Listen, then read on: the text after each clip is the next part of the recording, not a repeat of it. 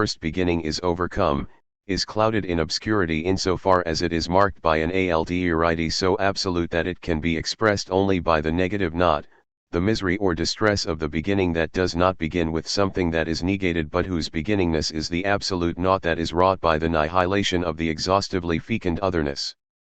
Heidegger does not subscribe to a dialectical approach to reconcile the antithesis between being and non-being, but he is grappling with the same philosophical dilemma that plagued the German idealists. How do we account for otherness in the essence that comprises the non-sense as an integral part of its essence? From the standpoint of the Kabbalists, how do we mark the beginning as a transition from the infinite, which purportedly comprehends everything limitlessly, to the finite that is independent and subject to the limitation of space and time? An earlier articulation of the difficulty, and one that may have had a direct influence on some of the 13th century Kabbalists, who, in turn, may have shaped the discourse of the Christian Kabbalah that indirectly influenced Heidegger, is found in the following delineation of Catholic faith in John Scotus Eriogenes Periphaseon: God is infinite and more than infinite, for he is the infinity of infinities, and simple more than simple, for he is the simplicity of all simple things, and they believe and understand that there is nothing with him, since he is the periphery of all things that are and that are not, and that can be and that cannot be, and that appear to be either contrary or opposite to him, not to say like and unlike, for he is the likeness of like things and the unlikeness of unlike things, the oppositeness of opposites, the contrariness of contraries. For he gathers and puts all things together by a beautiful and ineffable harmony into a single concord, for those things which in the parts of the universe seem to be opposed and contrary to one another are in accord and in tune when they are viewed in the most general harmony of the universe itself. 18. What is the import of the statement that God is infinite and more than infinite, enim deum infinitum esse plus quam infinitum? What is more infinite than infinite? Relatedly, what does it mean to confess that God is simple more than simple, simplicem et plus quam simplicem? What is simpler than simple? These paradoxical assertions are meant to underscore that the infinite includes even its own opposite, albeit in a manner that is no longer opposite, since all opposites coincide within it. 19 Infinity, in short, implies nothing exists outside God. 20 From the assertion that the infinite is both the likeness of like things, similium similitudo, and the unlikeness of unlike things, dissimilitudo dissimilium, we can adduce that there can be nothing that is truly opposite to it, no sense of an authentic other. This is the meaning of the characterization of infinity as the oppositeness of opposites, oppositorum oppositio, and the contrariness of contraries, contrariorum contrariet. As the opposite of oppositeness is the dissolution of opposition, the contrary of contraries is the disbanding of contrariness. What is divergent and discordant from the perspective of the finite is identical and concordant from the perspective of the infinite. As Nicholas of CUSA famously put it in Division DEI, 1453, perhaps having been influenced by Eriugena, whose impact is noticeable as well in A's Reel of Gerona 21, observe, next, that because of God's supreme simplicity whatever things are predicated of him cannot differ really, even though we apply different words to God in accordance with different forms. But since God is the absolute form of all formable forms, ratio absoluta omnium formabilium rationum, he enfolds complicat in himself the forms of all things. So although on the basis of one form we ascribe to him moving and on the basis of another form we ascribe to him remaining at rest, nevertheless because he is absolute form in which all otherness is oneness, omnis alteritas est unitas, and all diversity is identity, omnis diversitas identitas, there cannot be in him a diversity of forms, for this diversity, as we conceive it, is not identity. 22. Reiterating the point in a second. 200. Passage from this treatise, Cusanus writes, in infinity the oppositeness of opposites is present without oppositeness, in infinitate est opposito oppositorum sine opposition. And so, there is not anything that is other than you or different from you or opposed to you. For infinity is not compatible with otherness alteritatum, because there is not anything outside it, since it is infinity. For absolute infinity includes and encompasses all things. 23. In Nicholas of CUSA's later works, This idea is expressed by the expression not other, non-Elliot. Thus, in De li non-Elliot, 1461, the dialogue in which Cusanus set out to clarify this concept most extensively, he cleverly states that not other cannot be other than not other, which is to say, every aspect of otherness is assimilated and thereby obliterated in that which is not other, and hence the not other cannot be defined by means of any other. 24 When the multiplicity of the world is perceived through the understanding, per intellectum, the mind contemplates the essences, essentias, by which the assorted substances are distinguished. However, when those essences are viewed above understanding, supra intellectum, and prior to their being discriminated as other, anti-Elliot, that is, prior to the specification of alterity as distinct from unity, then the mind contemplates no other than the simple form of essences, which is called not other or the essence of essences, since it is whatever is observed in all the essences. 25 Insofar as there can be no other to what is not other, then even the distinction between distinction and indistinction is no longer viable, for in the case of God we must, as far as possible, precede contradictories and embrace them in a simple concept. For example, in God we must not conceive of distinction and indistinction as two contradictories but must conceive of them as antecedently present in their own most simple beginning, where distinction is not anything other than indistinction, and then we will conceive more clearly that the Trinity and the oneness are the same thing. For where distinction is indistinction, Trinity is oneness, and, conversely, where indistinction is distinction, oneness is Trinity. 26 In Divinatione Sapientiae, 1463, Cusanus argues in an apparently tautological manner: since the not other is not other than not other, it is the name that defines itself and all things. 27 The name is attributed to God, who is not other than other, because he defines other. For if not other is removed, other does not remain.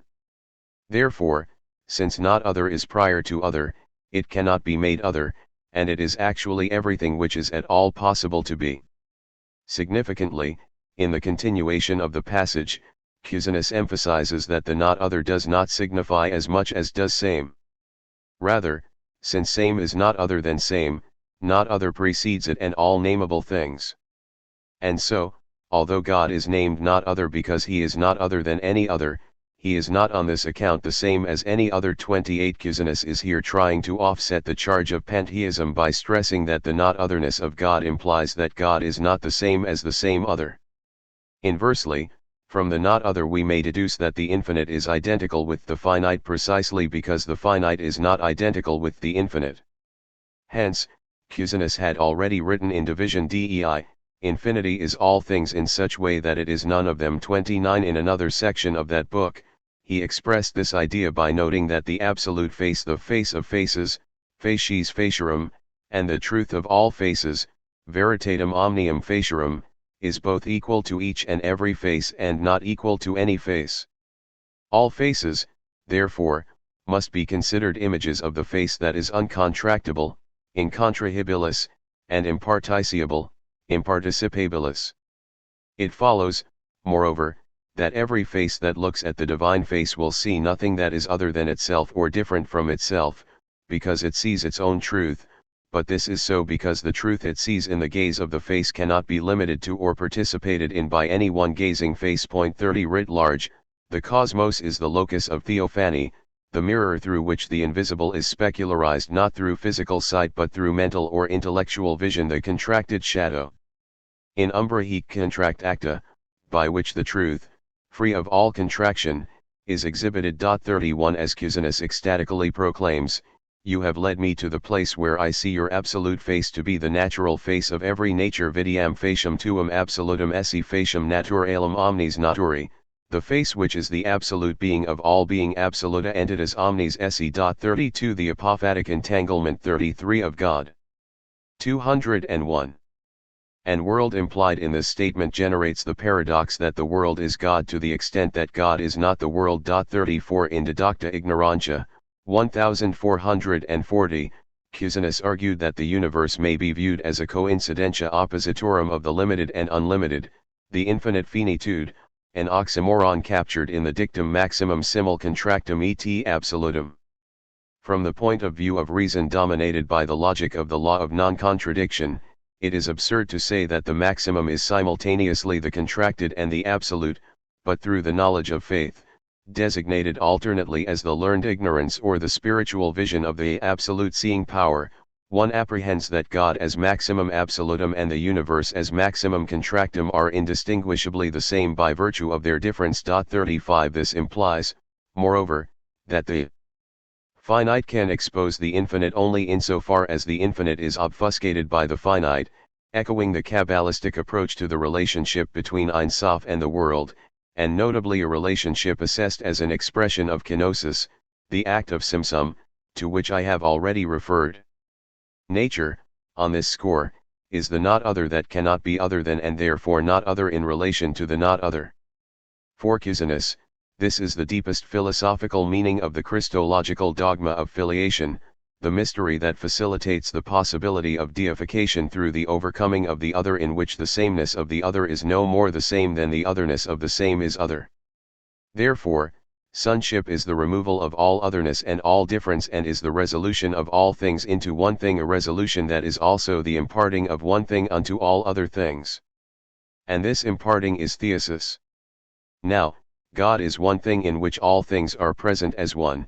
He is also the imparting of oneness unto all things, so that all things are that which they are, and in the aforementioned intellectual intuition, being something one in which are all things, and being all things in which there is something one, coincide. Accordingly, we are rightly deified when we are exalted to the point that in a oneness of being we are, 1, a oneness in which are all things, and 2, a oneness which is in all things. 36. In consonance with Cusanus, the Kabbalists would accede that within the contours of infinity about which it can be said that there is nothing apart from it, ein shum davar zelato, 37, we cannot distinguish the difference of identity and the identity of difference. The infinite is thus compared to a circle in which other and different are not opposed to identity. 38 Within the absolute simplicity of the maximum essence, the distinction between geometric shapes collapses, for the infinite line is actually a sphere, in the same manner that absolute possibility coalesces with absolute actuality. 39 This is a particular instantiation of Cusanus's coincidentia oppositorum, a coincidence that is, as he writes in Division Dei, contradiction without contradiction, contradictionary sign contradictione, for just as in oneness otherness is present without otherness, ald iritus in unitate est sign alteritate, because in oneness otherness is oneness, so in infinity contradiction is present without contradiction, contradictionary in infinitate est sign contradictione, because in infinity contradiction is infinity. God, therefore, is called the oppositeness of opposites, which implies oppositeness without oppositeness. Oppositio oppositorum est oppositio sign opposition. Point 40 In de non Elliot, Cusanus goes as far as to say that even Aristotle would have acknowledged this truth and the collapse of opposites implied thereby, for just as he saw that the contradiction in contradictories is a contradiction of the contradictories, so prior to the contradictories he would have seen contradiction before the expressed contradiction, even as the theologian Dionysius saw God as the opposition of opposites without opposition, oppositorum oppositionum sign opposition, for it is not the case that anything is opposed to opposition prior to there being any opposites, oppositionae enim anti-oppositum nihil opponiter. 41 That there is no opposition before opposition is opposed, and the corollary axiom that there is no opposition that can oppose the opposition of opposites without opposition, well capture what many Kabbalists have articulated with respect to Ein Sof. The unamable infinity in relation to which there is no contrary. Point 42 At variance with the Levinasian distinction between totality and infinity, briefly discussed. 202. In Chapter 2, Kabbalists would have readily adopted Cusanus's characterization of infinity as a totality that is prior to everything which is an other and is all in all anti quantitatum et omne Elliot et in omnibus omnia. 43 Interestingly, The precise language of Cusanus is detectable in Abraham Cohen de Herrera's remark in Puerta del Cielo concerning the theological approach which discusses the first cause by contradictories, without contradiction, or by contradictions that do not contradict, as if saying that it is the first and the last infinite being and the end of everything, the greatest because it is vast and the least because it is indivisible, or as they say, the maximum and the minimum. 44. Negating the negation and the differentiating indifference. Centuries later, Hegel offered an incisive analysis of the problem raised by Cusanus when he wrote in the Wissenschaft der Logik that the infinite, unendlich, is burdened with the opposition to the finite, and this finite, as in other als endirs, remains a real existence reali Dasein, even though in its being in itself Ansichtssein, in the infinite, it is at the same time posited as sublated aufgehoben. This infinite is that which is not finite, nicht like a being seen in the determinateness of negation, bestimmt der negation. Contrasted with the finite, with the series of existent determinacies, of realities, the infinite is indeterminate emptiness, unbestimmt Leer, the beyond of the finite jenseits endlichen, whose being in itself is not in its existence, which is something determinate. 45. Considering the matter from the point of view of the connection of the infinite and the finite, the infinite is only the limit of the finite and thus only a determinate, itself finite infinite selbst endliches unendliches. 46. Expanding the point in another passage from this treatise, Hegel writes, this determination of the true infinite cannot be captured in the already criticized formula of a unity of the finite and the infinite, einer Einheit der Endlichen und unendlichen. Unity is abstract, motionless self-sameness, bewegungslos sich selbst Gleichheit, and the moments are likewise unmoved beings. But, like both its moments, the infinite is rather essentially only as becoming worden, though a becoming now further determined in its moments. Becoming has for its determinations, first, abstract being and nothing abstract seen und nix, as alteration, it has existence Dasein and something and other etwas und endirs. Now as infinite, it has finite and infinite, these two themselves as in becoming. This infinite, as being turned back unto itself in sich Zurückkehrsein, as reference of itself to itself, is being but not indeterminate, abstract being, for it is posited as negating the negation negierend die negation, consequently, it is also existence or There-ness Dasein, for it contains negation in general and consequently determinateness. It is, and is there, present before us es ist, und ist da, present, gegenwärtig. True infinity, thus taken in general as existence Dasein posited as affirmative in contrast to abstract negation, is reality realitat in a higher sense than it was earlier as simply determined, it has now obtained a concrete content in Halt.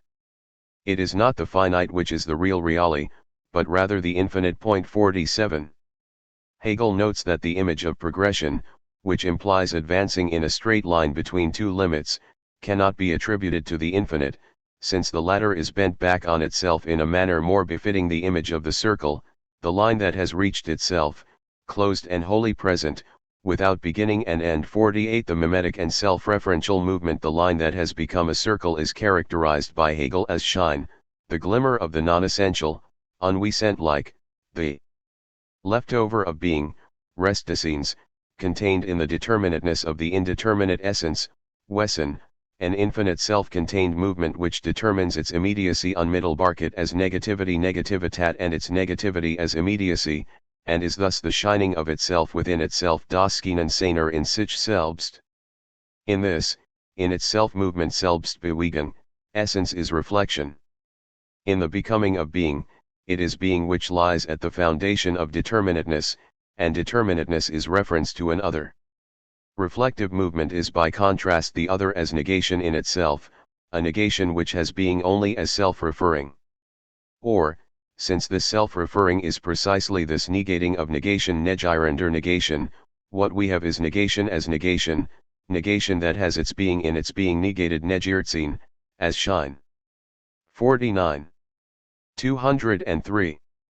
The other, consequently, is not being with negation or limit, but negation with negation. But the first over against this other, the immediate, or being, is only the self-equality itself of negation, Gleichheit selbst der Negation, the negated negation, the absolute negativity. 50. Immediacy is the self-equality of becoming the unity of being and nothing, the one that is being as immediate and as reference to nothing, and the other that is nothing as immediate and as reference to being. 51. That is the reflective movement of essence, the movement from nothing to nothing and thereby back to itself. Bewegen von nix zu nix, und durch zu sich selbst zurück. The other that comes to be in this transition, übergehen, is not the non-being of a being das Nichtsein einseins but the nothingness of a nothingness das Nichts eins Nix, and this, to be the negation of a nothingness die Negation eins Nix, constitutes being seen. Being is only as the movement of nothingness to nothingness, and so it is essence Wesen, and this essence does not have this movement in itself. But the movement is rather the absolute shine itself, the pure negativity which has nothing outside it which it would negate but which rather negates only its negative, the negative which is only in this negating. 52. Drawing the Christological implications of the Hegelian dialectic whereby being and nothing are unified in their sublated distinguishedness, Unterscheidenheit, as the not other of each other's other, Merleau-Ponty noted that to get to the end, the negation is carried to the absolute, becomes negation of itself, at the same time being sinks back to the pure positive, the negation concentrates itself beyond it as absolute subjectivity and the dialectical movement becomes pure identity of the opposites, ambivalence. It is thus that in Hegel, God, defined as abyss or absolute subjectivity, negates himself in order that the world be, that is, in order that there be a view upon himself that would not be his own and to which he would appear as posterior to being. In other words, God makes himself man so that the philosophy of Hegel is an ambivalence of the theological and the anthropological. 53. If we were to apply this to the Kabbalistic explanation of the emergence of the Sephirotic emanations from Ein Sof, then the former would constitute the anthropological configuration of the latter, the absolute subjectivity that is the discriminate other in relation to the indiscriminate unity of the abyss that absorbs and thereby nullifies the otherness of every other, the essence that is the determination of what is differentiated from self as a mode of self-determining that relates itself to itself. 54. According to this schematic, the divine gradations would not be designated the non-being of being but rather the negation of the nothingness of nothing, the absolute affirmation of pure negativity, that is, the negative that negates and thus affirms the negation of its own negation.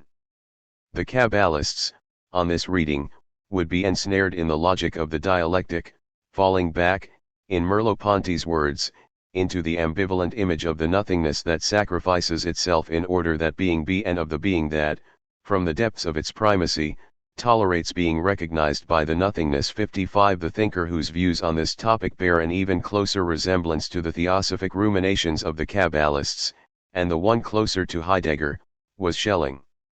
In Vomich als Prinzip der Philosophie oder über das Unbedingt in menschlichen Wissen, 1795, Schelling expressed the matter of the beginning in Fichtean terms as the absolute I, absolute Ich, going out of itself and opposing a not I, nicht Ich, to itself. 56. Nature is the self-limitation of the infinite and unconditional self-positing I, which divides into the I and not I. The unconditioned I may posit the not I out of its own freedom, but the question that perseveres is if this not I can procure an unalloyed sense of alterity. Within an emanative monistic scheme, is it possible for the other not to be reduced to an aspect of the same? In Philosophisch Brief über Dogmatismus und Kritisismus, 1795, Schelling wondered whether it was imaginable to step out of the absolute and move towards something that is opposed to it. 57. Similarly, in System de Transcendentalen Idealismus, 1800, Schelling argued that the principle to explain everything in transcendental philosophy is that the subjective is the first and only ground of all reality. 58. Whence it follows that there is no absolute principle of being behind the theorizing of an ultimate ground of knowledge, the principle of knowledge within knowledge, the limit beyond which one cannot venture. The claim that there is a 204 highest principle of knowledge is not a positive claim, like that on behalf of an absolute principle of being, but a negative, limiting one, amounting merely to this, there is an ultimate of some sort, from which all knowledge begins, and beyond which there is no knowledge.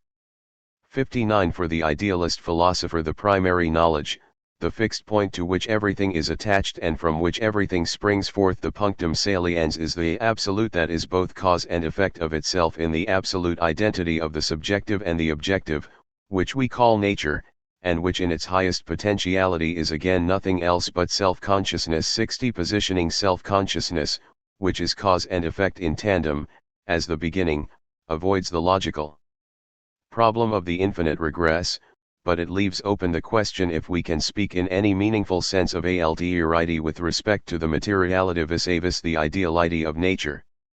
Ostensibly, the mind would be entrenched in a form of circular reasoning from which there is no exit. As Schelling lays it out, the original content of knowledge presupposes the original form, and conversely, the original form of knowledge presupposes its original content, and both are mutually conditioned by each other. For this purpose we should require to discover in the intellect itself a point at which, by one and the same indivisible act of primordial cognition, both content and form are generated. The principle of philosophy must thus be one in which content is conditioned by form, and form in turn by content, not the one presupposing the other, but each in reciprocity. 61. Diagrammed mathematically, the proposition A equals A presupposes the subject A irrespective of whether A corresponds to something really existing, merely imagined, or even impossible to conceive, the knowledge of which advances beyond the identity of thinking and makes possible the coinciding of the objective and the subjective, the material and the formal, represented by the synthetic judgment A equals B. 62. But the latter formula is still subsumed under the identitarian equation of A with itself, as we can infer from the following passage. The proposition self equals self fulfills at the same time the second requirement imposed upon the principle of knowledge, that it should simultaneously ground both the form and the content of knowledge. For the supreme formal principle, A equals A, is indeed only possible through the act expressed in the proposition self equals self, through the act of thinking that becomes an object to itself and is identical with itself. Thus, so far from the self equals self falling under the principle of identity, it is rather the latter that is conditioned by the former. 63. The reciprocal circularity is cast in temporal terms in Schelling's description of the absolute beginning as the preconscious yearning of the will to be beyond itself that produces the contemplation of self, the duplication that gives rise to difference and identity. 64. A process mirrored in the reflection with which all philosophy begins, for it is through self-consciousness that all limitation originates, and thus all time as well. This original act cannot itself occur in time, hence, of the rational being as such, one can no more say that it has begun to exist, than that it has existed for all time. The self as self is absolutely eternal, that is, outside time altogether. 65. Through philosophical rumination the self always harbors the possibility of voluntarily interrupting the involuntary time series and participating in the wholly extratemporal act whereby all time is first constituted. 66. The beginning, that is the timeless act of self-consciousness that gives all things existence, that appears objectively as eternal becoming and subjectively as a producing without limit. 67. Schelling makes a pivotal turn in Philosophische Untersuchungen über das Wesen.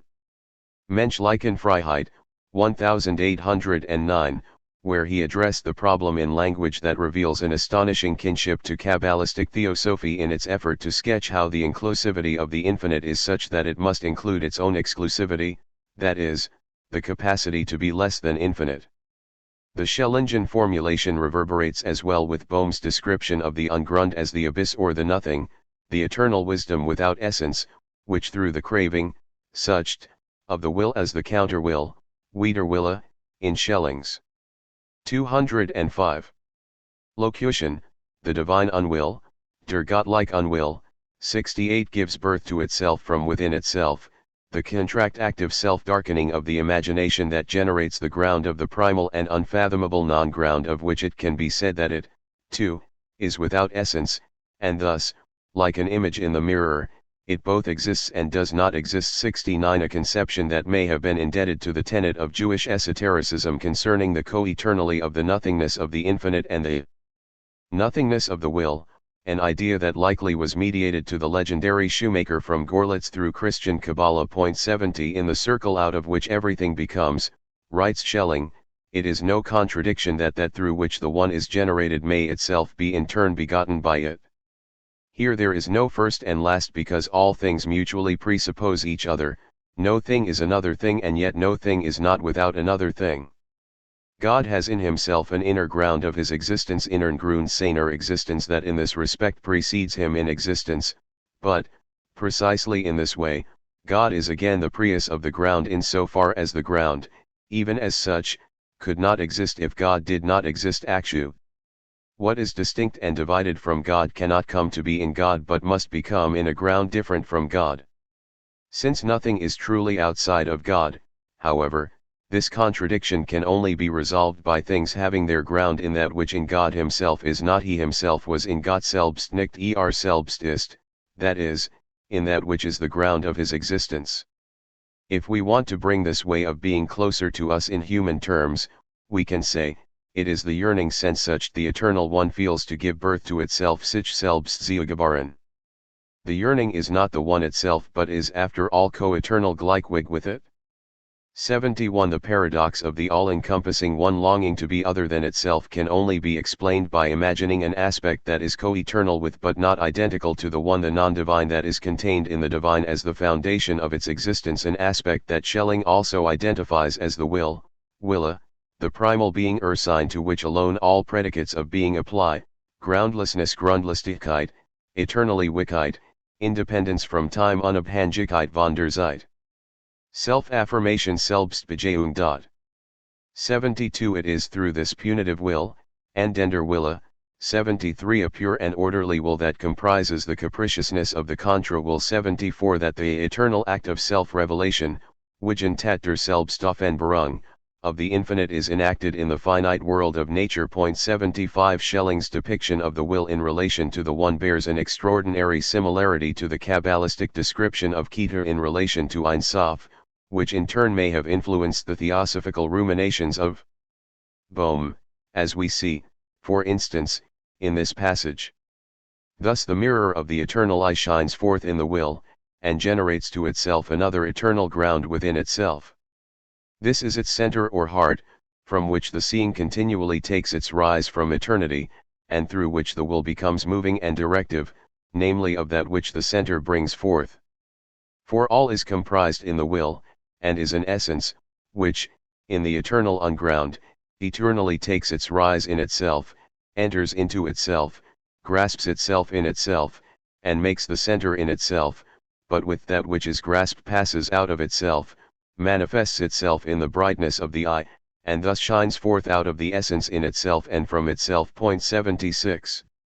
Like the Kabbalistic Ein Sof, the Böhmen Ungrund is the place of all beings and the fullness of all things, but it has no place of its own because it is nothing. 77 Out of this nothing there emerges the devouring fire as the centrum naturae that results from the desire of the Ungrund to give itself a Grund, an idea that is reflected in Schelling's identification of a dark core in divinity, which is part of and yet apart from God, as a way to reconcile the immanence of all in God with the independent existence of evil that is necessary to account for human freedom. 78 Significantly, in the Philosophisch Untersuchungen, Schelling compares his conception of evil with the view of Franz von Baader, the person through whom he was introduced to Bohm and who was also well versed in Kabbalistic lore, as disease is admittedly nothing having inherent being nix Wessenjefts, really only an apparent picture of life and merely a meteoric appearance of it, an oscillation between 206. Being and non-being ein Schwankenswischen Senu und nix sein yet announces itself nevertheless as something very real to Feelinggefühl, so it is with evil. In more recent times Franz Baader especially has emphasized this concept of evil, the only correct one, according to which evil resides in a positive perversion Verkehrtheit or reversal Umkehrung of the principles, and has explained this through profound analogies, in particular, that of disease. 79 Schelling's portrayal of Baader is corroborated by the latter's explanation of evil as the inhuman that is part and parcel of being human. Given the affinity between Baader's view and the Kabbalistic perspective, I will cite the passage in full. Thus, there is nonetheless an evil spirit in man, the recognition of which is independent of all theories and histories. How did this evil spirit come into man or arise in him? And this evil spirit is independent of all direction as to how to expel it again from him, and so forth, but also to the same degree it is independent of all theories and systems of those philosophers who would like to deny this evil just because they are not able to explain it. Whereas this evil is by no means neither so dumb nor of so bad and common ancestry as they would like to make us believe, and they may only do this to conceal the gap in their system. It is admittedly certain and undeniable that with the divine drive, inasmuch as man silences it in himself little by little, also the divine art, the talent for art, disappears, and that man becomes more unskilled, more inept, also more incomprehensible, more unreasonable or less insightful in respect to the good to the same extent that he becomes tired with it. But then, on the one hand, the insight into that which leads to good still remains with man, and that which leads away from it, to evil, and the misuse of this insight to advance good, which falls together with the use of the same insight to advance evil, is exactly this misuse of this insight and of reason, and, on the other hand, however, we observe how reason in such a man admittedly turns into unreason zu einer Unvernunft, but only in that positive sense of a perversity and corruption in which one says that which is human turns into that which is inhuman zum Unmenschlichen, nature turns into Natur zur Unnatur, form and shape turns into that which is unshaped zur Ungestalt. 80. Despite the kinship between Baader's perspective on evil and what may be elicited from the Kabbalists as well as from Bohm 81 in another passage in the Philosophisch Untersuchungen, Schelling distinguishes the dualistic approach that assumes the existence of an evil being alongside the good and the emanative explanation of the Kabbalists whereby the evil emanates from the good. Thus, in order to prove that there are only two manners of explaining evil, the dualistic, according to which there is assumed an evil fundamental being Grundwesen, no matter with which modifications, under or next to the good one, and the Kabbalistic, according to which evil is explained through emanation and distancing, and that every other system therefore must abolish the distinction between good and evil. In order to prove this, nothing less would be required than the full power of a deeply thought out and thoroughly developed philosophy. 82. Curiously, the position of Baader to which Schelling acquiesces can be found in Kabbalistic sources as a challenge to the more monistic orientation. Distinguishing himself from Fichte in Zur Geschichte der Wahren Philosophie, a text compiled by the author's son based on lectures delivered in Munich, 1833-34, Schelling writes that the beginning is not the finite or human I but the infinite subject, unendlike subject, that can never stop being subject, can never be lost in the object, become mere object. The pure substantiality, reinen Substantialität, of the absolute subject, das Subjekt überhaupt, is free of all being, free von allem Sein, and although not nothing nicht nichts, yet as nothing als nichts. Not nothing because it is yet subject, as nothing because not object, because it does not exist in objective being while nicht im Gegenstand liegen sehen. The beginning is marked, therefore, by the unconditional and infinite subjectivity, Subjektivität, becoming finite and becoming object. 83. It follows that in its pure essentiality, reinen Wesentlichkeit, the subject is deemed as nothing als nichts, completely devoid of attributes it is until now only itself, and thus, as such, a complete freedom from all being and against all being, eine völlige Freiheit von allem Sein und gegen alles Sein, but it inescapably attires itself sich selbst an zu sehen. 84. 207. For it is only a subject in order that it become an object to itself, denn nur dazu ist es Subjekt, da es sich selbst Objekt würde, since it has been presupposed that nothing is outside it that could become an object for it, but as it attires itself sich selbst ansieht, it is no more as nothing but as something ist es nicht mehr als nichts, sondern als etwas in the Self-Arraignment Selbstanziehung. 85. It makes itself into something, the origin of all becoming something, Ursprung de etwas. Sense, or of objective, concrete being, then, lies in this self-arraignment. 86. The Kabbalistic resonances in Schelling's system are conspicuous to the attentive ear, and the fact that Heidegger dedicated several seminars to his thought, especially the Philosophische Untersuchungen, which is the work most influenced by Böhmen's Theosophy, is ample proof that these esoteric currents may have made an indelible impression on Heidegger's own thinking about the nature of seen as the trembling of the self-refusing desire to bestow. Just as Ein Sof is outside the dyad of the ontological economy, so Schelling refers to the absolute subjectivity, which appears as nothing but is in fact neither nothing nor something, as the essence that cannot negate itself as essence, for it is not just essence in general, but in an infinite manner. 87 Insofar as the essence is bereft of all attribution, it is considered to be like nothing, but it cannot actually be nothing, since it is everything. Meontologically, the inessential essence is free from all being and, in some sense, against all being. In and of itself the subject is illimitable and therefore cannot be enclosed within the computable boundaries of an object. However, since there is nothing outside the subject, the process by which finite and contingent beings evolve from the infinite and necessary essence, what Schelling calls construction, 88, requires that the subject become an object to itself.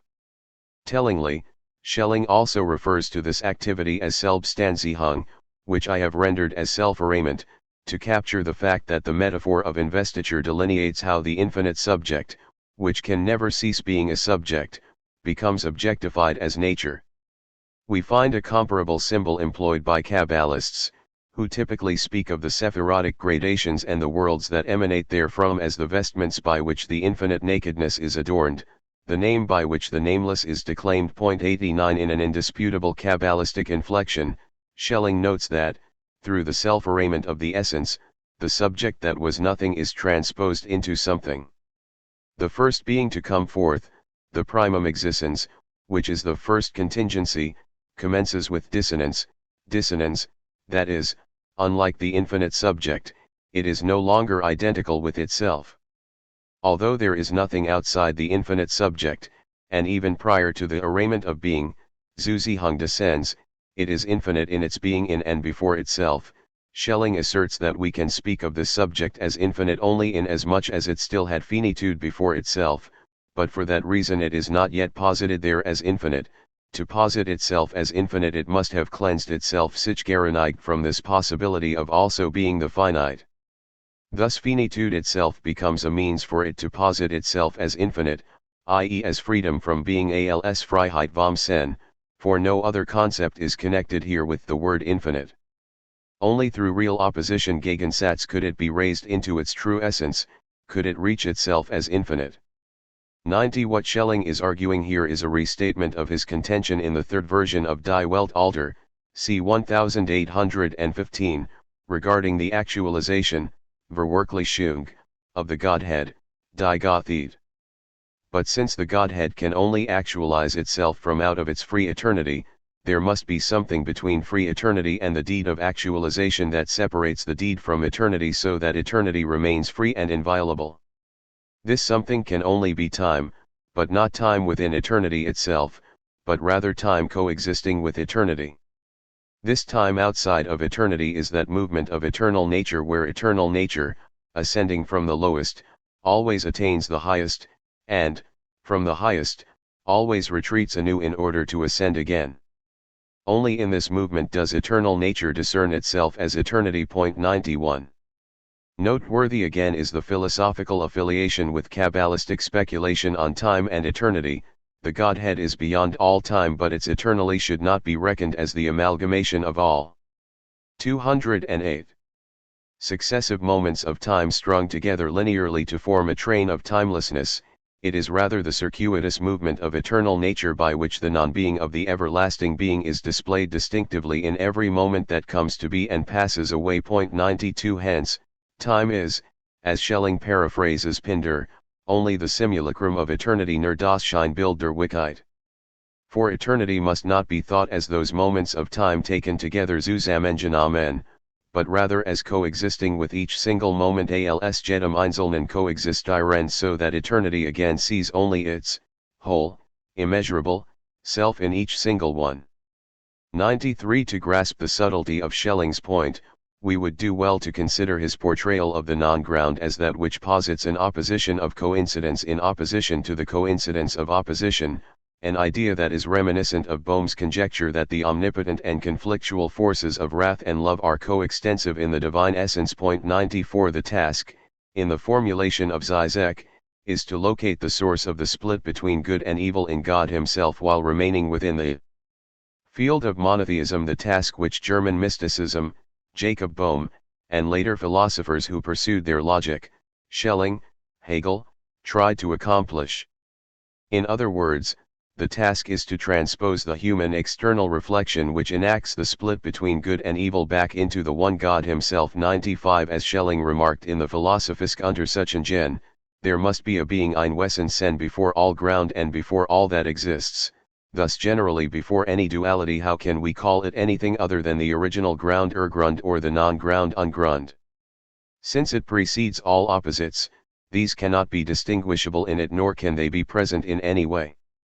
Therefore, it cannot be described as the identity of opposites, it can only be described as the absolute indifference of both. Indifference is not a product of opposites, nor are they implicitly contained in it, but rather indifference is its own being separate from all opposition, a being against which all opposites ruin themselves and dem alle Gegensätze sich brechen, that is nothing else than their very not being nicht sein, and that, for this reason, also has no predicate, except as the very lacking of a predicate Predikatlosigkeit, without it being on that account a nothingness nix or non-thing undying. 96. Indifference does not arise as a dialectical sublation of opposites, it is opposed to all opposition, even the opposition to opposition, lacking all predication but the lack of predication, but still not nothing or a non-entity. The indifference of the Ungrund precludes the possibility of advancing a resolution of antinomical forces in the absolute, real and ideal, darkness and light, as we otherwise want to describe the two principles, can never be predicated of the non-ground as opposites. But nothing hinders that they be predicated of it as non-opposites nicht Gegensätze, that is, in disjunction and each for itself, whereby, however, precisely duality, the actual Tunnessweisheit of principles, is posited. 97 Schelling's view on indifference as the difference of identity, that is, the positing of opposites as non-opposites rather than the non-opposition of opposites, is a response to the Hegelian logic of the identity of difference summed up in the Phenomenologie des Geistes in the statement that the absolute notion of the difference must be represented and understood purely as inner difference, inner Unterschied, a repulsion of the self-same Gleichnamigen, as self-same, from itself, and likeness of the unlike as unlike Gleichseinde ungleichen als ungleichen. For in the difference which is an inner difference, the opposite das Entgegengesetz is not merely one of two. If it were, it would simply be, without being an opposite, but it is the opposite of an opposite, das Entgegengesetz eins Entgegen, or the other is itself immediately present in it. 98 For Hegel, opposites are dialectically sublated in the unity that comprises a thing and its opposite, such that with respect to any opposite we must say, first and foremost, that it is opposite to itself. Certainly, I put the opposite here, and the other of which it is the opposite, there. The opposite, then, is on one side, is in and for itself without the other. But just because I have the opposite here in and for itself, it is the opposite of itself, das Gegenteil seiner selbst, or it has, in fact, the other immediately present in it. Only thus is it difference Unterschied as inner difference, or difference in its own self and sich selbst, or difference as an infinity Unendlichkeit. 99. 209. From Schelling's perspective, this inner difference is no difference at all, since the difference so named is part of a self-identical essence. By contrast, he strives to maintain a bona fide sense of difference by affirming the unity of identity and indifference 100, that is, a unity that accepts the disjunction of opposites coexisting as non-opposites, a duality that preserves the opposites in contrast to an opposition where the opposites are annulled in the non-identity of their identity. Schelling describes the relation of the Ungrund to the twofold in language that is appropriate to depict the Ein Sof in relation to the dual principles that characterize the concealment of the manifestation of its concealment in the Sephirotic emanations. For, precisely because it relates to both as total indifference, it is neutral gleichgültig toward both. Were it the absolute identity of both, it could be both only at the same time zugleich, that is, both would have to be predicated of it as opposites als Gegensätze and thereby would themselves be one again. Duality breaks forth therefore immediately from the neither nor whether noch, or indifference, and without indifference, that is, without a non-ground, there would be no two-ness of principles. 101 In Schelling's post-identity philosophy, shaped as well by Bohm's assumption that light and dark, love and anguish, are differentiated by virtue of the absolute indifference of their identity in the will of the primordial non-ground. 102 The ungrund is prior to all opposition and even beyond the overcoming of opposition by preserving the twofoldness of an irreducible duality. It is this quality, above all else, that justifies the characterization of differentiation as a breach of the absolute indifference. In Die Welt Alter, Schelling writes that the duality is found in the primordial beginnings of nature Uren von Gender Natur, and thus the ground of the antithesis Gegensatzes is as old as, nay, is even older than, the world. Just as in everything living, so already in that which is primordially living, there is a doubling Doppelheit that has come down, through many stages, to that which has determined itself as what appears to us as light and darkness, masculine and feminine, spiritual and corporeal. Therefore, the oldest teachings Die Altesten Lehren straightforwardly represented the first nature as a being with two conflicting modes of activity. 103 From the beginning, then, there is the doubling of the infinite that renders the first principle, with regard to itself, in a state of contradiction, Widerspruch, for if it were not so, it would be constantly one and would never become two. It would be an eternal rigidity Unbeweglichkeit without progress. 104 The oldest teachings may very well be a reference to the Kabbalah, which Schelling would have imagined to be the archaic tradition of the Jews. Reminiscent of the symbolic representation of the divine in Kabbalistic theosophy, God is characterized by the equally primal propulsion to overflow and the compulsion to withdraw, the impetus to bestow on the other and the inclination to retreat from the other. Therefore, two principles are already in what is necessary of God, the outpouring, outstretching, self-giving being Sichgebendwesen, and an equivalently eternal force of selfhood, of retreat into itself, of being in itself in Sichseins. That being and this force are both already God itself, without God's assistance. 105 Schelling's language about the beginning or the first potency is even more evocative of the Kabbalistic myth of Tzimtzum, according to which the constriction and withdrawal of the light of the infinite into itself, and the consequent disclosure of the concealment, depend on the execution of the quality of strength, Gevura. That God negates itself sich selbst vernieunt, restricts its being sen Wesen Verschleiß, and withdraws into itself in sich selbst zurücknimmt, is the eternal force and might of God. In this manner, the negating force is that which is singularly revealing of God. But the actual being of God is that which is concealed. The whole therefore stands as A that from the outside is B, and hence, the whole equals, A equals B. Therefore, the whole, because God is that which does not have being, is not manifest, in it, inclines, in accord with its essentiality and in relation to what is other, for the most part toward not being that which has being. 106. Once more, we see that Schelling explicitly rejects the Hegelian dialectic whereby the antithesis of expansiveness and diminution would be overcome in a unity that sublates their difference of position. 210. That is more proximate to the Kabbalistic view that the secret of emanation, Sod HaYasalu, depends on the interplay between mercy on the right and judgment on the left. 107 An admixture that is possible because, as Joseph ben Shalom Ashkenazi expressed the hidden matter, Davar en Elam, the two opposites emanate from the incomposite force, Ko Pashut, in the equanimous one, Beatat Hasha'eh, of the first emanation, the supernal crown, Keter Elyon, 108 insisting instead that within the Godhead there is a primeval duality such that what has been set against each other has the same essentiality and originality. The force with which the being closes itself off, denies itself, is actual in its kind as the opposite principle. Each has its own root and neither can be deduced from the other.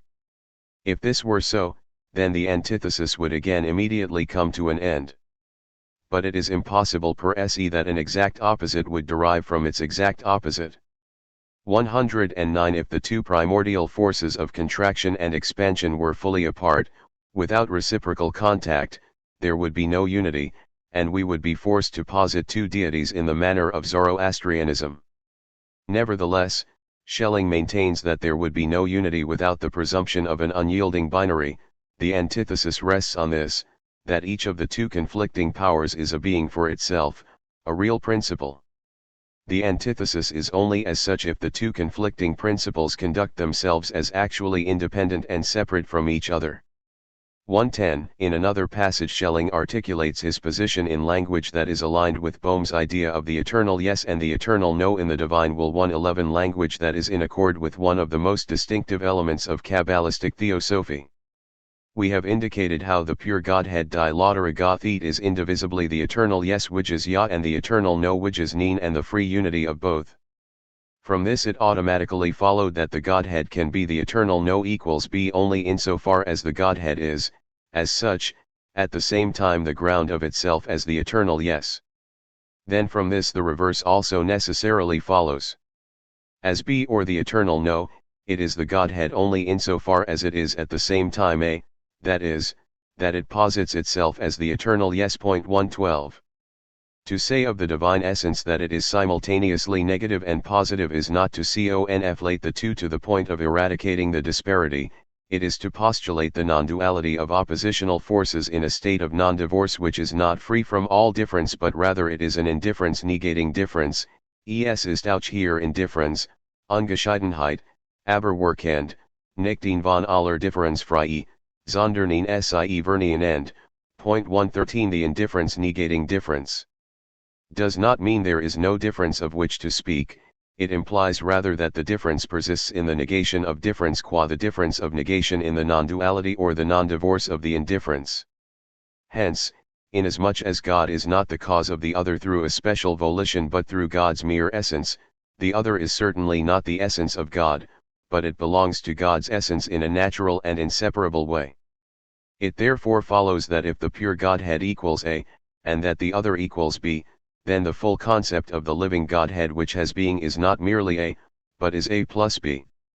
114 The other is distinguished from God's essence, but it is also said to come to be from that essence and not from a distinct act of will.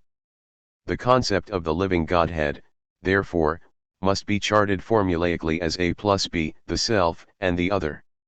This resounds with another rudimentary tenet of Kabbalistic theosophy, accentuated by the disciples of Luria: the potential for boundary must be located within the boundless, for if that were not the case, the largesse of the boundlessness would be truncated and the negativity of its infinitude negated. The principle was already enunciated in the 13th century by Israel of Gerona: Ein Sof is the perfection without deficit, and if you say that it has a limitless power but does not have a limited power, you diminish its perfection. 115 The perfection of the infinite necessitates the capacity for it to become finite, and hence we are led to the paradox that the delimited way is comprised in the limitless without a limit. Hadurich Hamogbal Kalil Bevilti Taklit Beli Gavol. 116 From the standpoint of the principle of the excluded middle P is either true or not true, the statement is absurd. The limited cannot be contained in the limitless as limited because this would imply that 211. Something is both limited and limitless. But it is precisely the paradoxical truth of this excluded middle that we must affirm, and thus we say of P that it is both true and not true, and therefore neither true nor not true. Contradictory propositions can be both true insofar as they are both false. On this logic, the Kabbalists uphold that the bounded is incorporated in the boundless as that which has no boundary. Like the masters of the Kabbalah, Schelling, in great measure due to Bohm, sought to explain the eternal becoming of God by reference to the process by which the non-ground of being grounds itself through the activation of the will that is contrary to the will, the dark core in the luminescence of divinity that is and yet is not God. 117 But how can we speak of a will that is legitimately contrary to the will, a counter-will, when the will comprehends the other as part of its not-otherness. The response of Bohm, Schelling, and the Kabbalists would be that the otherness of the not-other implies that the infinite is identical with the finite precisely because the finite is not identical with the infinite. The shared paradox opens the way to envisage through the imagination the temporal mirror of eternity, that difference is the property of the indifferent and multiplicity the provision of the singular.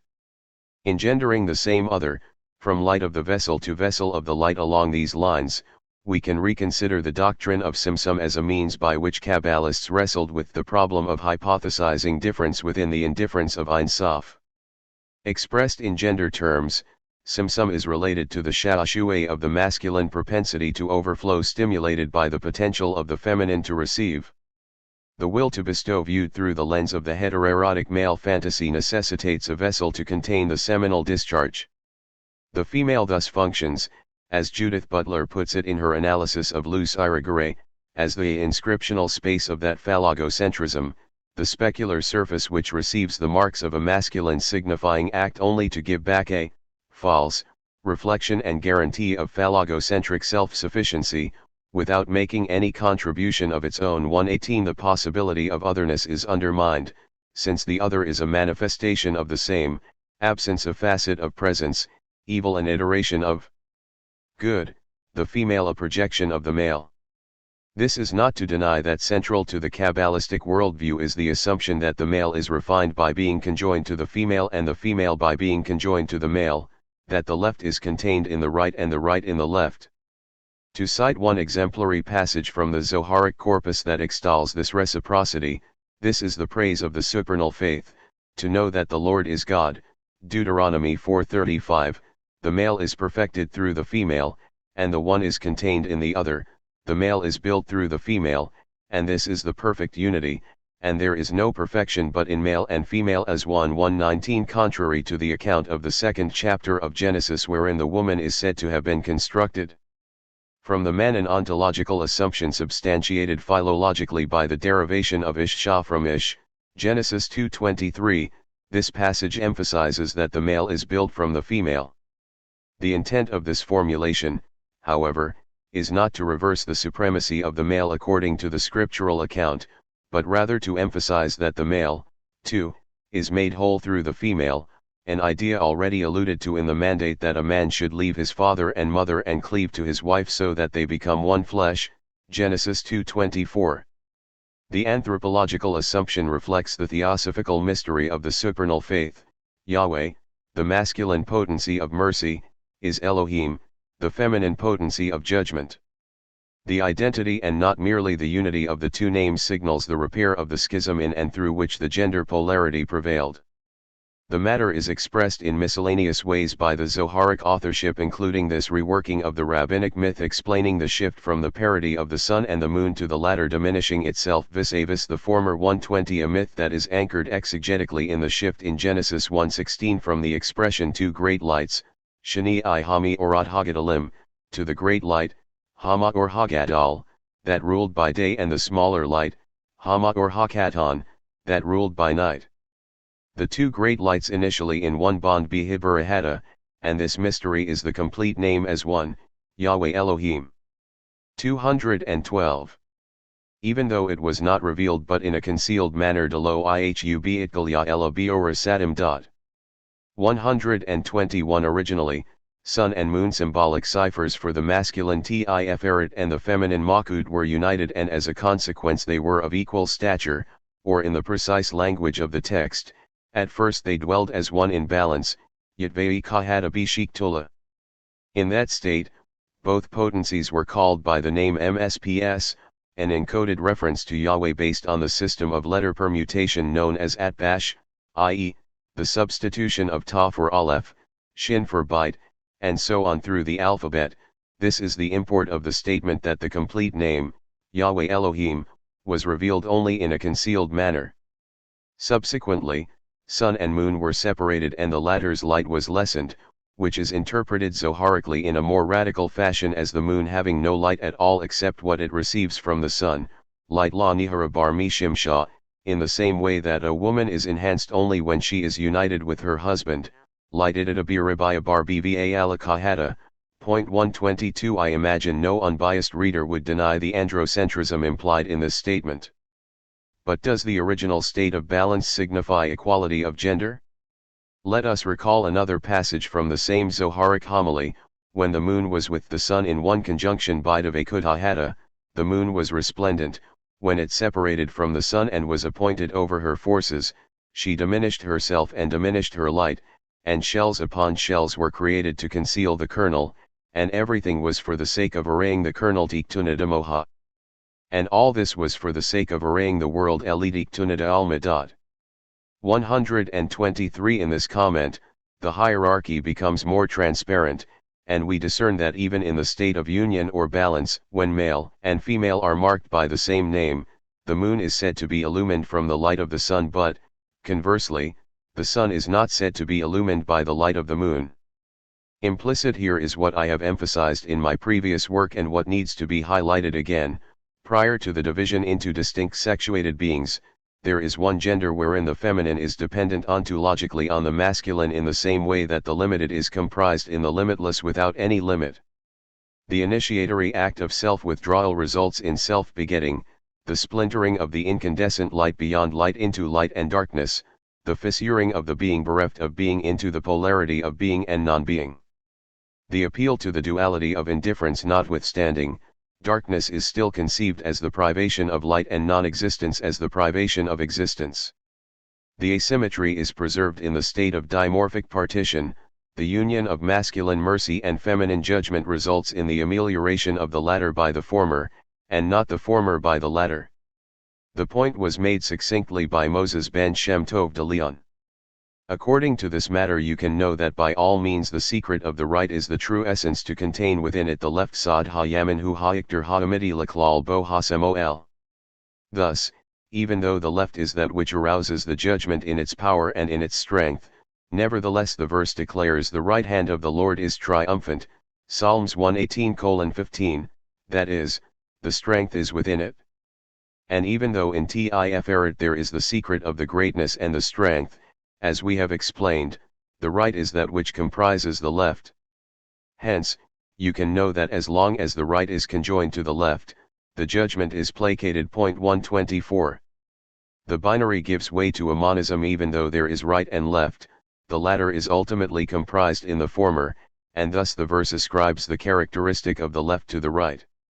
The example of Tiferet proves the point: it is a hybrid of greatness and strength, but the conjunction of the two results in the judgment of the feminine left being contained in and mollified by the munificence of the masculine right. The philosophical principle that undergirds the view expressed by de Leon, which pervades Kabbalistic texts, is expressed concisely and clearly by Joseph Ergas, 1685–1730, in response to the hypothetical question concerning the attribution of gender to the divine emanations. Male and female are terms for the donor mishpeh and the recipient mushpeh, for the donor in relation to its other is called masculine. 213. And the one that receives the overflow is feminine. The mystery of the syzygy sod haziwag attributed to the Sephirot is the union hibber and attachment dibuk of the male that overflows with the female that receives, and its matter concerns the sweetening of the severities of the female in the mercies of the male hamtakit gavurot hanakiva bihasadim shel hazakar. 125. Unquestionably, Kabbalistic lore can be Byzantine in its oratory and labyrinthine in its architectonic, but with respect to this cardinal point, it is relatively simple. The hieros gamos is no more and no less than an elaboration of the rabbinic belief that creation occurs as a consequence of God combining the attribute of mercy and the attribute of judgment so that the fire of austerity is tempered by the water of compassion. 126. There is fluidity to the gender dynamic. The female can become male and the male female, but there is a rigidity that determines that fluidity. The female that bestows is masculinized and the male that receives is feminized. The variability does not measure up to ambiguity. One of the most striking illustrations of the androcentric orientation is the remnant in the Zoharic unit Sifra Desini Yuda of the myth that the creation effectuated by feminine judgment, Elohim, without the cooperation of masculine mercy, Yahweh, was flawed, an idea that has parallels in some ancient Gnostic sources.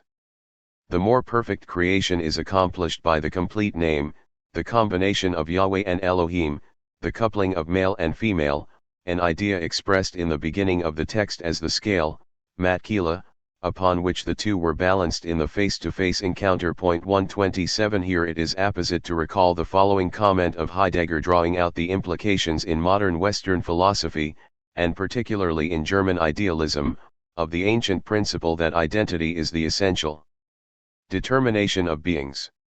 In the modern era, identity attains its preeminence in the I. This I is at once grasped as the preeminent identity, i.e., the identity which is explicitly self-appertaining and which, by knowing itself, is precisely in this knowledge. From here we can begin to see why knowledge itself becomes the ground of beingness der Grund der Seiendheit and thus becomes the most proper being, and why for Hegel absolute knowledge is the absolute reality. Owing to the already dominant guideline, knowledge as self-knowledge wissen als sequescens is the highest identity, the most proper being, and as such dwells at the same time in the possibility of conditioning, in its own way as knowledge, all other objectivities, and indeed not only in a comparatively transcendental sense but as in Schelling in such fashion that what is other to the I das andere Ich is itself determined as visible spirit sichtbar Geist. Thereby now once again, and ultimately, identity is raised into the absoluteness of indifference, die Absolutheit der Indifferenz, which of course does not mean sheer emptiness, die Blosse Leere. 128. Insofar as what is other vis-a-vis the I is demarcated as visible spirit, it is not clear that this other betrays a sense of genuine otherness convincingly. On the contrary, identity is marked as the assimilation into the absoluteness of indifference, an inevitable consequence of identifying knowledge as self-knowledge, the pure or unconditioned relation of the I think unity, Ich denke Einheit, whereby the self-present selbst Gegenwart becomes the paradigm of all beingness. 129. The logic compels us to confront the question again in a somewhat different terminology: how can that which is purely subjective become objective? We may presume that this is possible only if the potential to become objective is contained in the subject, but then the insinuation would be that there is no objectivity of the object that is not a manifestation of the subjectivity of the subject, no other of the same that is not part of the same of the other. No way to extricate the tautology being is from the thetic judgment. I am 130 toward the conclusion of the chapter on Nader philosophy in Zur Geschichte der Neueren Philosophie. Schelling comes around to this very point. Now I can indeed think of God as the end and just the result of my thinking, as he was in the old metaphysics, but I cannot think of him as result of an objective process. Furthermore, this God which was assumed as result could, if he is God, not have something outside himself, nicht etwas oer sich, Preder. 214. Se. From the last moment, it follows that this God must after all be determined at the end as he also was already at the beginning, therefore that the subject which goes through the whole process is already God at the beginning and during the process, before it also posited in the result as God, that in this sense God is admittedly everything, that the subject going through nature is also God, only not as God durch das Dirk die Natur hindurch hen subject Gott ist, nur nicht als Gott, thus God only outside his divinity also Gott nur or seiner Gottheit, or in his externalization Anderung, or in his otherness Anderheit, as an other of himself als ein anderer von sich selbst, as which he only is at the end. 131. In Kabbalistic parlance, if the vessel is itself a manifestation of light, a point to which we shall return subsequently, there does not seem to be room for an actual sense of difference, a not I that is not comprised within the absolute I. A non-knowing of the other that is not an aspect of self-knowing. 132. The externalization of the infinite yields an otherness that, at best, can be designated the other of itself, but such an other is veritably no other at all. It is relevant to mention in this connection a second remark in Zur Geschichte der Neueren Philosophie, but Spinoza is, of course, an emanationist, admittedly not a physical one but a logical one.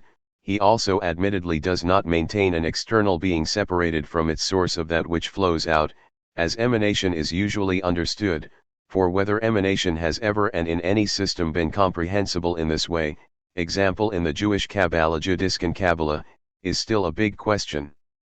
Rather, What follows God remains in God sondern das Ausgottfolgend bleibt in Gott, and, as such, his doctrine can be called an immanent doctrine of emanation.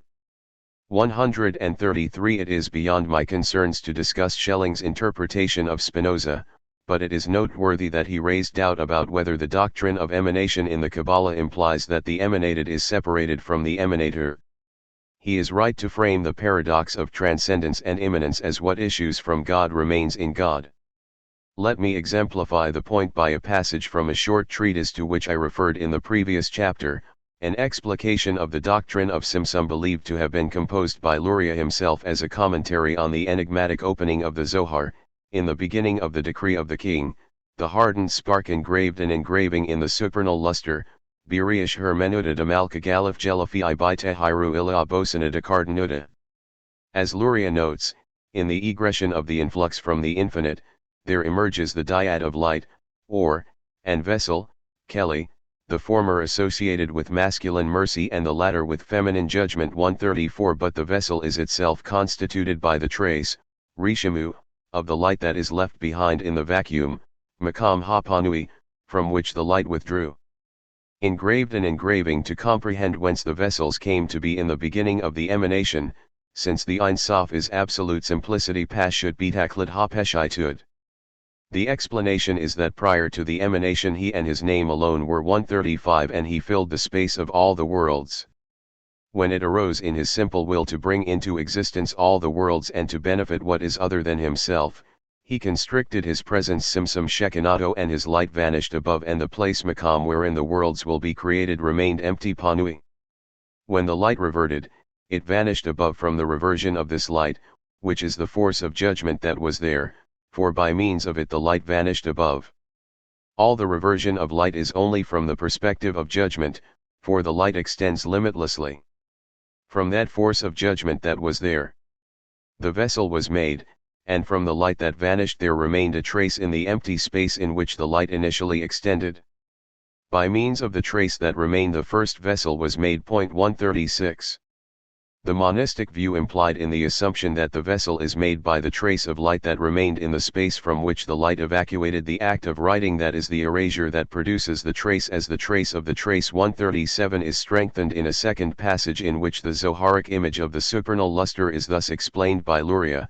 The luster Tehiru is called the first vessel, the primordial ether Ayur Kadmon.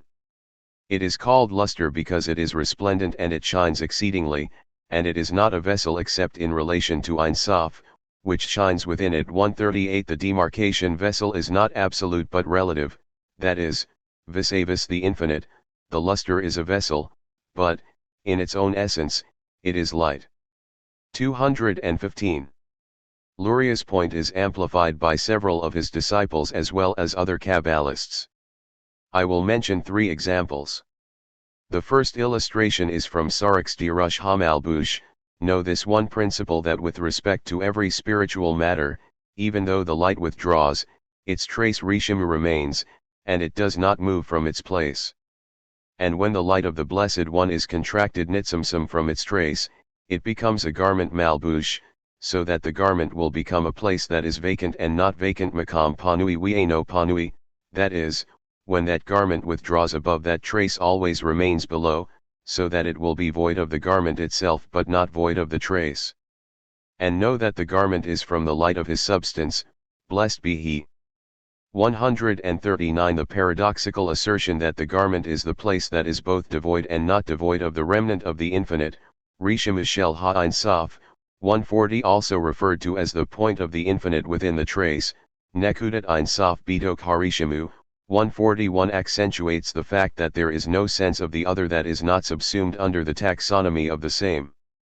The space created by the contraction is not called empty except in relation to the garment itself, but with respect to the light of the infinite or Ein Sof and the trace of the garment Rishimu Shel Hamalbush itself, it is not empty, there is no vacuity Rikut.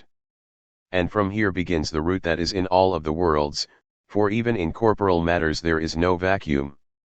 The philosophers call this matter the world soul Nefesh Haolam, and the Kabbalists call it the primordial ether Ayur Kadmon, for it is the beginning of the governance of the worlds Tehilat Han Hagat Haolamot, which are filled from the ether in a manner that there is no vacuum, and this ether is made from the trace of the garment. 142 The uncompromising denial of any void space that is empty of anything but the emptiness of space in all of the world strongly intimates that there can be no absolute alter vis the light of infinity. In a second passage, Sarek reiterates the crucial closure of the gap separating light and vessel in his attenuated account of the breaking of the vessels, Shavirat HaKelim. This breaking is not, God forbid, a breaking, but rather separation of the letters Parad Haodiyat, for you already know that these vessels are merely letters of light joined together. When the letters are joined, they have the strength to be in their place, suspended in the ether, but when the letters separate, they do not have strength and they descend below, one here and one there. Hence, the letters of the broken vessels of mercy descend below, and they are the root of judgments that come to be from them afterward, the root of the shells. 143. The third passage I will cite is from Vital, who strikes a similar chord. Thus by means of this contraction Hasimsum Haze. There was in him the aspect of essence Asmat and vessels Kelim, for the contraction of the light brought about the reality of the vessels. But we do not have permission to speak more about this elevated place, and the enlightened will comprehend the beginning of the matter from its end.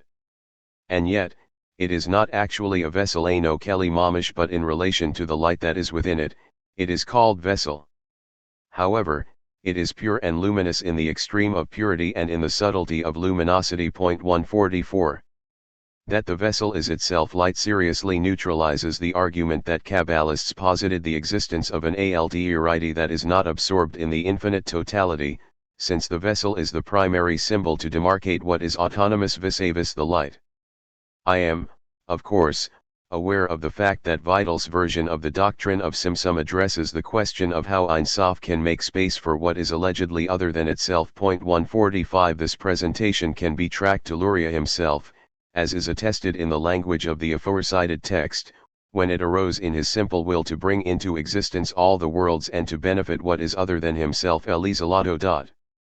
On the face of it, the expression Elizalato would lend credence to Skolum's surmise that Luria's teaching promotes a theistic orientation that counterbalances the more pantheistic tendency of earlier Kabbalistic sources, according to which the line separating God and nature is blurred. 146 This seems to be confirmed as well by another passage from Luria's commentary where he 216 extrapolates from the Zoharic language, in the beginning of the decree of the king, that prior to the creation of the worlds, God and his name alone were, and there was nothing upon which his kingship, Makuto, could hinge.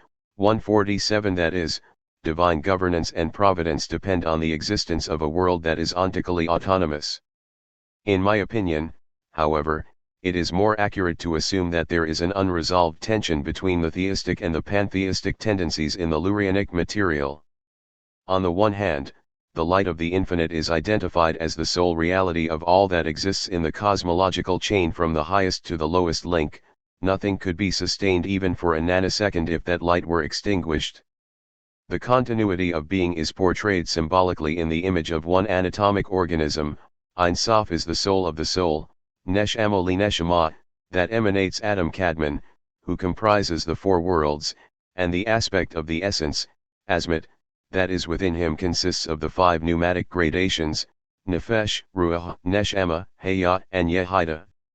The world of emanation, Asalu, is identified as the aspect of the body, Gov, and the worlds of creation, Bariah, formation, Yezerah, and doing, Asiyah, as the garments, Malbushim.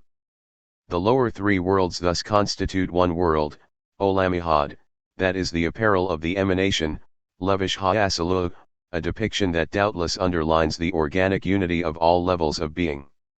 In Vital's words, you have already been informed with respect to all these worlds how this one becomes a body for that one, and this one for that one, such that all the worlds entirely are as one. Kol ha-olemat kulam kehad. 148 On the other hand, in the very same context, Vital insists that the world of emanation is distinguished from the other three worlds inasmuch as they are not considered to be from the aspect of divinity, Elohut.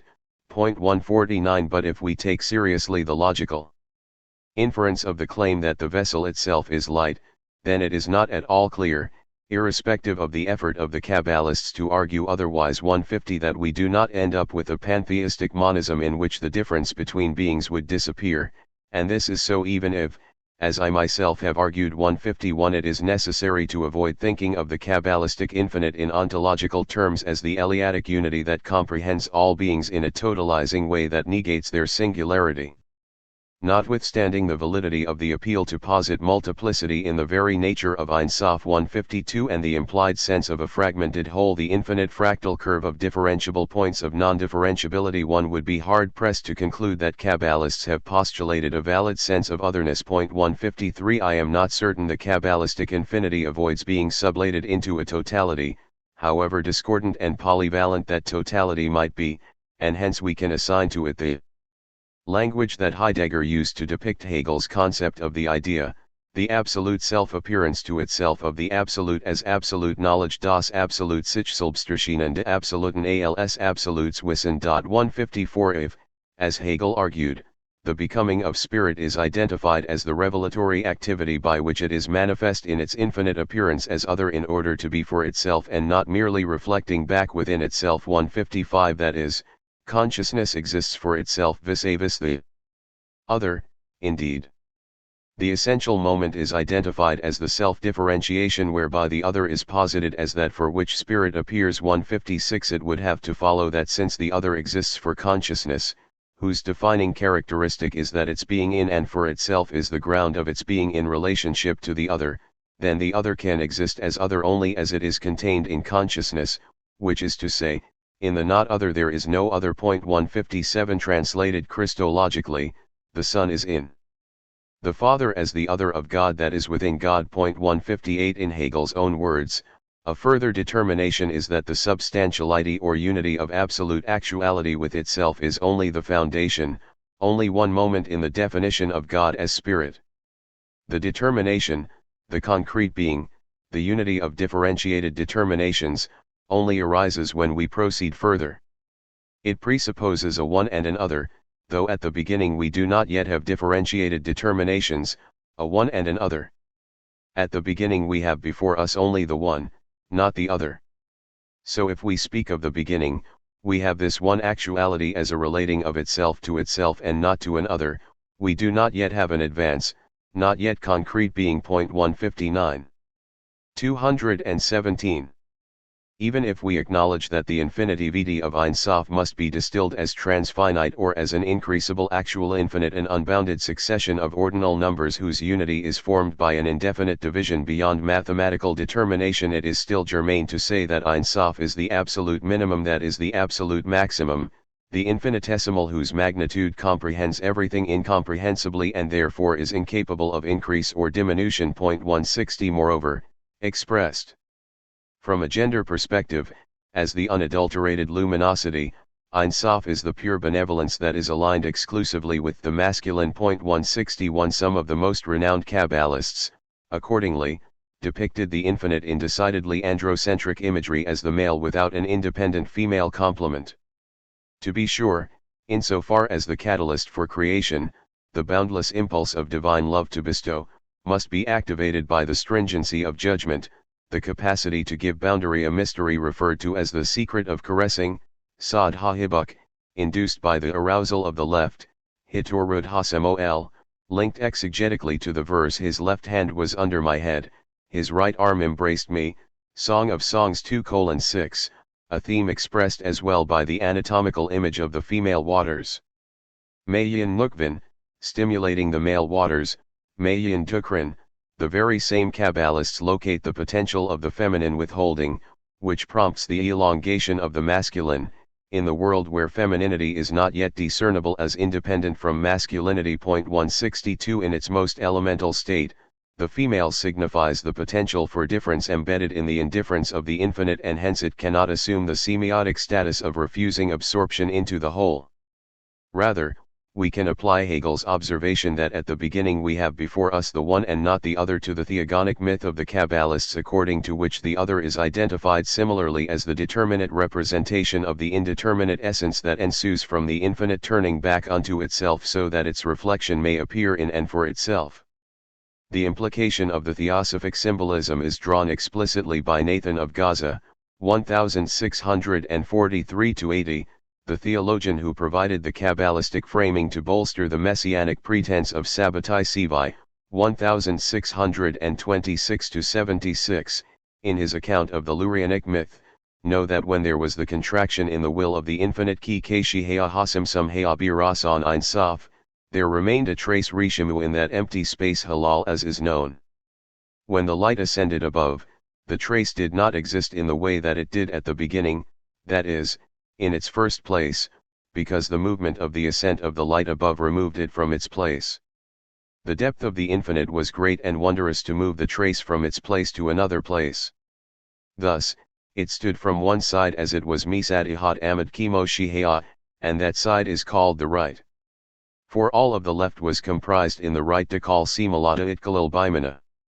There was produced the movement of the trace that remained from the great light, and thus it was the left. When the light of the straight line Kahashir came upon the luster Hadahiru that stood in its place, the mercies Hahasadim were constructed to the right side, and when the movement was produced from its place, the strengths Hagavurat were constructed to the left. The principle that emerges is that every light of the trace in which no movement was made in the time of the contraction is a root for the right Shorish Le Yaman in the aspect of each and every configuration Kol Parsuv U Farsuv. This root was produced verily in the time of the contraction, and hence it is called root because it is from the very potency of the infinite, but the movements that are produced afterward are not called root. 163. Eliciting the gender implications of the symbolism espoused for centuries by Kabbalists, Nathan insists that the right side alone should be considered originary since it is the face, panem, that derives directly without any motion from the infinite as opposed to the left side that is the back, ahair, that comes to be as a result of the movement of the luster, which is the trace that remains after the space has been purged of the light, a movement that is understood as the endeavor of the residual light to ascend upward to be bound to the light that was withdrawn and weakened as a consequence of the contraction of Ein Sof. The light that is described statically as standing in its place, Ha or Shiamad by Makomo, point 164. Know that in the place that the will of the infinite Rezon Ein Sof arose to become the face Panem, that is, the actual face of each and every configuration Panem Mamish Shel Kol Parsuv U Farsuv, there was 218. Produced no movement tenua at all, as it is in the right. And in the aspect of the back Ha'ahair, which is to receive these faces, there was movement for the light to go out from its place in concealment by Setiru, for that light that departs from its place is always hidden in the light that does not move from its place.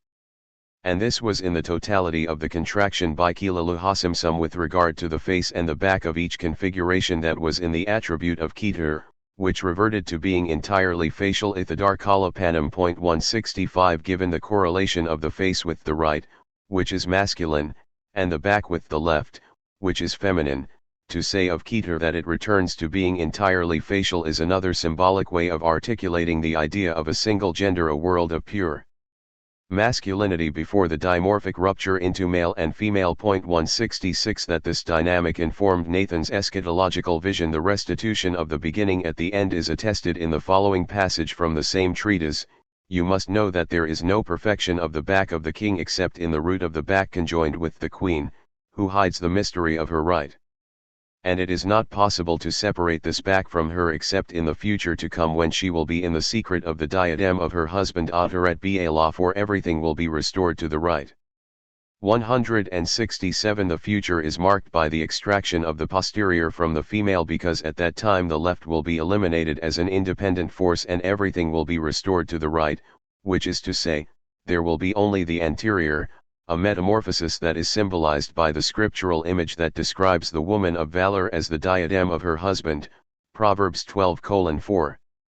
The import of the symbol is made explicit by Nathan in another passage, and with this you can understand what the sages, blessed be their memory, said that in the future she will be a diadem of her husband. She is compared to Keter. For in the time of the contraction bet Hasimsum it was the right, and afterward immediately in the completion of the contraction it became the left, and afterward it returned to the right. However, Keter acquired its substance straight away in the account of the chariot, whereas Makut did not acquire its substance until the end of the account of creation. 168. For this reason they said that she will be a diadem of her husband, since after her root, which is entirely right, is purified, she has an elevation greater than her husband, and she is verily compared to Keter. 169. As I have argued in various studies. 170. The image from Proverbs is one of the key metaphors utilized by Kabbalists to signify the ascent of the feminine to the masculine and the reconstitution of the male androgyny. In the case of Nathan, this symbol emblematizes the cosmic Sabbath, the seventh millennium, indicative of the messianic status of Sabbatai Sivi and the apokatastatic harmony of all differentiated beings. 171. The axiology underlying this monistic ontology is expressed bluntly by the 18th century Kabbalist Baruch of Kosov. The aspect of loving kindness Hesed is the primordial aspect because Ein Sof, which is the absolute primordiality, is the incomposite loving kindness in the extreme incompositeness. And the aspect of judgment Din is revealed from the profusion of the concatenation of the gradations from cause to effect until the light of the great loving kindness is diminished, and as a consequence the aspect of judgment is revealed. For in the superfluity of the light of the great loving kindness the aspect of judgment is not discernible or felt at all. 172. The same author accepts the principle of androgyny, according to which there is maleness and femaleness in each divine attribute, the former related to the potency to overflow to what is beneath it, and the latter to the capacity to receive from what is above it, and he even goes so far as to say that the masculine aspect of bestowal itself displays both aspects insofar as the overflowing is male and the giving of determinate shape to the illumination that overflows so that it can be received is female. 173. Nevertheless, he insists the infinite is pure grace without any admixture of severity, and therefore should be classified as utterly masculine. A similar point may be elicited from Eliashiv. This is the reason it is forbidden to contemplate Ein Sof, may his name be blessed, for the matter of the expression Ein Sof is that he is boundless and limitless, and there is nothing at all outside him. Thus, with respect to the aspect of loving kindness Hesed, when he is in his essence biasmuto without any. 219. Power Gavura et al., there is no way to distinguish within him something extrinsic to him, for the disclosure of something extrinsic is also only an aspect of one action of his actions, blessed be he, which is the contraction Hasimsum. But the essence of the loving kindness has no disclosure related to his actions, and hence there is nothing extrinsic to him. And he is concealed in the extreme concealment en elam betaklit ha-hilam, verily in the aspect of Ein Sof, may his name be blessed forever. Thus it is clarified that the concealment and the disclosure, which are the boundless and the boundary, are themselves the aspect of loving kindness and power. 174. To the degree that Hesed is valorized as male and Gavura, or Din, as female, this implies a collapse of difference into a monolithic identity, a mode of thought in which truth is homogenized by the criteria of equality and sameness. Something is true in the fullest sense when it is equal to itself. 175. To note, as some of my critics have done, that gender is a correlative phenomenon. 176. We cannot speak of male without female or of female without male misses the point that in a phallocentric worldview, correlativity is expressive of a lack of alterity, since the other is symptomatic of the same, or in the Zoharic language utilized by Nathan, the left is contained in the right. 177. One cannot readily discover in Kabbalistic literature, let alone recover an untainted sense of difference. At best the difference is a difference within indifference, which makes all the difference in the world. Consequently, it is possible to envision masculinity without femininity because the latter is ontologically comprised in the former. The counterpoint, however, is not feasible, and thus we cannot visualize femininity without masculinity, a world that is exclusively female. The isolation of the female in this way constitutes the theological transgression of idolatry, or in the rabbinic expression for heresy, The cutting of the shoots. 178 Once the single gender splits into the dyad of masculine and feminine, then it is possible to speak of the male contained in the female or the female contained in the male, but prior to the splintering of the male androgyne into the gender dimorphism, there is an asymmetrical containment of the female in the male in a manner that mimics the account of the creation of the human in the second chapter in Genesis, according to which woman was comprised in the man. 179 I have argued elsewhere that the Kabbalistic logic of a non-correlative correlativity is buttressed as well by several rabbinic dicta. For example, the maxim that above there is no left, which does not mean that there is a third space that is neither left nor right, but that the godly expanse is entirely right. 180 A characterization that Kabbalists attribute to the uppermost dimension of the divine, the sphere of unmitigated compassion. 181 One of the most vivid images to transmit this idea is the portrayal of Keter, or the countenance Arik Enpan, as the single eye of mercy without a corresponding eye of judgment, that is, the masculine without an independently existing feminine. 182 As preposterous as it seems, we are obliged to imagine a male that prefigures the bifurcation into male and female, or in the formulation of one Zoharic passage describing the status of gender in the highest regions of the divine, when Atika Kadisha, the concealed of the concealed, desires to be adorned. Eliatkana, everything was adorned in the manner of male and female. Kain Decker Winukba. In the place where male and female are integrated, they do not exist but in an alternate way of being male and female. Ba Adar it Kalilu Decker Winuk below itki Yamu Ella Biki Iama Ahara de Decker Winukba. And when that Hakama, the principle of everything Kalala de Kala, comes forth and is illumined from Atika Kadisha, it does not shine but as male and female. Lo Itnahir Ella by Decker Winukba, for that Hakama emanates and there issues from him Bina, and thus male and female are found. Weishteka Decker Winukba. Hakama is the father and Bina the mother. Hakama and Bina are balanced on one scale as male and female. Bihad Matkila Itkalu Decker Winukba. 183. Articulated in this passage is one of the axiomatic principles that informed the worldview of Theosophic Kabbalah. The structure of all being from the Sephirotic emanations to the lowest of the four worlds assumes the form of the dimorphic constitution of gender, masculine grace and feminine judgment, the potency to overflow and the capacity to receive. In Atika Kadisha, however, the paramount 220 configuration of the divine, above which is only the aura of the infinite light, masculine and feminine are contained within one another, Itkalilu Decker Winukba, and since they are not yet demarcated as autonomous, it is as if they do not exist. Lo Itki Yamua. In that place, maleness and femaleness are not stably distinguished in the words used by Eliashiv, commenting on this text from the Idra, the independent vessels to bring them forth from concealment to disclosure and from potentiality to actuality, that is, the vessel of the masculine for the light of mercy, or Hahist, and the vessel of the feminine for the light of strength, or Hagavura, had not yet been created. 184 And hence the dimorphism assumes a different complexion. This seems to be implied by the statement in an alternate way of being male and female, Biki Iama Ahara Didecker Winukba. It is possible that these words should be interpreted as referring to the subsequent stage of emanation when the two genders represented respectively by Hakama and Bina are discriminated, that is, male and female exist as distinct genders only in another state of being or on another level of existence, Ki Iama Ahara, within the divine pleroma.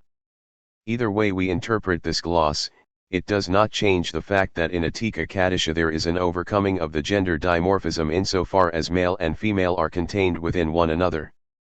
But does this containment imply an identity of difference or a difference of identity? Does the instability of gender imply transmutation of substance or merely fluctuation of function? From additional passages in this section of the Zoharic compilation, not to mention other strata, the highest aspect of the divine is characterized as uniquely male or as the male that encompasses the dimension of the female that has not been formed independently. I am inclined to read the text in this manner, and thus the reference to the alternate way of being male and female implies a state in which there is one gender, the androgynous male that comprises the female. Support for my interpretation may be gleaned from an alternate reading of the passage in question from the Idra.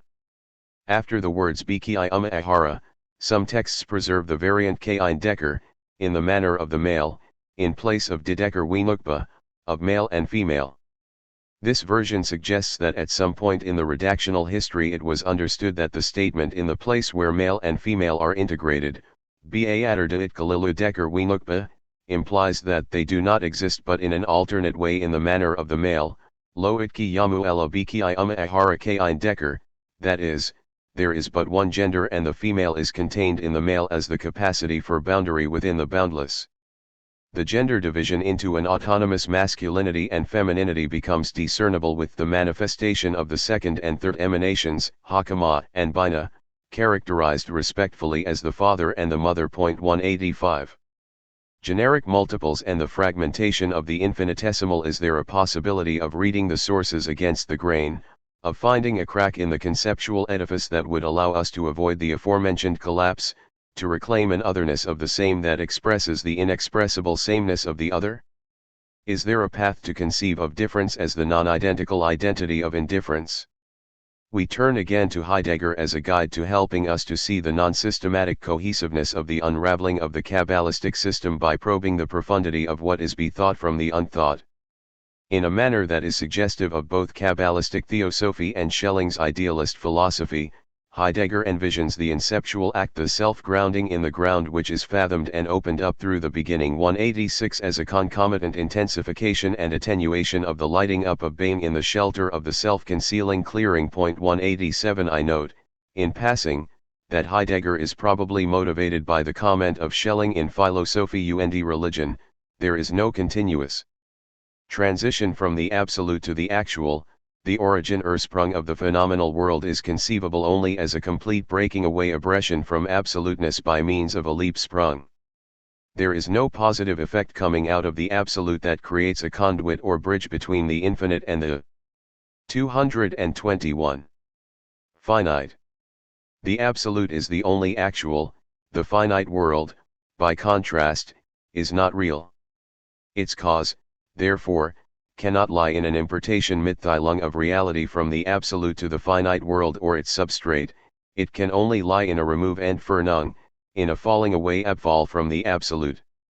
188 The shift from infinity to finitude by the falling away or the removal from the absolute rather than through a bestowal of reality from the absolute parallels the contraction/withdrawal of the light of Ein Sof according to the teaching propounded by Kabbalists overtly since the 16th century, even though the roots for the idea stretch further back in history. 189 More astonishingly, the comparison is enhanced by the fact that Schelling's view that the world is a mere non-being, Nichtsein, that can no more come into being as not come into being, and that time is the principal and necessary form of all that is non-essential, Nichtwesen. 190 parallels the acosmism embraced by, or at the very least implied by, some Kabbalists and even more explicitly by some Hasidic masters. 191 To speak of the cosmos in this way is not to deny Schelling's commitment to the idea that nature is a progressive disclosure of the absolute, but it does accentuate the paradox that this disclosure perforce must be a concealment, that the darkness contracting into light is the expansion of that light into the constricted forms of the determinate beings that make up the world perceived through the cognitive prism of space and time rendered quantitatively. In my judgment, this is a credible interpretation of Kabbalistic cosmology. Most evocatively, the detachment or elimination from the infinite is designated by Schelling as a leap, which denotes, as we find in some Kabbalistic texts, the sense of agency effective outside the strictures of a unidirectional causation. In earlier sources, the leap, Dilug, denotes the spontaneous elevation that impersonates the movement of the angels, often connected with the ritual leaping required when saying the Trisagion during the Kaddish prayer. 192 Or more generally, a swift motion that is not subject to the temporal and spatial constraints of a linear causality. The miraculous intervention of God is linked specifically to the holiday of Passover, since the Hebrew word Pasa denotes skipping over. 193 Building on this symbolism, the image of the leap in later sources, especially pronounced in H. Abad Lubavitch Masters, signifies the first act of the infinite, the withdrawal of the light, which comes about through a circumvention of any sequence proceeding from cause to effect. As I argued in Chapter 3, to think of Ein Sof as a cause indeed, the cause of causes requires an acausal causality that does not depend on any mutuality because, as of yet, in this non-dual oneness, ad, there is no division into cause and effect. 194 It is this very discontinuity that propels the continuity of the order of concatenation, Seder HaHishtal Shalug, disseminated serially through the four worlds. 195 Put differently, the metaphor of the leap conveys that the criterion for predictability can be established unpredictably by a disruption of the non-computable chaos whence the computational structure materializes imaginally in the concurrent spatialization of time and temporalization of space. The Schellingian Kabbalistic understanding of the leap coincides, therefore, with much of what Heidegger had to say about Aranis in his later philosophy. 196 And the assumption that the activity attributed to the hidden essence of scene is outside the confines of the stock understanding of causal determinacy, that being is a spontaneous event that is neither the effect of a preceding cause nor the cause of a succeeding effect. 197 Congruently, as the being that is permeated with the impermeable. Nothing that is neither being nor non-being, neither empty nor non-empty, the infinite oneness that divides infinitesimally, the causal circuit is disrupted with respect to Ein Sof, and at best, it can be envisioned as the cause that can have no effect and therefore as not really a cause. To elucidate the general principle, Kalala de Milta, of this infinitesimal fragmentation of the agglomerated unity of the infinite, let us consider the formulation by the Bohemian Kabbalist Meir ben Judah Leib Poppers, ca. 1624-62. The name Yahweh comprises the 5 configurations. And in each configuration there are 10 emanations, the complete stature Komishalama. In each configuration, there is also the name Yahweh and it is divided as stated above, the title of the Yod is the Keter of this configuration and the Vav is Hakama. 222. And so on. And thus each configuration divides individually bipharatai into 5 configurations. The title is the Arik Enpin of the configuration and the rest of the letters are the remaining configurations, and thus it is with respect to the endless specification of the details bipharate Pareto ad Ein Sof. And so it is in the worlds of emanation, creation, formation, and doing. In general, there are 4 worlds, and each one comprises the 4, and thus it is in the endless specification of the details. The reason is that each letter of the name perpetually comprises it in its entirety kolel kulo, and hence what is in the part is what is in the whole yishba helek ma shibi kolo. 198. We might say, as Hans Jost Frey reasonably observed, the fragment has meaning only in relation to the whole that cannot accommodate it, since the fragment by definition is incomplete and thus is precisely what lacks the sense of wholeness. 199 The Kabbalistic principle, however, illustrated by the text of Poppers, is that the complete incompleteness of the fragment is determinative of the incomplete completeness of the whole. To invoke Badiou again, he notes that his thought both unbinds the Heideggerian connection between being and truth and institutes the subject, not as support or origin, but as fragment of the process of a truth. 200 Bracketing the accuracy of his reading of Heidegger, the important point is that Badiou offers an understanding of the fragment vis-a-vis the whole that does not compromise the fragmentariness of the fragment. The being of the truth is deduced from the mathematical concept of the unamable, unconstructible, and indiscernible generic multiple. 201 To be even more precise, we should speak of generic multiples. 202 Insofar as the multiple itself is the absolutely indeterminate that can never be specified as a unity that defies the principle of subtraction from knowledge of the 1.203 The pure multiple, the multiple of multiples, consists of the one being without 1.204. The import of the use of the apophatic adjectives to depict the fractional generic is that a multiple in a given situation solely possesses properties which are more or less common to all the multiples of the situation. 205 The fragmentary nature of the fragment, therefore, is enhanced by the disjointedness of the totality, the void multiple, which commands a transmissible thinking, the opening of the infinite text as the historicity of mathematical deductions. 206 Closer to the Kabbalistic ideal is Frey's own observation that the openness of the fragment leads to a higher closure. If understanding the fragment from inside is now impossible, it becomes nonetheless possible to understand it through the external circumstances that have prevented its completion. Although the fragment is now no longer treated as whole, it is treated as part of the larger structure of meaning from which it cannot be detached. 207. Needless to say, Frey differs from the Kabbalists insofar as he posits a finite whole that is surrounded by the perimeter that cannot be confined within its margins instead of an infinite whole that presumably includes everything and outside of which there is nothing. But the notion of infinity I am proffering in the name of the Kabbalists dissolves the divide between these two options.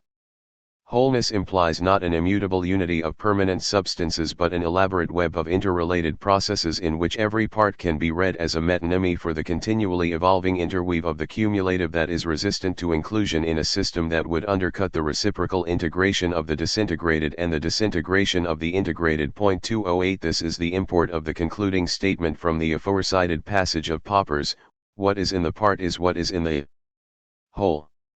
Read from a postmodern perspective, this is not affirming that the particulars are contained immutably in the preordained whole, but rather that the whole itself is constituted incessantly by the ever-changing and seemingly limitless proliferation of the particulars.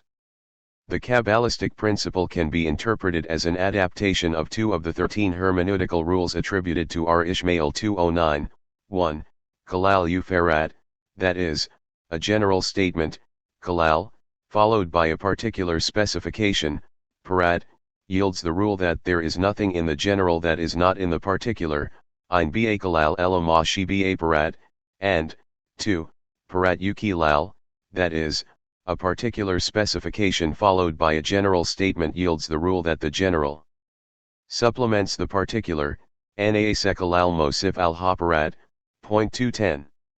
223.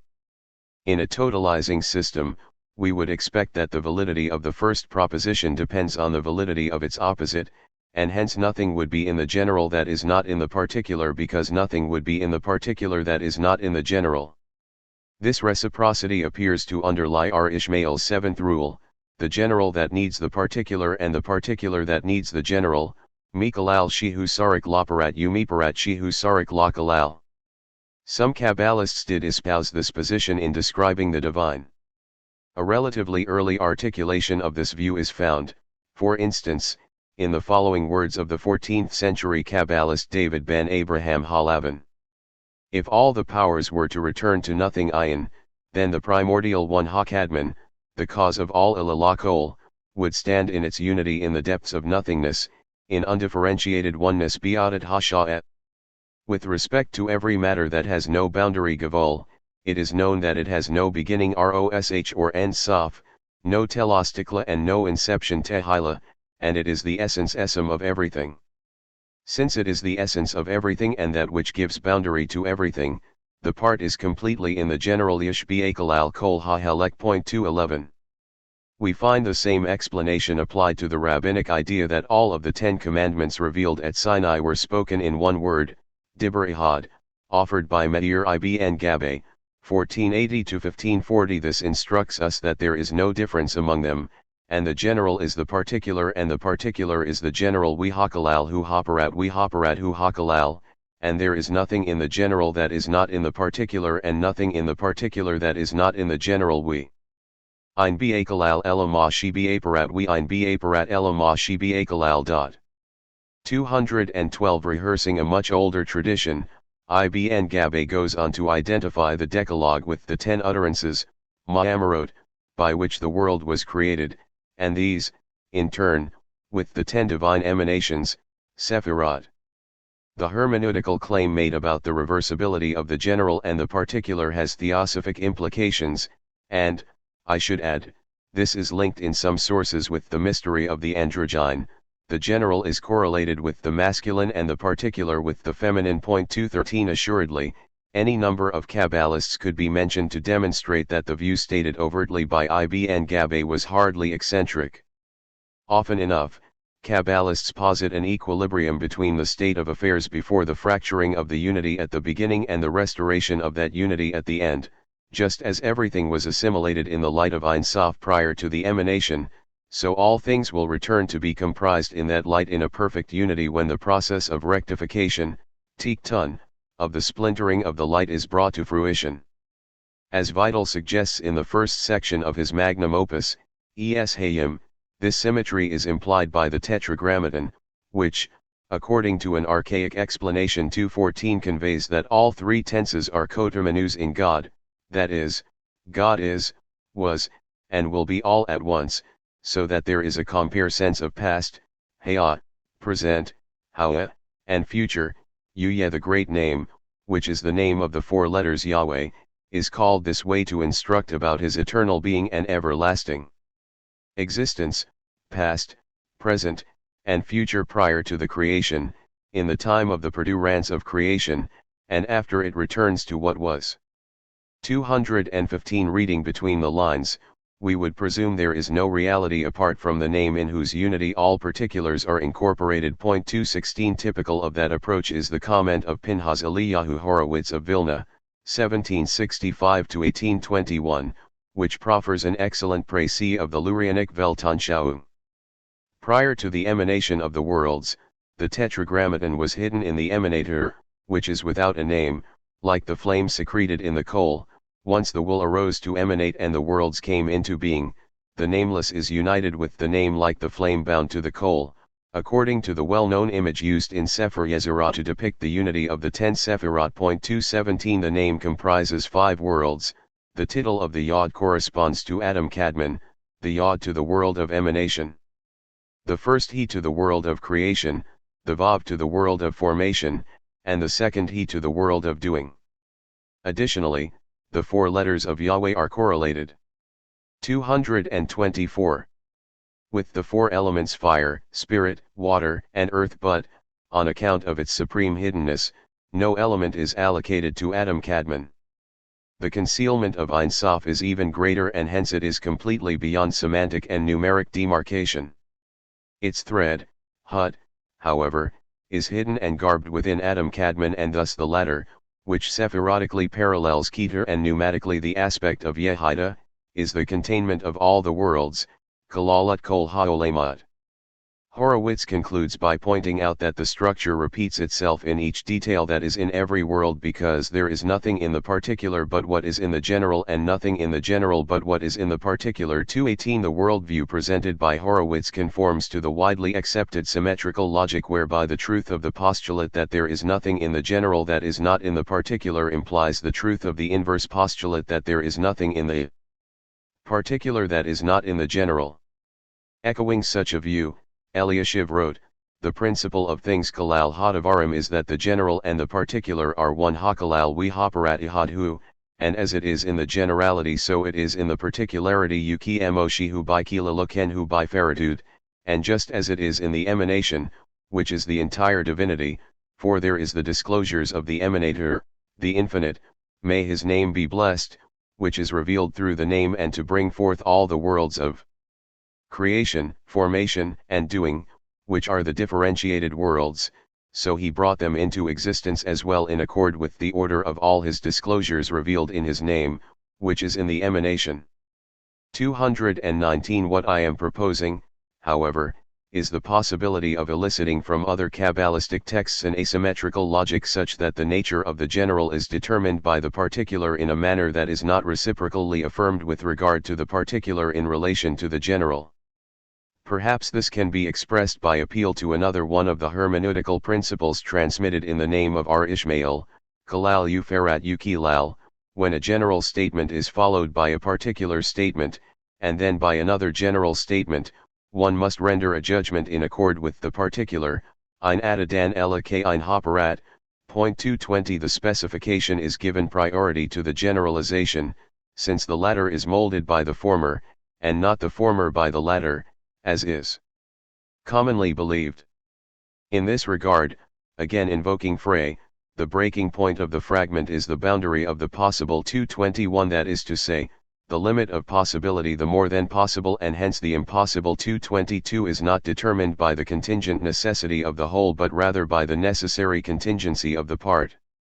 The primacy accorded the fragmentary in the determination of the aggregate lends support to the conclusion that the complexity of the system renders the very notion of system applicable only as a non-system. Compossibility of the universal particular and the particular universal. To paraphrase the Yemenite Kabbalist Shalom Sharabi, 1720-77, 223. Since the light of the infinite is attired, Malabash, in every detail, Parad, each detail can be considered the embodiment of divinity in its entirety, Elohut Gamer. The compossible synergy of universality, Dirik Kalal, and particularity, Paretut, is expressed in the presumably inestimable distillations, Berurim, and rectifications, Tiktunim, of the inextensible light. 224. The language is misleading if we presume that it insinuates that Ein Sof is a unity that can be surgically abstracted from the infinite multiplicity of the multiple. In my estimation, Sharabi, making explicit what Luria himself implied, is proffering just the opposite. There is no unicity but in the boundless divisibility of the indivisible, no integration but in the indefinite disintegration of the indissoluble. It is worth remembering Skolam's observation that the hidden God manifests himself to the Kabbalist under 10 different aspects, which in turn comprise an endless variety of shades and gradations. 225. A language beyond an ontological syntax was not available to Skolam, but in the main, his emphasis on the endless division of the 10 emanations as the prevalent way to express the hiddenness of the infinite brings us to the same conclusion. Noteworthy as well is Skolam's remark that Luria's special interest in the structure of the spiritual worlds and their emergence through dialectical processes is also expressed in the distinction he makes between the structural totality, Kalalut, of the forces of emanation and the structural individuality, Paretut, of each such power that is active in a given overall structure. 226. I would modify this comment. 225. By emphasizing that the totality and the individuality cannot be easily separated inasmuch as the former is manifest through the latter, and the latter through the former, the juxtaposition of the two precludes the necessity for a dialectical process by which a presumed difference is sublated. From that standpoint, moreover, the assumption of a symphonic unity of structure collapses under the weight of the particulars that cohere together without a tonal center, as I discussed in the final section of the second chapter. To return to Sharabi, the dispersal of the light is referred to as the extension, Hitpashchatud, incorporation, Hitkalalut, and enclothing, Hitlabishat, of the infinite line, Ka Ein Sof, into the circular alignment, Igulim, of the fractal whole. There is no emanation Sephirah, Sol Neshama, or spark Nissos that is not comprised of all the worlds from the head of Adam Kadmon to the termination of all the worlds, and the autonomous part Helek Asmo is not within it. Except as the unified part Helek Ihad, and the dimension of the measure of the garbing of each configuration Shi or Middat Hal Bishakol par subvisavis the configuration above it, and so it is with respect to the measure of the dimension of each world Middat Shi or Kol Olam from the worlds of emanation, creation, formation, and doing. That is, the final detail that all the emanations comprise. 227. It is virtually impossible to communicate discursively the non-systematic system elaborated by Sharabi, the conceptual framework for the meditational technique at the heart of his Kabbalistic school, without inscribing oneself in the intricate maze of the technical language he implements to delineate the indifference of infinity by and through the evidently inexhaustible differentiations. Although pedagogically it is sometimes necessary even for the master to speak in generality, Kalalut, the truth is always to be found in the specificity, Paretut, point 228, and when it comes to the particularities, the distinctions multiply to the point of inscrutability, Ein Hecker, point 229. The infinite simplicity marks the prolificacy of the uncompounded one, Adat HaPeshuta, whose absolute determinacy is the indeterminacy of the many. From the particulars one comprehends the singular universal, whence one discerns the universal singularity that is the universality of the singular. None of the particulars by itself constitutes the totality of the divine as in the Leibnizian monad, but the aggregation of all the particulars is indexical of the universal instantiated collectively and yet idiosyncratically in each of the particulars. I am reminded of Badiou's comment. Thought is nothing other than the desire to finish with the exorbitant excess of the state. Nothing will ever allow one to resign oneself to the innumerable parts. Thought occurs for there to be a cessation even if it only lasts long enough to indicate that it has not actually been obtained of the quantitative unmooring of being. It is always a question of a measure being taken of how much the state exceeds the immediate. Thought, strictly speaking, is what unmeasure, ontologically proven, cannot satisfy. 230. Sharabi's language epitomizes the surfeit of thinking that cannot be measured by the canons of rational thought and deductive syllogisms.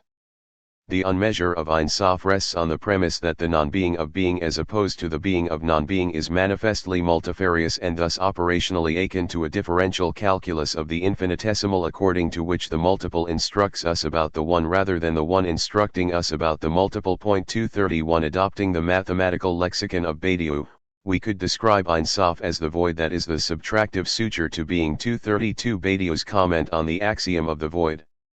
Set. The set that has no element could be easily ascribed to the Kabbalistic infinite Yud. In its meta-ontological formulation, the axiom says, the unpresentable is presented, as a subtractive term of the presentation of presentation. Or, a multiple is, which is not under the idea of the multiple. Or, being lets itself be named, within the ontological situation as that from which existence does not exist. We thus arrive at the following remarkable conclusion: it is because the one is not that the void is unique. 233. Ein Sof is the axiom of the foundation that has no axiomatic foundation. As such, it does not signify the supreme being beyond being, a hyper-essential essence, but rather the irrevocability of the unpresentation. 226. And the unbeing of the multifactorial singular, the event without event. 234. Wherein the supplement of what is not being qua being originates. 235. The Badiouian interpretation of the Kabbalistic Ein Sof that I have offered closely parallels Heidegger's understanding of seen as nicht-seen, and this despite Badiou's sharp critique of Heideggerian ontology as well as the fundamental irreconcilability in the role they respectively accord to the poetico-natural and the mathematico-ideal orientations. 236. As Badiou boldly states, it is possible to reinterrogate the entire history of philosophy, from its Greek origins on, according to the hypothesis of a mathematical regulation of the ontological question. One would then see a continuity and a periodicity unfold quite different to that deployed by Heidegger. In particular, the genealogy of the doctrine of truth will lead to a signposting, through similar interpretations, of how the categories of the event and the indiscernible, unnamed, were at work throughout the metaphysical text. 237. It would be ludicrous to harmonize Heidegger's appeal to truth as the being of the event, which is the event of being, and Badiou's insistence on truth emerging from the conjunction of being and event, but with respect to the issue I have raised, the discordancy can be somewhat ameliorated. Heidegger's poetic idea of the being that is nothing, the abyss, Abgrund, that is the non-ground, ungrund, of the ground, grund, the essence marked by heterogeneity with respect to that of which it is the essence, and the implied pluralism at the origin rather than a unitary principle. 238 articulates something analogous to Badiou's mathematical concept of the multiple void, the without one, the being as non-being or unpresentation fullness. Being as the non-existing limit of its being. 239. According to Heidegger, as Zarater noted, if we wish to think of being as simple, el etre cum simple, that is, as the same being, el etre meme, then we can do so only on the basis of understanding being essentially as a fold, el etre cum pli, that is, as difference, cum difference. 240. The unitary nature of being, therefore, is predicated on accepting, in Badiou's terms, the without being of the one and the limitless authority of the multiple, a contemporary ontology fittingly referred to as the Platonism of the multiple. 241. Turning back to the main point of my argument, the Heideggerian leap is comparable to the Kabbalistic Tzimtzum, insofar as it is the clearing for the self-concealing of the event of being, that is, the primal but always yet to be act of nihilation, the nothing that nihilates aboriginally, from the origin hidden within the beginning, the venture of infinity into the province of finitude. The teeming vacuity that precedes the abundant nothingness that becomes something by virtue of being nothing. For both Kabbalists and Heidegger, The time-space of the world emerges as a consequence of the distended diminution of the extended leap beings come to be in the abandonment of the excess of their being. The Kabbalistic infinity is well captured by Heidegger's depiction of nothingness as higher than everything positive and negative in the totality of beings. 242. If we presume, as I think we must, that for Kabbalists all being is the manifestation of what contemporary astrophysics might call the gravitational light wave of infinity, vt, that is, disturbances in the fabric of the curvature of space-time generated by accelerated masses that propagate as waves at the speed of light, and any manifestation thereof is synchronously an occlusion, since the infinite cannot be disclosed unless it is concealed in the cloak of the finite, it follows that the nothingness of Ein Sof can be beneficially described by the Heideggerian notion of the originary not dissembling in the dissemination of being manifest and hidden through the discrete beings of nature. The Kabbalistic tenor of Heidegger's utilization of Schelling is particularly salient in the following passage from the Beitrage. The leap, that most daring venture in the course of inceptual thinking, jettisons and leaves behind everything conventional geläufig. The leap expects nothing immediate from beings, instead, and before all else, it leaps springt into the belonging to being die Zugehörigkeit zum Sein in the full essential occurrence of being as Eventwesen als Erlebnis. In this way, the leap appears in the semblance of utter recklessness Rücksichtlosigkeit, and yet the disposition motivating it is precisely that diffidence, in which the will to restrain surpasses itself towards steadfastness in withstanding the most remote nearness. 227. Of the hesitant withholdings adjourned Veragung.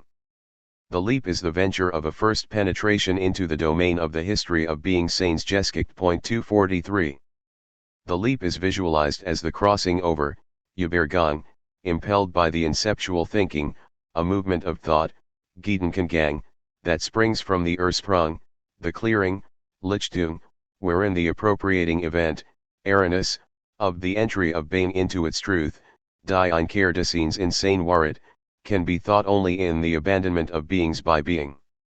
In thinking the nearness to being, Nahe zum Sein, within the temporal spatial playing field of des Sen, Zeitspielraum des Sens, a nearness that is far flung from all that is common human beings can be said to belong to, or to be ennowned by, the abysmal truth of being out of which all beings arise. 244. The leap, therefore, is characterized as a risky venture, vagueness, it comports itself as utter recklessness, an incursion into the history of being that requires leaving behind everything conventional, that is, relinquishing the sense of familiarity and security that develops from the commonplace relationship to beings construed primarily as objects of representation constituted noematically in our intentional consciousness, so that we will be equipped for the going under, Untergang, that is the gathering of everything great in the moment of preparedness for the truth of the uniqueness and non-repeatability of being.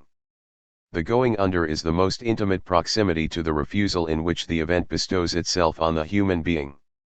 245. But how does one prepare for a truth that is unique and non-repeatable? It does not seem possible if we contemplate time solely from the standpoint of a presence that is no more, a presence that is presently at hand, and a presence that is to come. The three tenses of quotidian time that Heidegger relates in Senuende Zeit to the ecstasies of temporality, Ekstatender Zeitlichkeit, the future, Zukunft, the having been, Gewissenheit, and the present, Gegenwart. 246. It is the possibility of the impossibility of preparing for the unprecedented that underlies the state of temporality that Heidegger links to the bestowal of being in the clearing that is simultaneously the withdrawal and zug of the event from all representational calculation, Vorstellenden Verrechnung, and essentially occurs as refusal. 247. As Heidegger formulated the matter elsewhere, presence, Anwesenheit, is never and in no way something ein Anwesendes. In this regard it is the nothing. 248. Presence is always more and therefore less than being present, even in the absence of being absent. Time, like being, is neither something that is nothing nor nothing that is something.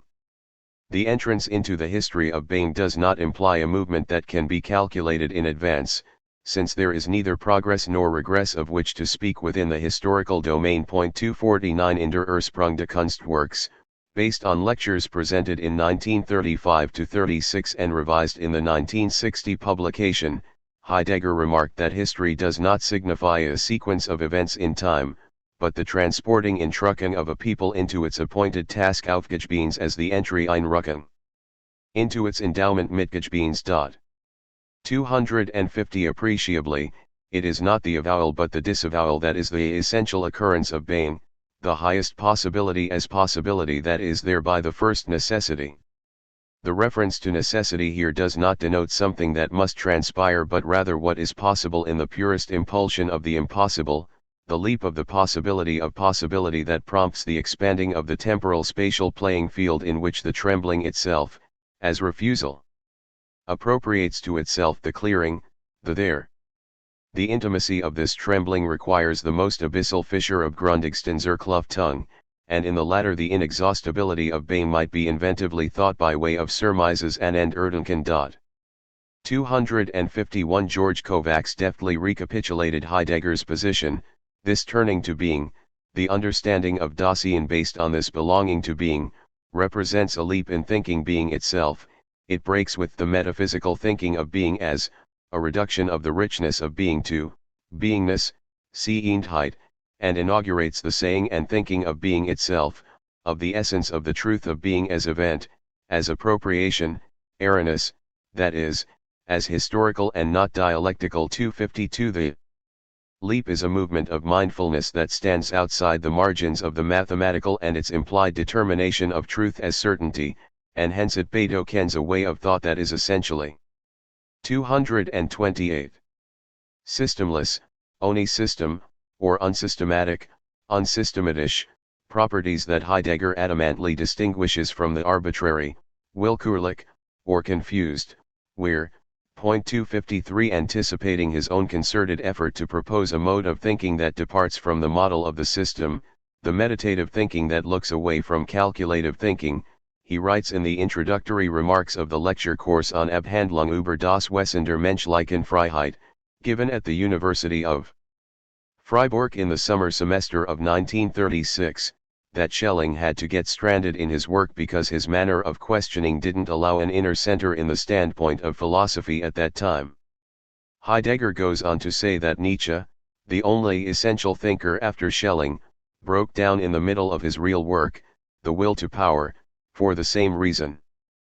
But this double, great breakdown of great thinkers is not a failure and nothing negative at all, on the contrary. It is the sign of the advent of something completely different, the heat lightning of a new beginning. Whoever really knew the reason for this breakdown and could conquer it intelligently would have to become the founder of the new beginning of Western philosophy.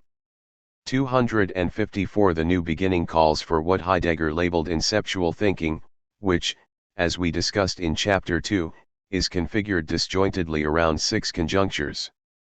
Just as, musically, the fugue is a compositional technique based on the reiteration of a theme at different tonal registers, so for Heidegger, structure, Gefüge, in contradistinction to system, emerges from the reverberation of the same uniquely in each of the disparate sectors held together in their joining/fissures. Repetition is thus the perpetuation of the identical in a manner that is always different.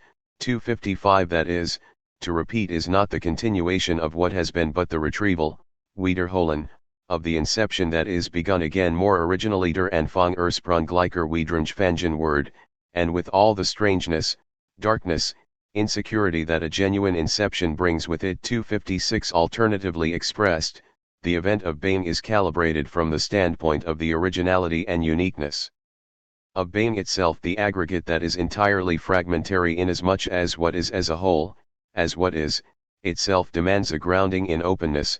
257 And, as such, the totality is what it is in virtue of what it is to become.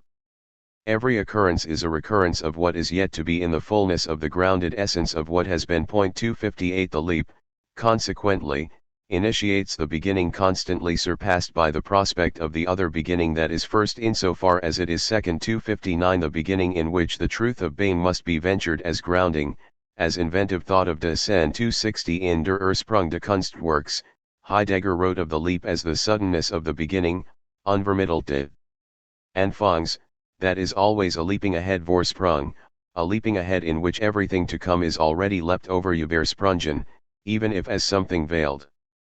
Concealed within itself, the beginning contains already the end. 261 Inasmuch as the leap at the beginning is a leap ahead, the end can be said to be comprised in the beginning. Heidegger distinguishes the genuine beginning from that which is primitive on the grounds that the latter has no future because it lacks the bestowing, grounding leap and the leap ahead. 262 One might suspect a form of temporal determinacy implied in the statements that everything to come is already leapt over and that the beginning contains already the end. But, in fact, what Heidegger intends is just the opposite. The indefiniteness of the future is secured by the fact that the having been in the present is grounded as what is to come, the past molded by the future that is molded by the past. 263 As Heidegger put it in a letter to Elizabeth Blockman from September 12, 1929, the return to the past is not a passive acceptance of what has been, but its transformation, Verwandlung. 264 Expanding this theme in the 1961 lecture commemorating the 7th centennial of his hometown Meßkirch, Heidegger writes, "But what if we understand the future as that which comes towards us today? In this case the future is not just something that follows upon today, but rather is that which projects into today. Today, then, is not a segment of time existing on its own, self-contained on all sides. Today has its origin in what is as having been im Joesen and at the same time is opened out onto what comes towards it was auf es kommt. 265 The distance between the terminus ad quo and the terminus ad quem is bridged especially by the poiesis of art, an act that allows 229 truth to arise, in Springen, by bringing something into being from the origin, Ursprung, by means of the endowing leap, Stiftenden Sprung.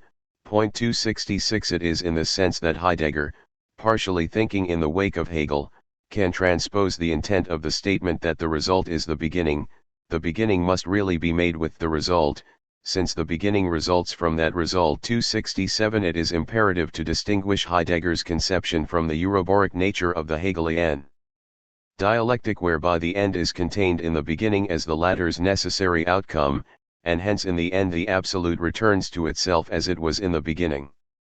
Badiou correctly noted that reinforcing this dialectical movement is the theological circularity which, presupposing the absolute in the seeds of the beginning, leads back to this very beginning once all the stages of its effectuation, its alienation, its going outside itself, and so on, are unfolded. Thus, the dead Son reintegrated into the divisible immanence of the Father completes the world concept of the Christian God, which is the holiness of the Spirit. 268 For Heidegger, by contrast, as I noted in Chapter 1, the realization of the beginning in the end does not presume that the end is nothing but the cyclical rotation back to the beginning. On the contrary, in a manner more consonant with the Kabbalistic orientation, itself rooted in the Jewish apocalyptic sensibility, the beginning whither one returns in the end is not the beginning whence one set forth toward the end. The time swerve is not to be conceived as a palindrome, for it entails a return to where one has never been. The temporal sequence, therefore, cannot be read the same backward and forward. It goes without saying that Kabbalists unvaryingly have been influenced by the passage in Sefer Yetzirah regarding the Sephirot. Their end is fixed in their beginning and their beginning in their end like a flame bound to the coal. 269 But even this formulation does not necessarily imply a closed and inflexible circle such that we could ascertain the nature of the beginning from the end or that of the end from the beginning. Consider the explication of the critical words their end in their beginning preserved in the commentary transmitted in the name of the Provençal Kabbalist Isaac the Blind, 1160–1235. A disseminating wellspring all that disseminates is from the source, and if the source ceases, everything ceases, and since they disseminate at all times, the beginning has no end. Therefore, it says their end is in their beginning, for many strands come forth from the coal, which is one, the flame cannot stand on its own but only by means of something else. All the matters and all the attributes, which appear to be separate, have no separation, for all is one like the beginning that unifies everything in a single word. 270. That the beginning is fixed in the end, and the end in the beginning, signifies the oneness of the multiple beings that come forth from the infinite source of being, but this claim destabilizes the rigidity of beginning and end as temporal indicators. Since the Sephirot emanate incessantly from Ein Sof, the beginning does not begin, which is to say, it is not a beginning, and analogously, we can assume that the ending does not end, which is to say, it is not an ending. The unity of the Sephirotic potencies notwithstanding, beginning and end are marked by the distinctiveness of their indistinction. Ironically, my contention about the similarity between Heidegger's criticism of Hegel's notion of an incontrovertible circle and a divergent view of the open circularity proffered by the Kabbalists is consolidated by Heidegger's comment in the Recht oral address on the inauguration of Greek science in relation to the mission of the German university in the 20th century: the beginning exists still. It does not lie behind us as something long past, but it stands before us. The beginning has as the greatest moment, which exists in advance already past indifferently over and beyond all that is to come and hence over and beyond us as well. The beginning has invaded our future, it stands there as the distant decree that orders us to recapture its greatness. 271 Heidegger urged his listeners to understand that only by obeying the decree to win back the greatness of the beginning will the pursuit of knowledge again become the means to fulfill the spiritual essence of the German people. At this fateful moment, he intuited that the 230 beginning is not the past but the future that has passed over and beyond all that is to come and therefore cannot be retrieved simply as the culmination coiled in the commencement. In the summer course of 1934, several months after assuming the rectorship, Heidegger elaborated on this theme by noting that the essence of being human is determined from that which is essential in the historical moment, but the latter is experienced on the basis of the self-decision, Selbstentscheidung, to become who we want to become in the future, and hence the past what Heidegger names the Binness, Gewissenheit, or that which essences from earlier on, das von früher wesend, determines itself from our future. As Heidegger is quick to point out, however, this determination from the future is not subject to a prediction voraussage. It cannot be invented and concocted in a freely suspended manner. It determines itself, rather, from that which essences from earlier on. We come again to the hermeneutical circularity that induces Heidegger's temporal understanding of tradition, Überlieferung, and historicity, Geschichtlichkeit. That which essences from earlier on determines itself from the future determines itself from what essences since earlier. That which essences from earlier on has its peculiarity to it in that it has always already grasped over Hinweggegriffen every today and now, it essences as tradition. That which essences comes up toward us kommt auf uns zu in this reaching over Übergriff from the future Zukunft. The future comes only to one capable of taking over, zu übernehmen, the tradition instead of being lost in the bustle of today. We should not conceive of the past as a present that is no longer nor of the future as a present that is not yet. There is only one originally singular and proper time, ursprünglich einzige und eigentlich Zeit, the future of the Binness into which we are thrown ahead, vorausgeworfen sein, point 272 as the attunement in which thinking abides in the discharge of being's withdrawal. The leap opens the untrodden expanses and concealments of that into which the grounding of descent must penetrate as belonging to the call of the event. 273 The leap thus heralds the opening of the truth of being as the originary swaying of the time-space, Zeitraum, the abyssal ground, Abgrund.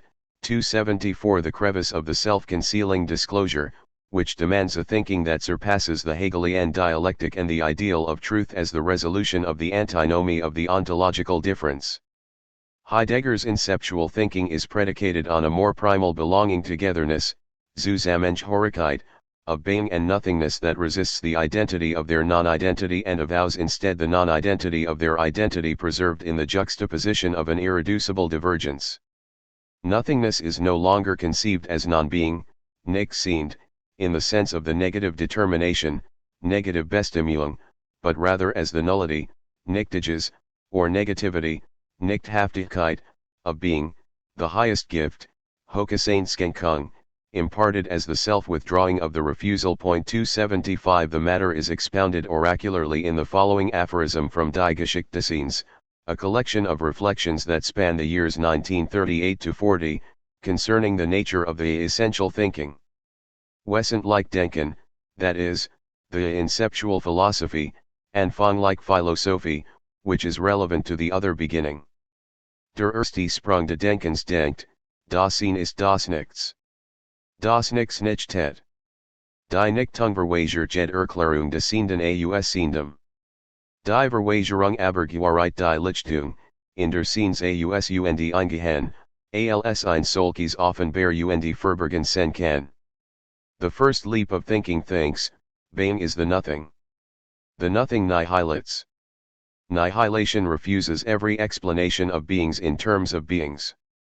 Refusal, however, grants the clearing in which beings go in and out, and as such can be manifest and concealed. 276. The first leap does not denote a chronological demarcation but rather the originary beckoning of thought that leads to the paradox of paradoxes, the paradox that being is nothing. Empirically, there can be no verification of such a leap. This is what Heidegger means when he writes that the nihilation refuses. 231. Every explanation of beings in terms of beings. And yet, this very refusal, the leap into the abandonment by being as divinization die Seinsverlassenheit als Götterung, 277 is the nihilating evocation, the unsaying of the said engendered in the saying of the unsaid, through which beings are revealed in their concealment and concealed in their revelation. The human being is the mediating agency that discerns and negotiates the ontological difference that the nothing opens between being and beings. We experience the strangeness, Befremdlichkeit, of beings as we come to discern experientially that beings are drastically different from the concealed being they manifest. Beings stand out in their disjunction from the being that is nothing. Contra Hegel, the Heideggerian non-being of being is not the counter-concept, Gegenbegriff, to beings but rather the nothingness that belongs to their essential unfolding. The nihilation of the nothing is the clearing in which beings are freed to be the beings they are by virtue of not being the being they are not, and thus it entails a double movement, the withdrawal of beings and the withdrawal of nothing, that is, the concealment of concealment, which is the condition for the unconcealment of being that allows Dasein to enter into relationship with the beings of the world.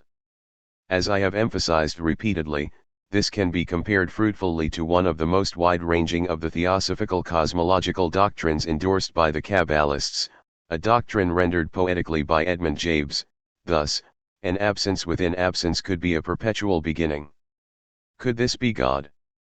God, the absent, but beyond the power of absence, hence bound to be present where all presence is revoked. 278 God is most present in the place from which God is most absent. The world comes into presence by the absenting of this absence, the simsum of simsum, the contraction of contraction, which makes possible the manifest concealment of the concealed manifestation, the material nothingness dissimulating in the facade of the immaterial somethingness. 6. Yet even this that is left behind is no mere negativum, rather, in ending, it makes appear for the first time the abandonment by being, assuming that the question of the truth of being is posed out of the other beginning and thus initiates the encounter with the first beginning. Heidegger, Contributions to Philosophy, of the Event. I begin this chapter with a comment of Gustav Landauer from the essay Der Absonderung zur Gemeinschaft, published in 1901, we are instance of the eternal community of ancestors. It can only help to point out that eternity too follows the rules of time. I am afraid that if we attempt to create timelessness, i.e., stop the process of time and try to see past, present, and future as a kind of dead simultaneousness, we simply end up with an image of infinite space. Sure, time can be expressed in terms of space, and space in terms of time, time can be swallowed by space and space by time, but to go beyond both notions seems near impossible.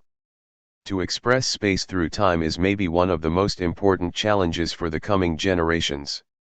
All our language is quantitatively spatial and qualitatively facial, the tree, human beings, the mammal. All these categories and many others are built on facial perceptions. It would be good to perceive the world in terms of time instead. Best with the help of hearing. Music can maybe be the simple beginning to this new language. Point 1. At the dawn of the 20th century, Landauer intuited that the great challenge for the coming generations would be to express space through time, to perceive the material world primarily through the temporal prism, to develop a new language based on this change of perception, a language that would be akin to music, an idea that we have encountered in the discussion in Chapter 2 of Heidegger's attempt to characterize the structure of inceptual thinking utilizing the image of the fugue. Presumably, following this path would help one avoid expressing time spatially, even though it would still fall short of venturing beyond both categories of understanding by which we process the sensory data of our experience of the world mediated through the transcendental synthetic power of imagination, as Kant forcefully argued. Landauer's words proved to be prescient, as many philosophers and critical theorists. 256. In the 20th century reflected on the crisis of historicity and viewed postmodernism in particular as a way of redressing the predominance of a spatial logic by emphasizing the temporal organization of the pretensions and retentions we fashion into an allegedly coherent narrative about the past and the future determined by and determinative of the present. Point 2. What escaped the attention of Landauer, not to mention the barrage of thinkers who have speculated on the priority of time over spaces. That an older source for what he projects as the future task of adopting a tempocentric perspective can be found already in the medieval Kabbalistic tradition. Here it is apposite to recall that Scholem famously described Kabbalah as a time-bound thought. 3. In support of his contention, he referred to a passage in the treatise Rab Poiēsis, composed in the 13th century by Isaac ibn Lativ, 1210-80, whatever is found in the heart of the sage without duration and without time is called wisdom, and every image of a true matter that does not exist in itself without time is not wisdom at all. The one who relies upon it is not a sage but a Kabbalist. 4. The text of Ibn Latif can be utilized as a springboard to reflect on the larger philosophical issue concerning the relationship of time and image. Point 5. This is not to say that I think this Kabbalist, or any other for that matter, presents the reader with a coherent epistemology or a systematic ontology. On the contrary, as I argued in the previous chapter, if we are to impute the notion of system to the Kabbalah, it is a system that is non-systematic, that is, a system that collapses under the weight of the overwhelming specification of details that develop in the attempt to map the fragmented univocity of the infinite. I am nevertheless committed to the supposition that one may engage these sources philosophically and thereby elicit from them insights that will contribute to the ongoing interrogation of speculative questions that have perplexed thinkers through the centuries. Time, space, imagination, and the fourth dimension. With this agenda in mind, I will extract from Kabbalistic sources a conception of time that involves the expansion of duration into place, a temporal extension that is not constituted either by simultaneity or succession, as Husserl argued 6, but rather an extension with greater affinity to the monad described by Iamblichus in the Theologumena Arithmetici, 7, that is, the non-positional, zero-dimensional mathematical point that exists prior to the point demarcated by the spatial coordinates of length, width, and breadth, or the temporal coordinates of past, present, and future. Time and space are not to be cognized primarily as material substances, nor are they conceived respectively as the measure of bodies in motion or as the three-dimensional container in which all bodies are positioned. These commonplace philosophical understandings were undoubtedly known to Kabbalists, and even occasionally affirmed by some explicitly, but on the whole they proffered a different conception related to the incarnational investiture of the light of Ein Sof, which corresponds to Heidegger's contention that space and time are the opening Ausbruch and upsurge and bruch of being nine, or, as he put in the Beitrag, commenting on the relation of time-space and the facticity of Dasein, time-space. Zeitraum as arising out of, and belonging to, the essence of truth, and as the thereby grounded structure, joining, of the there, a structure of transport captivation in Truckungsberuckungsgefüge.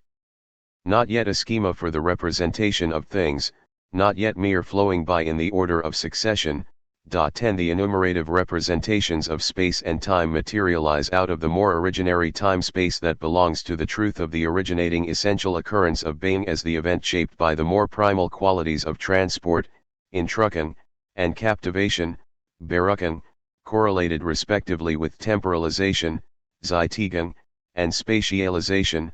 Ramong time-space is the appropriated sundering Kluftung of the turning paths of the event, the sundering of the turning between belonging and Zugehörigkeit und Zuruf, between abandonment by being and Bekoning intimation Seinsverlassenheit und Erwinkung, the trembling in the oscillation of being itself. Nearness and remoteness nahe und fern, emptiness and bestowal leer und Schenkung, verve and hesitation Schwung und Zergerung in. 257. These the hidden essence of time-space resides, and so they cannot be grasped temporally and spatially on the basis of the usual representations of time and space. 11. Brushing against the grain of centuries of philosophical speculation, Heidegger argues that time is not predominantly subjective any more than space is predominantly objective. The essence of time and space must be gleaned from their original unity in time-space, which is the abyssal ground of the there, that is, the opening/lighting, the clearing ground, the self-opening center that is the between of Dasein 12 wherein the truth of being is revealed in the concealment of its concealment. 13.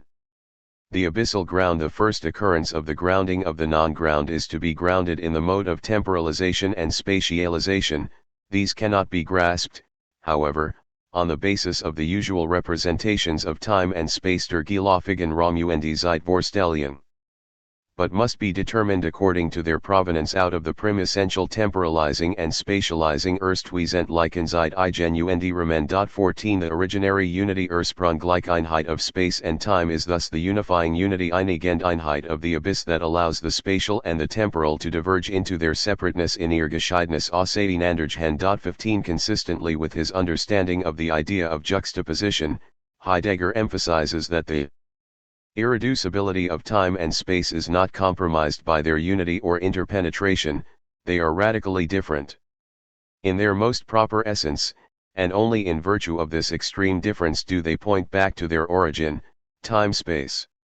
16 In a tone amazingly evocative of the Kabbalistic Simsum, Heidegger remarks that the refusal applicable to that time-space is not nothing, but a leaving empty that is a preeminent kind of opening up. The lack of the ground is the lack of the ground. Der Abgrund ist Abgrund. In withholding itself, the ground preeminently brings into the open, namely into the first opening of that emptiness which is thereby a determinate one. Inasmuch as the ground, even and precisely as abyss, still grounds, and yet does not properly ground nach Grundet und doch nicht eigentlich Grundet, it abides in hesitancy. 17 The withdrawing protruding, which Kabbalists ascribe to Ein Sof, is well captured in Heidegger's claim that the primordial ground, Urgrund, opens itself as the self-concealing in the abyssal ground, Abgrund, which is then disguised in the distorted ground or literally the non-ground, Unground. 18 The ground that simultaneously grounds and does not ground insofar as it is the ground that is the lack of ground. Just as Kabbalists portrayed the vacuum, which emerges in the aftermath of the retraction of the light, as an empty fullness, an emptiness whose fullness consists of being empty of its emptiness, so Heidegger writes that the clearing of the concealment is not the mere emptiness of vacancy unbesetzt Seins, instead, it is the disposed and disposing emptiness of the abyssal ground Digestimstimend leer de Abgrunds which, according to the attuning intimation of the event, is a disposed abyssal ground. 19 Like the Kabbalistic infinity, wherein absolute necessity is purely contingent and pure contingency is absolutely necessary, the emptiness of the event of being is actually the fullness of what is still undecided and is to be decided, the abyssal ground that points to the ground, i.e., to the truth of being 20. Moreover, Heidegger's identification of time-space as the horizon of being 21, which is the abyssal ground, translates Kabbalistically into the identification of time and space as the elliptical axis of the imaginally configured body of the divine persona. According to this template, the two modalities are conceptually inextricable, linked together in entangled folds of syncopation. Priority, however, is still ascribed to time inasmuch as in its most rudimentary sense designated by the rabbinic phrase Seder Zamanim 22 Tempi Erliti consists of the achronal order that precedes the measurable chronological durée of time, Shiur Meshech Haziman 23 a time before the time in which, according to an Agadic tradition, things were either created or arose in the divine thought prior to the creation 24 or in the language of another rabbinic legend, the Torah preceded the world by 2,000 years 25 an idea that makes sense only if we presume the ones responsible for propagating it assumed there is a notion of time that does not depend on the physical universe. Extrapolating from these emergent conceptions of aforetime, the Kabbalists developed their belief in an originary time that is the measure of the immeasurable ebb. 258. And flow of infinity that generates the polarities of light and dark, which translate into the sentient experience of the temporal forged by the bicameral rhythm of day and night, engendered respectively as feminine judgment and masculine mercy. 26 The idea that I elicit from the Kabbalists does not presume, as does Plato's mimetic depiction of time as the moving image of eternity, a gap separating the temporal and the eternal. 27 The conception of the time before time, which informed the Kabbalistic thinking, is to be contrasted as well with the notion of timeless eternity, traceable to Parmenides and reinforced in Neoplatonic sources, that is, the delineation of the eternal as that which extends without beginning or end and is therefore devoid of temporal malleability. 28 The Kabbalistic understanding, by contrast, rests on the more paradoxical assumption that eternity is archetypically timelike in its capacity for unremitting metamorphosis and that time, inversely, is paradigmatically eternal in its aptitude for irresolute stability. 29 From the standpoint of infinity, the tempi erliti that applies to the Sephirot is centered in the moment that retrieves the past as that which is perpetually determined to come to be as the indeterminate future. One of the clearest philosophical articulations of the point is found in the following passage from Azriel of Geronis Sha'ar HaShoel, a catechistic commentary on the Sephirot. After it is established that corporeality, Gashmit, can be ascribed to the Sephirotic gradations vis-a-vis the infinite, insofar as they exhibit the characteristics of boundary, Gavul, dimension, Shiur, and measure, Middah, the hypothetical question is posed that tackles one of the thorniest theoretical problems in Kabbalistic theosophy: how can we assign a temporal beginning to the emanations if the latter are comprised in the eternally and primordiality of the Ein Sof?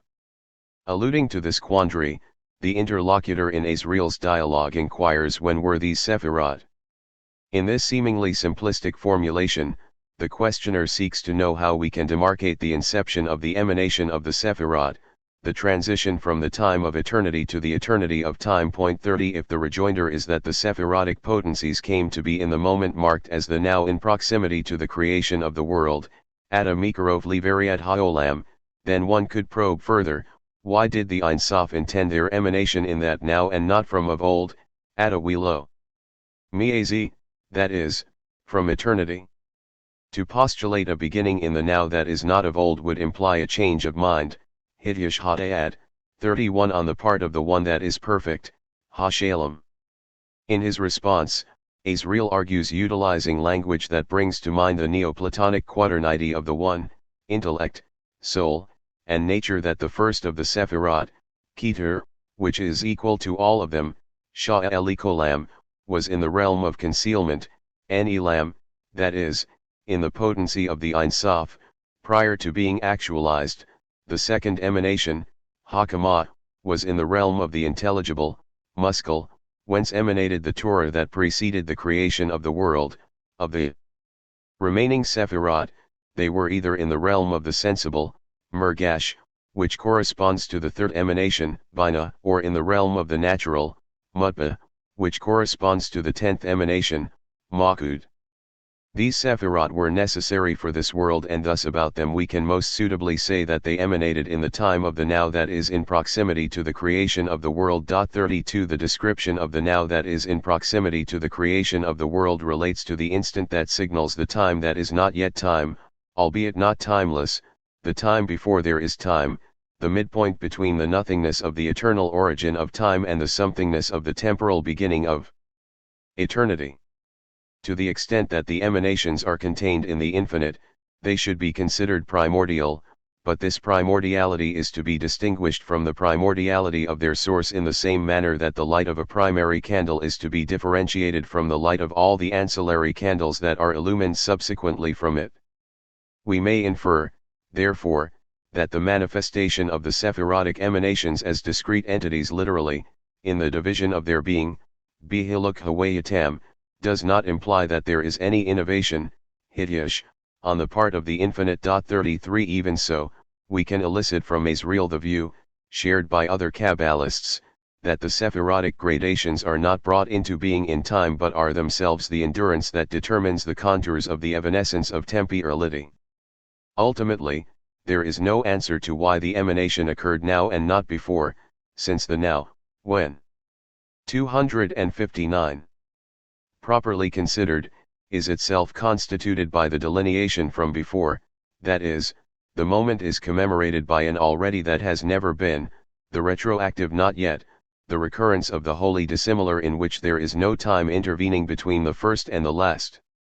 To my mind, the Kabbalistic orientation is reminiscent of the position elaborated by the Andalusian mystic and poet, Muhyiddin ibn al-Arabi, 1165–1240. God is the everlasting time, Dar, the eternity that is beginningless, Azal, and endless, Abad.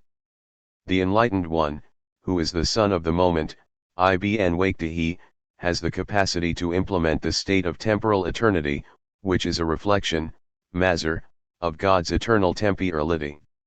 The temporal, Zaman, consequently, is most fully realized in the moment, Waqt, that is the instantiation of divine everlastingness. 34 In contrast with the widespread portrayal of the moment as the nunc stans, the steadfast now of the eternal reality wherein the distinction between the three temporal tenses falls away. 35 The Sufi idea promulgated by Ibn al-Arabi, which has a strong resemblance to what is expressed by Kabbalists, is that the only time that is real is the infinite temporal interval that abides in its known abiding and flows in the permanence of its impermanence.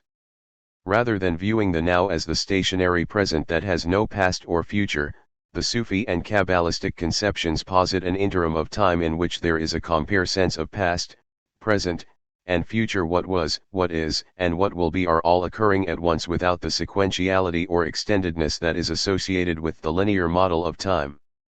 The moment, therefore, does not entail the abolition of the three tenses but rather their aggregation. Furthermore, on account of this concurrence, which is ascribed by Kabbalists, following a much older tradition, to the Tetragrammaton, the moment bears the phenomenological texture of a dream. 36 Prima facie, it might seem that the threefold unity of Yahweh suggests that the divine being is not subject to the contingencies of time, an argument that is in fact attested in some sources. 37 But other Kabbalists insist that the eternally implied by this concomitance signifies the full presence of time, and not its absence, a presence that is present always in the excess of being present, ever changing in its changelessness, motionless in its constant motion. 38 Time is thus the disclosive space of the in-between, the metazy wherein eternal being fluctuates temporally and temporal becoming persists eternally. 39 The metaxial understanding of time is the notional underpinning of one of the boldest mythologumena in the Lurianic Kabbalah concerning the primordial forces of evil or the unbalanced judgment.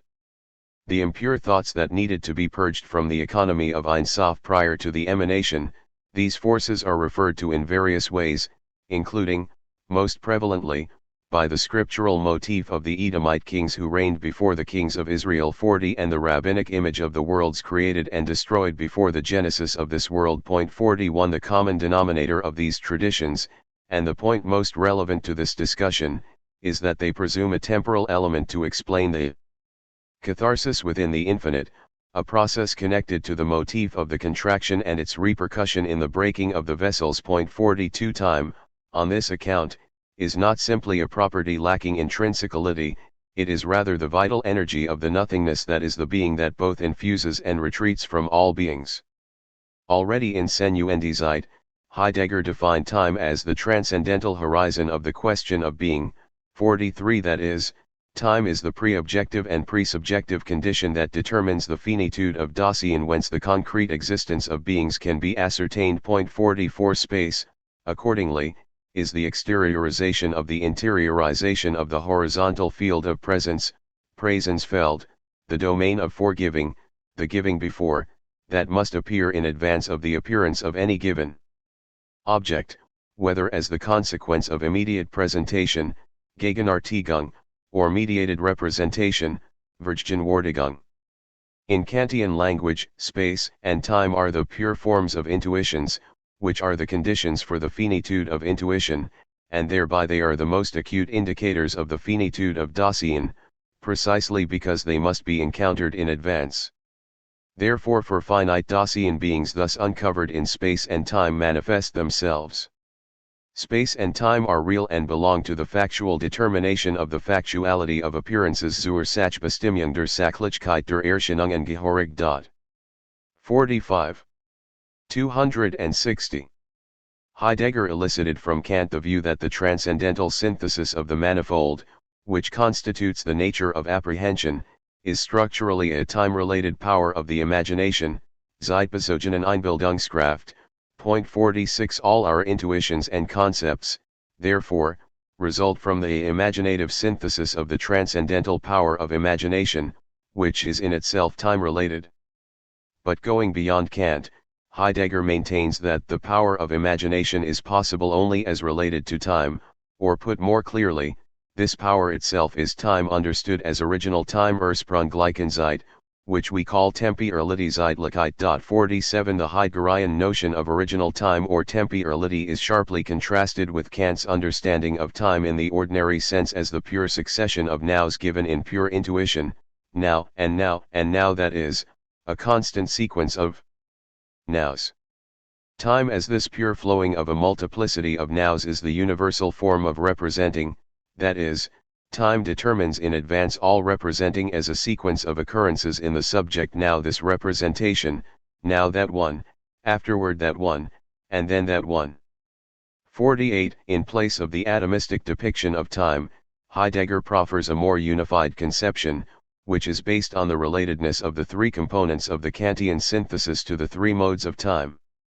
The synthesis of apprehension is related to the present, the synthesis of reproduction is related to the past, and the synthesis of precognition is related to the future. Insofar as all three modes of synthesis are related to time, and insofar as these moments of time make up the unity of time itself, the three syntheses maintain their unified ground in the unity of time. 49 From his exegesis of Kant, Heidegger concludes that understanding is a time-related activity and not a spontaneity independent of time. 50 The phenomenon of time is thus accorded a primary role in the deduction of the categories of transcendental apperception, but if the synthesis of understanding, as synthesis of recognition in the concept, is related to time, and if categories emerge from just the synthesis as activity of understanding, that is, if the three syntheses are interrelated on the basis of time, then the origin of the categories is time itself. 51 More important. Heidegger's assertion that the unified ground, Einheitlichen Grund, of the three syntheses secures the transcendentally apperceptive unity of time, Einheit der Zeit, is the phenomenological basis for his identification of time in its more originary sense with the imagination.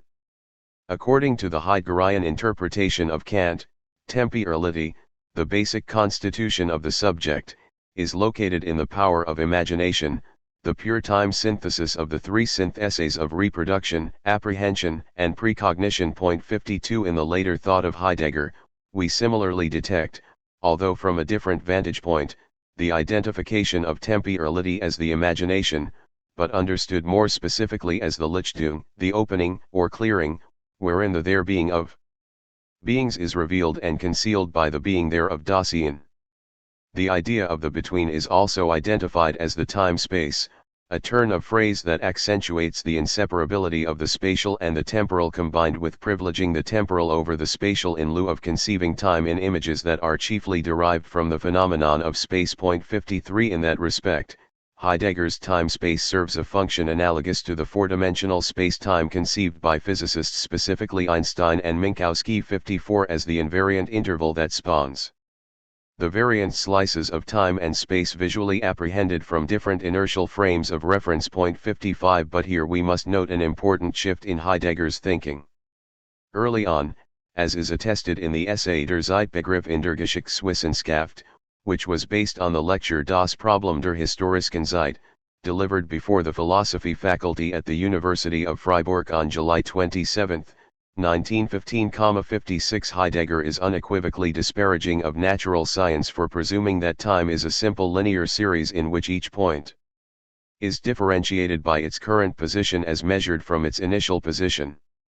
Since any given point in time differs from the preceding one only by being the succeeding one, it is possible to measure time and therefore motion. As a consequence of this mathematical conception, the flow of time freezes, becomes a segment, and only as a segment can it be measured. Time has become a homogeneous ordering of points, a scale, a parameter. 57. The same criticism is leveled against contemporary physics, and particularly the theory of relativity, which is concerned with the 261 problem of the measurement of time and not with time itself. The concept of time is untouched by the theory of relativity. In fact, relativity theory corroborates to the highest degree what we spelled out earlier about the character of the concept of time in natural science, namely, its homogeneous, quantitatively determinable character. Nothing could more clearly express the mathematical character of the concept of time within physics than the fact that time is posited as the fourth dimension alongside three-dimensional space and, together with it, is treated in a non-Euclidean geometry, one with more than three dimensions. 58. In Heidegger's later thought, he took a more positive view on the identification of time as the fourth dimension. Nature is thus classified as a four-dimensional spatio-temporal world, wherein time, t, added to the three spatial coordinates x, y, z, forms the fourth path along which the relational ordering of locations and sequences of movement can extend. 59. What Heidegger and contemporary physics considerably amplified and complexified in quantum theory 60 share is a sense that time is neither nominative nor predicative but adverbial. Time is not the measure of change or that which is measured by change but the interlude in which change happens in its twofold magnitude as measure and measured. To some extent, the seeds for Heidegger's more mature perspective were planted much earlier, as we see, for example, in the distinction he made in Logic, Die Frage nach der Wahrheit, the 1925-26 lectures on truth and time, and later expanded in Seine und die Zeit 61 between the word zeitlich, translated as temporal, which denotes that something runs its course, or happens, or takes place in time, and temporal, translated as temporal, which means that something is essentially characterized by time. The philosophical examination that seeks to investigate the temporality, temporalitat, of phenomena is designated a phenomenological chronology, but this is contrasted with the chronology assumed by the natural scientific awareness, that is, the practice or theory of measuring time in history. 62. In contradistinction to the traditional concept of time, Heidegger proffers that time is not merely and not primarily a schema for determining how changes get ordered. Rather, properly speaking, time is existence Dasein in itself. 63. Building on Kant's interpretation of time as the pure previewing of the sequence of nows, 64. Heidegger asserts that time itself, the antecedent, constant letting something encounter, is itself given, although unthematically. Because it is an unthematic relation to itself, time as the antecedent constant letting something encounter us lets the something be encountered as the self-same at all times. Only when one holds fast to the genuine now structure Struktur and observes that the primary taking a look hinblicknehmen at time is unthematic, does one understand what it means to say, time is an original pure and general self-affection Selbstaffection. 65. Although time, in its ephemerality, is continuously discontinuous, phenomenologically, we confront the thematically incomprehensible now sequence, Jetzt Folge, as the return of the moment that is always different because always the same and always the same because always different. Rather, the now sequence affects in such a way that it lets something be seen but unthematically, as if the now sequence itself were constantly retreating and disappearing in its constant referring to. This affecting is thus something like a constant putting itself aside and a liberating letting something be seen. In other words, this constant, prior letting something encounter, this unthematic highlighting of the now, is the pure act of rendering something present Gegenartigen. The now is a now present Gegenart. And the now is a now present in such a way that it remains unthematic. Likewise, the preview of the now is unthematic.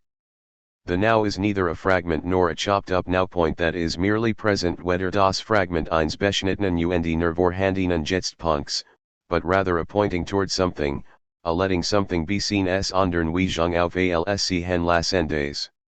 By the word now I neither name nor speak of anything at all that is just there ein vorhandens. Rather, with that now human existence Dasein expresses itself, not as something just there but itself in its being unto the world Sensuerwelt, i.e., in the basic form of this being unto the world, the act of making present Gegenartigen. The present, which is a matter of letting something encounter us. 262. Is not itself present and we send, it is not something just there. The present is only a making present Gegenart ist nur Gegenartig, making present as a comportment. 66. Notwithstanding Heidegger's criticism of Aristotle's mathematical understanding of time as the measure of bodies in motion, the paradox of the now as the locus of sameness and difference elicited from the Aristotelian analysis of time had a sustained influence on Heidegger's thinking about temporality in all periods of his life. Consider the characterization in Die Grundprobleme der Phenomenology of the double visage, Eigentumliches Doppelgesicht, of the now according to Aristotle. Time is held together within itself by the now, time's specific continuity is rooted in the now. But conjointly, with respect to the now, time is divided, articulated into the no longer now, the earlier, and the not yet now, the later. It is only with respect to the now that we can conceive of the then and at the time, the later and the earlier. The now that we count in following emotion is in each instance a different now. To denun dia to kinesthai to foraminon aiei heteron, on account of the transition of the moving thing the now is always another, an advance from one place to the other. In each now the now is a different one, but still each different now is, as now, always now. The ever different nows are, as different, nevertheless always exactly the same, namely, now. Aristotle summarizes the peculiar nature of the now and thus of time when he interprets time purely by way of the now. That is, in each now it is now, its essentia, its what, is always the same, toto, and nevertheless every now is, by its nature, different in each now. Nowness, being now jets sane, is always otherness, being other enders sen. The now is in a certain way always the same and in a certain way never the same. The now articulates and bounds time with respect to its earlier and later. On the one hand it is indeed always the same, but then it is never the same. This constitutes its always being now, its otherhood Andersheit. But what it always already was as that which it is, namely, now that is the same. 67. The subversion of the mathematical understanding of a chronological series, and the implied interpretation of time as an objective being or an existing actuality, and the positing of an alternate chronology is elicited by Heidegger from Aristotle's own attentiveness to the quality of jets sane, the time of the now that personifies otherness in virtue of its being in a certain way always the same and in a certain way never the same. It is especially this paradox of the continuity of discontinuity that reverberates with the conception of temporality affirmed by Kabbalists, as far back as the 13th century, which likewise was not beholden to the Aristotelian ideal of a unilateral evolution from past to future. Essential to the Kabbalistic understanding of time is the belief that every now the present that cannot be presentified noematically except as absence is continually the same because persistently different and continually different because persistently the same. We can thus apply to the Kabbalah Heidegger's commitment to a phenomenological chronology that seeks to ascertain the or-temporal determinedness of phenomena, the presence now of the truth of being occluded in its presencing, disappearing in its becoming apparent without succumbing to the spatial schematization of the temporal. Heidegger eventually abandoned the rhetoric of phenomenological chronology, but he continued to delve into the determination of being from the standpoint of time rather than the determination of time from the standpoint of being as the experienced objective world, that is, as the measurable and calculable ordering of nature. In his elucidation of George Trickle's poem Meninen Verstorbenen, Heidegger notes that the premature death of the child Ella, symbolic of the stranger called to go under 68, reveals the wisdom about time fully expressed in the last line, golden eye of the beginning, dark patience of the end, goldens och de end begins, dunkel geduld de ends. Here, the end is not the sequel and fading echo of the beginning. The end, being the end of the decaying kind, precedes the beginning of the unborn kind. But the beginning, the earlier earliness, has already overtaken the end. That earliness preserves the original nature, and nature so far still veiled verhult of time. This nature will go on being impenetrable to the dominant mode of thinking as long as the 263 Aristotelian concept of time, still standard everywhere, retains its currency. According to this concept, time, whether conceived mechanically or dynamically or in terms of atomic decay, is the dimension of the quantitative or qualitative calculation of duration as a sequential progression. 69. Already in Senuendizeit, as I noted in Chapter 1, Heidegger contrasted the primordial temporality and the vulgar understanding of time. 70. The latter coheres with the Aristotelian perspective, the explanation of time that remains on the level of the accidental as opposed to what is fundamental. 71. Insofar as time is viewed as the string of interchangeable now points. As long as this perspective prevails, the true nature of time is veiled. The deeper phenomenology of time, temporalitat, the hermeneutical condition of the possibility of the understanding of being as the ontological constitution of Dasein. 72. Discards the serial approach and posits in its place a timeline that can be reversed on the basis of the presumption that the end is antecedent to the beginning that is consequent to the end. 73. The interruption of the sequential order is the import of Heidegger's tautological depiction of the temporalization of temporality. Zeitigung der Zeitlichkeit, in the unity of each temporal ecstasis. Temporalizing does not mean a succession nacheinander of the ecstasies. The future is not later than the having been, and the having been is not earlier than the present. Temporality temporalizes itself as a future that makes present, in the process of having been. Zeitlichkeit zeigt sich als Joesend Gegenartigen Zukunft. 74. Taking Nietzsche as the exemplar of the thinker who thinks beings in their being das sind in seinem Sinn, Heidegger maintained that to think historically, as opposed to historiologically, that is, to think beings in the ecstatic unity of their temporal being, is to discern regarding what is in world history that what, because it already is only coming, das, was, while es schon ist, erst kommt. 75. From the Kabbalists as well, we can elicit an incalculable calculus related to their experience of time as a linear circularity, a conception of the temporal that is neither a line nor a circle exclusively but rather both a line and a circle concomitantly. Time is construed geometrically as a spiral that returns always to a place it has never been. As I noted in the previous chapter, the principle enunciated in Sefer Yetzirah that the end is fixed in the beginning and the beginning in the end does not mean that the end is simply a reprise of the beginning or that the beginning is merely the preview of the end. The time swerve implied by this statement is open at both termini, and hence the end cannot be ascertained deductively from the beginning nor the beginning from the end. The reversibility of the circular linearity implies not Euroboric closure but an ever-changing fluctuation, an indeterminacy that destabilizes the prototype of a palindromic succession proceeding uniformly and bidirectionally from start to finish and from finish to start. Ecstasies of time, equiprimordiality, and the privileging of the future consonant with Heidegger's analysis in Senuendizeit and other works from that period.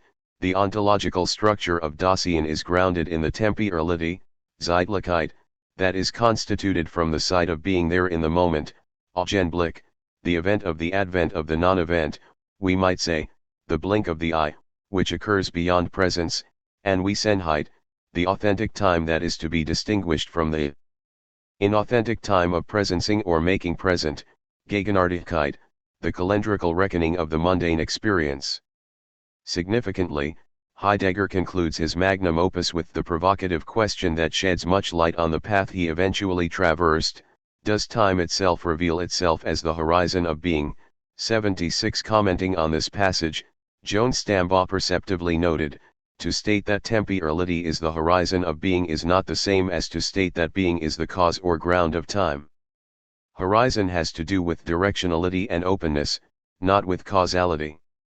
77. Phenomenologically, the horizon is discernible in the momentary present that opens both to the past and to the future, but not simply as the presently occurring now that is a causal bridge wedged between the now that is no longer and the now that is not yet. The moment as the locus of temporalization is characterized rather by the synchronicity of the three modalities of time, thus we call the phenomena of future. 264.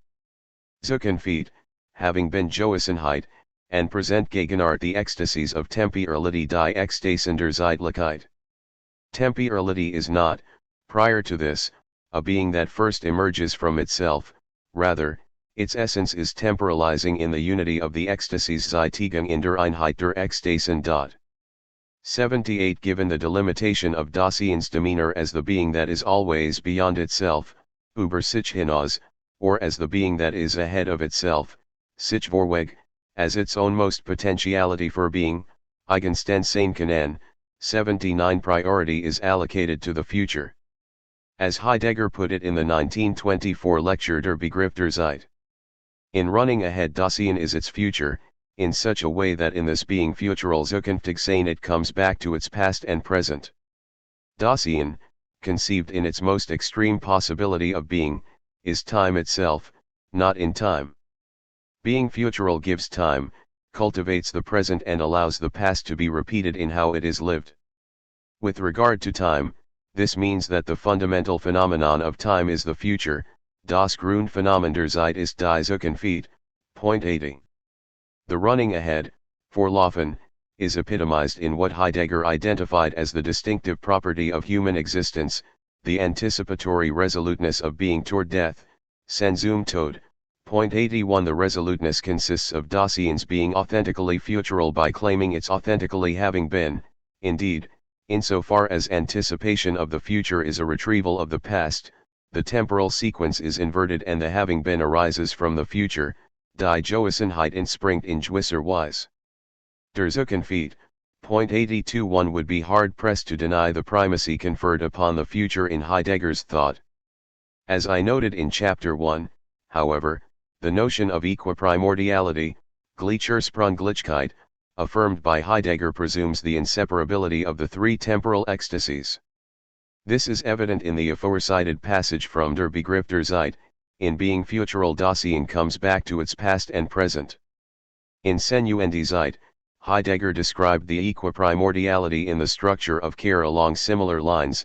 The wholeness of the being Seinsganst of Dasein as care means, ahead of itself already being in sich Vorwegschanzen in, a world, as being together with Senbei, beings encountered within the world. Being ahead of oneself sich Vorweg is grounded in the future. Already being in. Makes known having been. Being together with. Is made possible in making present. The ahead does not mean the before in the sense of a not yet now, but later.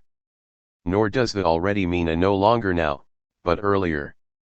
The before and the ahead of indicate the future that first makes possible in general the fact that Dasein can be in such a way that it is concerned about its potentiality of being sein können. The self project sich entwerf and grounded in the for the sake of itself in the future is an essential quality of existentiality, Existenzialität.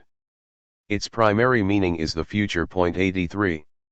The primordial temporality, Ursprunglichkeit, is thus experienced in the ecstatic compare sense of past, present, and future, as opposed to the vulgar understanding, Vulgarenverstandnis, of time as the ceaseless succession of nows, Jetztfolge. Point 84. As Heidegger put it in Die Grundbegriff der Metaphysik, the simultaneity of the present, having been, and future does not imply that the three perspectives are lined up successively alongside one another, but rather that they are originarily simply united in the horizon of time as such. Originarily, there is the single and unitary universal horizon of time. 85 Despite the many changes in Heidegger's thinking, there is continuity with regard to the predominance accorded the future as the temporal modality in which all three tenses converge. 86 To demonstrate the point, I will briefly mention the analysis in Zeit und Sen, a lecture that may be considered both as the completion of the third and unwritten part of Sen und Zeit, originally given this title, and as a reversal of the path undertaken in that work, since instead of thinking being within the horizon of time, Heidegger sets out to think being and time together as Erinnernis, the event of appropriation or announcing, also referred to as the allowing to presence, Anweisen lassen, of what is concealed in unconcealment, im Entbergen verbergen, the gift of the unconcealing of being retained in the refusal of the giving the there is, es gibt, of beings. 87 In Sen und Zeit, the temporal event is thought from 265. The vantage point of the future, whereas in Zeit und Sen, the event concerns the temporal character of being, or in the more precise and confounding terminology adopted by Heidegger, time is the way that the appropriation appropriates as the presencing of presence without something actually being present, the authentically novel moment that is an event of presence that presences in the twofold absence of the no longer present and the not yet present, the past that comes forward in receding, and the future that recedes in coming forward. Thus, we must distinguish the real time of the present as presence, Anwesenheit, and the calculable time of the present as the now, Jetzt. 88 We see, once more, that Heidegger privileges the future by noting that the giving of presencing in all three temporal modes is the constant abiding, Gericht verwellen, or the reaching, Erreichen, to and fro that is extended to an individual in time. 89 Approaching, being not yet present, at the same time gives and brings about what is no longer present, the past, and conversely what has been offers future to itself. The reciprocal relation of both at the same time gives and brings about the present. 90 The expression at the same time, zugleich, conveys a sense of mutual giving, Sicheinander reichen, that signals the unifying unity, Einigend Einheit, of the three temporalities. This unity does not imply, however, that they merge into one self-same identity, but rather that they belong together in the way they offer themselves to one another. 91 The belonging togetherness, Zusammengehörigkeit, preserves difference in the sameness as opposed to identity, Identität, or identicalness, Gleichheit, wherein all difference disappears. 92 A crucial Heideggerian theme we encountered in the introduction and at several other junctures in this book. The co-presencing of past and future in the present is closely aligned with the delineation of time-space as the openness which opens up in the mutual self-extending Einander sich reichen of futural approach, past and present. This openness exclusively and primarily provides the space in which space as we usually know it can unfold. The self-extending, the opening up, of future, past, and present is itself pre-spatial Vorraumlich, only thus can it make room, that is, provide space. 93. Side of the moment and the temporal bestowing of place. The construct time-space is identified variously in the Beitrag as the originating essential occurrence of being as event, der Ursprung des Sens als Erinnernis, 94 The essential occurrence of truth, Wesen der Wahrheit, 95 And the abyssal ground, Abgrund, that is the originary essential occurrence of the ground, die Ursprungliche Wesen des Grunds. 96 The positing of this concept as a compound of the spatial and the temporal is obviously meant to modify the tempocentrism of Heidegger's earlier work. The point is addressed explicitly in the following excerpt from the Beitrag. That to us, out of the first beginning and in a retrieving meditation, time appears primarily as the truth of being does not mean that the original, full truth of being could be grounded only on time. Indeed, at first there must on the whole be an attempt to think the essence of time so originarily, in the temporal ecstasies, that time becomes graspable as possible truth for being as such.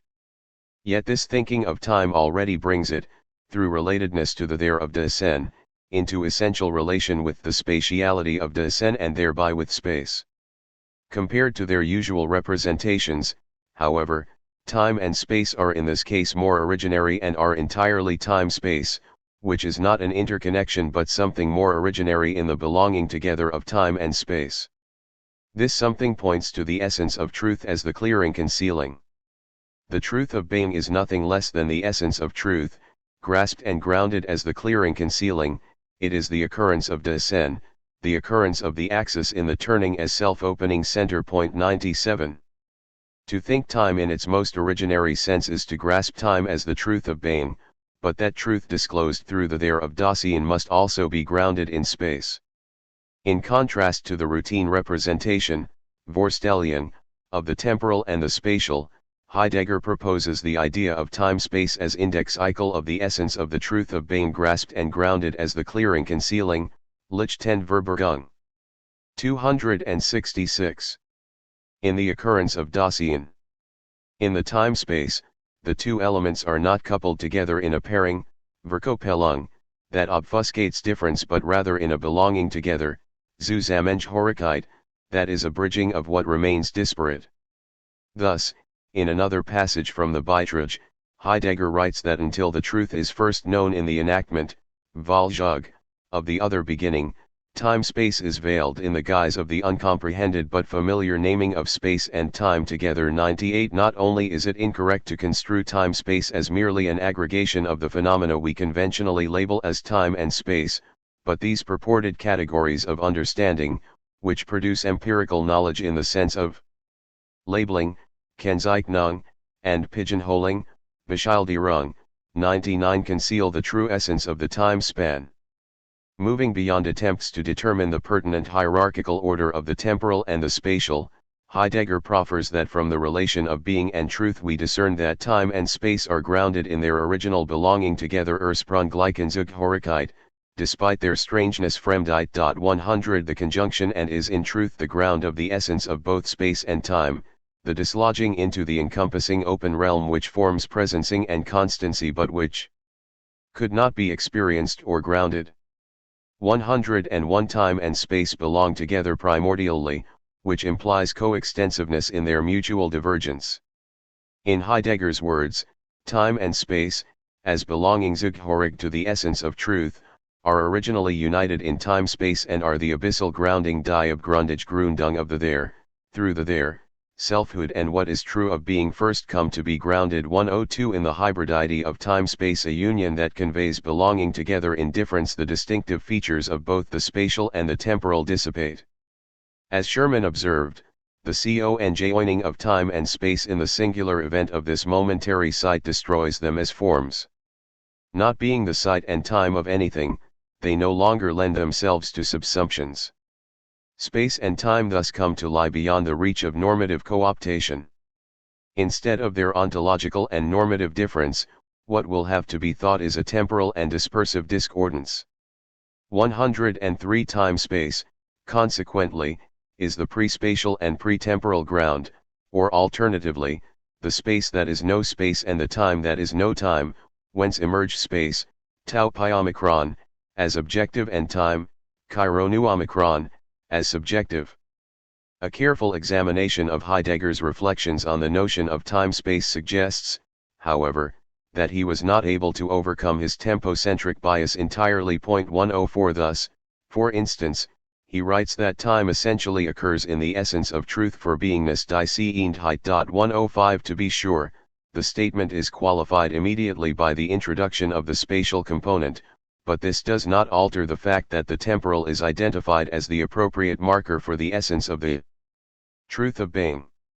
That the temporal is still privileged is attested as well by the use of the image of the sight of the moment, die Augenblickstadt, to depict the origin of time-space as the uniqueness Einzigkeit and the intrusion and fall of the most luminous transposal intrucken into the domain of the intimation out of the gentle captivation by what is self-withholding and hesitant sich Versagendens nearness and remoteness in the decision, the where and the when of the history of being as self-clearing and self-concealing sich Lichtendverbergend out of the appropriation of the basic disposition of restraint.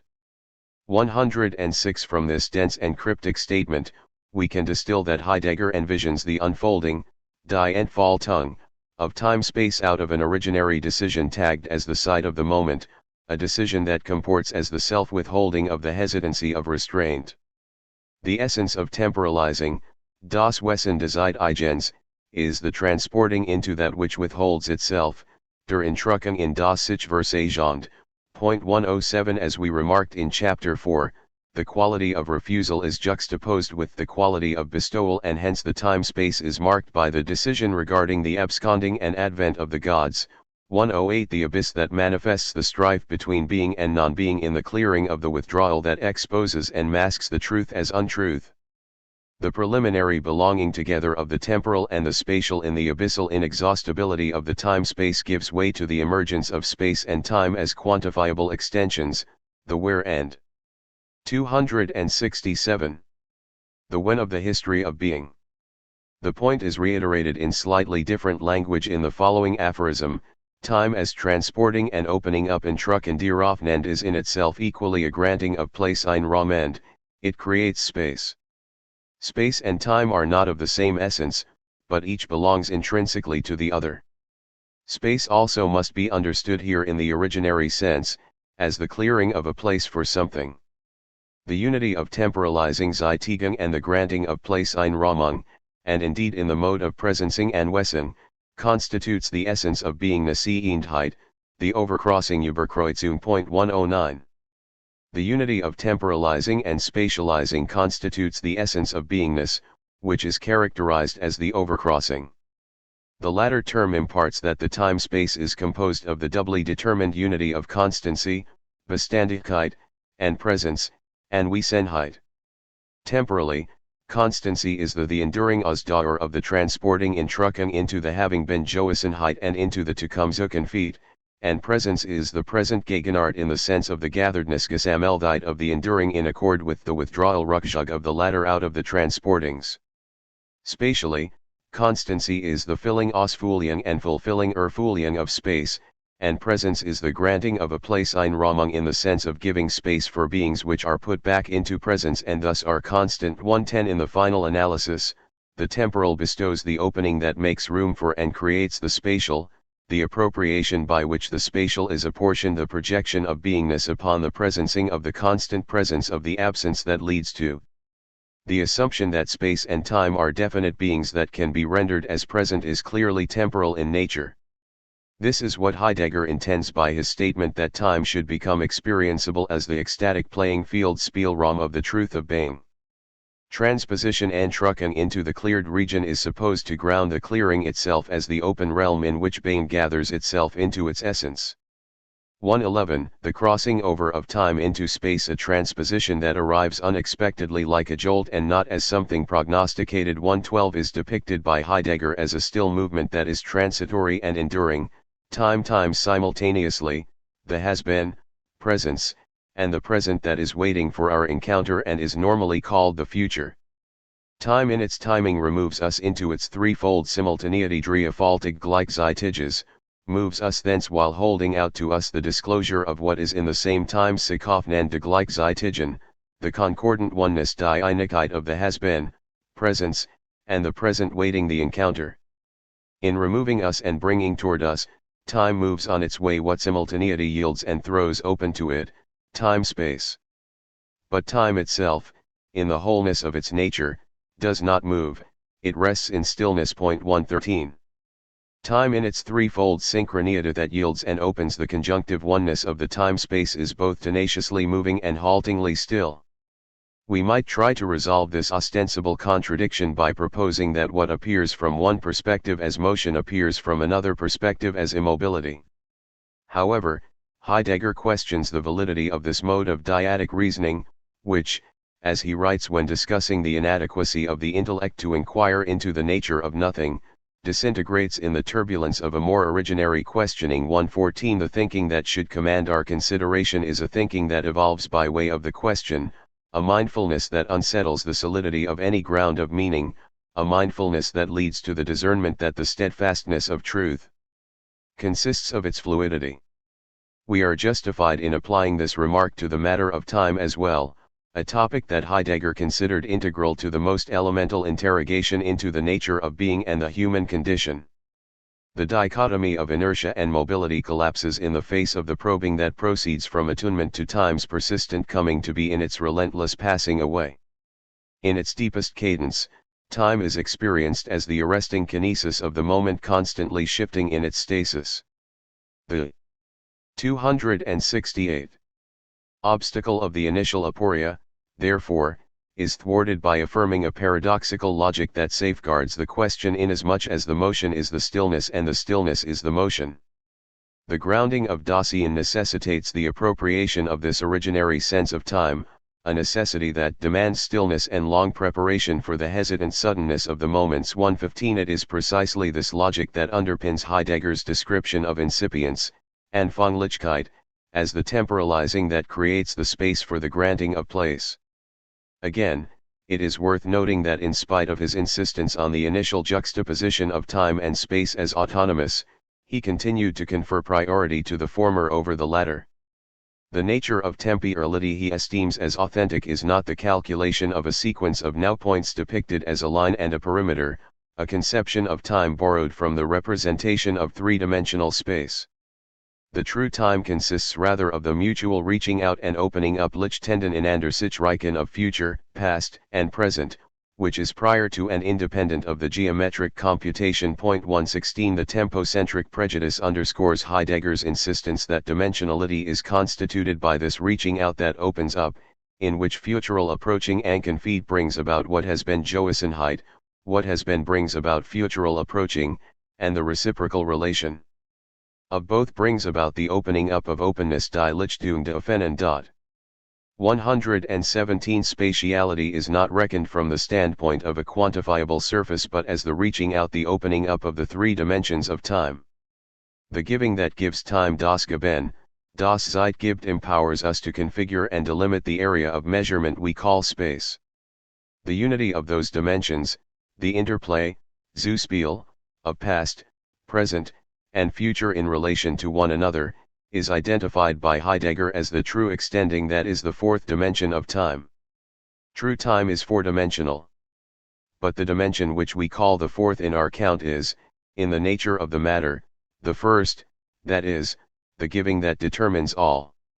In future, in past, in the present, that giving brings about to each its own presencing, holds them apart, thus opened, and so holds them toward one another in the nearness by which the three dimensions remain near one another.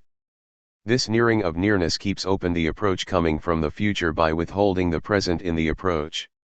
Time is not. There is, it gives time. Die Zeit ist nicht. Es gibt die Zeit. The giving that gives time is determined by denying and withholding nearness. It grants the openness of time-space and preserves what remains denied in what has been, what is withheld in approach. We call the giving which gives true time an extending which opens and conceals. As extending is itself a giving, the giving of a giving is concealed in true time. 118. In what can only be called a philosophic poeticizing of Heidegger's thinking, the reader is presented with a profound meditation in which the fourth dimension of time is identified as the intersection of past, present, and future, a unity that holds them together by keeping them apart and keeps them apart by holding them together, the nearing of nearness that determines in its repudiation of coming near the giving that gives time. When viewed from this perspective, the ontological nature of time is undercut. Time is not, die Zeit ist nicht, in its place is the event of being, the there is, that gives time, es gibt die Zeit. The giving that gives time is the bestowal of the openness of time-space, but the giving is provoked by the denial to give, the extending that simultaneously opens and closes, reveals and conceals. The construal of time as the gathering dispersal resonates with the Kabbalistic description of the bestowal withholding of the infinite, the giving of the non-given that creates the space of retraction, the opening of the openness wherein time expands indefinitely in the oscillation between the incursion of its recoil and the recoil of its incursion.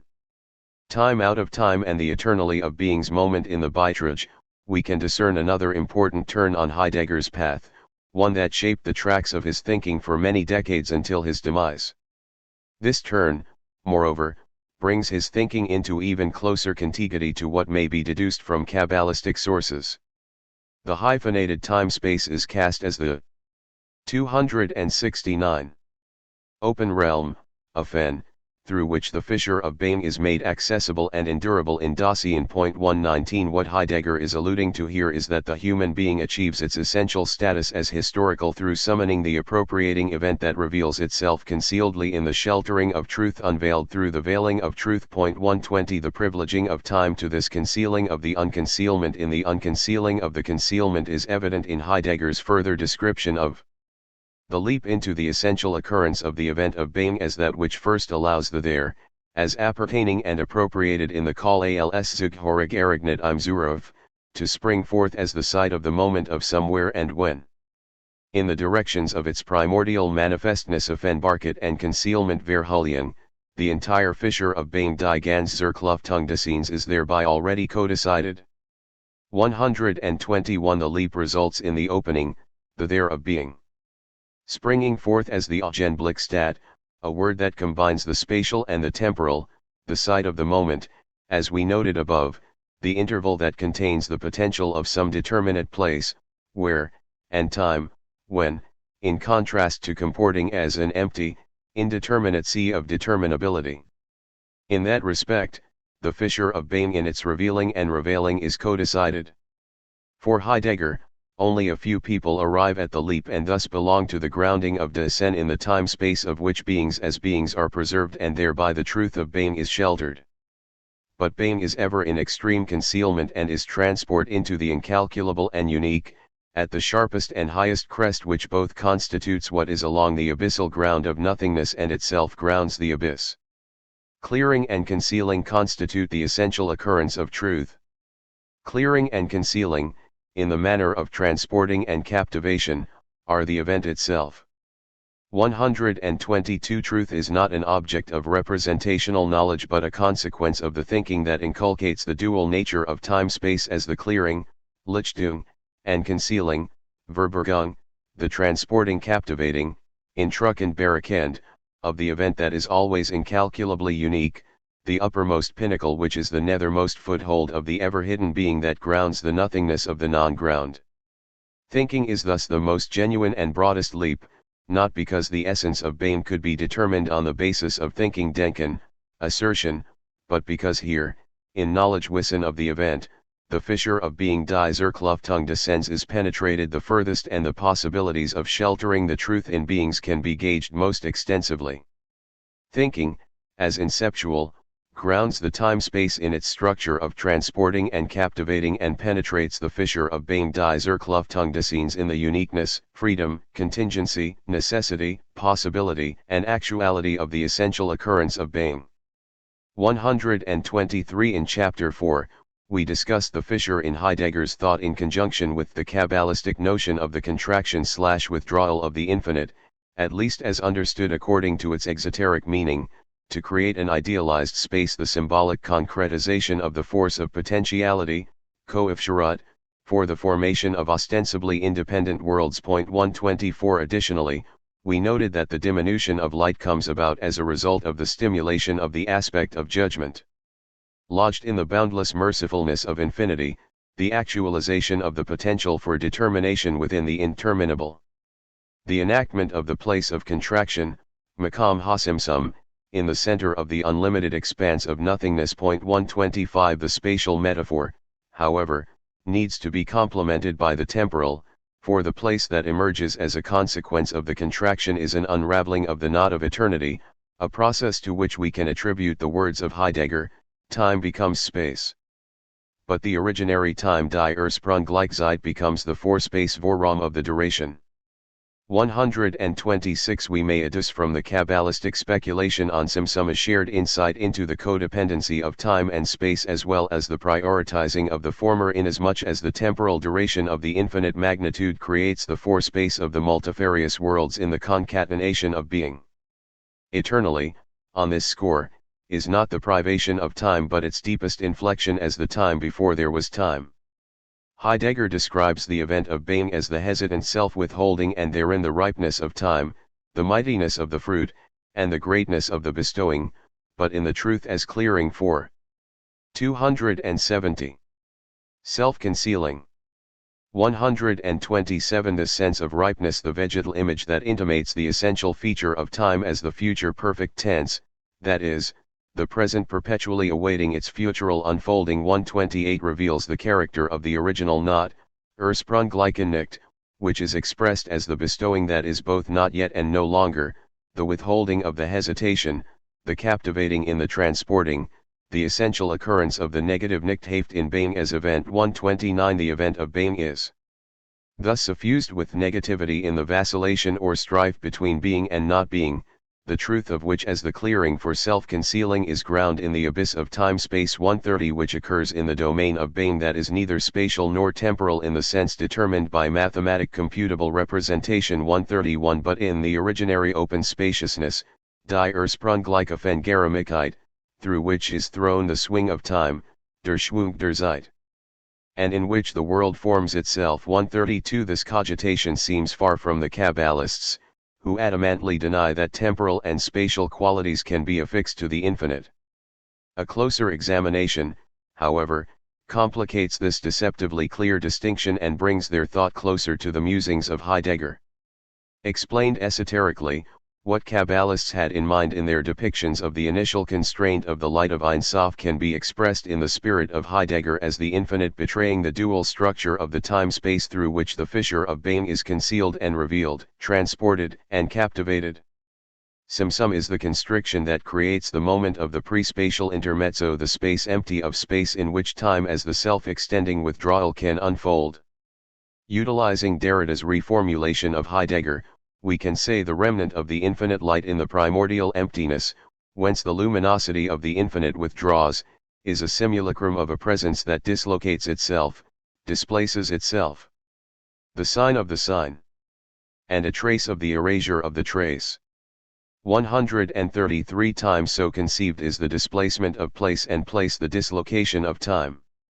Just as Heidegger spoke of the time-space that is neither temporal nor spatial, so the Kabbalists obdurately refute the attribution of temporal and spatial qualities to the infinite. For instance, Cordovero states that one cannot inquire why Ein Sof did not emanate Keter at a prior moment because there is no time, and thus we must distinguish between the priority of time, Kadamat Zeman, and the priority of gradation, Kadamat Ma'ala. 134 It is reasonable to appeal to the latter but not to the former in any attempt to demarcate the shift from the nothingness of infinity to the infinity of nothingness.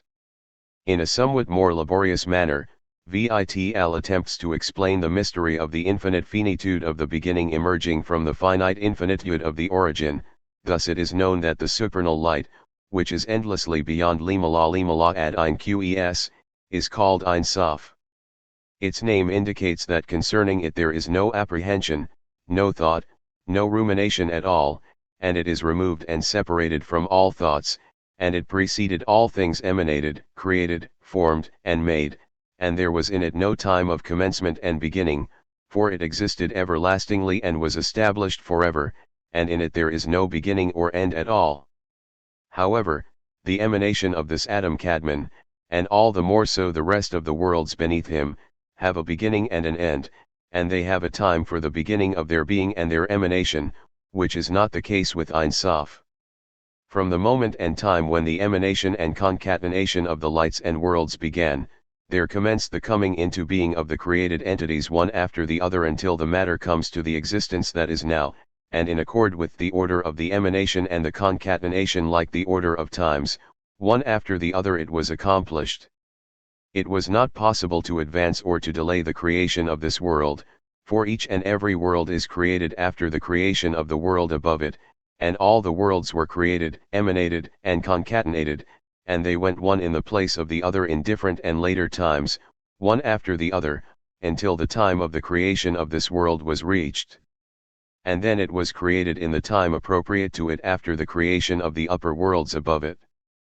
This is sufficient because it is not possible to expand and to delve into the explanation of this matter as is necessary concerning how, what, and why. 135 The explanation of the sequence of time up to the very present can be traced back to the transition from Ein Sof, which has no beginning or end, to Adam Kadmon and the four worlds, all of which commenced. 271. At a given moment in the past that is naught but the future and will terminate at a given moment in the future that is naught but the past.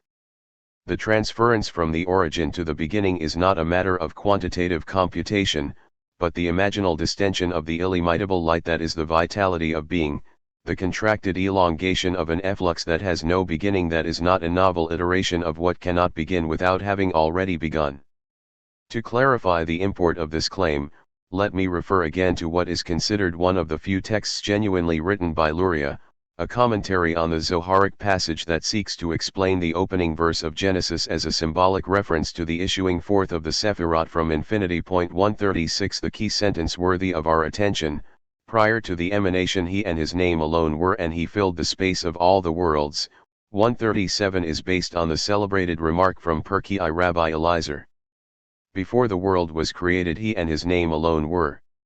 138 Needless to say, the spatial element, which underlies the description of Ein Sof filling all worlds, cannot be understood literally, since before the emanation, there are no worlds of which to speak.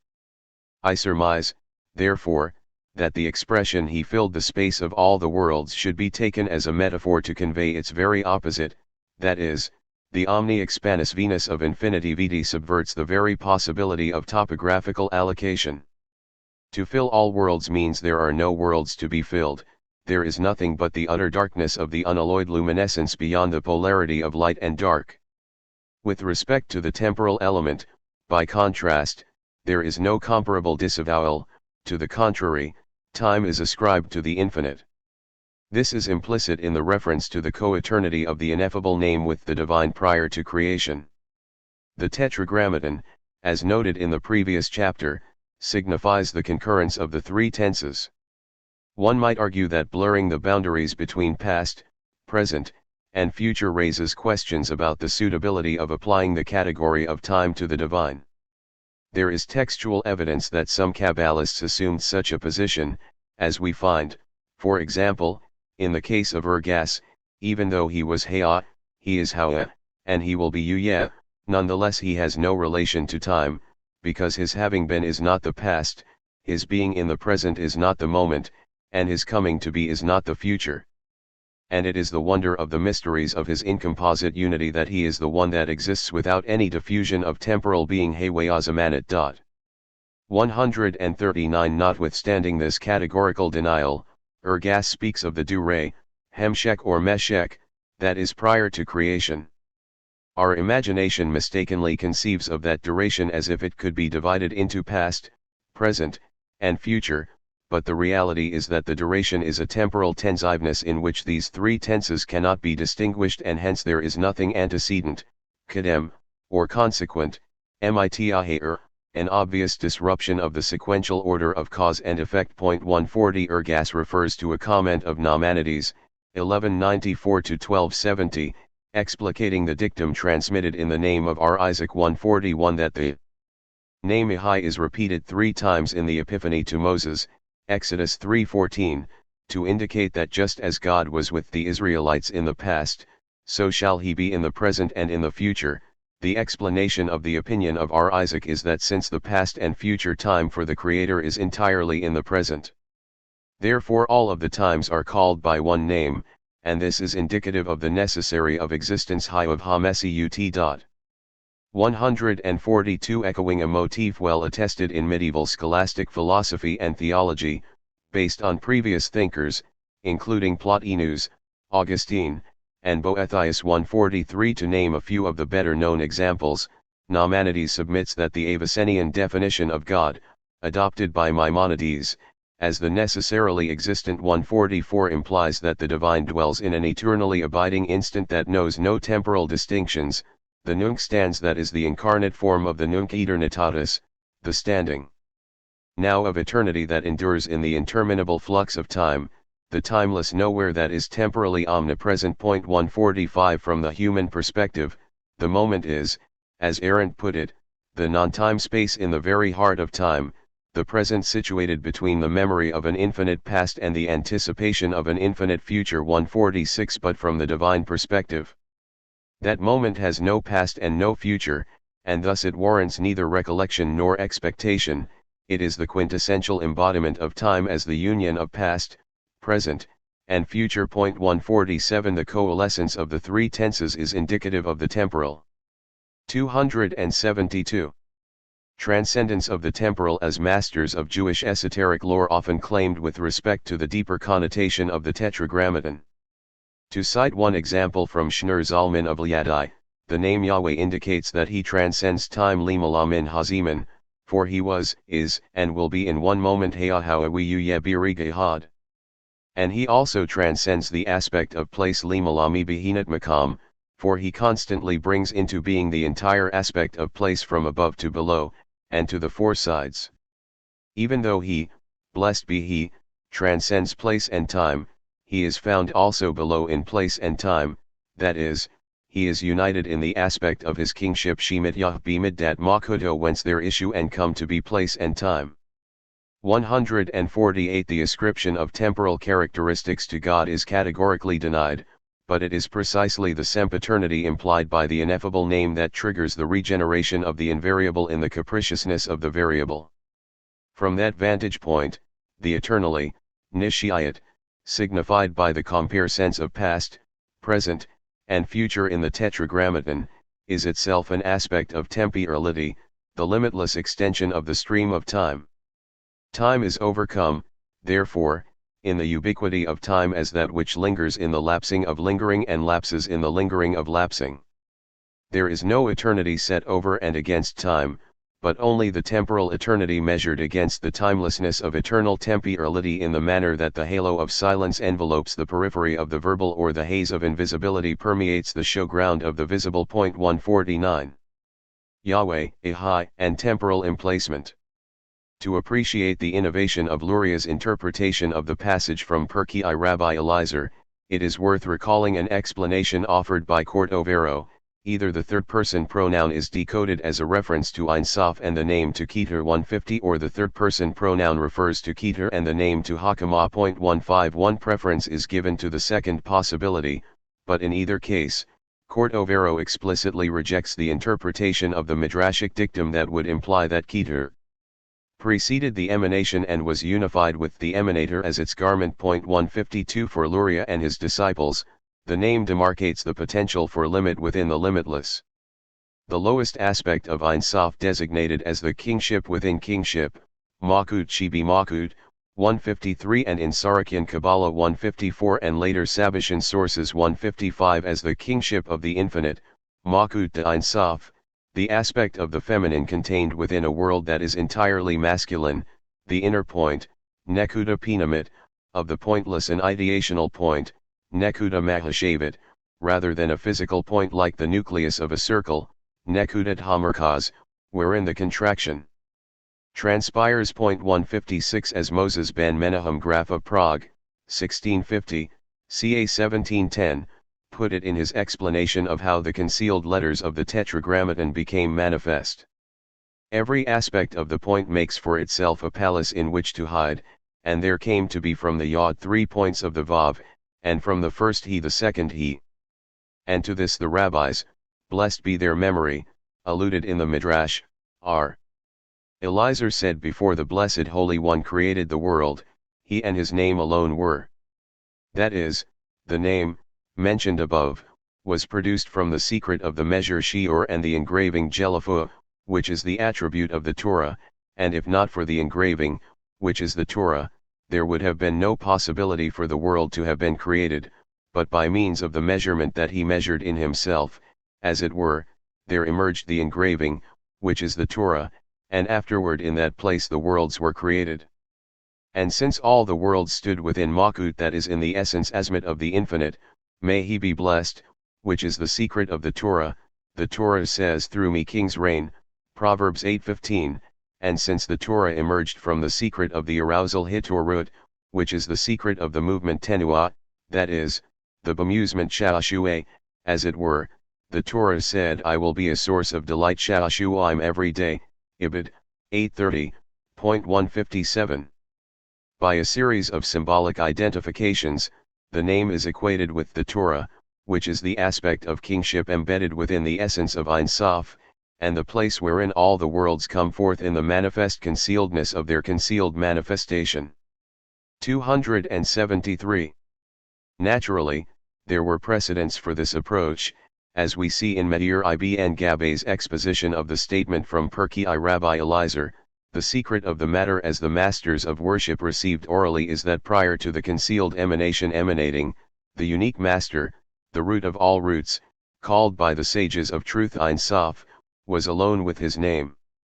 The import of his name is the supreme gradation Ram Ma'ala that is called the primordial ether Ayur HaKadman, for it is primordial like his primordiality, since the name is not separated from the essence. 158. The esoteric intent of the Agadic statement that prior to the creation God and his name alone were is that Ein Sof and Keter were coterminous, and hence the name is not independent of the essence that is nameless.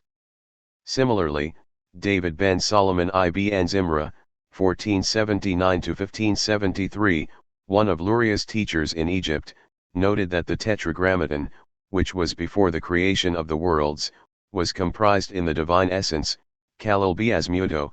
159. The nameless can encompass the name insofar as infinity contains the determinate as an aspect of its indeterminacy. The followers of Luria expounded this theme, relating it to what is perhaps the most vexing paradox of Kabbalistic theosophy, the positioning of a demarcating point in the sea of infinitude that defies all demarcation. The name identified variously as the Torah, the garment, and the aspect of the kingship of the infinite represents the quality of judgment by which the limitlessly expanding light of mercy is delimited. 160. The matter is explained cogently by Elliot. With regard to the central point that is verily in the middle of his light, the aspect of the point is attributed to the Sephirah of Malkut, for it is the main source for each Sephirah and for all of existence, and thus it is called a point, for it is the source, like the seed of the fruit in relation to the fruit. The central point that is in her is on account of the aspect of the foundation Yesod that is in her, the foundation of the kingship Yesod Dahamakut, for this is always called the central point, the quiddity of the foundation Ikud Ha-Yesod and the inner potency Ko Ha-Pinami within it are from the knowledge of the central line Da'at Ha-Ka Ha-Imsa'i. Therefore, the foundation of the kingship is called the central point. And this is the import here with regard to the aspect of the kingship of the infinite Makut de Ein Sof, and the aspect of the foundation in her is the central point of the kingship of the infinite. Thus all of the contraction was only in the kingship of the infinite and in the aspect of the foundation in her. 161. The aspect of judgment, which was the catalyst that instigated the contraction of the light, is located in the nucleus earmarked as the feminine, the aspect of Makut, which is the capacity for boundary, Gavul, within the boundless and the potential for measure, Middah, within the immeasurable. It is surely valid to highlight the female dimension of the matrixeal point, but the phallic nature of that point is apparent from the emphasis on the aspect of the foundation, Yesod, which is allied with the knowledge, Da'at, of the central line, Ka Ha-Imsa'i, a symbolic reference to the masculine potency of Tif. I note, parenthetically, that this text is proof of the thesis I have argued for the better part of the last 3 decades regarding the phallomorphic bias of the gender construction in the traditional Kabbalah, a bias that displays a remarkable uniformity despite the obvious multivalency at play as well. Indeed, as I argued in Chapter 1, it is the uniformity that engenders the multivalency, and the setting of these hermeneutical possibilities in opposition is a vestige of a Binarian logic that the texts themselves seriously question. With regard to the matter at hand, from the context it appears, more technically, that the foundation of the kingship refers to the uterus, the place of gestation, but it is also clear that this part of the female anatomy is interpreted through a phallocentric lens. 162. Be that as it may, the Lurianic teaching, exploited by Elliot, identifies Makut de Ein Sof as the name that was co-eternal with the namelessness of the infinite. Most notably for our analysis, this symbol instills in us the conviction that the origin of time is to be sought in the place of contraction, that is, Temporality in its originary modulation is a circle that arises as a consequence, although it may also be viewed as the cause of the withdrawal of the infinite light that occasions the augmentation of the line, so that the formlessness dissembles in the semblance of the form and the namelessness dons the garment of the name. Elliot, however, argues that in each end. 274. Every moment, Riga, new purifications, Berurim Hadashim, emerge to rectify the original fissure and to restore some of the light to its source. 163 The pulsation of time is gauged, therefore, from the event of the present moment that wavers incessantly between the poles of showing and non-showing, coming to be in passing and passing in coming to be.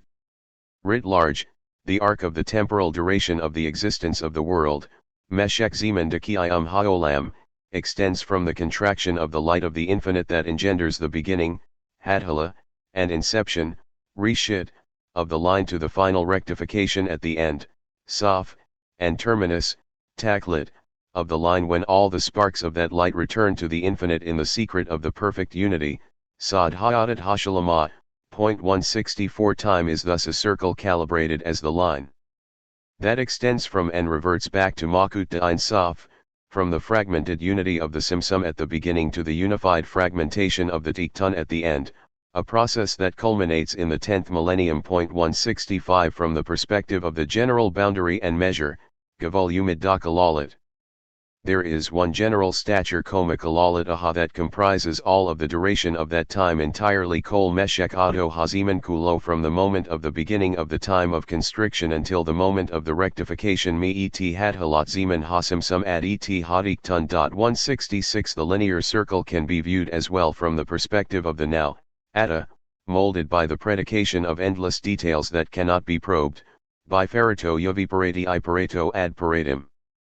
Ein Hecker, that general light Ha or Hakalali itself, by which Ein Sof, blessed be his name, is revealed to illumine the way from the beginning of the time of the contraction and the line until the time of the final rectification, is divided, as it were, into multiple details Leferadim Rabum, to the point that in each and every moment Riga wa Riga from the aforementioned general time Haziman Hakalali there radiates from it a distinctive illumination Mi irb hiera meuhde. Memenu. For as it radiates in one moment, it does not radiate in another moment, but rather each and every moment with an illumination that is distinctive to it, and there is bestowed upon it the measure of the lights Shi or Hami Orat in accord with the measure of the moments of time of the entire duration of the general time Shi or Rigi I Haziman Dekal Meshech Zeman Hakalali. And it receives the illumination of Ein Sof, blessed be his name, in each and every moment by way of a different luminescence Ma'ar Ahair. With the consummation of the measure of all the lights in it, then there shall be the end and terminus of the whole general stature Hakoma Hakalali. 167. With characteristic lucidity, Eliashiv articulates the Kabbalistic discernment of the metrics of time as the extensionality of the disclosure of the infinite light in the various configurations of the divine aligned with their corresponding historical epochs. The open-ended splintering of that concealed light, the details and the details of the details, Hoperatim we Hoperati Iparatim, structurally reflects the potentially unlimited mirroring that stems from the fact that each configuration is composed monadically of all the other configurations, each of which is itself composed of all of them, and so on ad infinitum. 168 In postmodern terms, the virtuality of the universal time of Ein Sof is instantiated in the fathomless array and fracturing of the cumulative manifestations of the plurivocally unfolding from the infinity vidi enfolded in the one that is more and therefore less than one. Insofar as every moment is infused distinctively with the self-same radiance of Ein Sof, each moment is inimitably different from what comes before and what comes after in the disjointed rotation of time. Against this background we can turn to the implication of this teaching to understand the Kabbalistic version of a fourth dimension arising from the amalgamation of the three tenses in the moment wherein the temporal is eternalized and the eternal temporalized. It goes without saying that I do not wish to argue that Heidegger's views about time are identical to those of the Kabbalists, nor do I think it is justifiable to treat the complex ruminations of the latter monolithically. Even with respect to the emphasis on futurity, the very topic that will yield the most interesting convergence of these divergent orbits of thinking, there is an unbridgeable chasm that separates Heidegger and the Kabbalists. For Heidegger, the ultimate measure of the future is the imperishable perishing that we each must endure. 275. In the non-relational ownmost potentiality of our being toward death, the possibility of our absolute impossibility, the constant being there as the prospect of not being there, the not yet no longer that is already no longer not yet. 169. By contrast, the Kabbalists understand the future emblematized by the scriptural name Ihai as the surplus of no more that is always not yet, the capability for rejuvenation, which, most profoundly, is the restitution to the undifferentiated nothingness of infinity.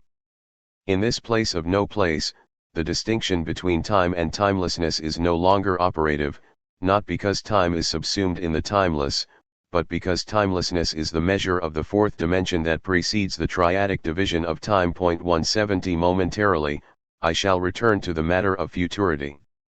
Suffice it here to say that, in Kabbalistic lore, the future is not determined by the imperishability of our perishability but by the power of regeneration, which is exemplified in the proclivity of repentance, the halakhic foundation for the mystical ideal of restitutio, to break the karmic chain of causality so that the fate of an individual is not irrevocably determined by past events. 171. In spite of this and other disparities between the Kabbalah and Heideggerian thought, some striking similarities cannot be ignored. The one that is most relevant pertains to the compare sense of past, present, and future symbolized by the tetragrammaton and the viewing of the name as that which fosters the time-space as the open enclosure of all being, the self-revealing concealment of the self-concealing revelation repeatedly renewed in the sight of the moment. 172. Lest there be any misunderstanding, let me restate unequivocally that the question of influence, the issue that unfailingly consumes the mind of intellectual and social historians working within the confines of the Academy, is not of paramount importance to me. What is far more tantalizing is the fact that there is a constellation of thought based on conceptual correspondences. The 10 emanations, the garments of the infinite light, are contained in the 4 letters of the ineffable name, Shem HaMephorosh, which is also referred to as the essential name, Shem HaEsem, the name of the essence, forging the paradox of the name that names the nameless, and in so doing, preserves its namelessness. Etymologically, the tetragrammaton is from the root hwh that connotes the sense of isness, and as we have seen, this refers, more specifically, to the simultaneity of what was, is, and will be. Insofar as Yahweh is a name that cannot be taken nominally, it does not designate the existence of a being per se, it functions rather like a gerund that denotes the eventfulness of being, the beingness that is the center of the encircling nothingness. This is astonishingly close to Heidegger's emphasis on awareness in relation to seen. Being is not a thing that can be objectified but an event that as Yahweh vis-a-vis Ein Sof concurrently reveals and conceals the true and hidden essence of the mystery of the being of non-being, that is the non-being of being. Moreover, just as the extension of space is a consequence of what Heidegger called the fourth dimension of time, which is determined by the interplay of the tripartite bestowal that corresponds to the 3 tenses, so for Kabbalists, the space created by the withdrawal of light functions as the fourth dimension in which the temporal modes intermingle. The convergence associated with the tetragrammaton is applied to Ihai as well on account of the triple repetition of this name in Exodus 3:14. An allusion to this is found in Tiktunia Zohar. Ihai is atop Yahweh, and this vapor of the heart guides 173 the voice of Yahweh, it is the cause of all causes, hidden and concealed and not revealed, and it governs and rules over everything. Ihai illustrates that the cause of causes was, is, and will be, and it is the vapor that rises infinitely ad Ein Sof, and by means of it the cause of all the causes governs. 174. In part, the Kabbalistic explication is based on the Talmudic interpretation of the expression Ihai Asher Ihai. The Blessed Holy One said to Moses, "Go and tell Israel, I was with you in this servitude and I will be with you in the servitude of the kingdoms." 175. In the Zoharic context, the rabbinic gloss is expanded to include past, present, and future, inspired no doubt by the occurrence of the name Ihai 3 times in the scriptural context. Theosophically, this name, the first person singular imperfect, signifies that the infinite designated by the philosophical nomenclature Elot Hayalat or Elot Kol Hayalat embodies the undifferentiated unity and synchronicity of the three. 276.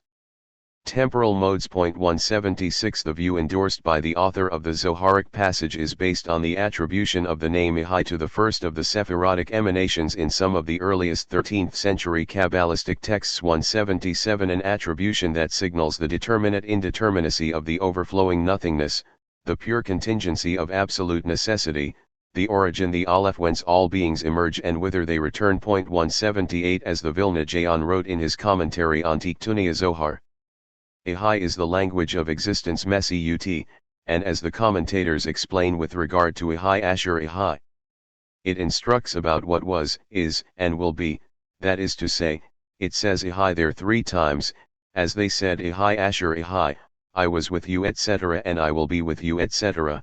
This is the past and the future, and afterward it says go and say Ihai, which relates to the redemption in the present.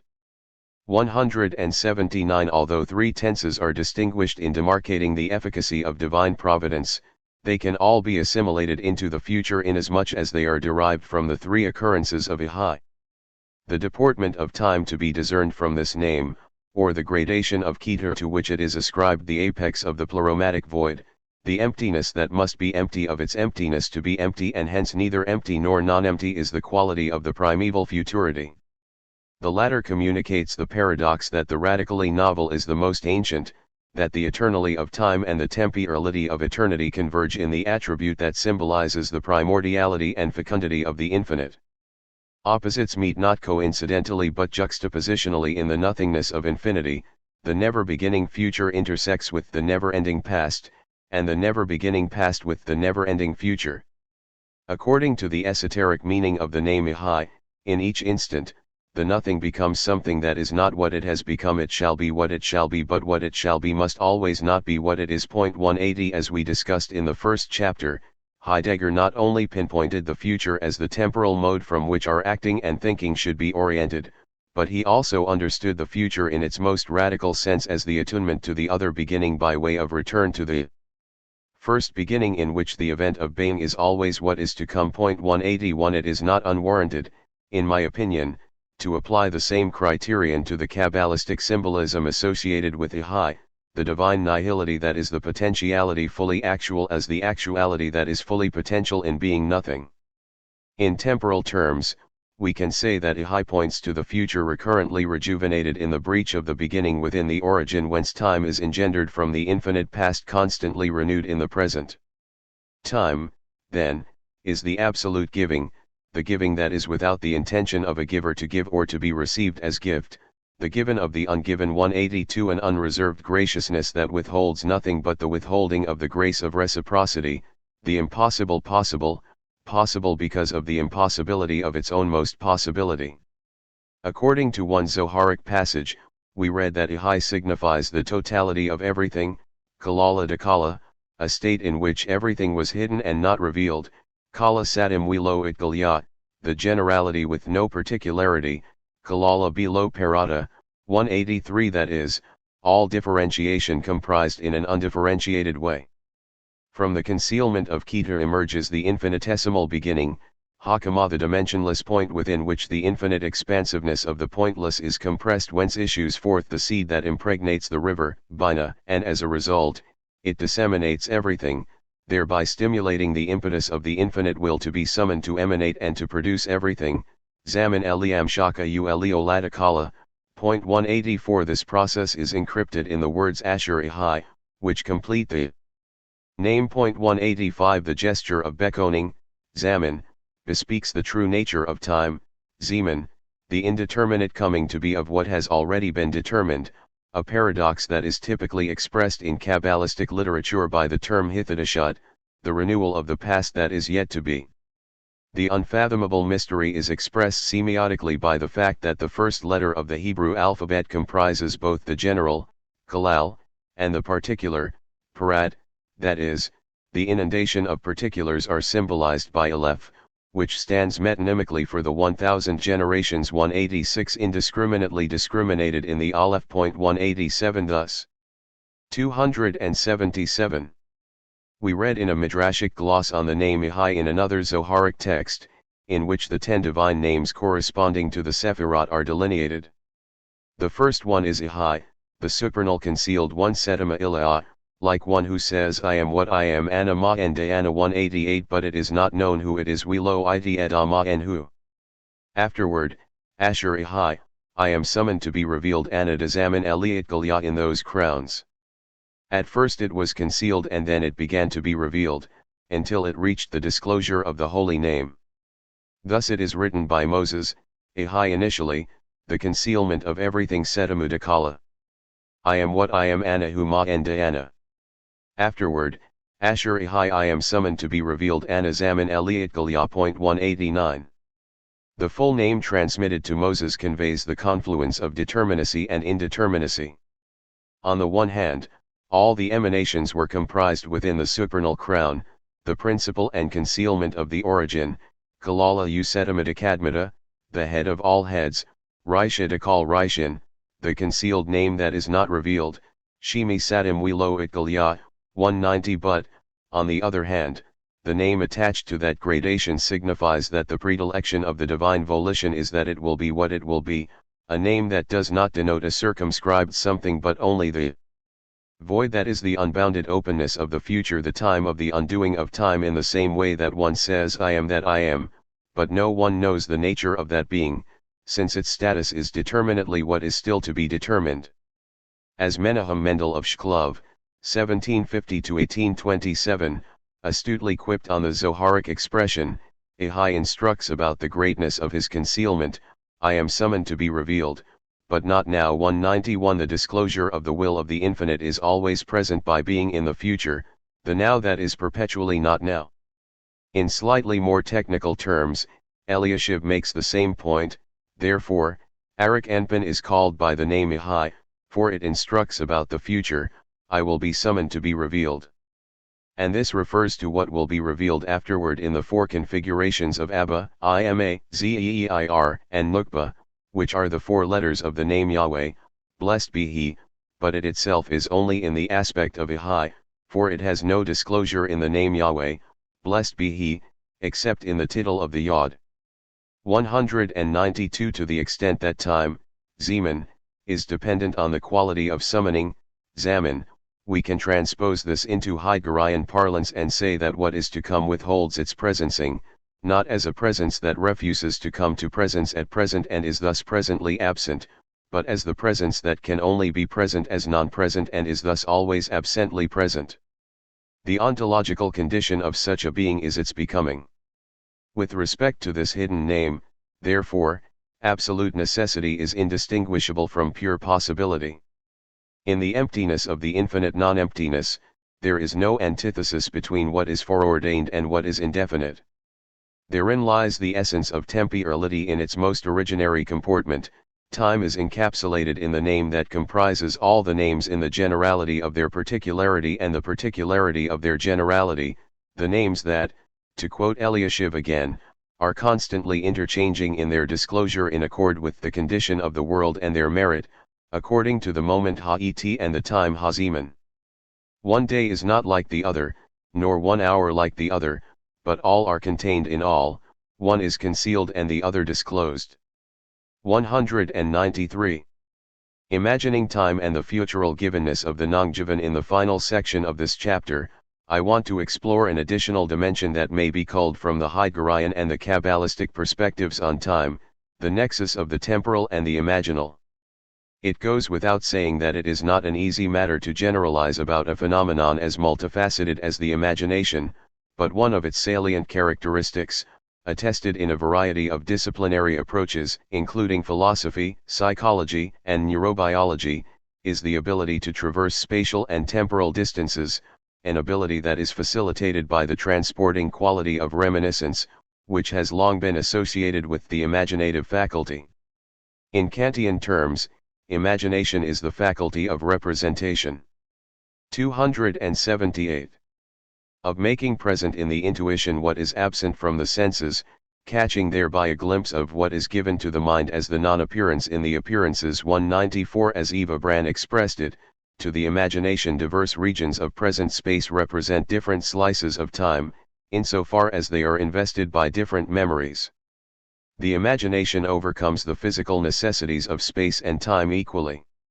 195. Probing the matter further, we surmise that the ability of the imagination to surmount spatial and temporal boundaries is related to the fact that when we imagine something of the present we not only summon an image of what is indirectly given through sense perception but an image that is lodged between retention and expectation, the no more of the past that is not yet and the not yet of the future that is no more.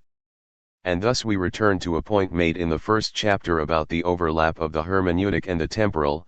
The imaginary conflation of the past that is still to be and the future that already was is precisely the key to understanding the paradox of the linear circularity that is at the heart of the midrashic process that has informed the variegated nature of textual reasoning in the history of Jewish thought, accentuated in the Kabbalistic teaching.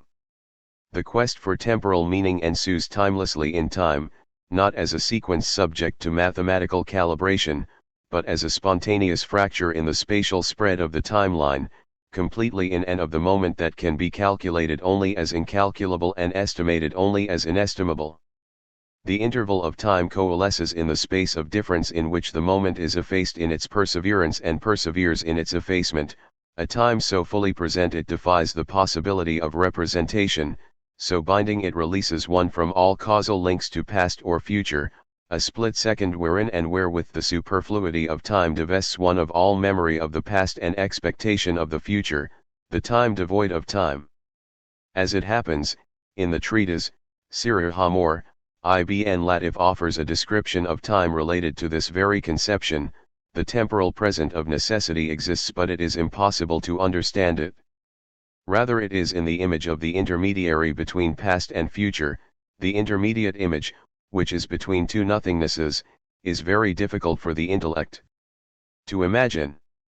For there is no intermediary outside the intellect, even for something that exists in actuality, and how much more so for the absolute privation. 196. Ibn Latif is here drawing on an idea that is traceable to Plato.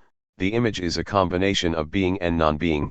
The object we imagine is mentally present but somatically absent, and hence it is, at once, real and unreal. 197. Rendered in the technical language of Husserlian phenomenology, the presentification of the image, whether in the act of recollecting the past or in anticipating the future, is to be contrasted with the presentationally given object that is symptomatic of the appearance of the present in the impressional consciousness of perception. The intentionality of the imagination is to be distinguished from that of perception insofar as the givenness of the perceived object has the character of actuality, whereas the reproductive givenness of the imagined object is characterized as fictive, and in this sense, it can be given only as non-given and is, accordingly, more proximate to the retentional consciousness of memory in which the absent is continuously made present by the present being perpetually absent. 198. The insight into the formal kinship between time and imagination is expressed poetically and perspicaciously by Bran. An image, as a likeness, is composed of non-being and being at once, meaning that it is not the original, which in a way it also is. An image is the presence of an absence. In time, as the pure structure of becoming, that at once comes apart as absence turns into presence and presence into absence, as the future that is not yet ceaselessly propels the present that is now into a past that is not any more. Time is thus a present winged by two absences. 199. Alternatively, we can speak of the image as the coupling of the hidden and the manifest, the visible and the invisible. It both is and is not what it represents. 200. The mutability of time, similarly, exhibits the heterogeneity of the homogeneous in the homogeneity of the heterogeneous.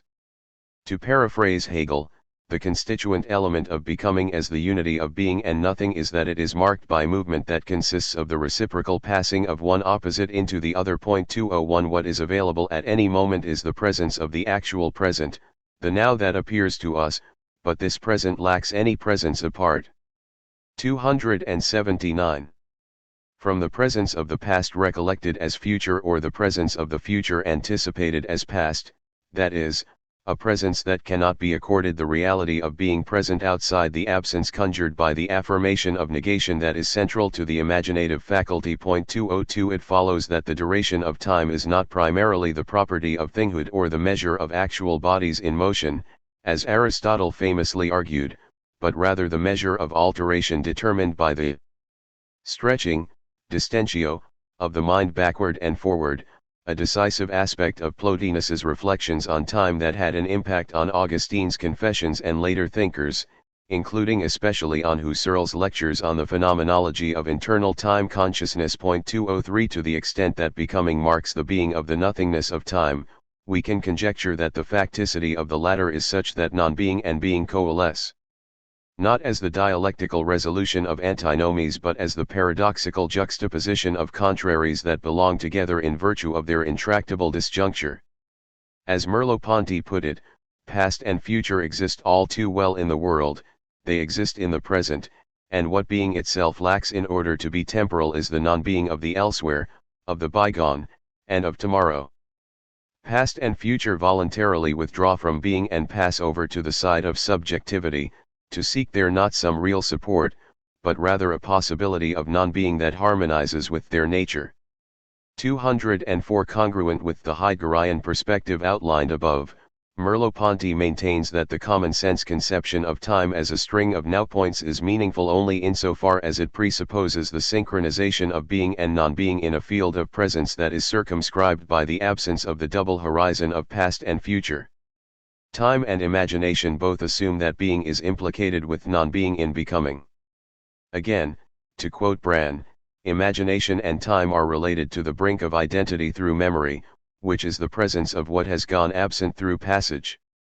Therefore, if we want to understand something of imagination, memory, and time, we must mount an inquiry into what it means to say that something is not what it claims to be or is not there or is non-existent or is affected by non-being.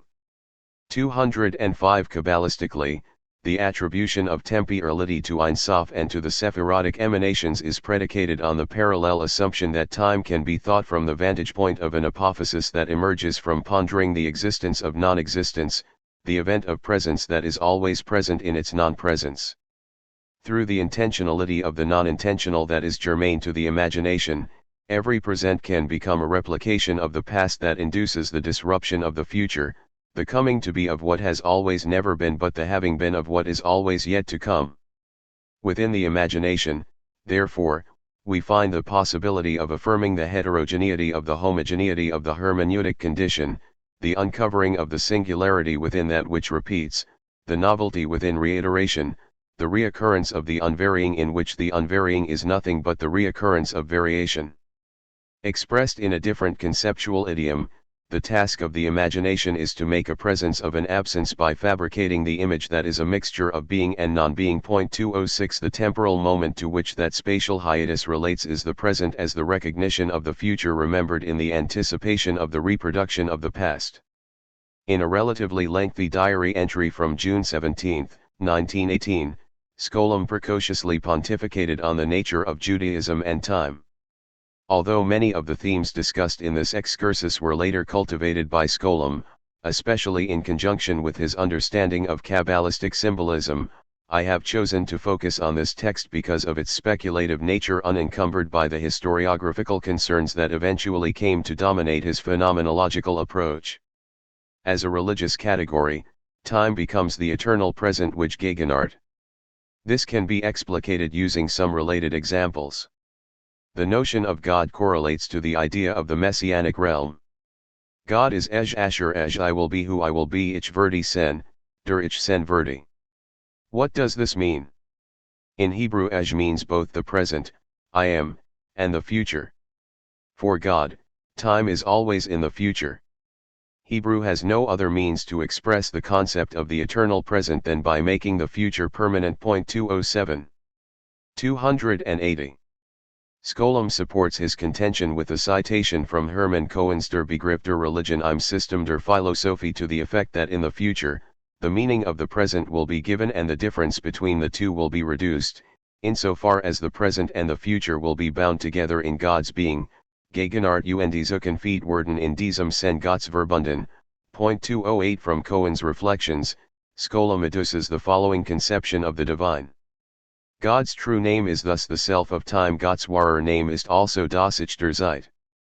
His name means the divine, which is the eternal present, the foundation Grund, and at the same time the expansion Ergänzung, of all empirical time, for through all generations God was what he will become, denn was Gott sein Wort, das war durch alle Geschlechter dort.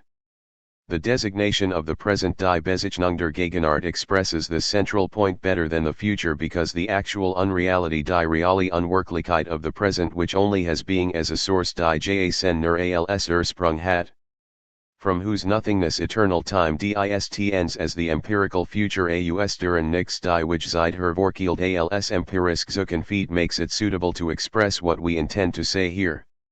This notion of time corresponds to the Messianic realm. The Messianic realm is the present of history, Die Gegenwart der Geschichte. The prophets could speak about this idea only hypothetically by using the image of the future. The kingdom of God is the present, for it is the origin Ursprung and the end. It has no metaphysical future. The God who will be demands from time that it will be. But just as God is, so is time. God has no existence, he has only being. Gott hat kein Dasein, nur Sein. Being represents itself. 209. It is instructive that the Neo-Kantian perspective of Cohen yields in Skolom's mind a theological conception of messianic temporality that is consonant with the perspective that he eventually associated with the Kabbalah, and that, in my judgment, accords as well with Heidegger, and this despite the latter's well-known critique of Neo-Kantianism. 210 The most tangible instantiation of time is the eternal present, which is identified further as the true meaning of the divine name. The reference more specifically is to Ihai Asher Ihai, I shall be as I shall be, since of God it must be said that he always was what he would become, that is, past and future are indistinguishable in the essence of the present that is continually fluctuating and therefore eternally immutable. Just as God has no existence, Dasein, but only being, Sen, a formulation that Skolem lifts verbatim from Cohen 2:11, so the present is characterized by the oxymoron actually unreal, which is to say, it has no concrete or definite existence, but it is the nothingness whence eternal time extends into the empirical future.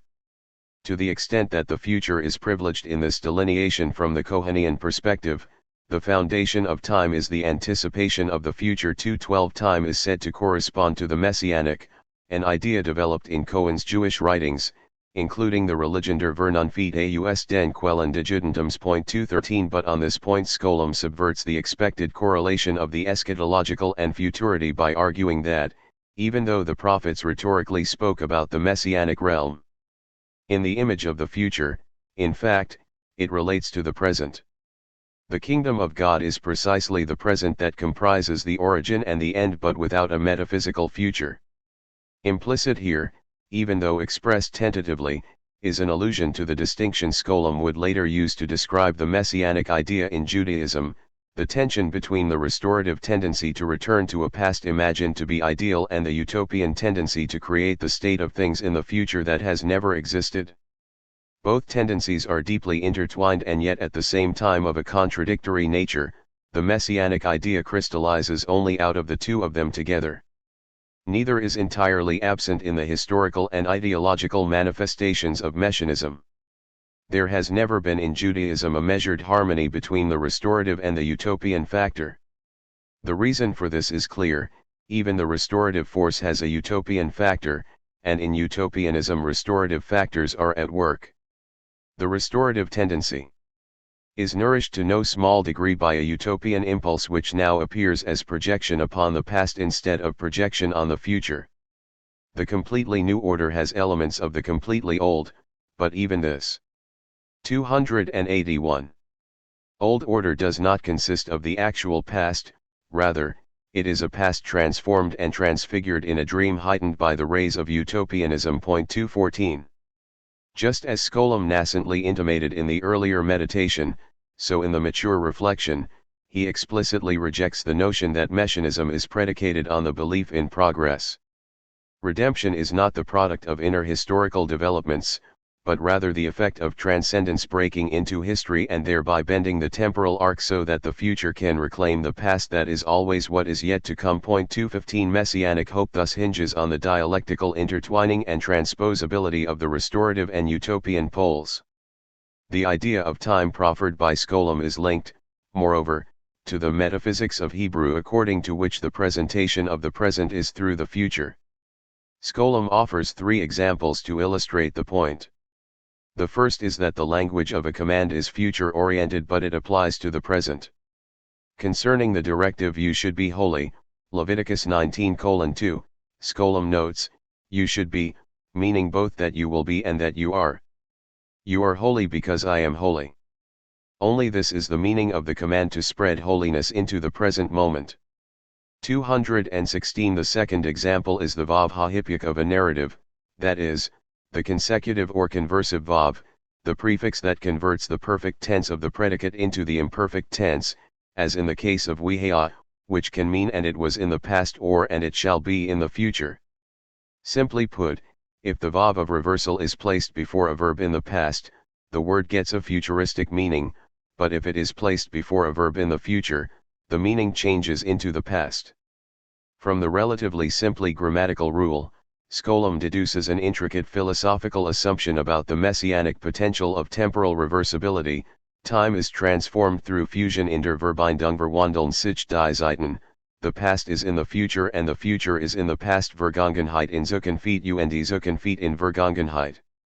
How does this happen? Through the vehicle of the present I medium der Gegenwart. The time of the vav ha'hipyuk is the messianic time.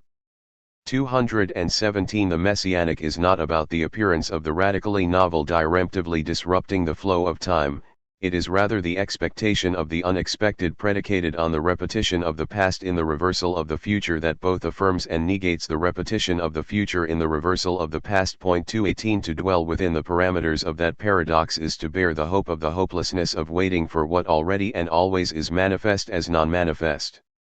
The name of God is what guarantees the metaphysical possibilities of this grammatical construction because that name signifies that what can happen again has happened. 219 But in such a way that, as we saw with respect to Heidegger, the again is altogether otherwise. 220 Scholem cites another example of the vav ha'hipyuk to substantiate his claim, the frequently used expression wa elect 221 which denotes that one has left, erging, so that one will go, word gehen. Summarizing the discussion, Scholem writes, the essence Wesen inherent in this construction, as Husserl says, enables the construction. This essence is God's time die Zeitgottes, which is the present. The past and the future can be transformed through the present because they are equivalent. 222 This leads to Scholem's third example, a command uttered with the vav ha'hipyuk is spoken out in the past, as an obligatory past. The point is illustrated by We'ahavta, Leviticus 19:18, 34, Deuteronomy 6:5, 11:1, you shall love, which is a command that can only be made because you have already loved. Du sollst lieben, das ist nur möglich, dir zu befehlen, weil du geliebt hast. The ostensibly innocuous grammatical principle yields a weighty truth about the intonation of time in Judaism. The most overpowering thing of all is when the messianic realm makes an appearance in language because messianic beams of light elevate the past. Only a Jewish language is capable of such a construction. 223 We can excuse the ethnocentric pride displayed by Scholem's youthful exuberance, but it is incorrect to limit this notion of the paradoxical nature of the messianic present as the commingling of past and future to Judaism. For our purposes, it is incumbent to recall Heidegger's assertion in the 1936 lectures on Schelling, Vom Wesen der menschlichen Freiheit about the becoming of God and the relationship between. 282. What conventional thinking mistakenly considers the antinomy between the movement of time and the stillness of eternity, we are accustomed not only to measure every process and all becoming guided by time, but to follow it this way in general. But the becoming of the God as ground to the God himself as existing das Werden de Gottes als Grund zum Gott selbst als existierendem cannot be represented as temporal in the everyday sense. Thus, one is accustomed to attribute eternity to the being of God. But what does eternity mean, and how is it to be comprehended in a concept? God's becoming cannot be serialized in individual segments in the succession of ordinary time. Rather, in this becoming everything is simultaneous gleichzeitig. But simultaneous does not mean here that past and future give up their nature and turn into the pure present. On the contrary, original simultaneity Gleichzeitigkeit consists in the fact that being past Josein and being future Künftigsein assert themselves and mingle with each other together with being present Gegenwärtigsein as the essential fullness of time itself, die Wesensvoller Zeit selbst. And this mingling of true Temporality Eigentlichenzeitlichkeit, this moment Augenblick, is the essence of eternity, das Wessenderlichkeit, but not the present which has merely stopped and remains that way, the Nunstans. Eternity can only be thought truly, that is, poetically, if we understand it as the most primordial Temporality Ursprunglichsein, but never in the manner of common sense which says to itself, eternity, that is the opposite of temporality. Thus, in order to understand eternity, all time must be abstracted in thought. What remains in this procedure is not, however, a concept of eternity, but simply a misunderstood and half-baked concept of an illusory time. 224. Heidegger sets out to explain the paradox that emerges from Schelling's idea of the being of God consisting of a becoming to himself out of himself. 225. A paradox that bears an extraordinary conceptual affinity to Kabbalistic theosophy, especially as it was articulated in the name of Luria.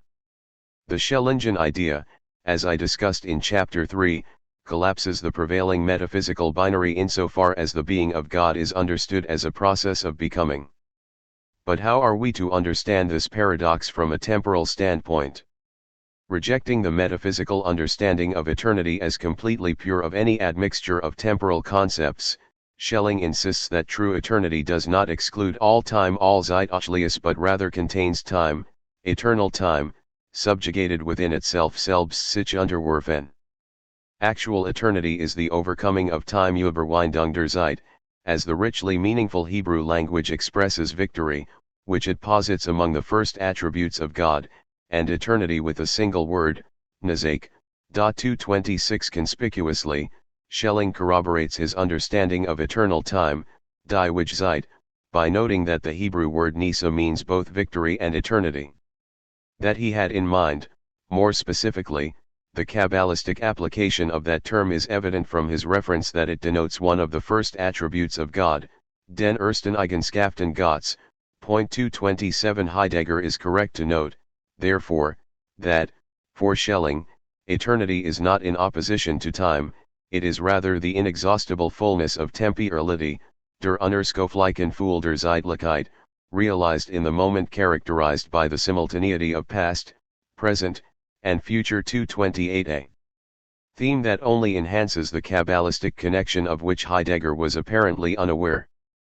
The contemporaneity of the state of at once, Zumel, should not be understood as the contraction of the succession of ordinary time into a now magnified to giant proportions, but rather as the coalescing of the three tenses in the equiprimordiality that is indicative of an original temporality. 229. Commenting on the statement in Senuendizeit, the now is not pregnant with the not yet now, but rather the present arises from the future in the primordial, ecstatic unity of the temporalizing. Of temporality, 230. Heidegger remarked in an accompanying note, we do not need to discuss in detail the fact that the traditional concept of eternity in the significance of the standing now, Nunstans, is drawn from the vulgar understanding of time and defined in orientation toward the idea of constant objective presence. If the eternity of God could be philosophically constructed, it could be understood only as more primordial and infinite temporality. Whether or not the Vianationes et eminentiae could offer a possible way remains an open question. 231. 283. Heidegger is critical of the theological concept of eternity as the Nunstans because he assumes it implies a presence that is devoid of movement. A more nuanced approach, however, would indicate that his own idea of eternity as the true temporality, another point of affiliation with Rosenzweig, as we saw in Chapter 1, is closer to his medieval predecessors, and especially Eckhart's idea of the eternal now, nu in Wichheit, or the essential now, Wesenlichen nu, which is the fullness of time, Volle der Zeit, 232, as well as the reverberation of this mystical sensibility in the poetic aphorism of Silsus die Zeit ist Wichheit, wherein time is identified as eternity and eternity as time. 233 Analogously, the eternally of the Kabbalistic Ein Sof is not the absence but the fullness of time expressed in the non-denumerable and durationless moment, the circle that has no beginning or end and therefore must be entirely present. 234 Wherein all three temporal modes are contemporaneously entwined in a co-presence that disrupts their specificity as discrete and successive intervals on the timeline. 7. Poiēsis and apophatic occlusion of occlusion. The essential being of language cannot be anything linguistic. Heidegger, A Dialogue on Language. The poet, more easily than others, veils the truth in images and presents it that way to the gaze for preservation. Heidegger, Contributions to Philosophy, of the Event. I begin this chapter by invoking the distinction that Heidegger makes in Sensuende Zeit between hearing, hören, and Herkenning, horken. The former is a psychological state of responding to stimuli, the sensing of tones and the perception of sounds, whereas the latter is the primordial attunement, a mode of being that entails hearing that understands one. Understanding does not come from talking or from listening, on the contrary, the existential possibility of both is grounded in understanding as a mode of attentiveness that is not simply the physical act of perceiving sound. Inverting what is commonly assumed, Heidegger asserts that one does not gain understanding from listening but rather only one who already understands is able to listen to it. Is interesting to note that, in his private copy of Heidegger's philosophical magnum opus, Sellin marked this passage with the word phenomenology, a marginal gloss that suggests that the poet discerned that the acoustic images specified by Heidegger in that context, the creaking wagon, the motorcycle, the marching column, the north wind, the woodpecker tapping, and the crackling fire, provide an elemental path to get back to the things themselves, as Husserl famously defined the phenomenological task. 3. Poetic saying and the siegetic origin of language. But even more important was Sellin's marginal note to the succeeding passage in Sensuende Zeit, where Heidegger articulates his notion that listening to the discourse of the other implies that we can at the same time hear the way in which it is said, the diction, but this, too, only by previously understanding what is spoken. For because of this attunement, which is predicated on an antecedent co-understanding, Vorgängigen Mitverstehen, we can evaluate whether the manner in which something is said, the diction, is thematically apposite to what has been said. In his annotation of this remark, Sellin jotted down 300. Important for poetry. 5. The reader of a poem must be attuned to the twofold nature of the unspoken that the poet both says in the unsaying of what is said and unsays in the saying of what is unsaid. 6. This accords with Heidegger's statement that to keep silent is an essential possibility of discourse. 7. He even cautions that taciturnity, Schweigsamkeit, requires that one say to oneself daily, be silent about bearing silence, Schweigen vom Erschweigen. 8. Whence we may infer the corollary that speaking excessively does not necessarily facilitate dialogic understanding. It is necessary to thoroughly fathom the silence, in order to learn what may be said and must be said. 9. Silence is the indefinite determination, unbestimmt Bestimmt, that allows dialogue to succeed. 10. Indeed, the authentic saying of genuine dialogue is naught but the silence about silence. 11. Keeping silent, however, is not identical to being mute, nor is it achieved by one accustomed to speak a little. Authentic silence is possible only in genuine discourse. Nur ich den Reden ist eigentliches Schweigen möglich. In order to be silent, Dasein must have something to say, that is, must be in command of an authentic and rich disclosedness, Erschlossenheit of itself. As a mode of discourse, Reticence Verschwiegenheit articulates the intelligibility of Dasein so primordially that it gives rise to a genuine potentiality for hearing and to a being with one another that is transparent. 12. The seed planted by Heidegger in the major composition of his youth flowered in his later thought to become a key component of the role he assigned to language in his poetic thinking as the hearing of what cannot be heard but as unheard, the heeding of silence in the silence of heeding. Thus, Heidegger writes about the originary silence Ursprunglichschweigen as further silence in and out of the presentiment of language. But that silence is not inactive, rather, the initially opening listening into, beings. 13. It is possible that Heidegger was influenced by a remark of Schelling, which itself may be indebted to a Kabbalistic theme appropriated by Bohm 14, that the proclaimed, Ausgesprochen, or real, reale, word is the unity of light and darkness, correlated respectively with vowel, Selbstlauter, and consonant, Mitlauter. 15. The former is the audible aspect of language and the latter the inaudible. 16. Be that as it may, for Heidegger, the poetic form of language is the privileged means of bespeaking the originary silence and the listening to beings. Poetry, accordingly, is described as the saying of the unconcealment of beings, die Sage der Unverborgenheit des Sehenden. The prevailing language is the happening Gestionis of that saying, in which its world rises up historically for a people and the earth is preserved as that which remains closed. Projective saying Entwerfenssagen is that in which the preparation of the sayable Sagbaren at the same time brings the unsayable unsagbar as such to the world. 17. We detect here a confluence of the apophatic and the cataphatic, a point that is evident as well in the following statement in the Schwarzheft on the need to conceal and disclose being, the sheltering concealment Berg and Verbergung in the reticence Verschweigung of the essence, but the reticence requires precisely disclosive discourse and Bergenden read about being. The question of being is necessary, but only as the most proper service to the sovereignty of the essence.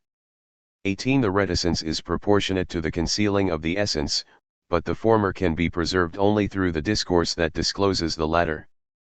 In virtue of this confluence, language is delineated as poetry in the essential sense. But since language is that happening in which, each time, beings are first disclosed as beings, poesy, poetry in the narrower sense, is the most primordial form of poetry in the essential sense. Language is not poetry because it is poesy, rather, poesy happens in language because the latter preserves the primordial essence of poetry. 19. And what is that primordial essence? Reversing the view that has dominated Western philosophy since antiquity, Heidegger insists that language is not primarily a form of verbal communication based on words functioning as symbols signifying or representing beings extrinsic to the mind. It is rather the clearing concealing advent of Boehm 20, the opening within which the giving is withheld, the revealing concealed, and the sayable unsaid. Language thus preserves the primacy of the event such that beings are disclosed in the non-being of the being of their non-being. 301.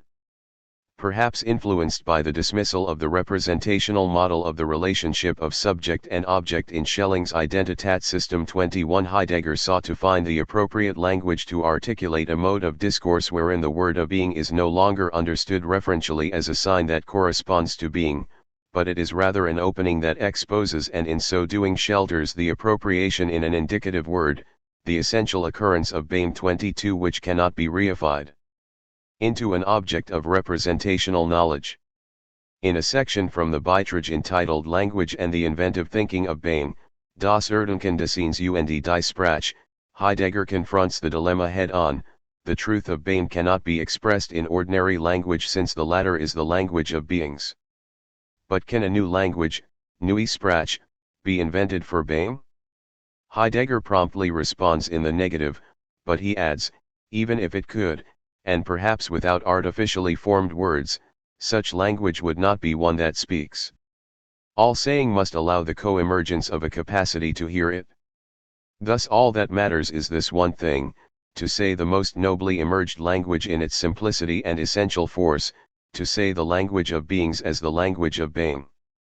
23. The possibility of inventing a new language is not feasible. Boehm in its essence is nameless and hence the best one can accomplish is a transformation, Verwandlung, of the language of beings into a mode of speaking about Boehm that is beyond our linguistic reach. Heidegger admits that some of his unique locutions, such as the renunciation of pursuance, the clearing of concealment, the appropriating event, or descen, press upon realms that are still closed. Nevertheless, through the transformed saying, Gewandelten Sagen, there is an opening of the truth of being. 24 The metamorphosis of language is not simply the exchange of one terminology for another, it is an extending of language beyond its limit to the essence of language. Language preserves the event because it springs from the word and remains with the word. Die Sprach waarheid das Eranis while sie dem Wort entspringt und beim Wort bleibt. Language is the promise versprechen of the event to the evental people and den Ereigneten Menschen. In language and as language, the word of being promises the truth. Speaking and promising sprechen und versprechen. 25. Insofar as the word partakes of language as the opening of the openness that exposes the concealment of the self-concealing revealing, language can be spoken of as that which springs from and preserves the event of being. One can discern a residue of the Christological understanding of the word in Heidegger's depiction of language as the promise of the event and as the word of being that promises the truth. To equate speaking with promising strikes me as a philosophical translation of the proleptic hope of the Poiēsis. In Heidegger's gnomic formulation, the word comes to language, being brings itself to the word. Das Wort kommt zur Sprache, das Sein bringt sich zum Wort. 26 But the language points to its origin in the silence that exceeds the limits of language. Silence is the inceptual essence of the word, Anfang liegen Wesen des Worts. 27 In the thinking of being, therefore, language is best construed as the attunement, Stimmung, to the event, the essencing of being that essences as the quietness of the departure. 28 As Heidegger put it in his notebooks, supposing that the human had chosen the disclosability die Entbergsamkeit of the being of beings and by this choice was placed back into Dasein, must he then not proceed far into the stillness of the happening of being die still des Geschenisses, a happening which possesses its own time and its own silence Schweigen? Must he not have long been silent in order to find again the power and might of language and to be born by them? 29 Language originates in silence and therefore one must be silent to rediscover the efficacy of language as the sign that gives way to the abjuration of the sign. In the Beitrag, Heidegger introduced the notion of Sagetics, die Sagetik, to name the appropriate logic of a philosophy that seeks the truth of the essential occurrence of being, and this truth is the intimating resonating concealment, the mystery, of the event, the hesitant withholding. Bearing silence arises out of the essentially occurring origin of language itself. 30 As he puts it in a second passage. 302. Inceptual thinking is sagetic because of its bearing silence in the most explicit meditation Besinnung as the way to let being protrude into beings out of the silence-bearing utterance of the grasping word Erschwagenden Sagen de begriefenden Words. 31 In Besinnung, which was written shortly after the completion of the Beitrag, Futural thinking the thinking denken of the preparedness for the history of the crossing Übergangs, the overcoming Überwindung of metaphysics, is described as the own saying in imageless word das Erinnert Sagen im bildlosen Wort. 32 What can be communicated in a saying so described? What does it mean to utter words without images? Heidegger, it seems, anticipated Derrida's idea of denegation, a mode of speaking not, which is to be distinguished from not speaking, that is, the gesture of speaking to not speak rather than not speaking to speak. 33 To speak of nothing is not the same as having nothing of which to speak, that is, remaining silent either by saying nothing or by saying that there is nothing to say. Speaking not is a verbal gesticulation that entails a mode of erasure that erases any and every trace, including especially the trace of its own erasure, constituting thereby the erasure of the trace. We attend to the erasure by hearing as profoundly as is possible the silence of the imageless word, the language of the crossing beyond language, the language of the overcoming muted in the muteness of poetic vision in which the voice of the soundless resounds in the vocalization of the nameless name, the name of the nameless that is the nothingness of being. By venturing deeper into the infinite listening to this essence, one is led to the deafness and muteness of the inessential, and only then, perhaps, may one be in the position to see what needs to be unseen and to speak what needs to be unspoken. The apophatic elements of Heidegger's thought and the resonances of his complex view on the relation between language and being can be fruitfully explored in conjunction with a similar pattern of thought that may be elicited from Kabbalistic works from the 13th century to the present. For Heidegger, as he enunciates with more clarity after the legendary turn, the age-old philosophical truism traceable to Parmenides that language and being stand in proximity to one another means that they are brought together as that which is held apart, a theme we have encountered at various junctures in this book. To the extent that Heidegger never abandoned the idea that language is the originary and hence distinctive essence of the being of human beings 34 and that without language there is no being and without being there is no language, his thought remains anthropocentric. Heidegger confidently and unapologetically affirms the long-standing distinction of the human from plants and animals. The human alone is said to have language by nature, which is to say, the human is the living being capable of speech. This implies not only that the human possesses speech, but also that speech enables man to be the living being he is as man. It is as one who speaks that man is man. Language, therefore, belongs to the closest neighborhood of man's being 35. The metaphor of the neighborhood signals the juxtaposition as opposed to the conflation of language and the human being. The presumption of the belonging together of language and being thus circumvents both the idealist reduction of being to language and the realist reduction of language to being. Secrecy and veiling the veil of unveiling. Dasein is accorded the special role of guarding the clearing, the primal space of the between, wherein language and being are juxtaposed in the sameness of their difference. The showing saying of language reveals the name of the namelessness that remains hidden precisely as a result of being exposed as the being that cannot be exposed within the deluge of beings that constitute the world. The poet is privileged as the purveyor of the mystery of language that bears witness to the breakaway, Aufbruch, through which being originarily becomes word and the nameless dons the attire of the name. 36 By saying the unsaid in unsaying the said, the poem mimics the simultaneous appearing and disappearing that is characteristic of the spatio-temporal construction of being. 37 And in that respect, the poet ideally fulfills the task allocated to the human being, the messenger that bears the message of the unconcealment of the 303. Twofold, der Botenganger der Botschaft der Entbergung der Zweifelt, to seek the mystery of the limit, das Geheimnis der Grenz, on the path of thinking by probing the boundary of the boundless, der Grenzganger de Grenzenlosen. 38 Poetic language dramatizes into a narratological form the giving of the non-given, the withholding bestowal of the annihilating ground of the non-ground, the unconcealment of being as it conceals itself in the unpresentability of truth that constitutes the condition of the possibility of its presentation as non-presentable. 39 More than the philosopher and the scientist, the poet knows that language manifests the wholly invisible, ganz unsichtbar, that, above all, determines everything to which the human must correspond out of the ground of his existence. Jedik allums über alles Bestament, dem der Mensch aus dem Grunde seines Daseins entsprechen muss. 40 The nothing that is more originary than the not of negation, das Nix ist ursprünglicher als das Nicht und die Vernichtung.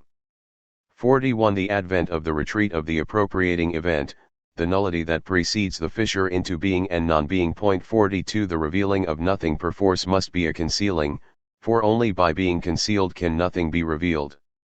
Relatedly, the hermeneutic of secrecy espoused through the centuries by Kabbalists presumes that the language most suitable to express the secret is the language of secrecy. In the cryptic rumination of Laruelle, black is without opposite, even light, which tries to turn it into its opposite, fails in the face of the rigor of its secret.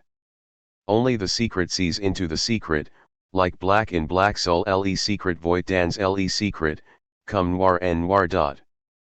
43 Just as the singularity of the vision in black, la vision en noir, by which we gain access to the world, the transcendental darkness into which one has never entered and from which one will never leave, transcendentales ténèbres ouilns jamais entrée et tuilne quit terra jamais, the opacity that renders the real invisible in its visibility is already manifest before any manifestation, noir est déjà manifeste avant toute opération de manifestation, and thus no other can be positioned in opposition to it, so the distinction between inner and outer breaks down to the extent that there is nothing to be seen but the secret that is a secret. 44 The tautology brings to light one of the more profound paradoxes of the Jewish esoteric tradition: the secret can be revealed only as the secret that is concealed, for if this were not so, then it would not be a secret that was revealed.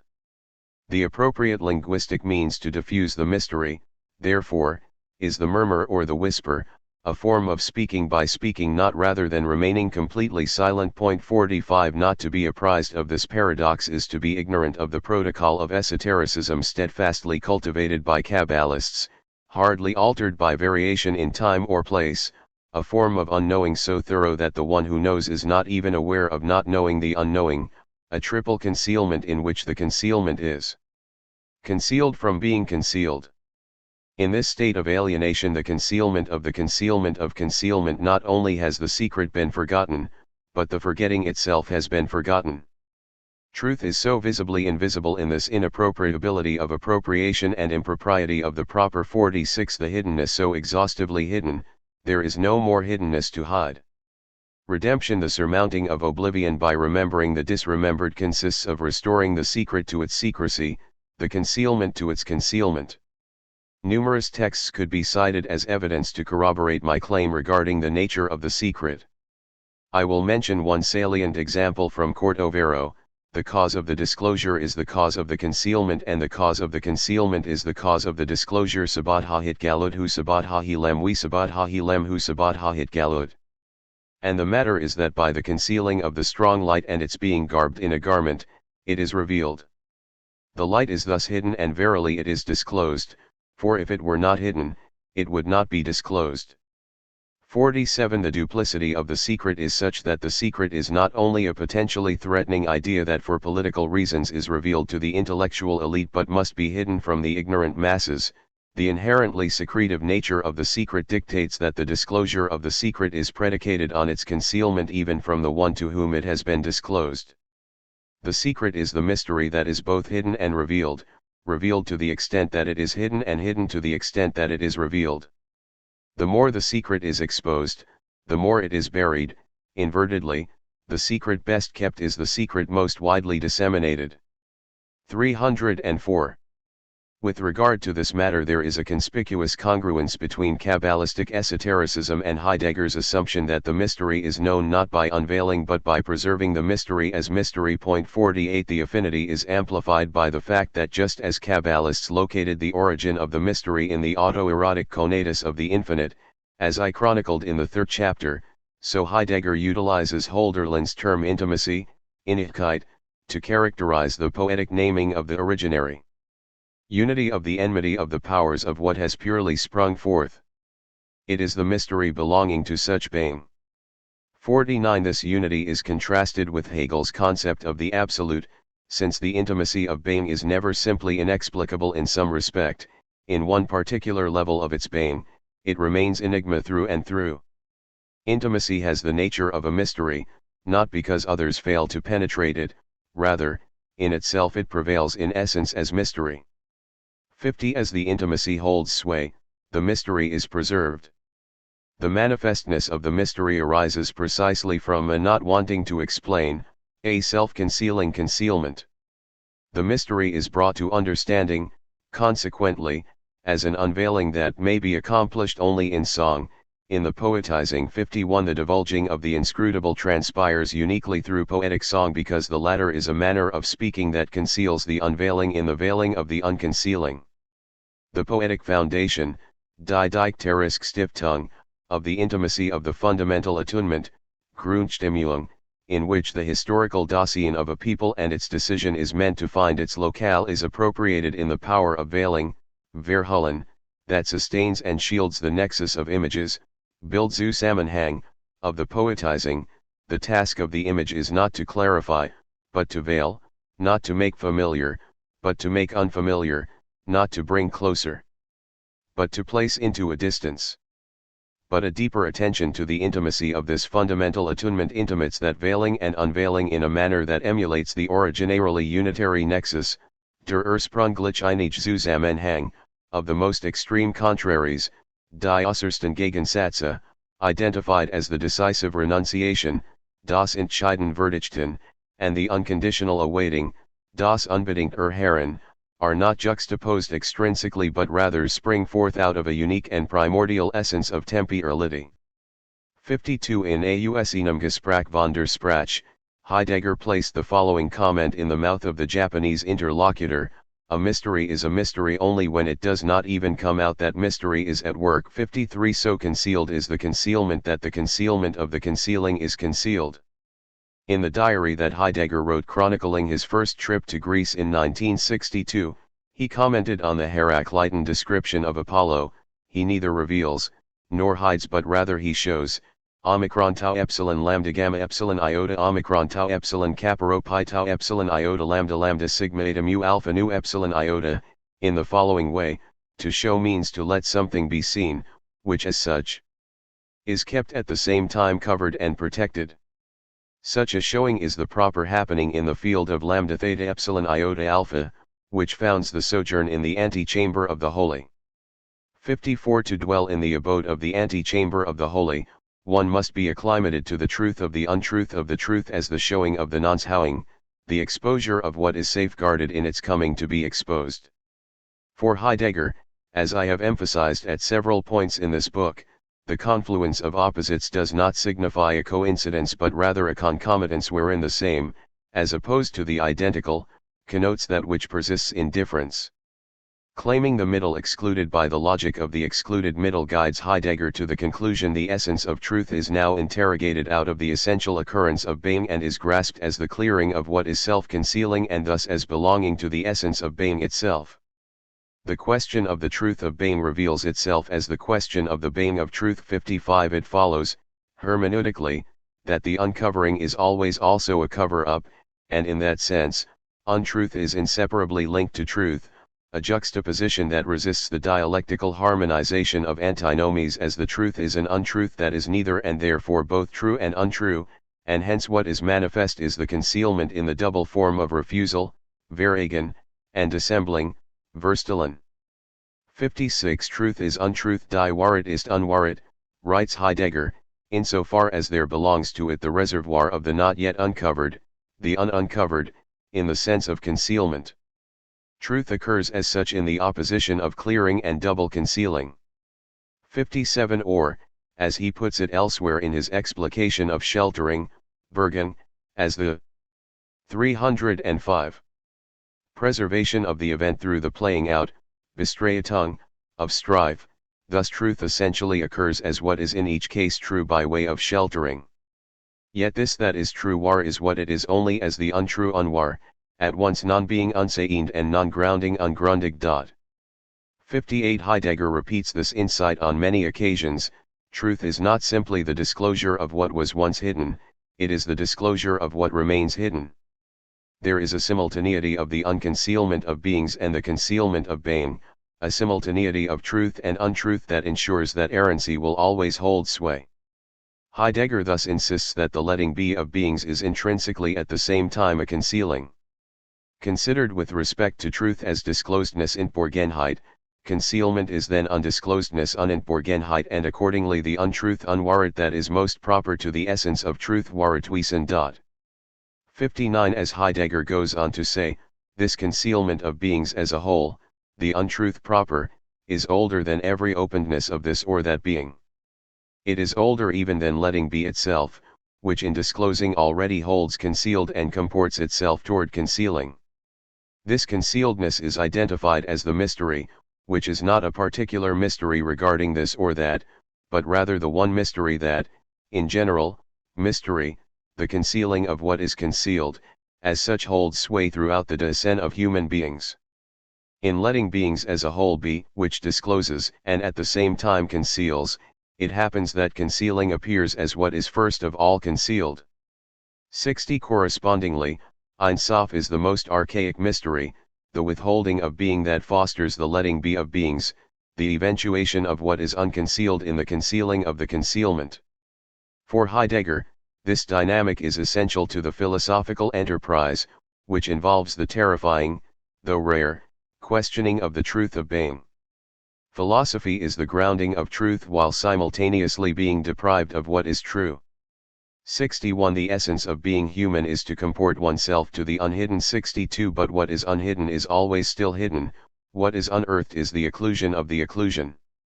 His take on the poetic word epitomizes the point: beauty is a fateful gift of the essence of truth, and here truth means the disclosure of what keeps itself concealed. Die Entbergung des sich Verbergenden. 63 The paradoxical intent of Heidegger's insistence on the disclosure of what keeps itself concealed was well understood by Arendt.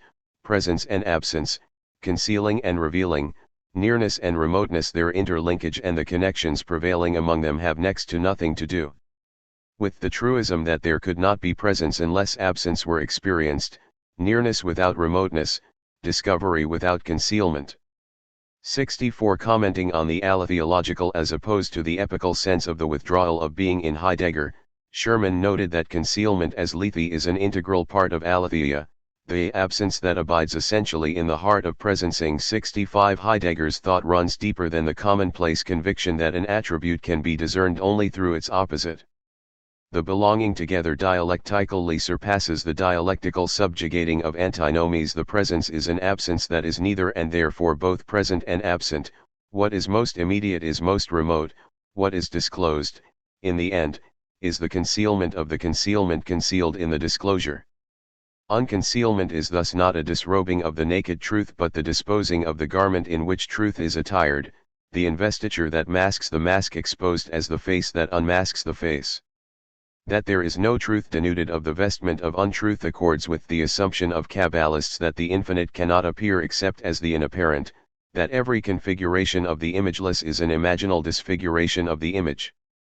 Epistemologically, truth is not visible unless it is enveloped in the veil of invisibility. 66 The view I have attributed to the Kabbalists and to Heidegger can be profitably compared with the discussion on the metaphorics of the naked truth in Hans Blumenberg. The reader will surely agree that it is tautologous to speak of the naked truth. But this metaphor does not mean to bring anything into the concept of truth, it projects conjectures and evaluations of a very complex kind over the top of the concept, as it were. The metaphor is intimately linked with the import. 306. And importance of clothing, considered as guise or disguise, in relation to which nakedness likewise splits into unmasking, into the uncovering of a deception, on the one hand, and shameless unveiling, the violation of a sacred mystery, on the other. 67. According to Blumenberg's philosophical metaphorology, the naked truth belongs to the class of absolute metaphors, that is, the foundational elements of philosophical language that resist being converted back into authenticity and logicality and therefore must be analyzed in accord with their conceptually irredeemable expressive function. That these metaphors are called absolute means only that they prove resistant to terminological claims and cannot be dissolved into conceptuality, not that one metaphor could not be replaced or represented by another, or corrected through a more precise one. Even absolute metaphors therefore have a history. 68 To some extent, the notion of the absolute metaphor is useful for interpreting Kabbalistic texts and Heidegger. 69 And particularly relevant is the inference that these metaphors would force us to reconsider the relationship between logos and the imagination.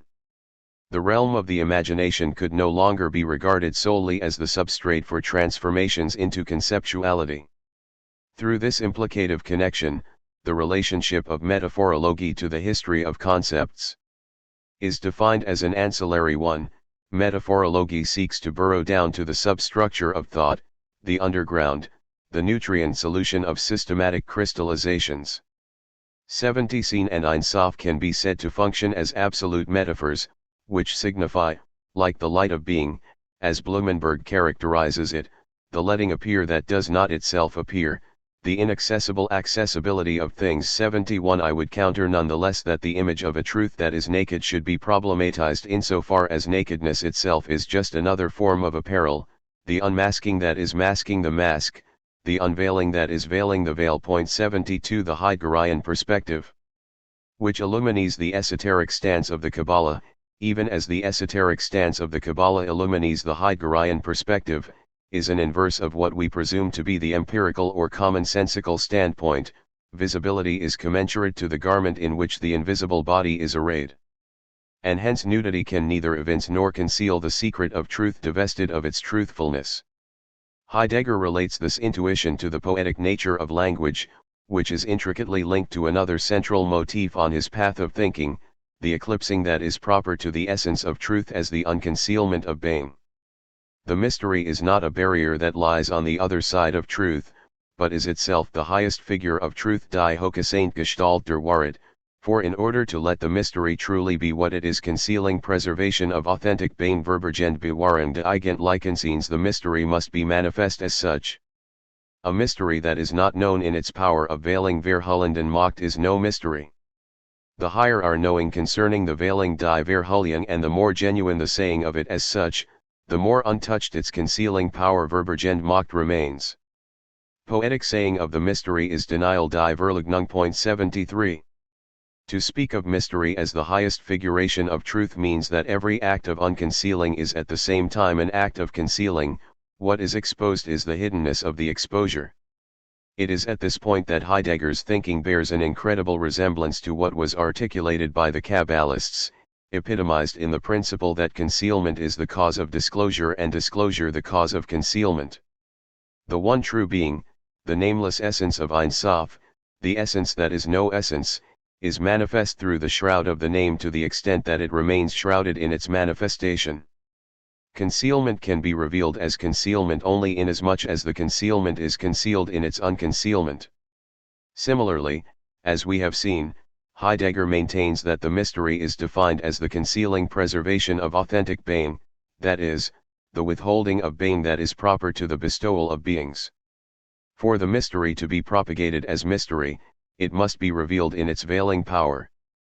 Translated linguistically, to speak of the mystery presumes the concealing power that precludes the mystery from being spoken except as unspoken.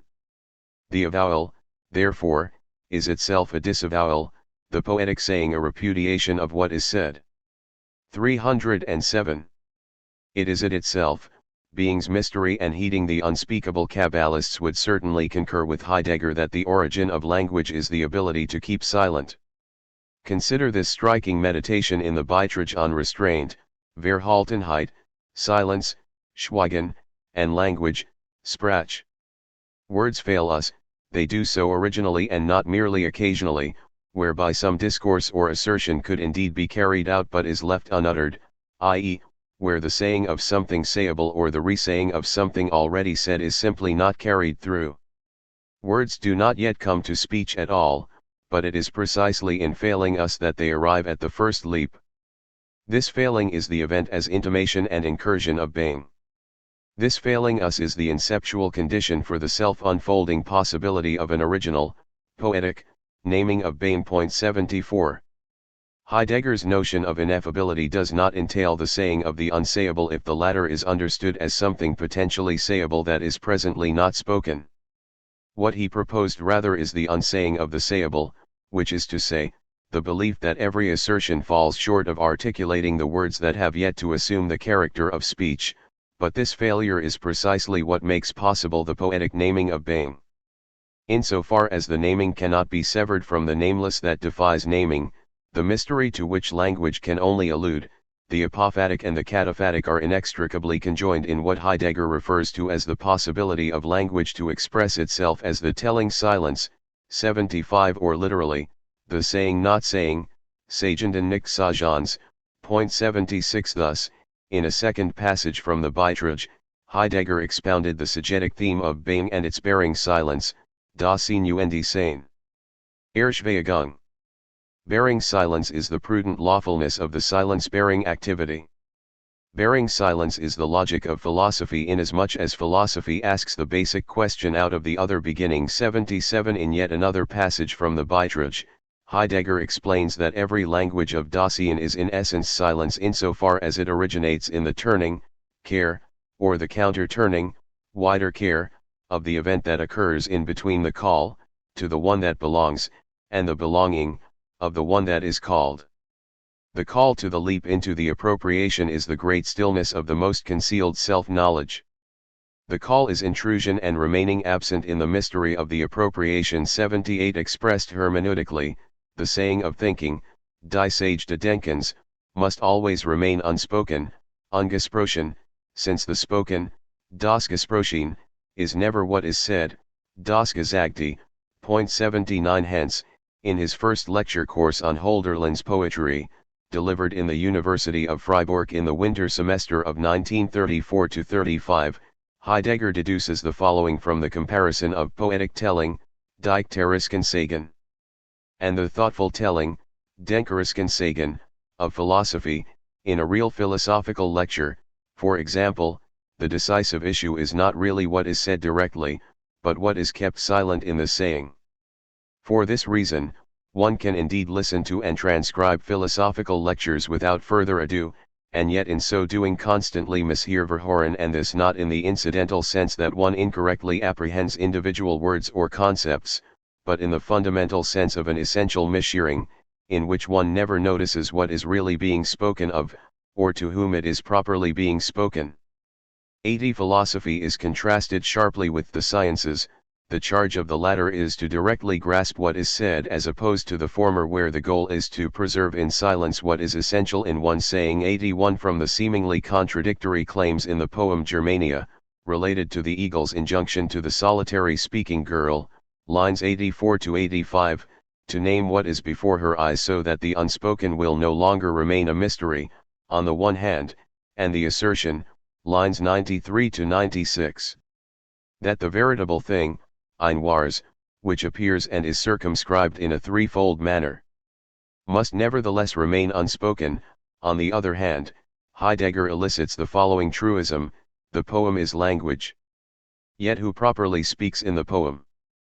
The author, the I, we, the man, the eagle. They speak of language that is to name, speak, and yet in naming to leave unspoken. 82. The paradox of the apophatic pronouncement is captured concisely and 308. Adeptly in the words in naming to leave unspoken. The nameless that is unspoken is not what is not spoken but what is unnamed in the poetic act of speaking. The truth of being is thus promulgated through the perplexity of the being of truth, the mystery expressed as the unsaid, ungesigte, and manifest as the unshowable, unsiegbar. Point 83. The future first thinker, Künftigerste Denker, Heidegger writes in the Beitrag, must be capable of affirming the statement to thinking there remains only the simplest saying Sagen of the plainest image in purest reticence Verschweigung. 84. In this spirit, he recommends in an entry from the notebooks, presumably for himself and for others, write out of a great reticence, aus einer großen Verschwiegenheit schreiben. Point 85. The alliance of being and language assumes a particular valence for Heidegger that has deep affinity to the apposition of these terms in Kabbalistic sources. Just as the Kabbalists postulate a commingling of the apophatic and the cataphatic, inasmuch as there is no way to reach the nameless but through the name, and hence language reveals the being it conceals, so Heidegger maintains that it is precisely through the act of saying the unsayable that the poet leaves the unsayable unsaid. To illumine the point, let me cite a crucial passage from Brief über den Humanismus. Yet being, what is being? It is it itself. The thinking that is to come, das künftige Denken, must learn to experience that and to say it zu erfahren und zu sagen. Being sen that is not God Gott and not a cosmic ground Weltgrund. Being is essentially farther than all beings and is yet nearer to the human being than every being, be it a rock, a beast, a work of art, a machine, be it an angel or God. Being is the nearest.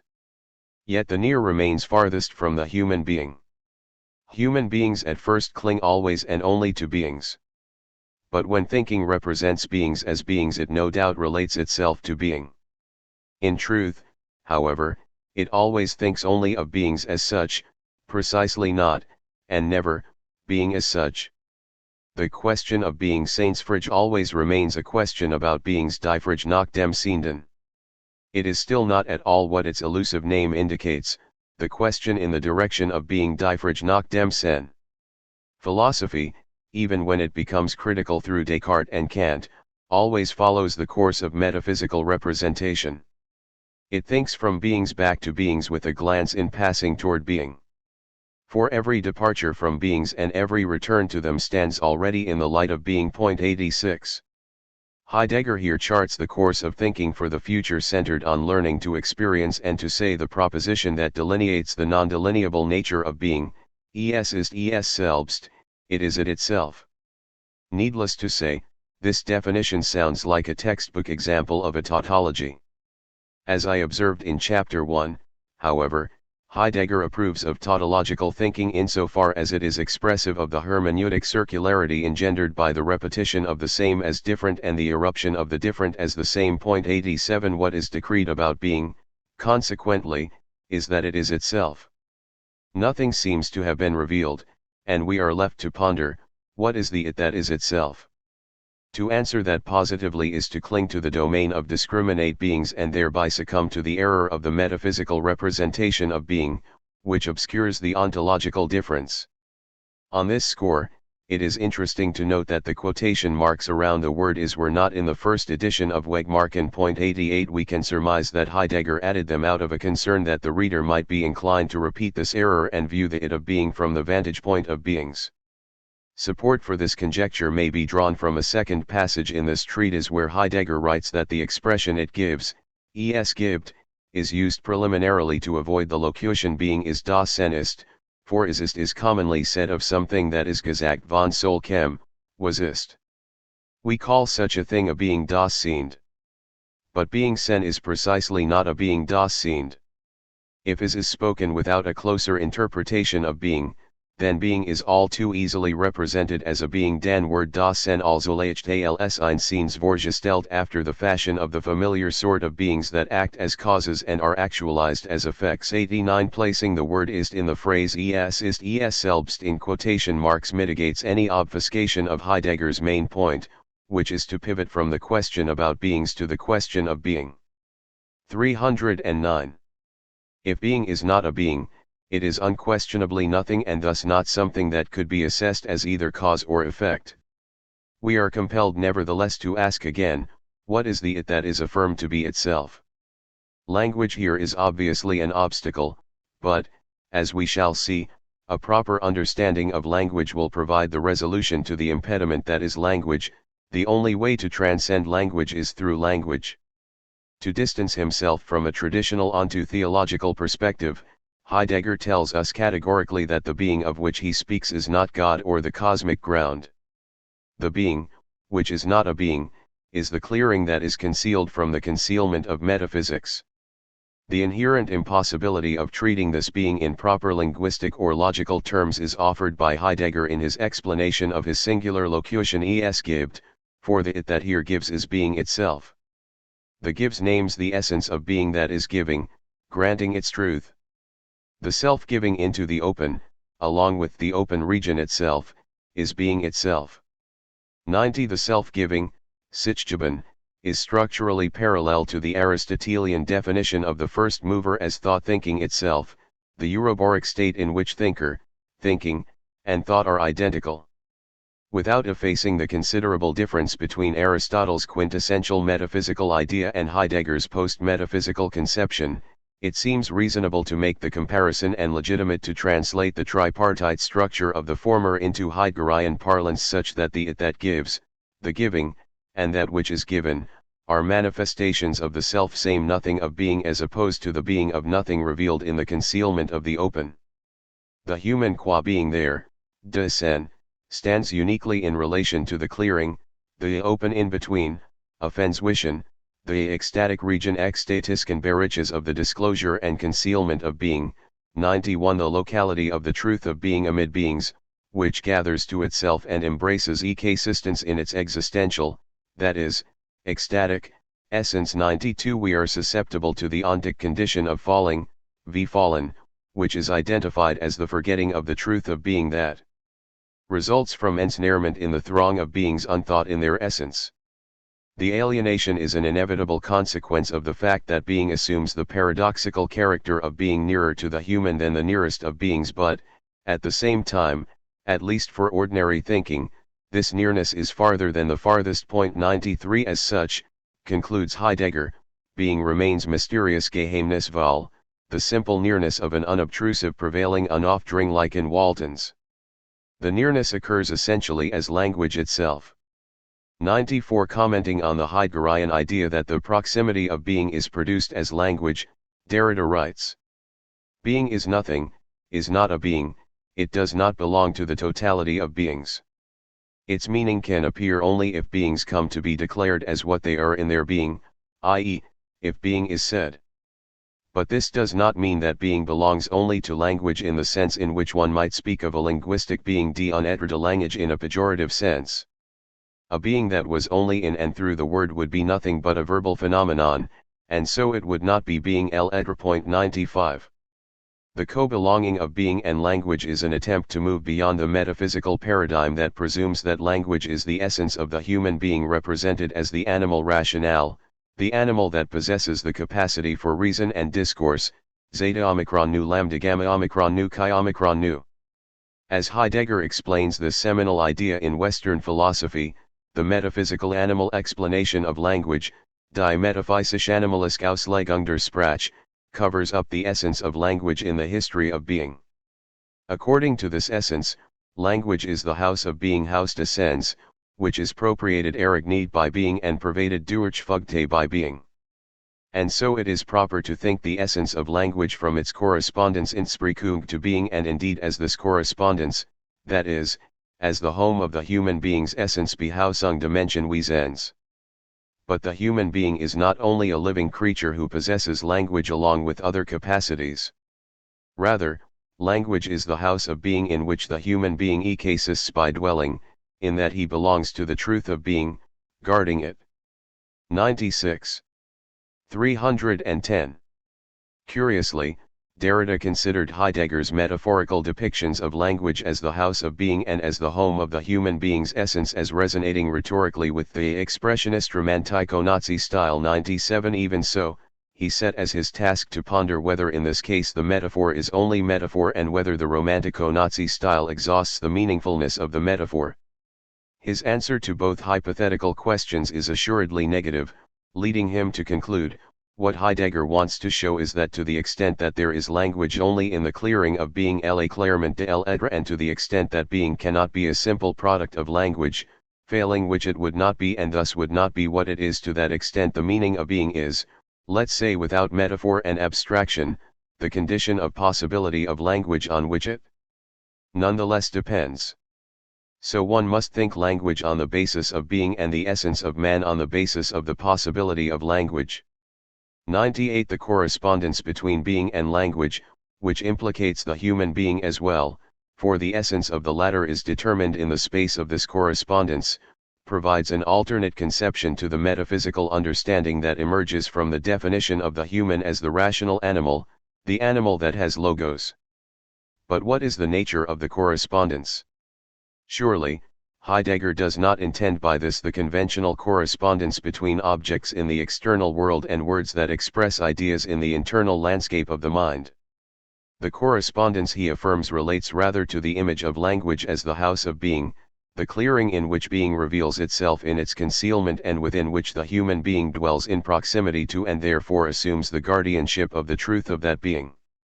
Language is no longer apperceived as the property possessed by humans as opposed to other animal species, it is the home where humanity's essence is procured as that which comes to dwell in being as the dimension of the ecstasis of existence. 99. Heidegger's position is illumined further from his remark on the derivation of the word logos from legain, which is rooted in apophanes thigh, to bring forward into appearance zum Vorschein bringen. 100. On the basis of an eccentric interpretation of a sentence from Plato's Sophist 205b, Heidegger explains that this bringing forth, hervorbringen, of what presences into appearance, das Anwesendes in den Vorschein, the passing beyond the non-present, nicht anwesenden, and going forward into presencing, anwesen, is Poiēsis. 101. Poetic activity quintessentially embodies the summoning of thinking and language to bring forth into appearance and concrete imagery the non-given of what is given. Insofar as the qualifying characteristic of nature is the arising of something from out of itself, Heidegger equates the two. Physis is indeed poiesis in the highest sense. For what presences by means of physis has the eruption Aufbruch belonging to bringing forth, example the bursting of a blossom into bloom, in itself, and heodoe. 102. The poetic is the thread that ties together nature and language, two modes of occasioning, Veranlassung, that instigate the presencing of that which at any given time comes to appearance in bringing forth. Bringing forth brings out of concealment Verborgenheit into unconcealment Unverborgenheit. This coming rests and moves freely within what we call revealing das Entbergen. The Greeks have the word aletheia for revealing. The Romans translated this with veritas. 103. Heeding the philological import of the word aletheia, Heidegger maintained that truth does not connote the correctness of representation, Vorstellen, understood epistemically as either a perceptual datum or an inferential sign, but the event by which the concealed comes forth into unconcealment. In every great philosophy, its concealed Wehweg and its thrust to the essential disclosure Aufschluss must be followed. But we must never become fixated on its stated propositions ausgesprochen and Sätzen. Because this truth is not a propositional truth Satzwahrheit, or, better, because the propositions, the essential ones, have a different character as propositions Satzcharakter than that of a merely correct assertion Aussage. 104. The unique stance enunciated by Heidegger is clarified in his comment on the Parmenidean statement sigma tau iota gamma rho epsilon nu alpha iota, which he translates as "for there is being, es ist nämlich Sinn." The primal mystery for all thinking is concealed in this phrase. Perhaps is can be said only of being in an appropriate way, so that no individual being ever properly is. But because thinking should be directed only toward 311. Saying being in its truth, instead of explaining it as a particular being in terms of beings, whether and how being is must remain an open question for the careful attention of thinking. 105. Not only is the primal mystery for all thinking, das Anfangliche Geheimnis für alles Denken, concealed in this dictum, but it has remained unthought, ungedacht. Heidegger exposes the mystery giving thought to the unthought by underscoring that the goal of speaking with respect to the truth of being is to say being in its truth and not to explain it as a particular being. Even this objective, however, is complicated by the fact that being cannot be said unless it is left unsaid. The unthought that is to be thought in the Parmenidean dictum concerns the inherently apophatic nature of language as the saying of the unsaying that ensues from the appropriating event of the non-being of being. 106. Heidegger was aware of this difficulty, as we may gather from the following words from the Beitrag. Every saying of Beingsagendesigns is couched in words and namings which, as expressions of being, are liable to be misunderstood when taken in the sense of the everyday view of beings and thought exclusively in that sense. What this requires is not at all primarily a failure of the question, within the realm of the thoughtful interpretation of being, rather, the word itself already reveals something, and thereby conceals that which is supposed to be brought into the open in thoughtful saying. Nothing can remove this difficulty. Indeed, the attempt to remove it already signifies misunderstanding of all saying of being. The difficulty must be accepted and must be grasped in its essential belonging to the thinking of being. 107. The thinking of being must be expressed in a saying that is concomitantly an unsaying, a mode of revealing that conceals the revealed and thereby reveals the concealing. This difficulty cannot be mitigated, since the language used to speak about being is drawn invariably from the realm of beings. In this respect, there is a reversal of the metaphysical assumption regarding the humanizing quality of language that is the outcome of thinking of the human as the animal that possesses language. Quite the contrary, the unbridgeable gap between being and beings guarantees the fact that language dehumanizes the human subject as an objectively present living being. 108. Language is still the ground of what it is to be human, but it must be construed from this varied perspective that reduces the risk of a rampant egotism and the potentially deleterious effect of an uncompromising anthropomorphization of the world.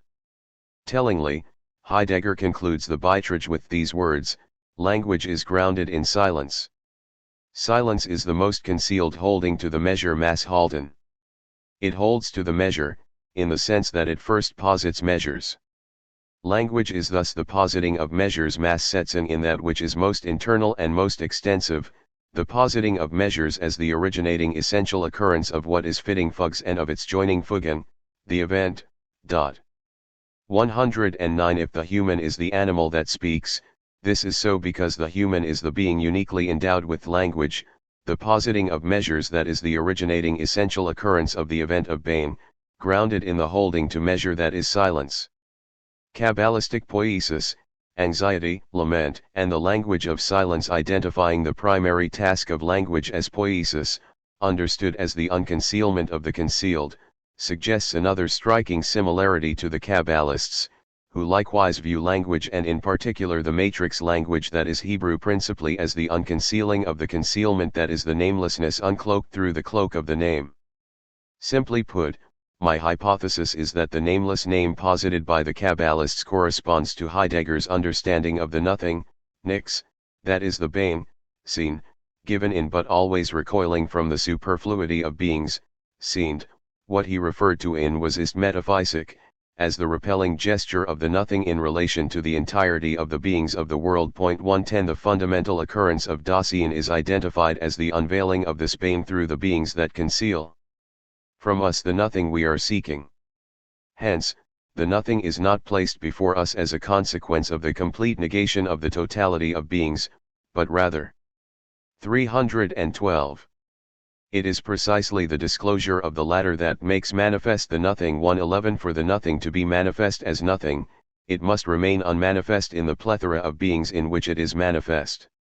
The being of which Heidegger speaks, as the Ein Sof of the Kabbalists, is not akin to the differential void that may be envisioned either as the something of nothingness or as the nothingness of something. 112 We become attuned to this nothing of beingness by way of anxiety, which is not the fear of the loss of any determinate something but the sense of uncanniness that arises from the dread of there being no determinate something at all.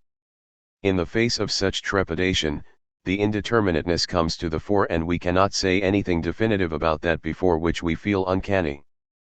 This feeling of the unheimlich is a continuation of what Heidegger analyzed in Senuendigkeit in conjunction with the basic attunement, Grundbefindlichkeit, to the mood of anxiety that leaves one disoriented as the tranquility and self-assurance of being at home, Zuhausen, in the everyday world slip away and one enters the existential state of uncanniness, Unheimlichkeit, the sense of not being at home, Nicht Zuhausen, 113 An ontological condition in which the familiar becomes strange. 114 Additionally, the Unheimlichkeit that one endures in encountering the nothing bears a phenomenological resemblance to the Gnostically inflected distress or foreboding, Bekümmerung, the term that Heidegger used in an early phase as a precursor to Augustine's Cura rendered in Senuendigkeit as Sorge to name the original motivation to philosophize in the face of the very facticity of life. 115 In this state of suspicion, we have no hold on the certainty of the self or of entities in the world in the phenomenologisch Interpretationen zu Aristoteles, Einführung in die Phänomenologische Forschung, the lecture course from the winter semester 1921-22, Heidegger describes this as the genuine loss of letting oneself be diverted from facticity, sich abbringen lassen der Faktizität, which constitutes the existence, of the radical existential worry, Radikale existentielle Bekümmerung, 116 and hence the philosophical disposition arises as the clear demarcation of being fades from our purview, the unrest of anxiety reveals the nothing that nothing is not in virtue of not being the nothing that nothing is. 117 In an extraordinary passage from the Schwarzheft, which bears the title Der Mensch und das Sein, Heidegger avails himself of language that is more strikingly Gnostic. The delusion we must break through fostered by the semblance of being, Schein descends, that entangles our thinking about being in the question of being, Seinsfrage, and thereby impedes a deeper compression, Verdichtung, that arises from the uniqueness of the isolation of being in nothingness, Einzigkeit der Vereinzelung des Seins im Nichts, is that it is impossible to step outside the relation of humankind to being. On the contrary, it is precisely the vocation of the thinker to question disclosively Erfrage in the whole of this relation. To do so requires that one would step into nothingness das Nichts.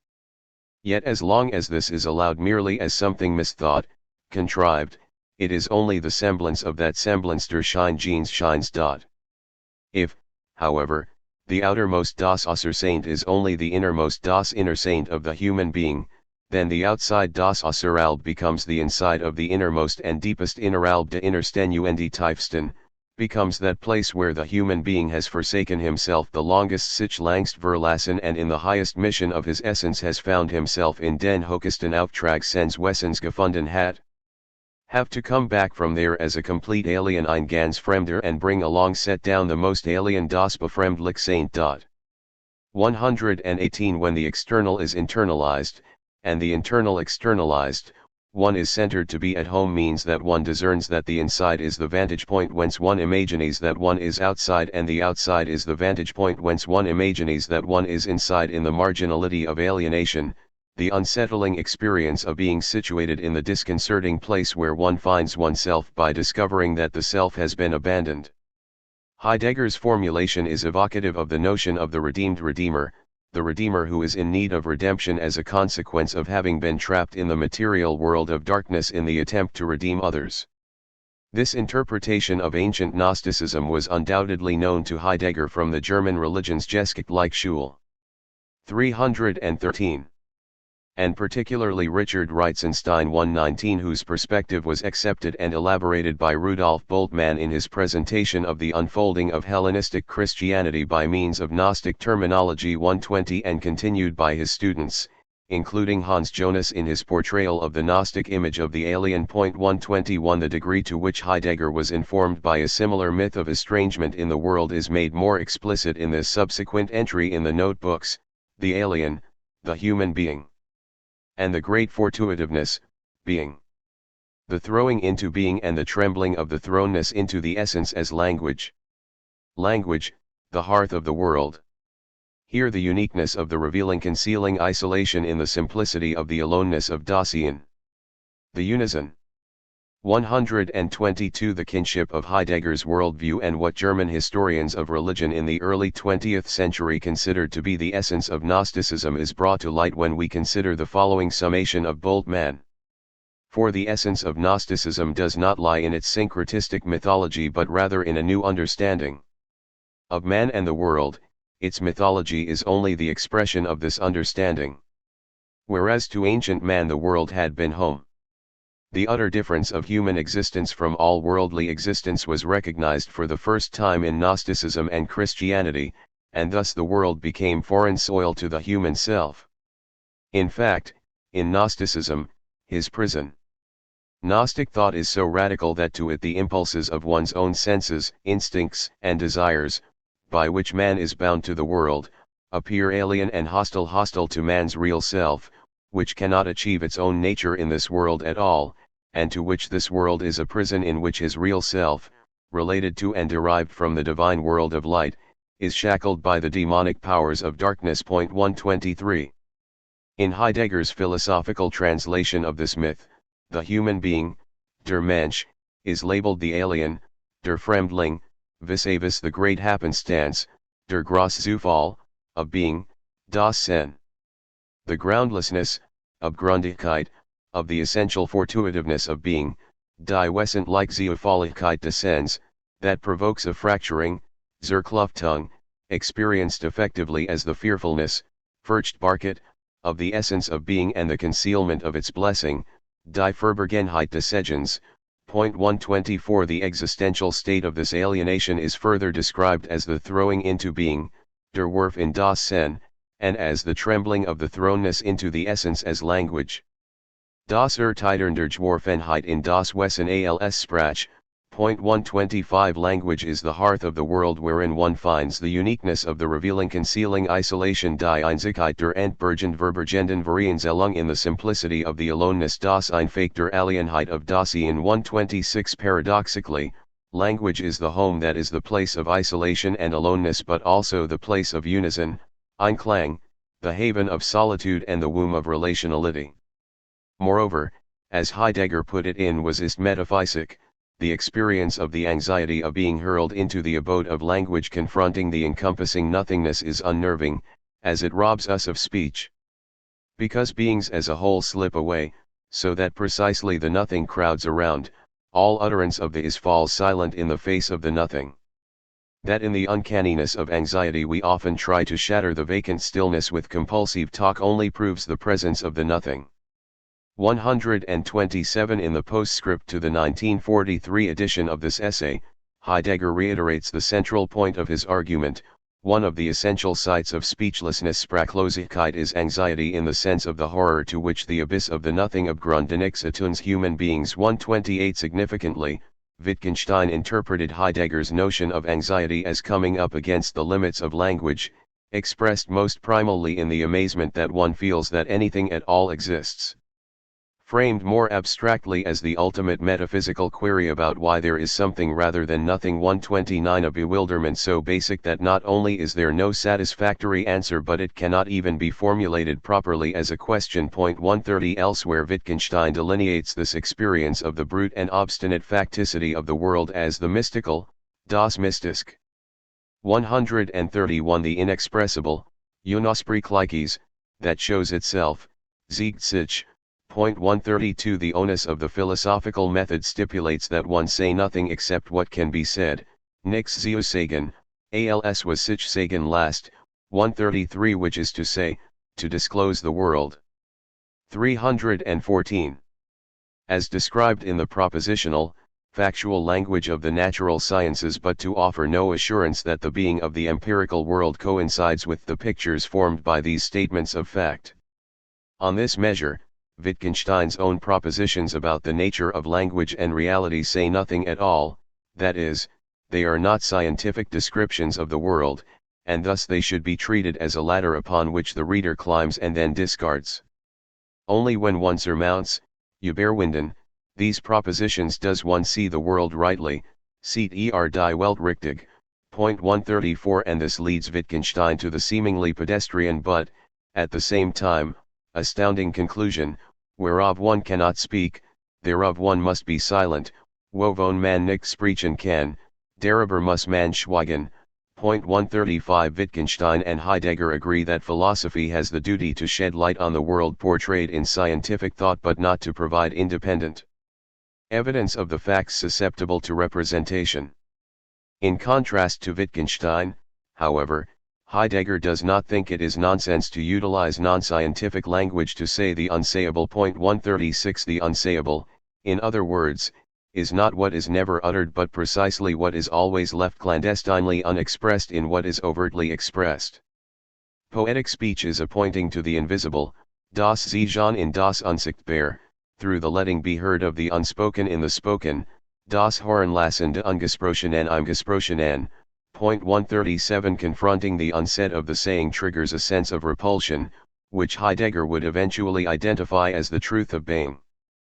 A disquiet that may be heeded only if one is habituated to the questioning of nothingness, the question that cannot be proposed without coaxing one to question the very question of its questionability. 138 Whence one discerns that nothingness is the essential trembling of being itself, die Wesen like Erteiterung des Seins selbst, and therefore is more than any being. 139 Still more remarkable than the affinity between the Wittgensteinian and Heideggerian positions is the resemblance of what Heidegger articulated as the mood of anxiety with which one is overcome when mutely facing the nothing of being, to what Skolem, perhaps influenced by Benjamin's reflections on the nexus of language and lament. 140 Argued in the youthful cogitation über Klage und Klagelit, composed in 1917, 141 With respect to the unique status of lamentation, all language is infinite. But there is one language whose infinity is deeper and different from all others, besides the language of God. For whereas every language is always a positive expression of a being ihnen positiven Ausdruck eines Wesens, and its infinity resides in the two bordering lands of the revealed Offenbarten and the silenced Verschwiegenen, such that it actually stretches out over both realms, this language is different from any other language in that it remains throughout on the border grenz, exactly on the border between these two realms. This language reveals nothing Offenbartnichts, because the being Wesen that reveals itself in it has no content, and for that reason one can also say that it reveals everything, and conceals nothing Verschweignichts, because its entire existence Dasein is based on a revolution of silence. It is not symbolic, but only points toward the symbol, it is not concrete nicht gegenstandlich, but annihilates the object vernicht den Gegenstand. This language is lament. 142. The description of the infinity of language residing between concealment and disclosure, a theme that Skolem would later connect more specifically to the linguistic theory of the Kabbalah. 143 is reminiscent of Heidegger's positioning Poiēsis on the boundary between speech and speechlessness, that is, poetry is a form of keeping silent by speaking rather than speaking by keeping silent, or in Heidegger's precise formulation to which I referred above, a projective saying through which the preparation of the sayable facilitates the coming to fruition of the unsayable in the world. Analogously, Skolem identifies lament as nothing other than a language on the border, language of the border itself. Everything it says is infinite, but just and only infinite with regard to the symbol. In lament, nothing is expressed and everything is implied. 144. What is particular about this language is that it does not refer to anything particular but to the condition of being that enframes all beings in an always singularly universal as opposed to a universally singular way. To be is to be the source of lament sen heist, quel von klage sen. Origin and border, as in birth in the sphere of life, converge in the sphere of language within lament. 145. 315. Furthermore, just as for Heidegger anxiety has no specific object and hence the linguistic response it occasions is, at best, a metaphor of what cannot be rendered metaphorically, the metaphor par excellence that serves as a metaphor that nothing is metaphorical, so for Skolem, lament is a language that both reveals nothing because the being it reveals has no content and conceals nothing because its entire existence is based on a revolution of silence through which there is a restoration. Zurückführen, of the symbolic to the revelation that induces morning self-overturning, sich selbstüberschlagen, and the consequent reversal, umkehren, that allows for the course toward language to emerge as expression. 146. The expression that emerges from this revolution, however, is an expression of the inexpressible, the language of silence, an apophatic proclamation. The poetic elocution, which paradoxically reaches its climax in speaking the unspeakable, is predicated on the agonizing assumption both liberating and inhibiting that what is said can never be what is spoken insofar as what is spoken can never be what is said. 147. This is what Skolem intends when he writes that lament is a completely unsymbolic language, since there is no symbol of a symbol. It is only symbolic in relation to that in mourning, which itself is neither a symbol nor an object, but was a symbol and an object. Now, however, in annihilation, it signifies the infinite nothing, das Unendlichnichts, the zero to an infinite degree, die Null vom Grade Unendlich, the expressionless, das Ausdruckslos, the extinguished, das Erloskein. 148. To identify lament as the language of annihilation, die Sprache der Vernichtung, means not only that what is declaimed is erased in its very declamation but that the erasure, too, can be erased and hence be itself merely through declamation. 149. As Heidegger somewhat enigmatically remarked about the dictum on the basis of which the attunement of the beginning is to be experienced. The concealed deep mourning over the veiled decaying of the essence into being as presence die Verbergene tief trauer über das Verhalt verwessende Wessens zum sen als Anwesenheit. 150. It is worth comparing Skolem's tantalizing characterization of lament as an unsymbolic language to the following depiction of language in Heidegger's Brief über den Humanismus. In its essence, language is not the utterance Äußerung of an organism, nor is it the expression Ausdruck of a living thing. Nor can it ever be thought in an essentially correct way in terms of symbolic characters I can character, perhaps not even in terms of the character of signification Bedeutungscharachter. Language is the clearing concealing advent of being itself, lichtend verbergend Ankenfeet des Sen selbst. 151. I do not intend to collapse all the differences between Heidegger and Skolem, but the points of commonality are not without import. For both, language is not primarily a form of chatter or communication, nor is it purely a matter of symbolic signification. It is the opening that reveals and conceals the event of being whose nucleus is nothing. Although the more mature Skolem used the idea of symbol to depict what he considered to be at the heart of the Kabbalistic theory of language, it is important to note that his later use of symbol corresponds conceptually to his earlier locution unsymbolic, that is, the signifier that points to that which is beyond signification. This, in turn, is in the neighborhood of Heidegger's way of speaking about language as the clearing in which beings are disclosed in their hiddenness and hidden in their disclosure. Here it is well to recall again Wittgenstein's quip in the preface of the Tractatus, the second part of which corresponds verbatim to the conclusion of that treatise cited above, that the whole meaning of the book can be summed up as follows: what can be said at all can be said clearly, and whereof one cannot speak thereof one must be silent. The philosophical burden, then, is to draw the limit, grenze, to thinking, denken, or to be more precise, to the expression of thoughts, Ausdruckter Gedanken, to establish the dividing line, to be able to think both sides of this limit, which is to say, to be able to assess what we are capable of thinking and what cannot be thought. The other side to the border of speech, or the limit to thinking, is nonsense, Unsinn. Point 152. Conversely, for both Scholem and Heidegger, the limit is the differentiating point that demarcates the point of non-differentiation, the borderline between being and non-being. From Scholem's standpoint, only lament, the language of the border that marks the 316 liminality of speech, enables one to cross from the silence that has descended into speech to the speech that has ascended unto silence.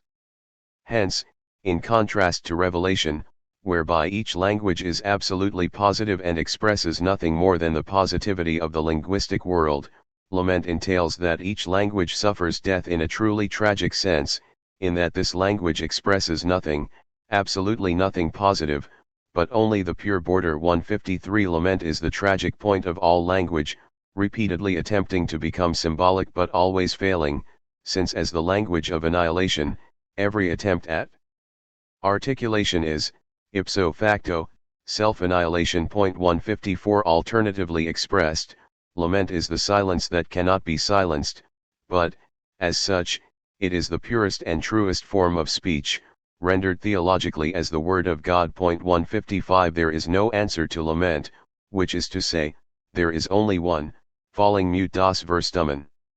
Here again lament shows itself to be the deep opposition of revelation, which is the linguistic form that absolutely demands an answer and enables one. The teaching that is not expressed, nor alluded to in lament, but that is kept silent, is silence itself. And therefore lament can usurp any language, it is always the not empty, but extinguished expression, in which its death wish and its inability to die join together. The expression of innermost expressionlessness der Ausdruck innerlichst Ausdruckslosen, the language of silence die Sprache des Schweigens is lament. This language is infinite, but it has the infinity of annihilation, die Unendlichkeit der Vernichtung, which is, as it were, the ultimate power potens of what has been extinguished. 156.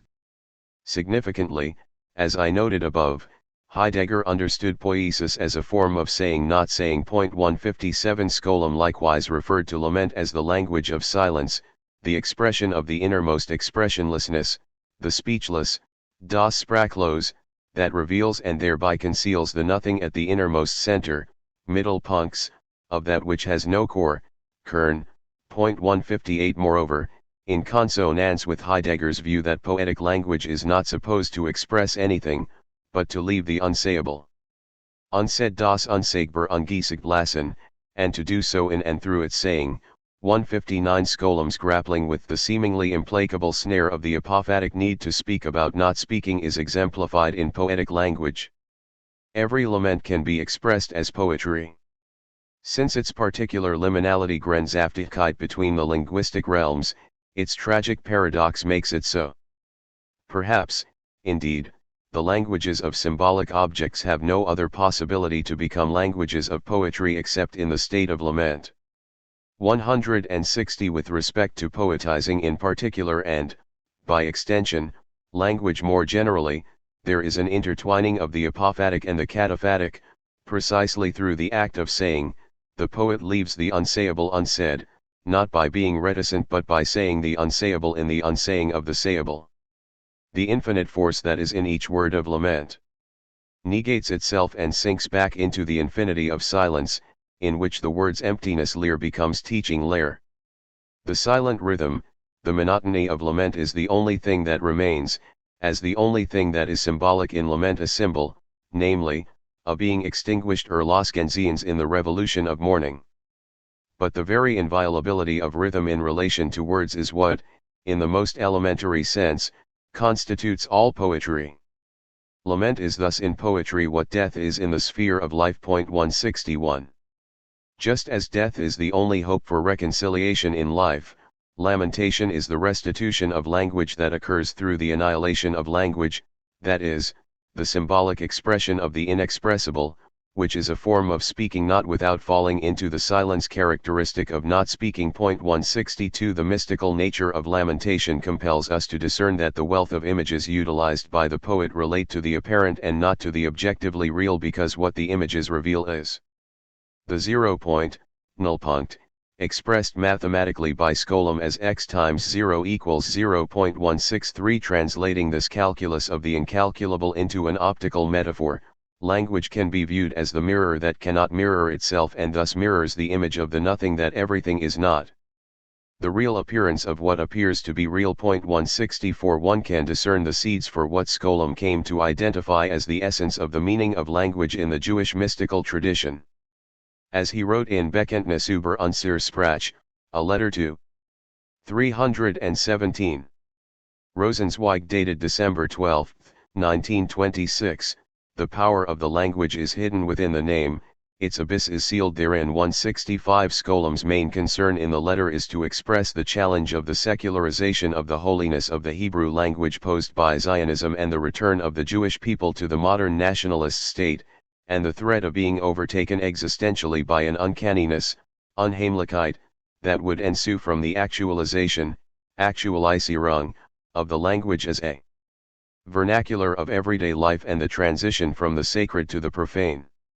Hence, the specific language to which Skolem refers in the aforecited remark is Hebrew, and the name alludes to the Tetragrammaton. Reworking a rabbinic tradition on the sealing of the cosmic abyss by the letters of the divine name, Skolem speaks of the abyss of language sealed by the name.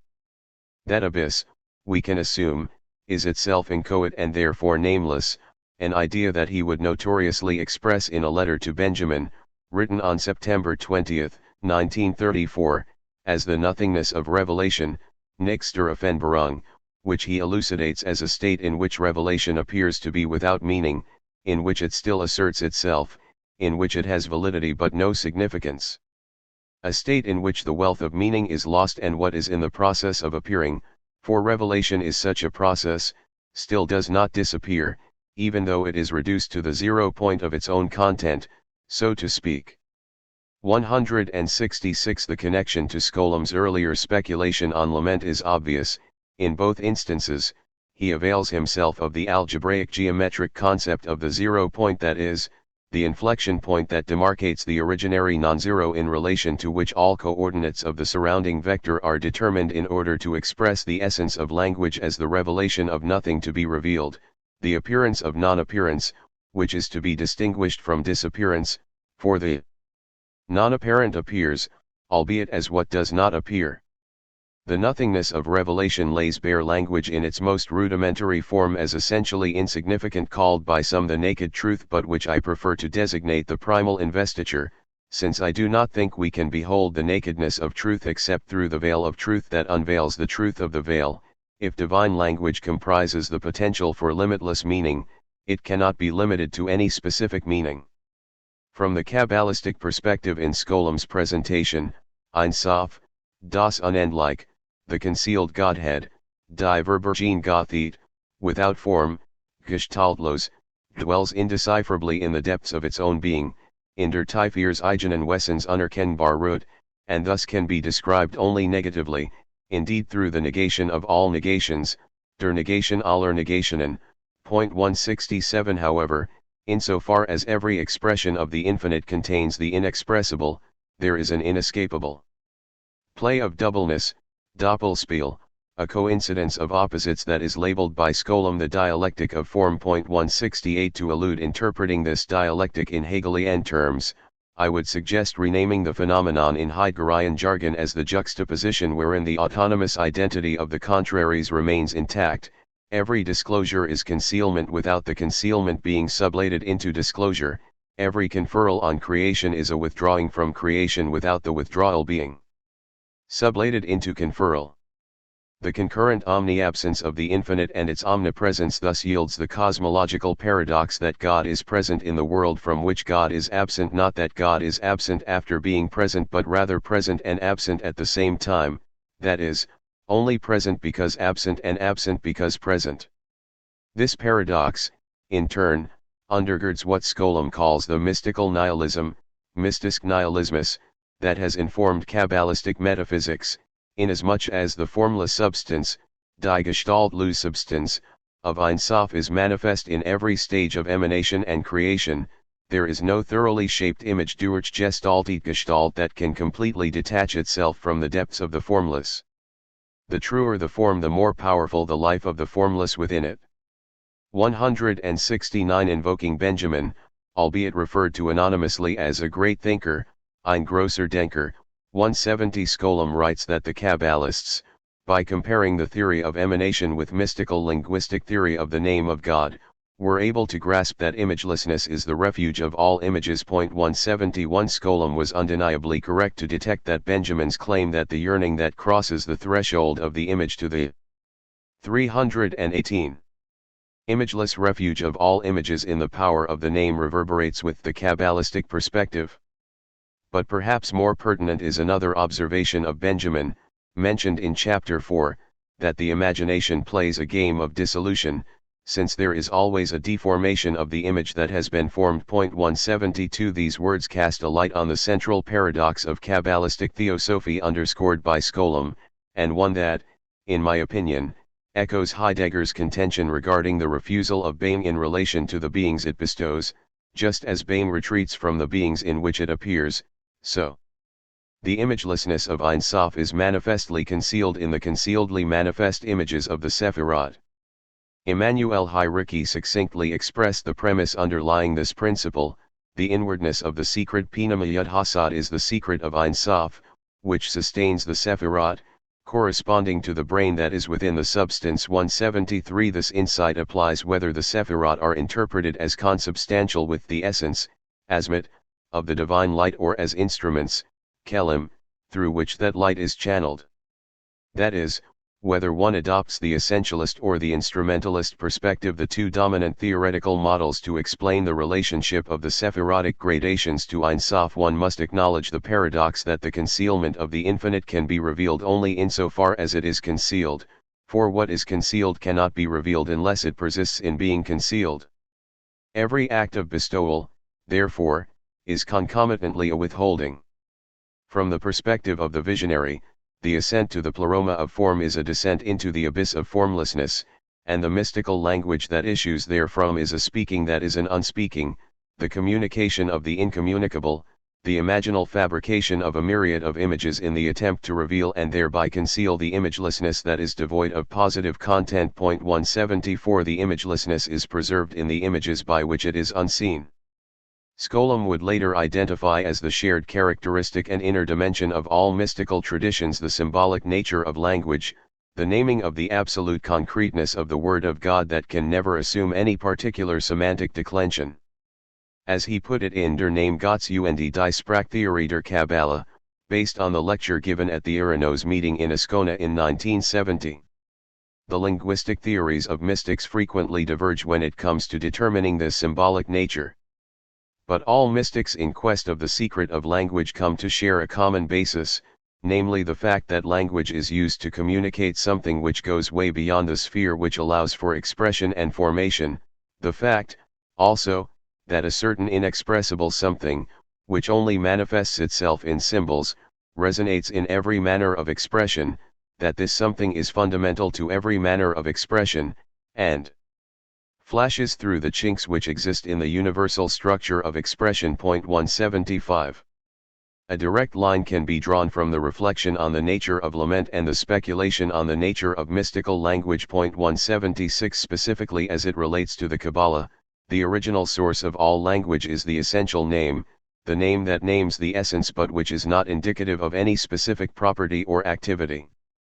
The name, therefore, is the infinitely interpretable wellspring of all signification that itself has no fixed significance. 177 As Skolem expressed it elsewhere, the Word of God must be infinite, or, to put it in a different way, the absolute Word is as such meaningless, but it is pregnant with meaning. Under human eyes it enters into significant finite embodiments which mark innumerable layers of meaning. Authority no longer resides in a single unmistakable meaning of the divine communication, but in its infinite capacity to take on new forms. 178 Just as the younger Skolem identified lament as the speechlessness at the innermost center of language, so the older Skolem identified the tetragrammaton, the fulcrum of revelation, as the meaninglessness that enables meaning to be decipherable through exegesis. The primary meaningfulness of language, both human and divine, is not a matter of communication but appeal. 179 This is the crux of Skolem's well-known view that the mystical symbol signifies nothing and communicates nothing, but makes something transparent which is beyond all expression. It is a momentary totality which is perceived intuitively in a mystical now, the dimension of time proper to the symbol. 180 What is rendered transparent is not 319 a thing at all, it is the nothingness of revelation, which refers not to the inaccessible transcendence of onto theological speculation, as some have argued. 181 but to the being exposed in the concealment of its being. The poiesis of symbolic language renders transparent the transparency of the transparent in the manner of the concavity of the convexity of the mirror mirroring itself. The transparency of this threefold exposure is linked temporally to the now, the modality of time beyond the partition of time, the equiprimordiality of past, present, and future. The crisis of modernity is the blurring of this transparency that results from the falling silent of tradition, the withdrawal of the name of God from language, and the consequent inability to retrieve the mystery of ineffability. In an oratorical flourish that again calls to mind Heidegger, Skolem insists that poets are the ones who can best address this crisis. For poets do not share the doubt that most mystics have in regard to language. And poets have one link with the masters of the Kabbalah, even when they reject Kabbalistic theological formulation as being still too emphatic. This link is their belief in language as an absolute, which is as if constantly flung open by dialectics. It is their belief in the mystery of language which has become audible. 182. Much attention has been paid to the affinities and differences between Benjamin's theory of language and what Skolem elicits about language from the Kabbalistic material. 183 There is good historical and textual justification for this comparison. I want to suggest, however, by way of addition and not substitution, that more consideration be given to the views proffered respectively by Skolem and Heidegger. For both, the power of the poet is connected to disclosing the non-communicable essence of language, the mystery of the nameless that is coiled in the unspoken core of every word spoken. Furthermore, not only were both thinkers keenly aware of the fact that there is no unconcealment that is not also concealment, but they equally understood the current predicament of humanity as one in which the absence for Heidegger, signifying the obfuscation of being by metaphysical machination, and for Skolem, the removal of God from history by ideological secularization is the most profound presence. Consider Skolem's assessment in his memorial address for Rosenzweig delivered in January 1930. The divinity, banished from man by psychology and from the world by sociology, no longer wanting to reside in the heavens, has handed over the throne of justice to dialectical materialism and the seat of mercy to psychoanalysis and has withdrawn to some hidden place and does not disclose himself. Is he truly undisclosed? Perhaps this last withdrawal is his revelation. Perhaps God's removal to the point of nothingness was a higher need, and he will reveal his kingship only to a world that has been emptied. 184. Heidegger was less inclined to use such explicit theological terminology, and of course he showed no overt interest in Jewish thought, let alone the complex Kabbalistic symbolism lurking behind Skolem's impassioned appraisal of the current existential situation as one in which the name of God has been removed from human language. 185 Notwithstanding these differences, Heidegger would have agreed with Skolem's anarchistic ideology. 186 That in a world emptied of all but its own emptiness, occlusion might be the highest form of manifestation. Both thinkers, in addition, seemed keenly aware of the fact that the post-philosophical and metapolitical calling of linguistically revealing the concealment of concealment belongs particularly to the poet, who is endowed with the soteriological task of impelling others to awaken from being oblivious to obliviousness and the consequent need to be redeemed. In my view, neither Skolem nor Heidegger ever abandoned the allure of the world-negating orientation of Gnosticism, even though in the case of Scholem it was tempered somewhat by the embrace of Zionism and the affirmation of Palestine, later the State of Israel, as the homeland of the Jewish people and Hebrew as the linguistic correlate that grounds the essence of the national identity. 187 One could say that this is equivalent to Heidegger's embrace of Germany and of German as the language most conducive to the disclosure of being, and therefore the most effective language for philosophy and 320. Poetry. 188 Just as in Scholem's cultural Zionism, so in Heidegger's attraction to National Socialism, as I will explore in more detail in the next chapter, there is a presumed synergy between language and land. The destiny of one is determinative of and determined by the other. Yet, reading between the lines, one could argue that both Scholem and Heidegger continued to be beleaguered by a disjointedness that was askew with their respective ethno-nationalist ideologies, a melancholic dislocation that led each to feel like a stranger in a strange land. 189 Even when entrenched in the native soil of either Germany or Palestine Israel.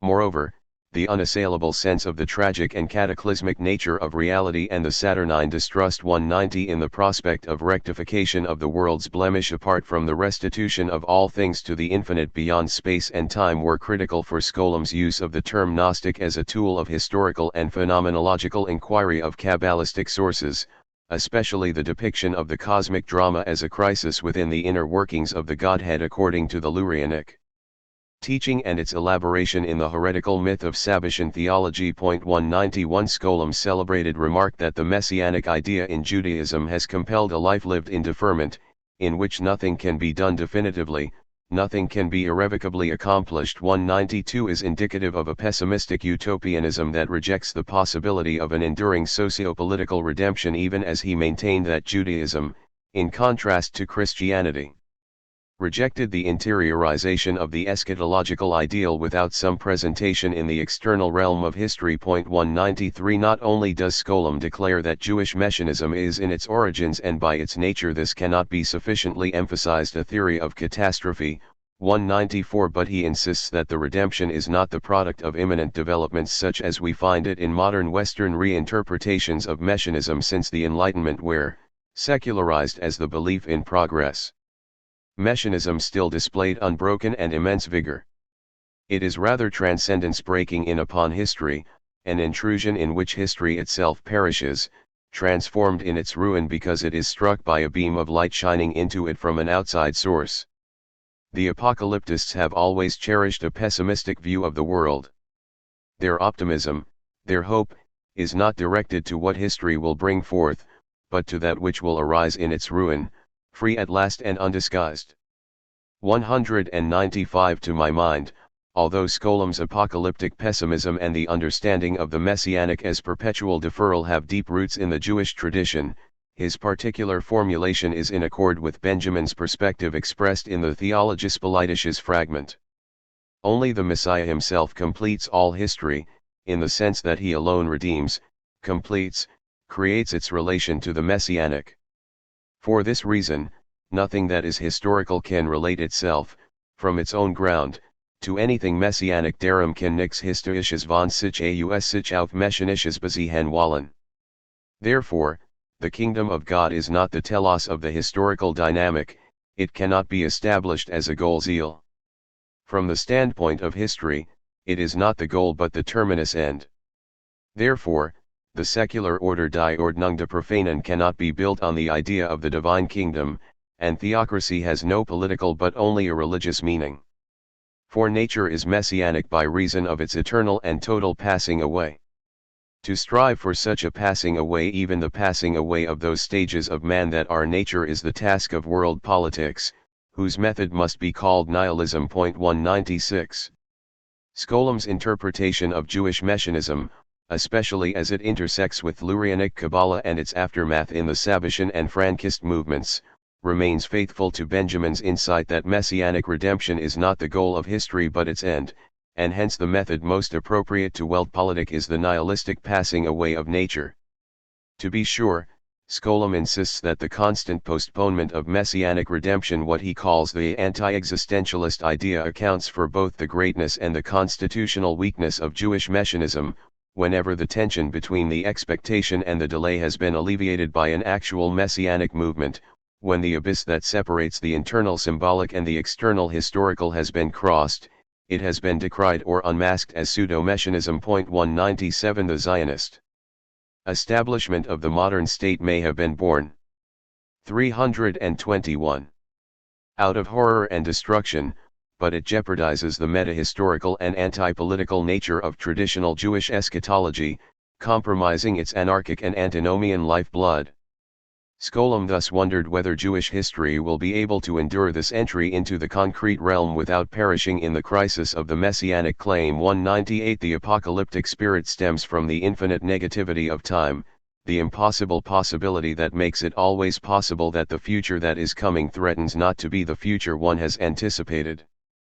The hopelessness of hope proceeds from the fact that the future we are awaiting can never transpire in time and the homeland we are coveting can never materialize in space. I note, parenthetically, that the Gnostic outlook I ascribe to these two thinkers concurs as well with Rosenzweig's characterization of poetry as at home neither in time nor in space, but where time and space have their inner origin.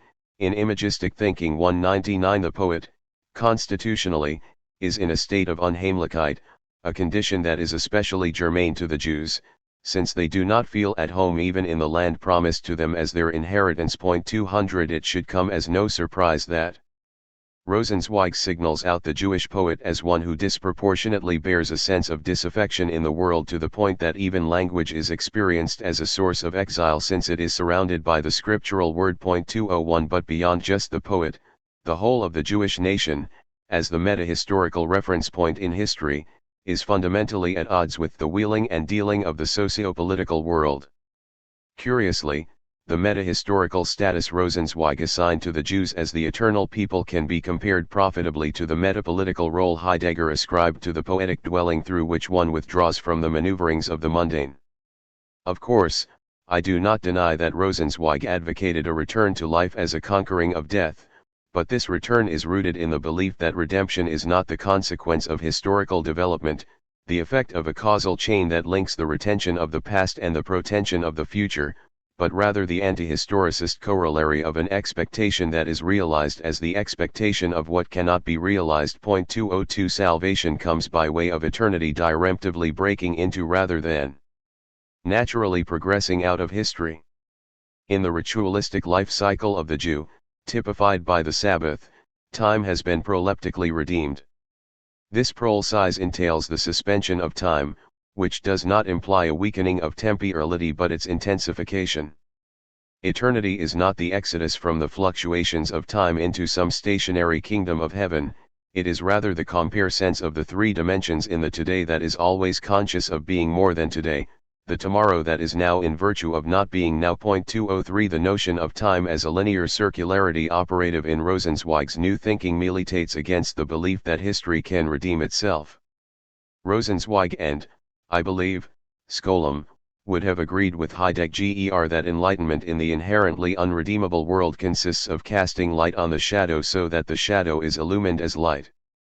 Departing from the Platonic underpinning of the Gnostic mythos, there is no escaping the shadowy world by fleeing to the realm of radiant and everlasting truth. 204 The task of the great thinker, Heidegger reminds us, demands jumping over one's shadow, for only through the leap does one surpass the shadow. 205 The surpassing, however, involves abiding within rather than dispelling the shadow.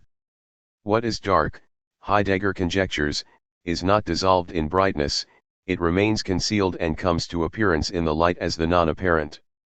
True thinking dwells inceptually in the essential space of a dark light. 206 By illumining the dark light and uncovering the shadow as shadow, one is emancipated and thereby reveals that in the showing of the unhidden, beings hide themselves, what is finally disclosed is the concealment that conceals itself in its disclosure. 335. 8. Ethnolinguistic enrootedness and invocation of historical destiny. One must be a god in order to know who is the devil. Heidegger, Ponderings v. 68. As we have noted at several junctures in this book, One of the more arresting affinities between Heidegger and the Kabbalists centers on their mutual recognition of the unique role of language as the medium through which the nature of being is concomitantly disclosed and concealed. Both Habermas and Derrida already noted the kinship on this topic between the Kabbalists and Heidegger. In his discussion of the subterranean influence of Kabbalah on German thought, Habermas glosses the Kabbalistic ratification of the divine status of language as follows: idealism condemned language as the instrument of knowledge and elevated a divinized art as its substitute. A Jew actually anticipated Heidegger, the Philosophicus Teutonicus, in this peculiarly heightened awareness. One for Derrida's part, I refer again to his remark, cited in Chapter 3, that compares Heidegger's counsel that to find one's way to the nearness of being, one must learn to exist in the nameless to the Kabbalistic tradition regarding speaking the unnameable name. 3 Derrida rightly perceived that the authentic anonymity embraced by Heidegger in contradistinction to the inauthentic anonymity of the neutered state of das Man, the mode of everyday being with one another, the they self, man selbst. Analyzed in detail in Senuendizeit 4 promotes the finding of one's way into the nearness of being, which is to say, to let oneself become a dwelling for the truth of being. 5 Derrida argued that there is a connection between the residual onto theology of the Jewish esoteric tradition and Heidegger centered on attunement to the thought of being and the articulation of the name that is no name. 6 But the nameless to which Heidegger alludes, and which I contend can be elicited from Kabbalistic musings on the infinite, is not an unsignifiable object that transcends signification, it is rather the sign of excess that dissimulates in an endless chain of signification. 7 The nihility that is outside the ontological economy of either positive or negative propositions. 8 For both Heidegger and 336. The Kabbalists, the nameless is not the transcendent God worshipped and adulated monotheistically, the being that is beyond being, it is rather the being that cannot be reduced to or identified with any being, even the otherwise than being, the Godhead or the divinity that can be approached only atheologically, as it exceeds all theological cataphasis, the one constellated not by the one of singular identity but by the illimitable multiples of the one that is never one, the being that is neither being nor non-being but the negation of the negation of negation. The intent of Derrida's comparison is underscored by another outcome of the suggested juxtaposition of Heidegger and the Jewish esoteric tradition. The spirit of anonymity exemplified by many Kabbalists through the centuries, and still in evidence today, can be understood as an expression of the contemplative quest to exist in that is, to be united with the unnameable name by eradicating one's own name. This is in accord with Heidegger's affirmation of an anonymity that allows one to subsist in and to be beckoned by the name of the nameless. The quietistic eradication of one's proper name corresponds to the avowal of the disavowal of the namelessness, the signpost that marks that the world play of being, as we noted in Chapter 4, acts without reason or purpose. The teleological status of the being devoid of referentiality is to be emulated by Daseinsgelassenheit, acting with the will that is depleted of the willfulness to will, the willing of non-willing that willfully abandons the agency of willing, the constraint of causal irrevocability. 9 In the Kabbalistic ethos, the transgressive piety, similarly anchored in the willing of non-willing, is identified as the virtue of humility, the purging of selfhood achieved by the self when it is conjoined to the nothingness of Keter, the absolute and infinite will that is beyond both the willing not to will and the willing to relinquish the will to not will. 10. Metapolitical triangulation, land, language, peoplehood. In the infamous Recht oral address, Heidegger spoke of the essence of the German university related to the inexorability of that spiritual mission which impresses onto the fate of the German Volk the stamp of their history. 11 The essential character of the university is self-governance, Selbstverwaltung. But the latter involves determining through self-examination, Selbstbesinnung, the way to realize the task of becoming what one ought to be. 12 As Heidegger envisioned it, crucial to this task is the act of self-limitation, Selbstbegrenzung, by which the German people will that essence, and in so willing, assert their own essential being. Self-assertion, Selbstbehauptung, is thus understood as a consequence of the nexus between self-governance, self-examination, and self-limitation. In a patently Platonic fashion. 13. The reclaiming of science. The word Wissenschaft denotes authentic knowing, in which the question of being occupies a central place, as opposed to more contemporary forms of positivism or empiricism. Bespeaks the historical and spiritual mission of the German university, which, in turn, embodies the essence of the German people that can be fully realized only in the state. 14. This knowledge, Heidegger told his audience on that fateful day, could be attained only when we submit to the power of the beginning of our spiritual historical existence. The beginning Anfang is the commencement Aufbruch of Greek philosophy.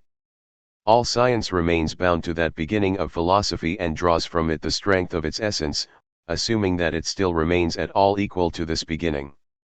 15. Several years later, in Einführung in die Metaphysik, Heidegger articulated the dilemma of modernity as follows: this Europe, in its unholy blindness always on the point of cutting its own throat, lies today in the great pincers between Russia on the one side and America on the other.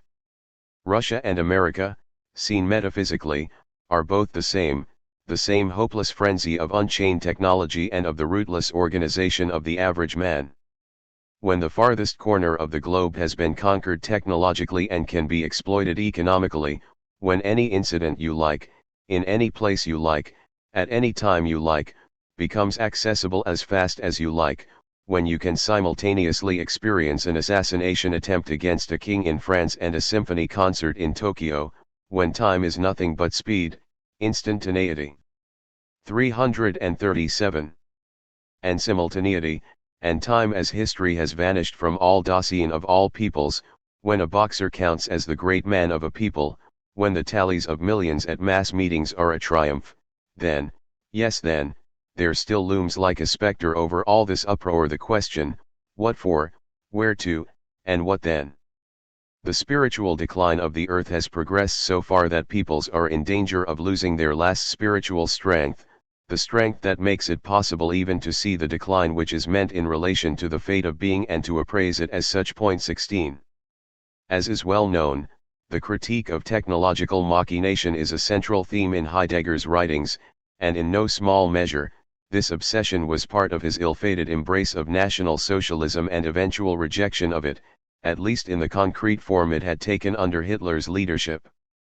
There is much to say about this complex matter, but in this context, what I wish to emphasize is that, for Heidegger, the spiritual decline, the pinnacle of which consists of the fact that people no longer perceive the decline, an argument whose structure parallels the Gnostic myth of the redeemed Redeemer, that is, the Redeemer who needs to be redeemed from oblivion to his role as Redeemer. 17 is crucially expressed as ethnicities losing their individual sense of history, which is tied principally to the cultural formation mediated through language.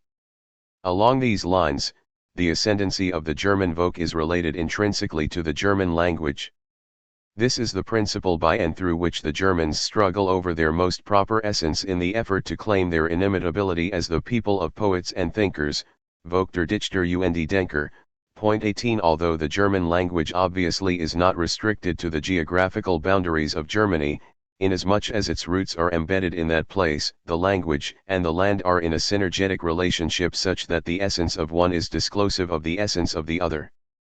For Heidegger, the German essence is both enrooted in the soil of the language and embodied in the language of the soil.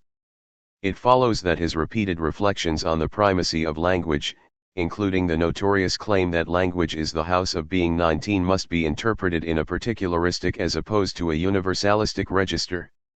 Heidegger thus speaks of the house as the space opened up for a people as a place in which they can be at home, and thereby fulfill their proper destiny.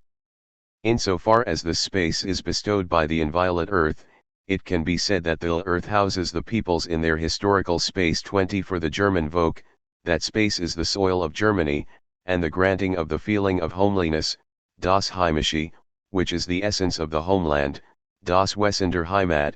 21 is through the opening of the between, that is language.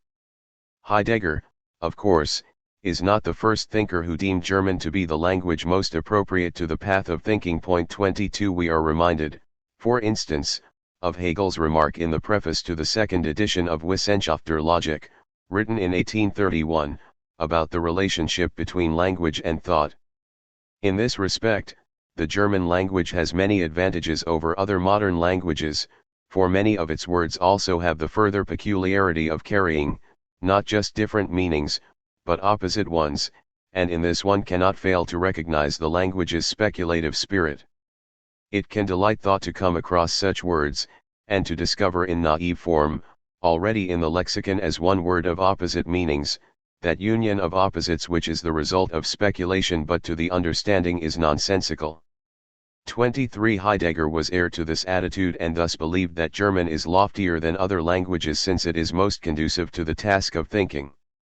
The reader, therefore, is misled if he or she is not cognizant of the fact that Heidegger's many reflections on the nature of Sprache are not about language in general but more specifically about German, or to be even more precise, about German and its special relationship to Greek, as Derrida argued in Interpretations at War, Kant, the Jew, the German, 24, an alliance that was upheld by other German thinkers, including Hermann Cohen, who argued that both cultural formations displayed the same Eigentumlichkeit, the exemplarity based on the paradoxical conjunction of universality and particularity, that is, the national specificity is expressive of the general ideal. 25. Heidegger's espousal of the Greek-German symbiosis tends toward a racial component as his Germanism, and we can assume his sense of Greekism, is not inclusive of the other precipitously condemned.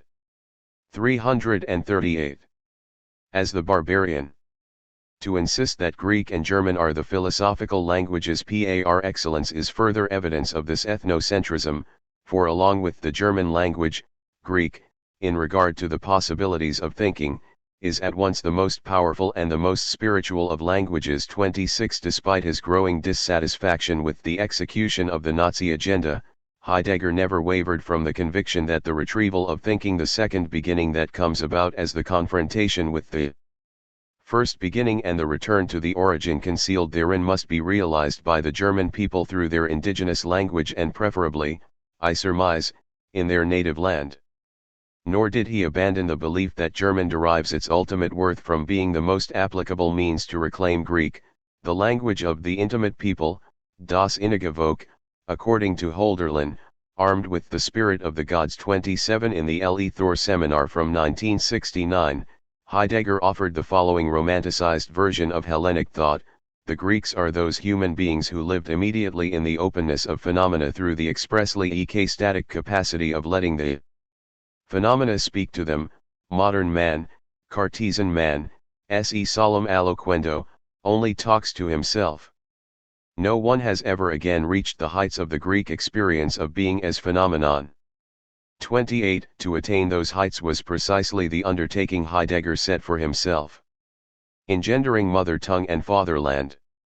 To assess Heidegger's approach, one must set his thinking in the context of 19th-century German philology. Consider the summation given by Tusca-Benes. Comparative philologists generally interpreted language as evidence of ethnic descent and wove myths of cultural origin around the perceived starting points of national tongues. The first moments in the emergence of a language or nation were considered to be formative. The organic unfolding of a first principle or underlying idea could explain subsequent historical development. This origin paradigm held sway over German linguistic thought through most of the 19th century. In this respect, comparative philology epitomized the 19th century German quest for origins. Language scholars worked feverishly to reconstruct the Ursprache, or the primordial linguistic forms from which the world's tongues supposedly evolved, especially within the Indo-European language family. Philologists ordered languages and ethnic groups based on the model of branching genealogy from a single point of origin. 29. Heidegger doubtless accepted this philological quest for origins, but even more important for him is the threefold connection between people, language, and land. If, as Heidegger thought, homelessness, Heimatlosigkeit, is a symptom of the oblivion of being, Seinsvergessenheit, or the abandonment of beings by being, Seinsverlassenheit des Seenden, then homecoming, Heimkenfiet, consists of standing in the nearness to being, the there of the being there, that is the clearing of the appropriative event. 30. Perhaps with an eye to criticizing the exploitations of the Nazis, Heidegger states explicitly that the word homeland is thought in an essential sense. not patriotically or nationalistically, but in terms of the history of being.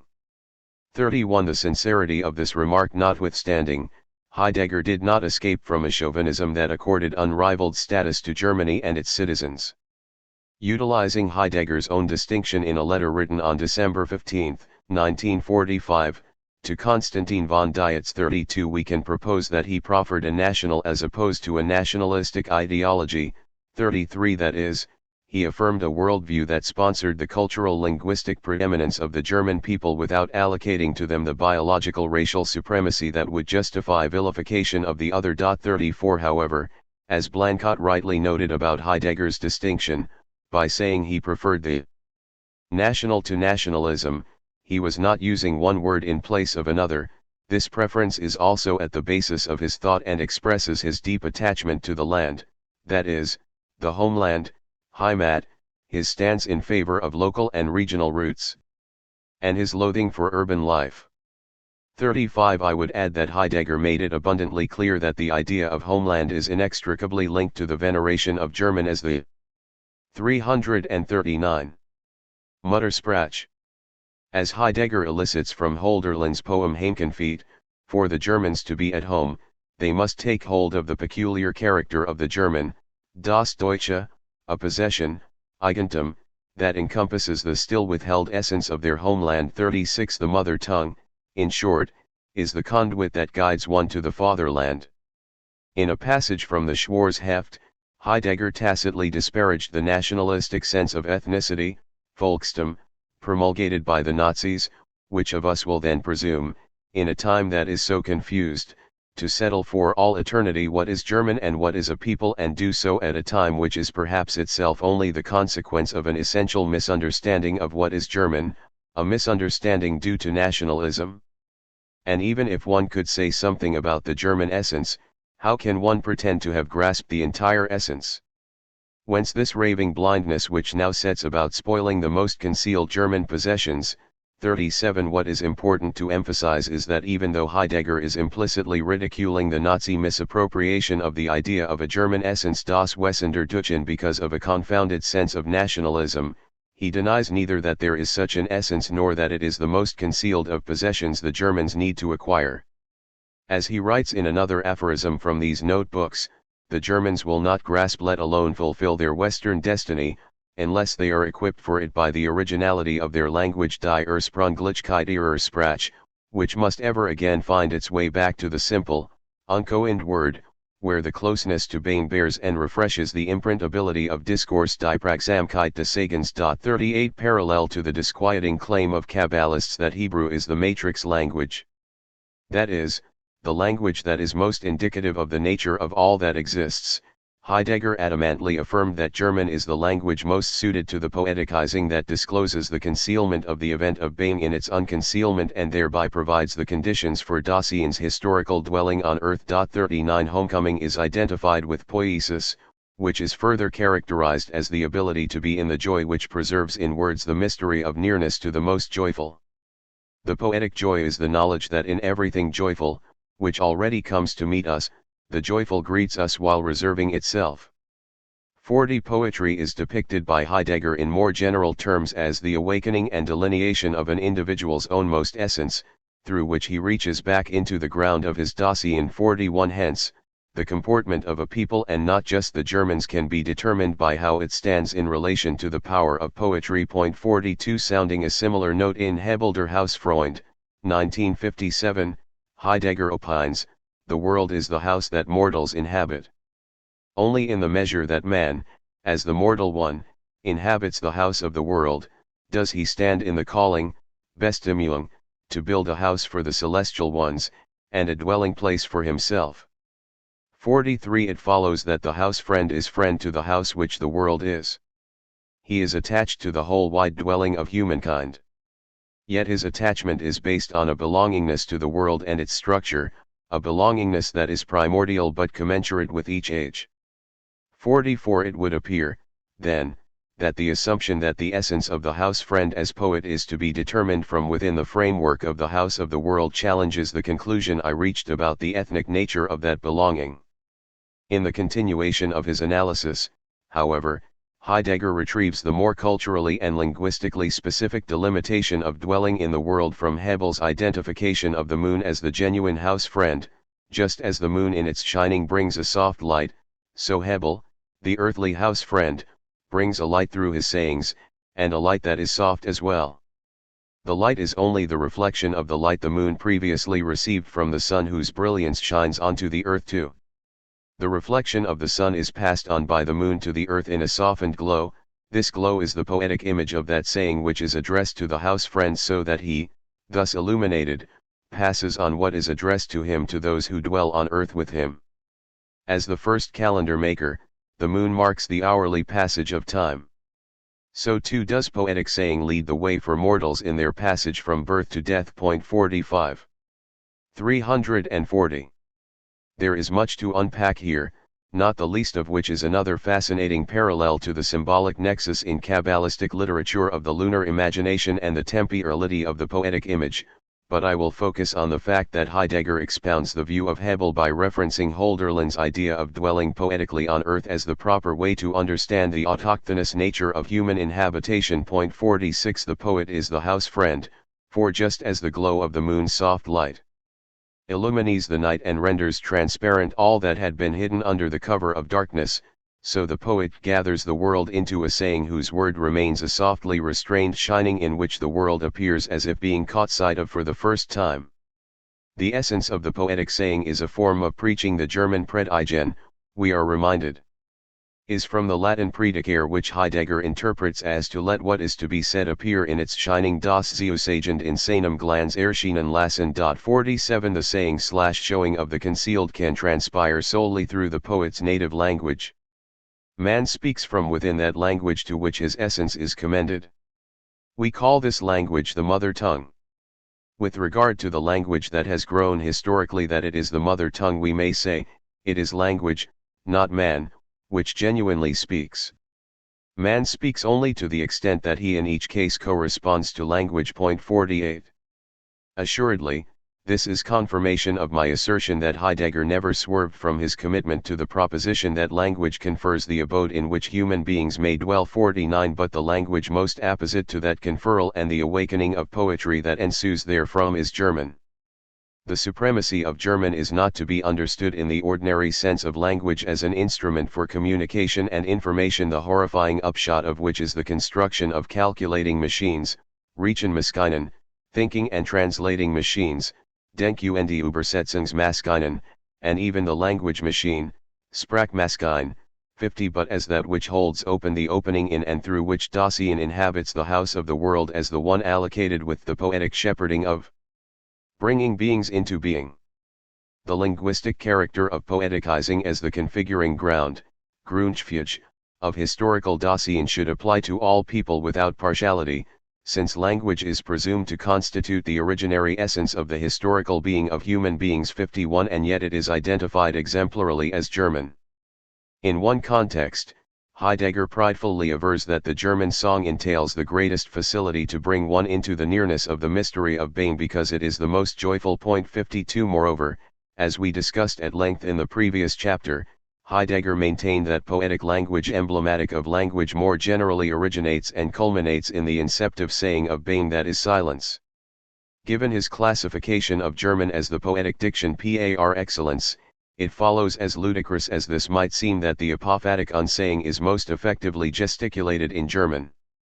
To the extent that silence is the source of speaking, and speaking entails listening to the unspoken, German is the language in which the stillness of the appropriating showing saying resounds most effusively. 53. Hölderlin argued that clarity of presentation, Klarheit der Darstellung, is natural to the Germans, and included therein, according to Heidegger, is the ability to grasp, the designing of projects, the erection of frameworks and enclosures, the construction of boundaries and divisions, and dividing and classifying. But this native trait does not become authentically their own disposition, Verfassung, until they encounter what is foreign, das Fremd, and the ability to grasp is tested by the need to grasp the ungraspable, das Unfassliche zu erfassen.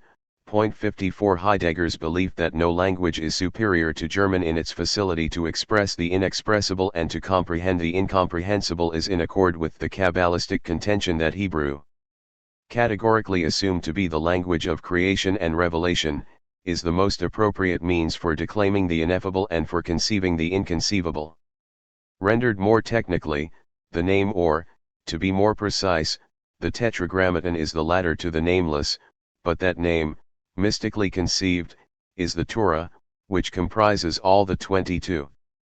341 letters of the Hebrew alphabet. 55 To use the terminology attributed to some of the Provençal and Catalonian Kabbalists of the 13th century, the climax of the meditative ascent consists of thought cleaving to that which thought cannot comprehend, a state of conjunction, divekut, with the divine nothing facilitated by the mind divesting itself of all concepts, images, and words. 56 Some Kabbalists, and Hasidic masters influenced by them, even identified the goal of the mystical path as conjunction with and incorporation into the expanse of the infinite. 57 In this non-dual consciousness, or meta-consciousness, all differentiation is overcome and the suitability of language itself is called into question.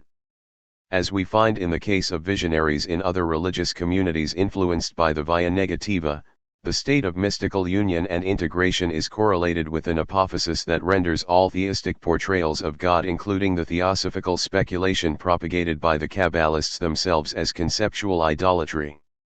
The pinnacle of the path is the absorption of the differentiated self into the great sea of non-differentiation, an assimilation into the formless and boundless light that engenders a mystical atheism. 58 To be sure, in Kabbalistic sources, the apophatic dimension is counterbalanced by an amplification of the cataphatic leaning of the biblical and rabbinic corpora. With respect to this matter, once more I note the accord between Kabbalah and the mystical piety nurtured by Christians and Muslims. In all three monotheistic faiths, informed by their respective scriptural legacies, the language germane to the visionary Gnosis ensues from the coalition of the cataphatic and the apophatic, that is to say, the very being to whom the disparate forms are ascribed is the being from whom these forms are erased. One of the more sophisticated attempts to communicate this idea is found in the Habad Lubavitch literature, the transcendence of the light of the infinite beyond visual and verbal anthropomorphization, the figure of the metafigure, the non-human, low atom based on 1 Samuel 15:29, corresponding perhaps to the contemporary notion of the post-human, is set in contrast to the immanence of that light, which assumes the image of the appearance of a human, Dimat Kamar Adam, on the throne of glory. Ezekiel 1:26, .59 Theopoetic discourse arises in the interplay between the present absence of the non-human and the absent presence of the human. To say the unsaid, therefore, does not mean to speak about a mysterious transcendent entity whose meaning ineluctably eludes the grasp of our understanding, or even to speak about the reticence of not speaking about such a transcendence, as we find in the romantic understanding of the symbol 60, but rather to demarcate that chasm of the between, the womb of possibility, by uttering what is always still to be uttered, a non-utterance that renders the inexpressible fully expressible in its inexpressibility. Kabbalistic apophaticism implies not only that every act of unsaying presupposes a previous saying or that every act of saying demands a corrective unsaying, but, more paradoxically, and in line with the position I have attributed to Heidegger, that every saying is an unsaying, for what is said can never be what is spoken, insofar as what is spoken can never be what is said. In making claims about the ineffability of the infinite through the gesture of speaking not, Kabbalists, much as Christian and Muslim mystics, availed themselves of images of negation, that is, images that are negative but no less imagistic than the affirmative images they negate, to illustrate the negation of images. 61 Returning to the metaphor previously invoked, one can never dispose of the latter because the name is not only the means by which one ascends to the nameless, it is the investiture by which the nameless is pronounced and thereby remains unpronounceable. Speaking of the mystical utterance, there is no end to speaking, since what is spoken is unspeakable. The unspoken is not, however, equally spoken by different languages. For the Kabbalists, the most auspicious way to the silence beyond speech is through Hebrew, the sole language considered to be sacred, whereas Heidegger attributed priority to German as the most effective language to express poetically what is inexpressible, a task that he himself considered as naming the holy, the enigma that shines forth in its gathering depth only as it veils itself. 62 For instance, consider Heidegger's comment on the following words of Hölderlin, concerning what is highest. I will be silent. Forbidden fruit, like the laurel, is, however, above all the fatherland. Such, however, each shall taste last, vom Hochsten. 342. Will ich schweigen? Verboten Frucht, wieder Lorbeer, ist aber am meisten das Vaterland. Die Aberkost ein Jedersoll the fatherland, our fatherland Germania most forbidden, withdrawn from the haste of the everyday and the bustle of activity. The highest and therefore most difficult, that which comes last, because fundamentally first the origin withheld in silence.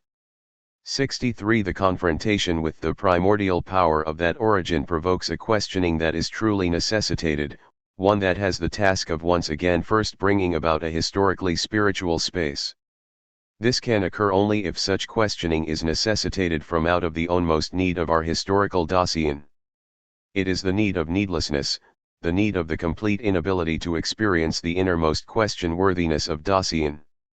64 Heidegger extracts from Hölderlin that only the poetic word typified in the German language can awaken humankind to this task of constructing a spiritual space, that is, a space calibrated to the physical wherein the spiritual can materialize. The full import of Heidegger's reading of Hölderlin can be discerned only if we bear in mind another remark: the fatherland is being itself, which from the ground up bears and configures Trakt und Fugt the history of a people as an existing Daseinden people, the historicity of its history die Geschichtlichkeit seiner Geschichte. The fatherland is not some abstract, supertemporal idea in itself. Rather, the being of the fatherland, that is, of the historical Dasein of a people, is experienced as the authentic and singular being from which the fundamental orientation toward beings as a whole arises and attains its configuration Gefüge. 65 That the fatherland of Germany is the historical Dasein of the German people implies that it is the being whence this people orients itself toward the totality of beings, and in that respect, the fatherland is identified as being itself. Das Vaterland ist Dasein selbst. The German language, consequently, gives voice in a unique way to the taciturnity of genuine discourse that occasions a thoughtful encounter with the revelation of being. 66 The homecoming is dependent on kinship with the poet, ostensibly a universal idea, but Heidegger ascribes that homecoming more specifically to the future of the historical being of the German people. They are the people of poetry and of thought. 67 Heidegger unabashedly imputes to the Germans an eminently enviable position by proclaiming Sie sind das Volk des Dichtens und des Denkens, a shockingly stark and unapologetic expression of his ethnocentric bias. As Heidegger audaciously proclaimed in the Schwarzheft, only someone who is German can in an originarily new way poetize being and say being he alone will conquer anew the essence of theta epsilon omega rho alpha. And finally create logic. 68 In an even more ominous tone, Heidegger wrote in the addendum to the lecture course Parmenides und Heraklit offered during the winter term 1942-43 at the University of Freiburg. The highest form of suffering is dying one's death as a sacrifice for the preservation of the truth of being. This sacrifice is the purest experience of the voice of being. What if German humanity is that historical humanity geschichtlich Menschentum which, like the Greek, is called upon to poetize and think, and what if this German humanity must first perceive the voice of being? Then must not the sacrifices be as many as the causes immediately eliciting them, since the sacrifice has in itself an essence all its own and does not require goals and uses. Thus what if the voice of the beginning should announce itself in our historical destiny? 69. Unquestionably, the problem to which Heidegger is responding is of universal scope, the oblivion of being and the consequent abandonment of humanity to self-forgetfulness, Selbstvergessenheit. Primordially, the emergent essence of being disposes and determines the mode of the sheltering of the unconcealed as the word. The essence of the word disposes and first determines the essence of the humanity corresponding to it, and thereby relegates this essence into history, i.e., into the essential beginning and the transformation of the essence of the truth of beings. Only because being and the truth of being are essentially beyond all men and humanities über alle Menschen und die Menschentummer, can, and 343. Therefore must, the being or non-being of man be at stake, where man as historical is determined to the preservation of the truth of being. 70. Being and the truth of being are beyond all humanity, and yet, the crucial players in the Gnostic drama, the ones called upon to sacrifice for the preservation and transformation of the essence of the truth of being, are the Germans. To them exclusively belongs the historical destiny to ameliorate the forgetfulness of the forgetfulness by heeding the voice of being. Just as Kabbalists have dependably identified the Jews as the nation that bears the image of the divine uniquely, and thus exemplify the essence of humanity in their imaginal capacity to imagine the unimaginable and in their linguistic deportment to describe the indescribable, so Heidegger had no compunction about identifying the Germans as the historical humanity. The universal task to unveil the veiling of the veil of unveiling, to disclose the concealment of the unconcealment, can be accomplished most felicitously through the language of this particular ethnos. In a second study from 1942, a sustained analysis of Hölderlin's Andenken, Heidegger reiterates his belief that the universal vocation for the futural humanity can be achieved only through the particular destiny of the German people. The dwelling near the origin that prepares a foundation is the original dwelling, in which the poetic is first grounded, upon whose ground the sons of the earth are then to dwell, at least if they are to dwell poetically upon this earth. The Poiēsis of the poets is now what founds everything that remains. What remains is the originary remembrance, das ursprüngliche Andenken of the poet. That which remains prepares the historical place in which German humanity, das Menschentum der Deutschen, must first learn to become at home, so that, when it is time, it will be able to linger in the moment when destiny lies in the balance. Remembrance is a poetic abiding in the essence of what is fitting to poetic activity, which, in the secure destiny of Germany's future history, festively shows the ground of its origin. 71. This passage buttresses the view that Heidegger did come to reject the purely geopolitical understanding of the ideal of the German homeland and the German people, especially in the distorted and vulgar way disseminated by the Nazis, in favor of a theological political poetical sensibility. To paraphrase Lacuae Labart. 72, to be at home means, first and foremost, to dwell poetically on earth. As Jennifer Anna Gossetti-Firenze explicated this aspect of Heidegger's thinking, poetic dwelling in the later works is characterized by the nonviolence of Gelassenheit, a letting be that escapes representational thinking and refuses the technological objectification of things in favor of a more essential, poetic revealing. This is the turning around that also motivates and arises from factical life. Dwelling here reflects Hölderlin's notion of peaceful dwelling. Here is found Heidegger's discovery of the earth, for poetic language offers a different appreciation of nature than that offered by metaphysics. Because poetic language grants the elusive character of presence that beings are never fully disclosed as actual but belong to the structure of being's withdrawal, poetic language does not dominate nature as an object to be exhausted in mechanistic laws or in technological manipulation. 73. How is the poetic dwelling accomplished? Only by those who dwell in the nearness to the origin, a task that is apportioned to the poets, who are entrusted with the responsibility to ground what remains in the originary remembrance. The form of spatialization dependent on poetic abiding is the deeper sense of the historical place wherein German humanity will learn to become at home and secure the destiny of its future. In spite of Heidegger's lofty poetizing, the concreteness of the specific land is not eviscerated, on the contrary, it is reinforced to the degree that the poetic dwelling still depends on the historical place that takes root within the confines of a particular country. Poetic homecoming and proximal distance. There is good reason, in my judgment, to accept the sincerity of Heidegger's insistence that he distanced himself from several of the main tenets of Nazism, the recently published notebooks, which have been 344.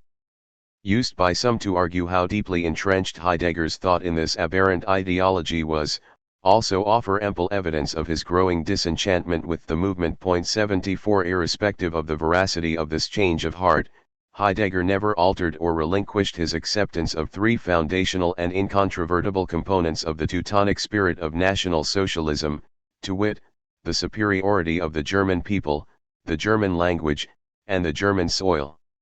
Even if we grant, as I think we should, that after resigning from the rectorship, Heidegger retreated from the political arena and cultivated an interest in a poetic thinking that can be considered political only by virtue of being apolitical or metapolitical, his thought was still beholden to a collective myth of the decline of European culture and the need for its renewal to be executed specifically by the Germans, or at least by their elite 75 designated as the ones to come, die Zukünftigen, 76, or as the future ones, die Künftigen, who, in grounding, hold being open and urgent and developed in the truth of its essence, 77, the ones for whom what is most proper in philosophy, yet always left unsaid, is kept open. 78 The myth that sustained the necessity for renewal has been identified as the matrix of generic fascism, since it preserves the exclusionary belief in the distinction of one race and the imparting to that race the task of changing the course of history. 79 Using this measure, we can say without qualification that Heidegger's thinking is prejudicial. This is not to deny, however, that he viewed the particularistic from the standpoint of a greater purpose to serve humankind.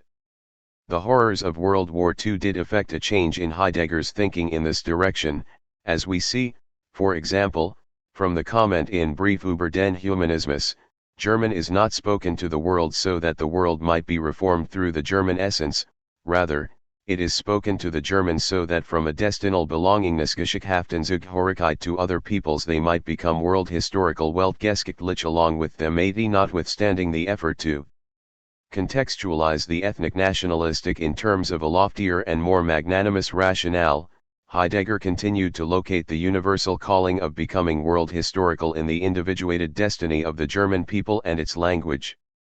Here it is pertinent to recall the astute observation of Elliot that Heidegger understood his mission as translating the existential belief of one's own most individual Dasein into the more specifically cultural German Dasein. 81 A destiny that is no less particular by virtue of its generality.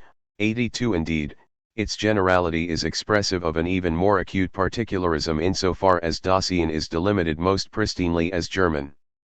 As Heidegger himself put it in the Schwarzheft, the communal civil folklich staatlich happening is to be unfolded in its actuality in order to attack all the harder and sharper and fuller the floundering, rootlessly and without rank, of the new spirit, i.e., in order to guide the awakening actuality of German Dasein to its greatness for the first time, a greatness concealed to this Dasein and waiting for it, a greatness around which the most fearful storm is raging. 83 There is no transition from a Dasein that is always particular to a Dasein that is always universal, since it is the notion of the German Dasein that universalizes the particularity and particularizes the universality. 84 More recently, Vatimo has similarly argued that the destiny allotted to the Germans by Heidegger was seen as the call of being, but exactly of a being that announces itself only as a particular historical sending.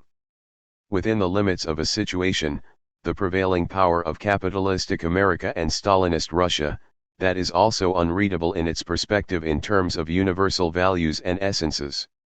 85 Heidegger's support of Nazism did not embroil him in positing any access to metaphysical first principles or absolute truths. The political engagement with National Socialism stemmed precisely from the categorical rejection of categorical absolutes, the debunking of the universal dictates of reason in favor of accepting an uncompromising human finitude.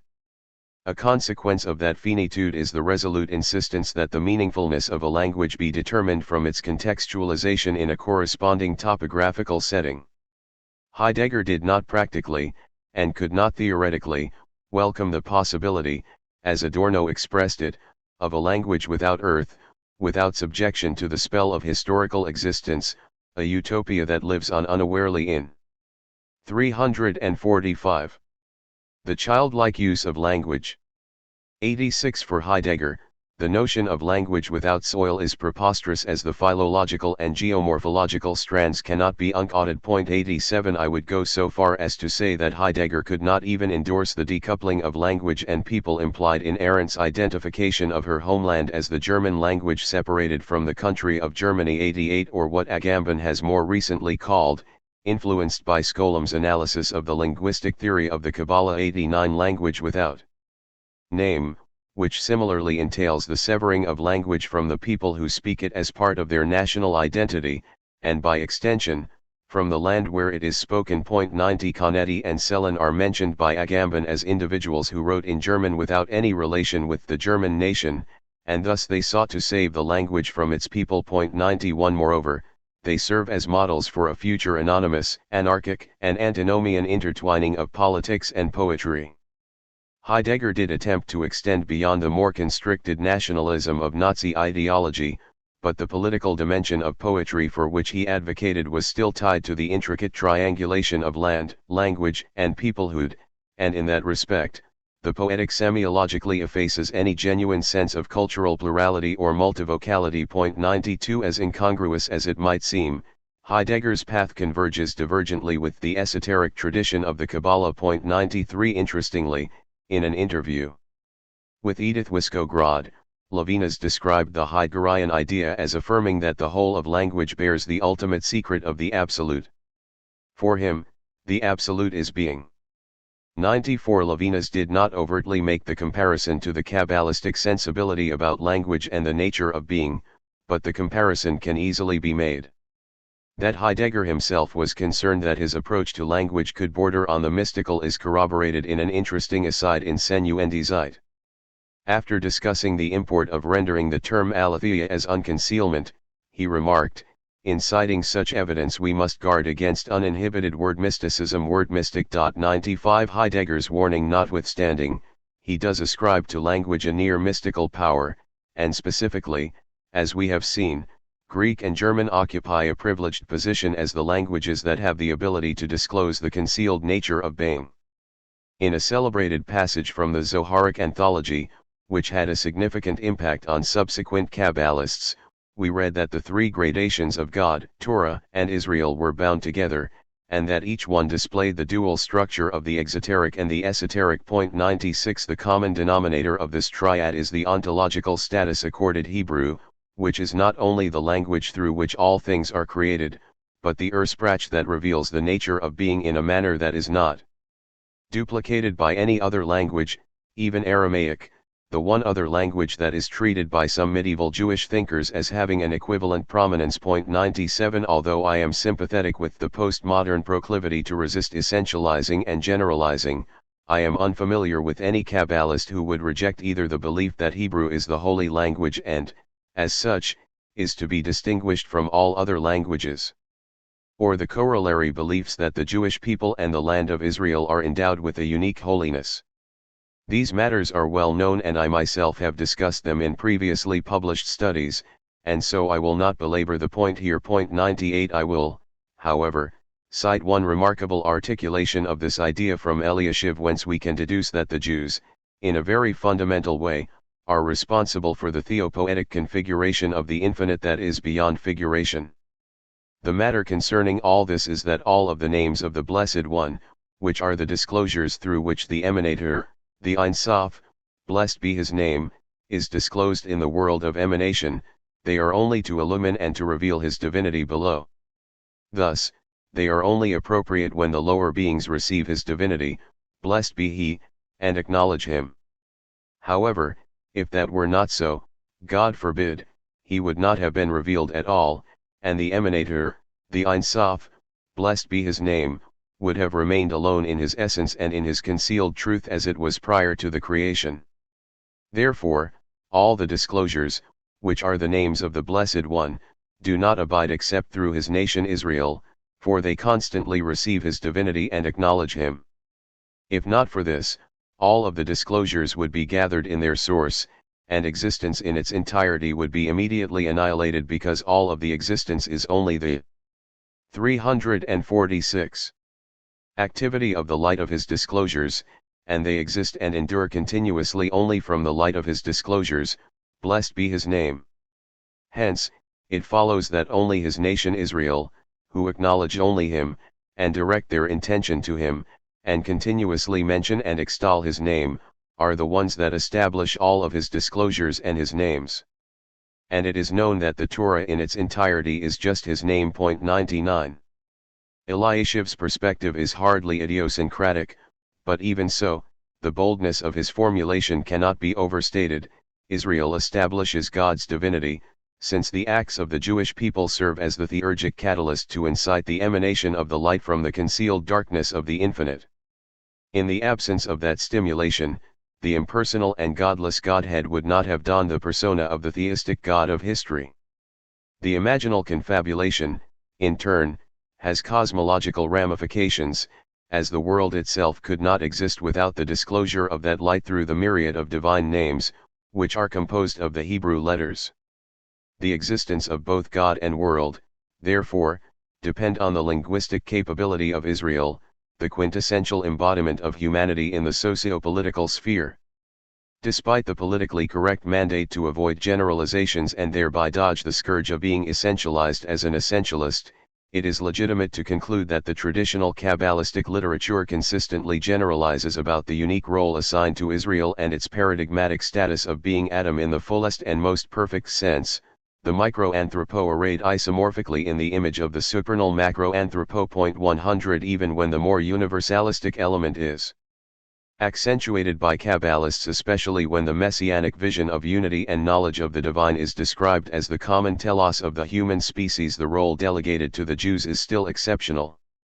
The spiritual ethical goal may well be universal in scope. In the striking language of Eliashiv, the rectification of the absolute oneness, Tiktun Ha'adat Ha'gamer, in the Eshatan will be characterized by the unification of all the particulars, Ishim Ha'paradim, into one stature, and the entire world will assume the shape of the countenance, Parsa of one complete human, Adam Shalom Ihad.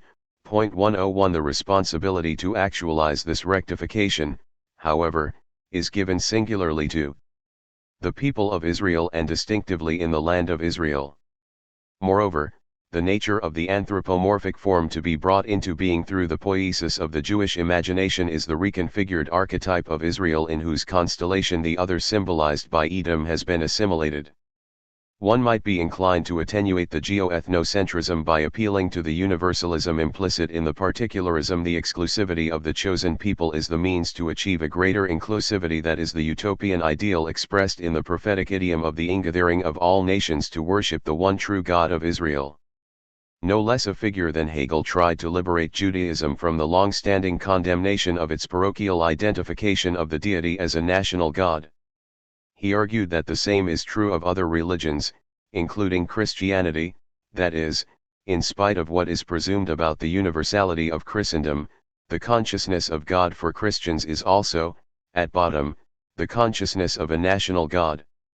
Christianity, therefore, is guilty of a similar parochialism insofar as its God is aligned with the one particular family of Christian believers. But the particularism in Christianity is mitigated by the fact that the national God is also the universal creator and Lord of the world. The proclaimed purpose of the religion is to inculcate the cognition of the true God that extends beyond the familial restriction. 102 The same can be said about Judaism, in contradistinction to other Oriental religions, which cleave to nationality because with them God is still known in a categorially particular way. The God of the Hebrews is known in his full universality. Objectively speaking, therefore, God is universal Lord, but viewed subjectively the Jewish people alone is his chosen property, because it alone recognizes and worships him. But the extension of this subjective relationship, meaning that the Gentiles also are to be worshippers of Jehovah, is expressed in many writers, particularly in the prophets. 103 Hegel's vindication of Judaism is substantiated theoretically by appeal to the messianic ambition that arises from the need to strike a balance between the nationalistic spirit and the universalistic aspiration. 347. As accurate as this may be, one cannot deny the problematic repercussions of grounding the universalist objective as part of a vocational particularity. To state the difference in bold philosophical terms, in lieu of the particularistic universalism impelled by the Hegelian dialectic, reflective of the broader ideal of the German Aufklärung. The eschatological posture of Judaism tenaciously embraces a universalist particularism. 104 The friction that has marked the Jewish sensibility through the centuries proceeds logically from this posture.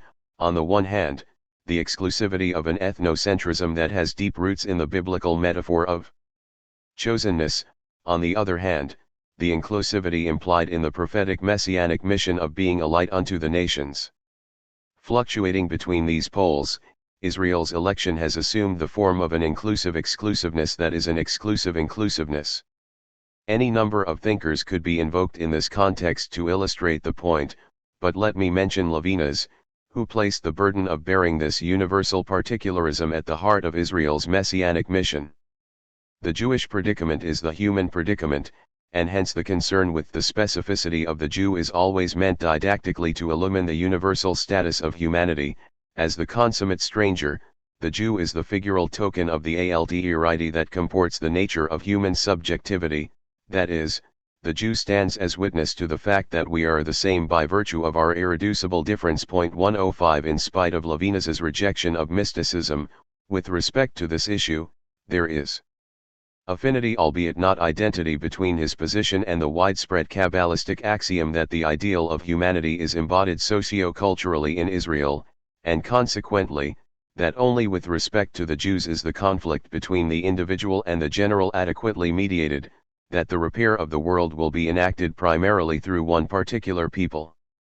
The ethnocentrism is evident even in the extreme case when the obliterating of boundaries, characteristic of the redemption, is anticipated by the conversion to Islam or to Christianity, as in the respective cases of Sabbatianism and Francaism, historical phenomena that I have labeled philosophically as the othering of the other in the eschatological effacing of ontic boundaries. 106 On the face of it, conversion challenges the axiological framework that distinguishes Israel as the holy seed from all the other peoples of the earth.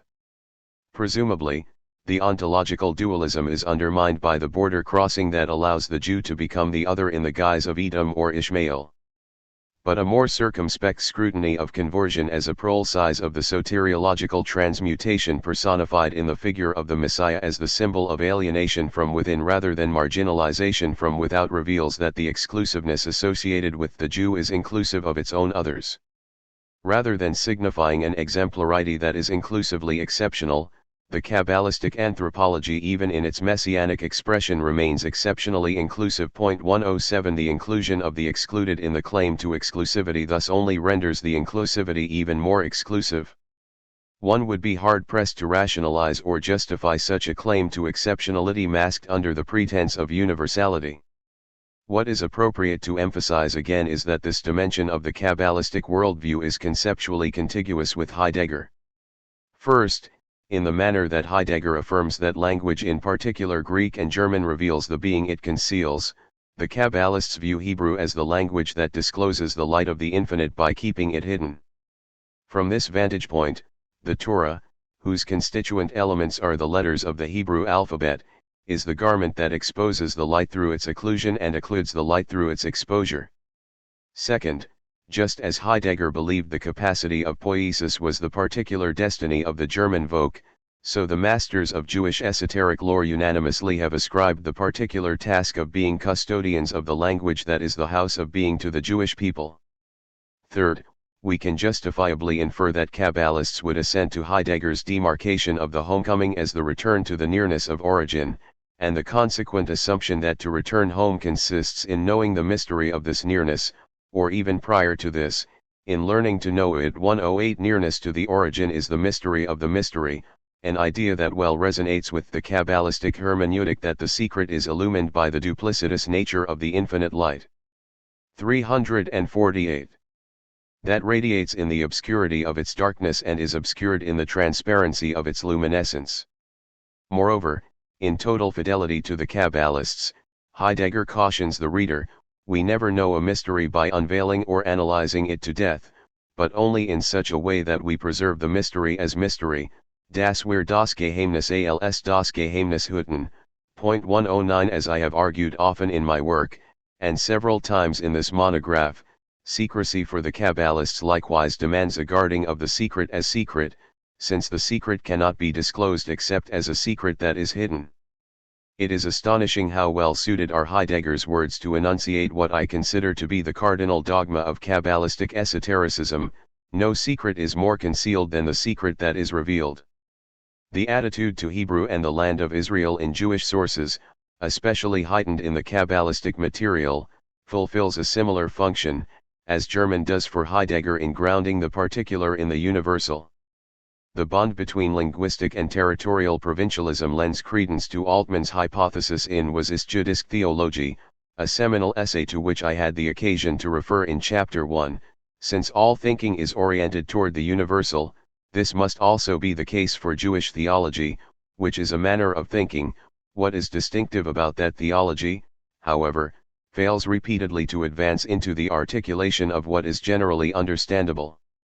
Altmann draws the conclusion that if one comprehends this tendency of the Jewish theological attitude, which manifests itself at every step in Talmudic and Midrashic literature as well as in the facticity of all great theological forms of Judaism, then one cannot uphold whatsoever the talk of an inner rupture of Jewish theology caused by the polarity of universalism and particularism.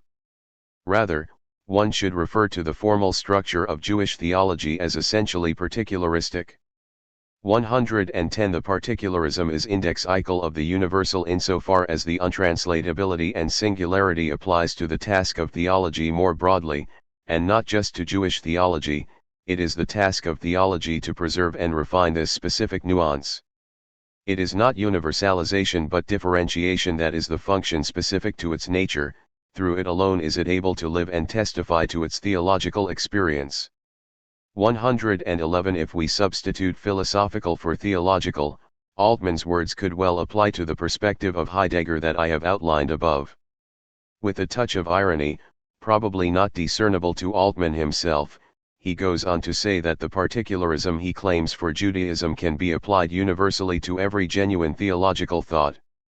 In his words, theological ideas, and this pertains to all religions, are never concepts that can be schematized and thus universalized in some way without forfeiting the true essence of their being. 112 For every religion, consequently, we must say unconditionally that its specific theology cannot be translated into universalistic terms.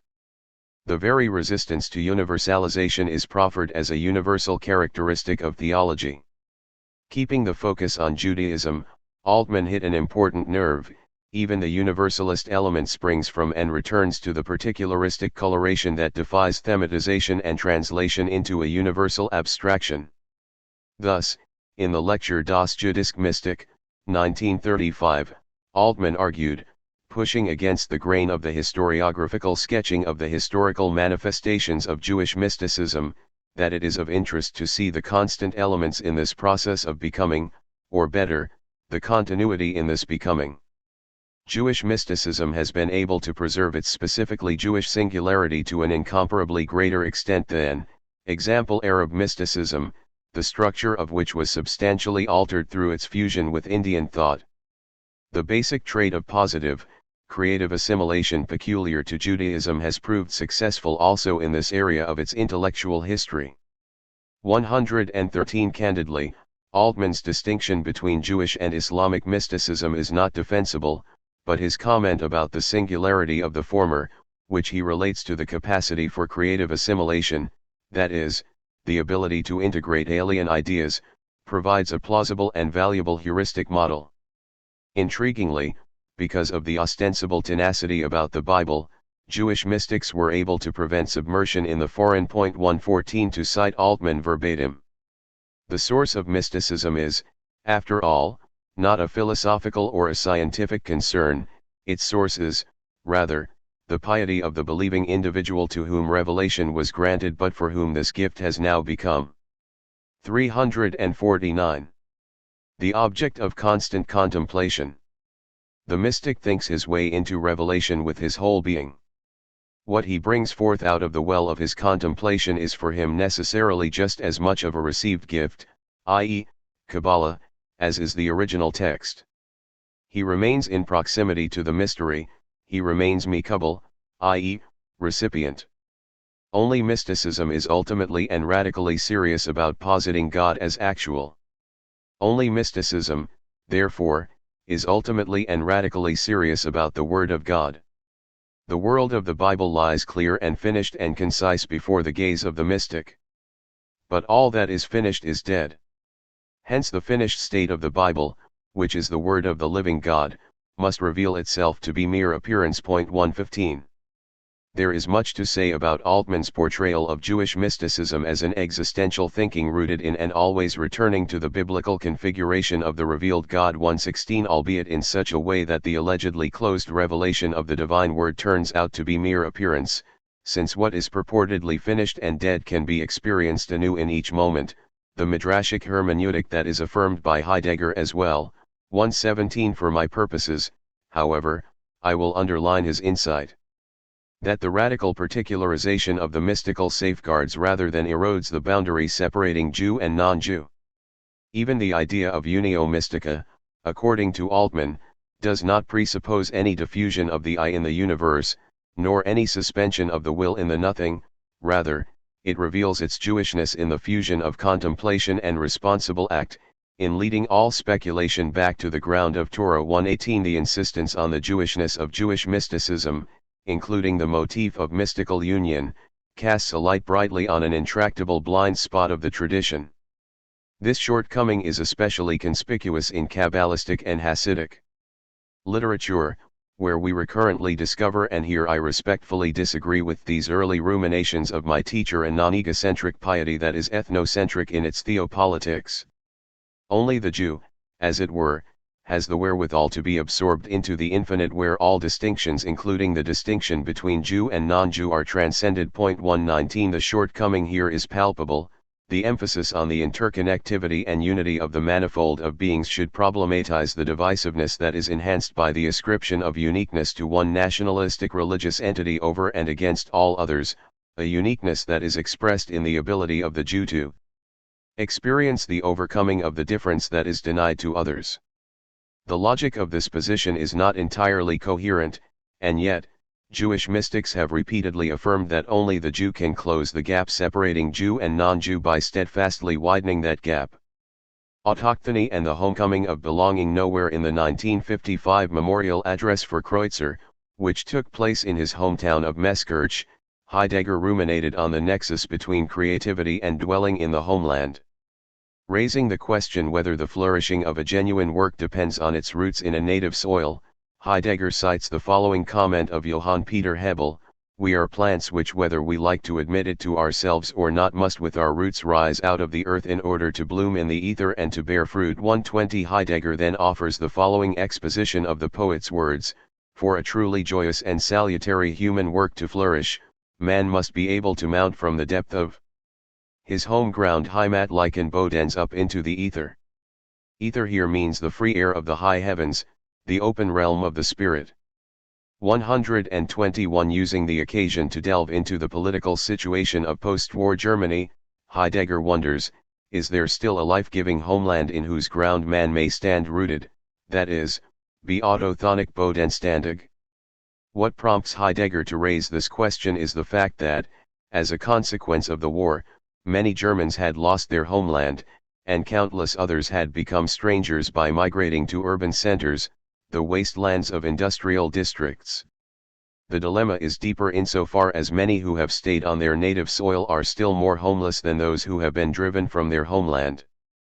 Hourly and daily they are chained to radio and television. Week after week the movies carry them off into uncommon, but often merely common, realms of the imagination, and give the illusion of a world that is no. 350. World. Picture magazines are everywhere available. 122. Modern forms of technological communication have alienated human beings from their natural habitat, and hence their autochthony, Bodenständigkeit, is threatened. The loss of rootedness is caused not merely by circumstance and fortune, nor does it stem only from the negligence and the superficiality of man's way of life. The loss of autochthony springs from the spirit of the age into which all of us were born. 123. In the address delivered on July 22, 1961, Ansprach zum Heimatverband, published as 700 Jahrmeskirche, 124. Heidegger reiterated his concern that in the age of augmented technology with its characteristic uniformity of form, humans have lost a sense of home, living predominantly in a state of homelessness, or the uncanny, das Unheimische, that is, a state of uprootedness from the earth and alienation from the homeland. 125. Already in the Kreutzer lecture, Heidegger described the spirit of the age as one in which the human being is encircled ever more tightly by the forces of technology.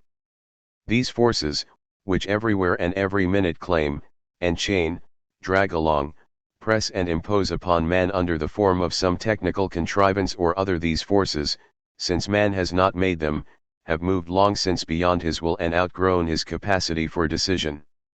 126. The complexity of this matter cannot be discussed here in a satisfactory way. Let me focus instead on Heidegger's insistence that, while the forces of technology cannot be reversed, it is still possible for individuals to pit meditative thinking decisively against merely calculative thinking. 127. As Heidegger clarifies his perspective, however, the goal is not so much to set these two modalities of thinking in opposition but rather to harness them together so that we do not fall into bondage to the ever-increasing influence of technical devices. The comportment, Haltung, which both affirms and rejects technology, is designated the releasement toward things, die Gelassenheit zu den Dingen. 128. The term Gelassenheit, which we encountered previously, in this context denotes specifically the openness to the mystery, die Offenheit für das Geheimnis, or the hidden meaning, Verborgenen Sinn, that pervades technology. Releasement toward things and openness to the mystery belong together. They promise us a new ground and foundation upon which we can stand and endure in the world of technology without being imperiled by it. Releasement toward things and openness to the mystery gives us a vision of a new autochthony which someday even might be fit to recapture the old and now rapidly disappearing autochthony in a changed form. 129.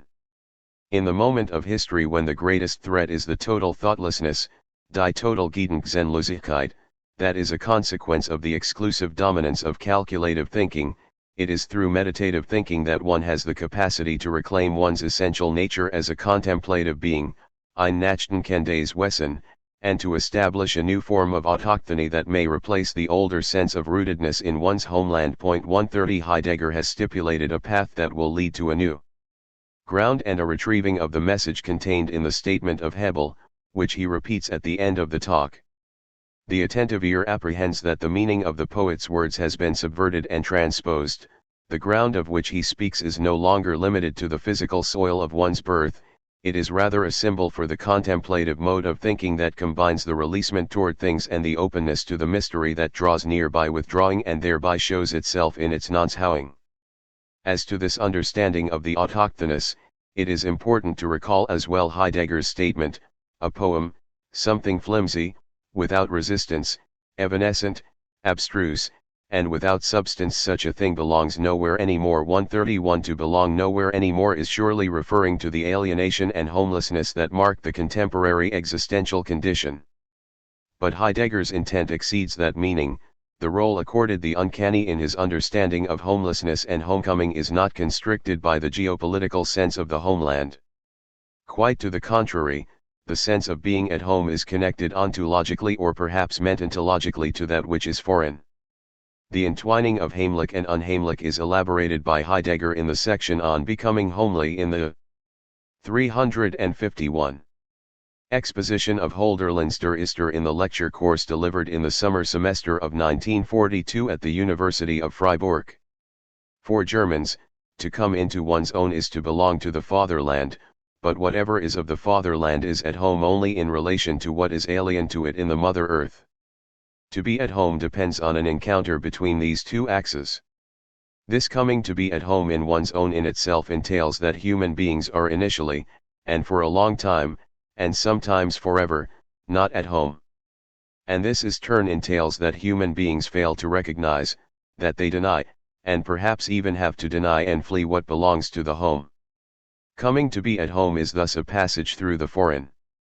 And if the becoming homely of a particular humankind sustains the historicality of its history, then the law of the encounter auseinandersetzen between the foreign and one's own is the fundamental truth of history, a truth from out of which the essence of history must unveil itself. 132. Coming to be at home is thus a passage through the foreign, the precise obverse of the Nazi conception of the indigenous and the demeaning of the non-Aryan, an idea affirmed elsewhere by Heidegger himself in his insistence that the homeland is not only rootedness in the soil but also the way of being of a people. When it interacts with the outside, when it becomes a state. 133. A conception that led him to denigrate the Semitic nomads as individuals to whom the nature of the German space would likely never be revealed. 134. A few months after making this statement on February 16, 1934, Heidegger educes from Hölderlin's reading of Sophocles in the lecture course on Germania, delivered in the winter semester of 1934-35 at the University of Freiburg, that the presence of being at home can be experienced most acutely in the absence of not being at home, occupying the other place that is always the place of the other. The uncanny means that which is not at home, not homely within whatever is homely. Das unheimlich meint das, was nicht daheim, nicht im heimischen heimisch ist. Accordingly, we must therefore think the extraordinary not as the immense, nor merely as that which is not the ordinary, but as that which, without the ordinary, resides within that which is not ordinary. Being unhomely is no mere deviance from the homely, but rather the converse, a seeking and searching out the homely, a seeking that at times does not know itself. 135. Confrontation with the barbarian, the outside that is not merely the expansion of the homeland into the state but a genuine sense of the extrinsic, affords one the opportunity to attain the state of not being at home within the home, to discover the extraordinary as that which is not ordinary within the ordinary. Moreover, only through this engagement with the foreign, the disposition proper to the poeticizing of the poet, can one recover the historical event that is the question of origin, Ursprungsfrage. 136. The original strife, der Ursprunglichkeit, that arises from the intimacy of the not in Being, der Innigkeit der nicht im Sein, that is, the struggle of the oscillation, Gegenschwung, between Being, Sein, and non-Being, nicht Sein, in the essence of Being. 137. The law of destiny that sends forth the poet into the foundation of the history of the fatherland is the love of not being at home for the sake of becoming at home in what is one's own. The truth of which the essence of history unveils itself, an unveiling that is always also a veiling. Indeed, an unveiling of the veiling is the encounter between the foreign and one's own, the unfamiliar and the familiar, the unordinary and the ordinary. The binaries are pointedly destabilized by Heidegger's creative exegesis of Hölderlin. Further support for this conjecture can be found in the account of the originary remembrance bestowed upon the poet. It does not only think of what has been and of what is coming, rather, it ponders from where the coming had first been uttered, and thinks back to where what has been must be concealed, so that this foreign element itself can remain what it is even when it is appropriated. Remembrance thinks of the location of the place of origin in thinking of the journey of the voyage through the foreign. 138. As I noted above, Heidegger unearths from Hölderlin the notion of remembrance as a poetic. 352. Abiding that secures the destiny of the future history of the German people by dwelling in proximity to the origin. And yet, as we see from the aforecited text, the meditative act of remembrance demands that the foreign element, what was concealed in the origin, is preserved in its foreignness even as it is appropriated by the poet, who is representative of Germany at large. At the heart of the appropriation is the disappropriated and unassimilable element of the alien. The return to origin comes about by way of excursion through the foreign. The exhortation is thus for the German poet to learn the free use of what is his own. That is why the foreign must remain near. That is why, for the future poets, the journey preserves what is unavoidable according to the law whereby they must become at home, gesetzte heimisch werdens. That is why he who is alone and ponders what is his own at the same time commemorates his companions. 139. From the intricate relationship of the Greeks and the Germans, a relationship dependent on the essential foreignness of one culture to the other and therefore resistant to either identification or assimilation. 140. Heidegger postulates that instead of integrating or obliterating what is alien, the modus operandi is to acknowledge the foreign in its essential oppositional character, Wissenschaften Gegensatzlichkeit, for only by doing so is there the possibility of a genuine relationship, that is, of a uniting der Einigung that is not a confused mixing Wiedervermischung but a Conjoining in distinction Fugend Unterscheidung. By contrast, where it remains only a matter of refuting, or even of annihilating the foreign, what necessarily gets lost is the possibility of a passage through the foreign, and thereby the possibility of a return home into one's own der Heimkehr ins Eigene, and thereby that which is one's own itself. 141 Although Heidegger's analysis proceeds from his consideration of the specific relationship of ancient Greece and modern Germany, it seems valid to extend the discussion. The homecoming that he articulates presumes that the mystery of the essence of one's own unfolds its own most essential wealth only from out of a supremely thoughtful acknowledgement of the foreign. 142 The relationship with the other should not foster union or a muddled mixture, but rather genuine opposition, a conjoining. Through distinction. If the confrontation results in the refutation or the annihilation of the other, then the possibility of the passage through the foreign is compromised and the journey home curtailed. Translation and confronting the foreigner within spotlighting the need to confront the foreign as an essential component of the homecoming stands in blatant contrast to the biological racism propagandized by the Nazis and their denunciation and subjugation of the Jews. This is nowhere articulated more strikingly than in Heidegger's view of translation as a transmogrification of the Muttersprache by means of its colliding with the Fremdsprache, the transference of the sojourner to the alien shore. As Heidegger put it in his lectures on Der Ister, every translation must necessarily accomplish the transition from the spirit of one language into that of another. The transition is tempered by the fact that it is impossible to substitute the word of one language for a word in another language, but precisely because equivalency is not feasible, all translating must be an interpreting, and conversely, all interpreting must be a translating. This leads Heidegger to the astounding conclusion that translating does not only move between two different languages, but there is a translating within one and the same language. 143 Elaborating this theme in the same lecture, he writes, every translation is interpretation. And all interpreting is translating. To the extent that we have the need to interpret works of poetry and of thought in our own language, it is clear that each historical language is in and of itself in need of translation, and not merely in relation to foreign languages. If becoming homely belongs essentially to historicality, then a historical people can never come to satisfy the essence of its own accord or directly within its own language. A historical people is only from the dialogue between its language and foreign languages. Translating Übersetzen is not so much a translating Übersetzen and passing over into a foreign language with the help of one's own. Rather, translation is more an awakening, clarification, and unfolding of one's own language with the help of an encounter with the foreign language. 144. 353. Heidegger reiterated this critical point in the seminar on Heraclitus, Der Anfang des Abendländischen Denkens, given the summer semester of 1943.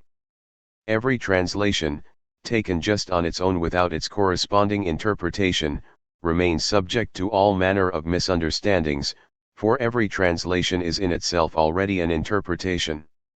Silently it carries within itself all the attempts, aspects, and layers of interpretation from out of which it originates. The interpretation itself, on the other hand, is only the carrying out of the translation which, still silent, has not yet been brought into the consummating word. Interpretation and translation are, in the core of their essence, the same. That is why, even in one's own language, translation is constant and necessary, given the fact that the words and texts of the mother tongue are often open to interpretation. All speaking, all call and response, are translation. Therefore, the essence of translating does not consist in two different languages entering into a dialogue. We Germans, for example, must each time translate Kant's Critique of Pure Reason in order to understand it. Such translation does not entail degrading the sophisticated language of the work down to the level of everyday speech, rather, it means transporting Übersetzen the thinking of this work into a thinking and saying that engages and confronts it. By this process it occasionally appears, strangely, that the interpreter actually understands the thinker better than the thinker understood himself. 145. Translation is a mode of interpretation, and interpretation a mode of translation. What the two have in common is that they are hermeneutical processes that arise from the belonging together of the strange, a dislocation that is essential to locating oneself spatially and temporally in the world. 146. This is the implication of Heidegger's assertion that interpretation and translation, in the core of their essence, Wesenskern, are the same, dasselbe, that is, they are the same in virtue of the difference that distinguishes them as opposed to being identical, which would entail the leveling out of all difference. The sameness consists of the fact that both translating and interpreting are acts of transposal that demand bridging the gap between the primary and secondary languages, a bridging that sustains the very gap that it bridges. Needless to say, there is still a sanctioning of German as the essential language, the concealed shrine that, in belonging to being, preserves within it the essence of human beings. 147. Specifically, with respect to the Greek language, the exhortation to enter into the singularity of its linguistic spirit is ultimately to help the Germans gain a deeper access to their own language. We learn the Greek language so that the concealed essence of our own historical commencement can find its way into the clarity of our word. We may learn the Greek language only when we must learn it out of an essential historical necessity for the sake of our own German language. 148. The lingering ethnocentrism, however, is modified by the assumption that the encounter with the foreign language through translation is necessary for the sake of appropriating one's own language. 149. At its extreme, the practice of translation as confrontation with the exotic sheds light on the fact that every verbal utterance is an act of translation of the language into itself. As Heidegger expressed it in his lectures on Parmenides. It is said that translating is the transposing Übertragung of one language into another, of the foreign language into the mother tongue or vice versa. What we fail to recognize, however, is that we are also already constantly translating our own language, our native tongue, into its genuine word. To speak and to say is in itself a translation, the essence of which can by no means be divided without remainder into those situations where the translating and translated words belong to different languages. In every dialogue and in every soliloquy an original translating holds sway. 150. The shift from considering every translation an interpretation, and every interpretation a translation, to viewing every utterance as a translation of the language within itself undercuts the rigid line separating self and other. Translation of a foreign word into one's own language requires at the same time the more difficult translation of one's own language into its genuine and ownmost word. The former is the making of that which is foreign familiar, and the latter, the familiar foreign. In either case, the translation and 354. Paraphrase are always subsequent and follow upon the transporting of our whole being into the realm of a transformed truth. Only if we are already appropriated by this transporting are we in the care of the word. 151. Surprisingly, Heidegger's perspective is illumined by Rosenzweig, who also viewed translation in his case, limited to the translation of scripture as a process of defamiliarization and an embrace of the foreign, for the voice of the Bible is not to be enclosed in any space, not in the inner sanctum of a church, not in the linguistic sanctum of a people, not in the circle of heavenly images moving above a nation's sky. Rather, this voice seeks again and again to resound from outside this church, this people, this heaven. If somewhere it has become a familiar, customary possession, it must again and anew, as a foreign and unfamiliar sound, stir up the complacent satedness of its alleged possessor from outside. 152. To translate is be transported into a realm of transformed truth, a conceptual point bolstered philologically by the fact that the same word, übersetzen, is used to name both activities. The transformation ignites the discernment that not only is the foreign not disposable, but its alterity compels a deeper appreciation of the intimacy of the space of the between, where the partition of opponents prevails in the bridging of their discord.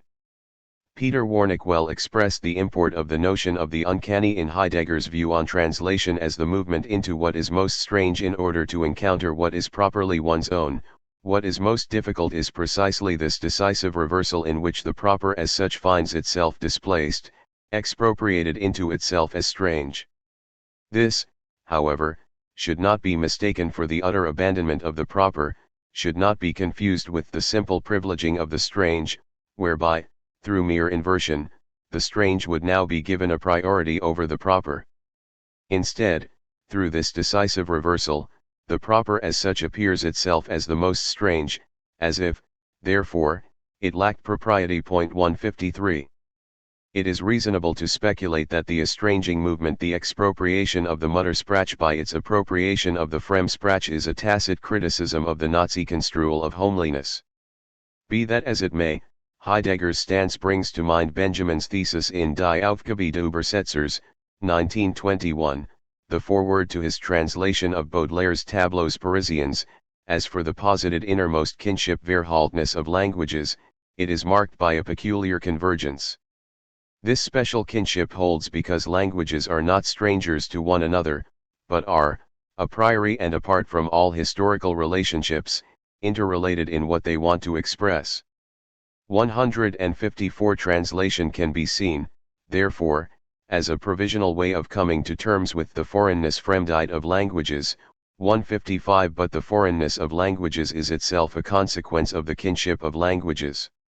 The disjunction between the content and the form of the translation, in contrast to the symmetry between the two that characterizes the original language, both prevents the translation and makes it superfluous. 156 Benjamin summons a biological image to edify the assumption about the translatability, Übersetzbarkeit, of the original. We may call this connection a natural one, or, more specifically, a vital one. Just as the manifestations of life are intimately connected with the phenomenon of life without being of importance to it, a translation issues from the original not so much from its life as from its afterlife. 157 As the afterlife, Überleben, is not a mimetic repetition of the life that came before, but its continual unfolding, Entfaltung, so translation is not the duplication of the original, but the propagation of the polysemy contained therein. Counterintuitively, the translation comes temporally later than the original, but when the process of survival and renewal is scrutinized through the prism of history rather than nature, the timeline is inverted and afterward assumes the character of beforehand. 158 In this respect, every translation is a transformation of the language that is translated. 355. To grasp the genuine relationship between an original and a translation requires an investigation analogous in its intention to the argument by which a critique of cognition would have to prove the impossibility of a theory of imitation. In the latter, it is a question of showing that in cognition there could be no objectivity, not even a claim to it, if this were to consist in imitations of the real. In the former, one can demonstrate that no translation would be possible if in its ultimate essence it strove for the likeness to the original. For in its afterlife Fortleben, which could not be called that if it were not a transformation Wandlung and a renewal Ernwährung of something living, the original undergoes a change. Even words with a fixed meaning can undergo a maturing process Nachreif. To seek the essence of such changes, as well as the equally constant changes in meaning, in the subjectivity of posterity rather than in the very life of language and its works, would mean confusing the root cause of a thing with its essence. More precisely, it would mean denying, by an impotence of thought, one of the most powerful and fruitful historical processes. And even if one tried to turn an author's last stroke of the pen into the coup de grace of his work, this still would not save the dead theory of translation. For just as the tenor and the significance of the great works of literature undergo a complete transformation over the centuries, the mother tongue of the translator is transformed as well. While a poet's words endure in his own language, even the greatest translation is destined to become part of the growth of its own language and eventually to perish with its renewal. Translation is so far removed from being the sterile equation of two dead languages that of all literary forms it is the one charged with the special mission of watching over the maturing process of the original language and the birth pangs of its own. 159.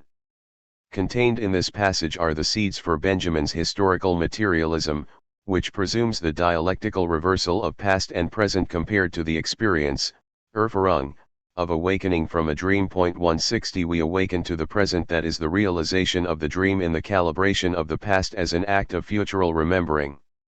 Recollecting the past in the present, however, is not merely replication of what has transpired, it is a mode of consciousness that seeks a teleological moment by bestowing new reality on the past, the moment of waiting that is akin to the dream that waits secretly for the awakening. 161 Benjamin identifies this inversion, waking from the dream, that one is waking from the dream, as the Copernican revolution in historical perception. 162 In the historian's retelling, as in the remembering of the dream, we find neither the irreversibility nor the repeatability of events, but rather the contemporaneity of the non-contemporaneous, the prognosis of the future rooted in and hence already existent in, even though not yet having occurred, the past that is reshaped in and by the present. 163 It is worth recalling Benjamin's approving citation in Über das Mimetische Vermögen of Hugo von Hofmannsthal's comment was nie geschrieben wurde, lesen. 164 How does one read what was never written?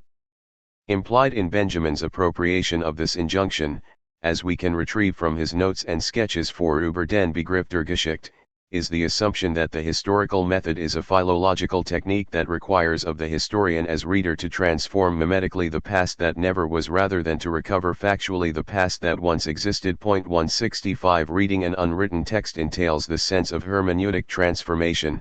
History is a text, the historian a reader, and every explication is a rewriting of events. What we remember, therefore, is not the past of a future that is no longer present, but the future of a past that has yet to come to light. The same reversal of time underlies Benjamin's admittedly unfinished messianic politics. The redemptive power of the jet's seat is a consequence of the historian's ability to alter the course of the future by eliciting from the moment the whole of the past abbreviated or condensed in the present. Benjamin thus remarks that the past carries with it a secret index by which it is referred to redemption. The secret index, Heimlichen Index, relates to the human aptitude for remembering the future that redeems the anticipation of the past. 166 Benjamin also alludes to this potential as the secret agreement, Geheimverabredung, between past generations and the present, an agreement that turns on the redemptive potential of chronicling and narrating the past, such that nothing is lost to history. 167 One will undoubtedly see the connection between the later insights of Benjamin on history. 356. As the unfurling of the past in the reminiscence of the future, and his earlier reflections on translation as a transformation of the original through the subsequent ripening in time. In my judgment, we can elicit from Kabbalistic sources a comparable understanding of translation as appropriation by expropriation, the transporting encounter with the alien that enables the return home. 168 I will substantiate this contention by delving into the subject of translation elicited from some Zoharic passages focused on the status of Aramaic in relation to Hebrew. Let me commence with the following Talmudic dictum that provides the conceptual frame for the ensuing discussion. It has been taught, R. Judah said, the one who translates a verse literally, he is a liar. If one adds to it, he is a blasphemer and a libeler. 169 The statement is perplexing, as one is seemingly left in an insurmountable quandary. What is the correct way to translate if to translate literally is deceit and to translate with explanatory additions is blasphemy and libel? Perhaps the directive transmitted in the name of R. Judah can be decoded in light of Jerome's famous description of his own translating practice in the letter to Pammachius, non verbum e furbo, sed sensum exprimer de sensu, not word for word but to render the sense of the sense. 170 The translator, accordingly, occupies the space between the literal and the non-literal, a hiatus filled neither by replication of the former nor by embellishment of the latter. But what, then, is the model for translation? The anonymous redactor of the Talmudic passage anticipated the question, then what is meant by translation? Our translation. The reference is to the standard biblical translation, Targum Onkelos, which apparently satisfies the requirement not to render the ipsum verbum in a literal fashion that obscures its meaning, but also not to superimpose extraneous layers of sense in order to extricate that meaning. Whatever else we may glean from the Talmudic text, we can assume that the rabbinic sages responsible for it maintain that translation of scripture is possible because of the reciprocity between the original Hebrew and the target language Aramaic, a reciprocity, however, that preserves the distance it seeks to overcome. Applying Benjamin's terminology, we can say that the Aramaic of the translation is comprised as the afterlife in the Hebrew of the scriptural original. The distance between the two languages is traversed through the collocation of the incongruent and not through the sublation of the dissimilar.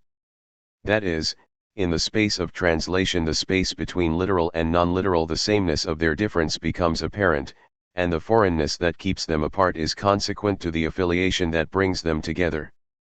Interestingly, Benjamin concludes the aforementioned essay by noting that just as language and revelation are joined without tension in the original, the translation must write literalness with freedom in the shape of an interlinear version. For to some degree, all great texts contain their potential translation between the lines. This is true above all of sacred writings. The interlinear version of the scriptures is the prototype or ideal of all translation.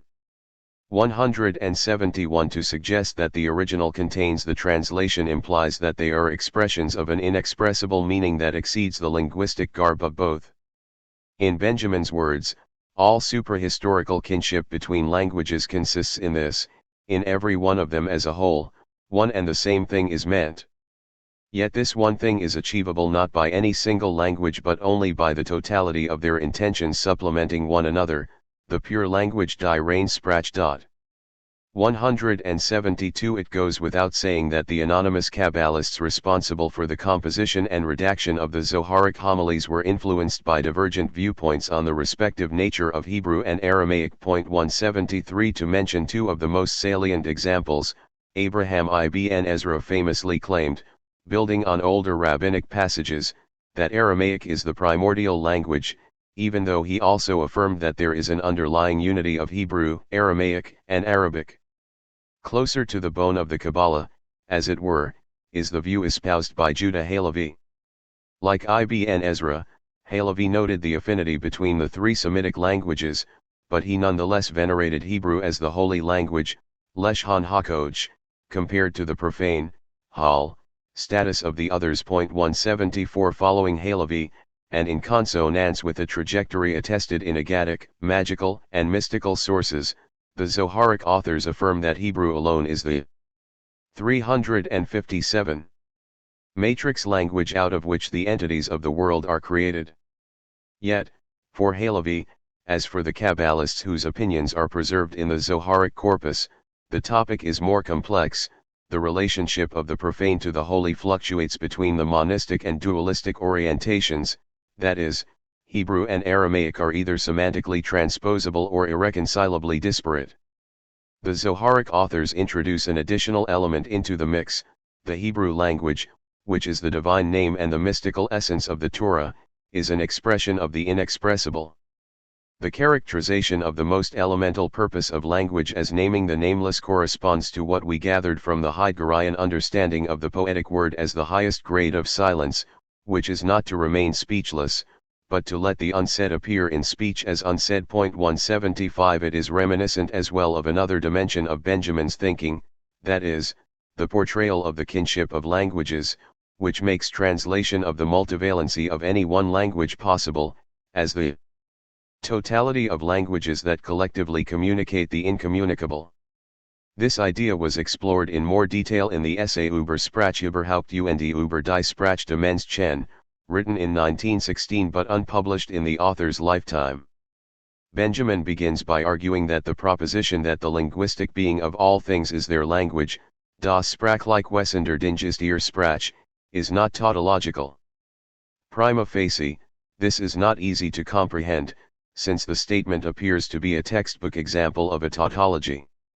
For Benjamin, however, the statement conveys that the communicable aspect of a mental entity is its language, whence he further deduces that all language communicates itself in itself. It is in the purest sense the medium of the communication. 176. What is communicated in and not through language is the mental being, geistige Wesen, included in the linguistic being, sprachliche Wesen. Even though the two are outwardly differentiated, they can be considered identical insofar as the mental being is capable of communication. More specifically, since it is the linguistic being of man to name things, Benjamin asserts that the communication of one's mental being in language is through this activity of naming. The fundamental problem of linguistic theory is not only the mediation of the immediacy of mental communication through linguistic communication, but the immediacy that is indicative of the infiniteness, Unendlichkeit, of language.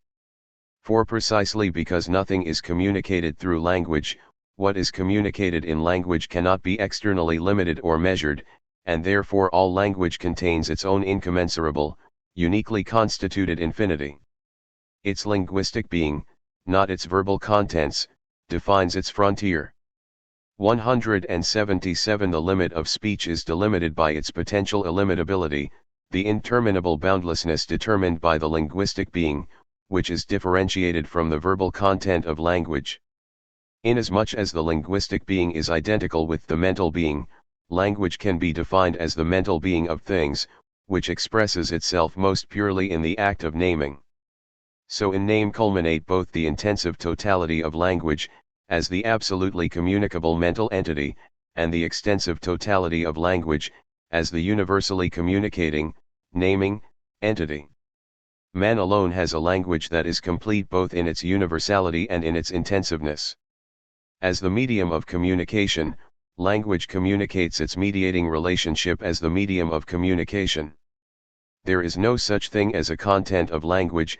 As communication, language communicates a mental entity something communicable per se 178. This is the point where Benjamin finds the most intimate connection between the philosophy of religion, the concept of revelation, and linguistic theory.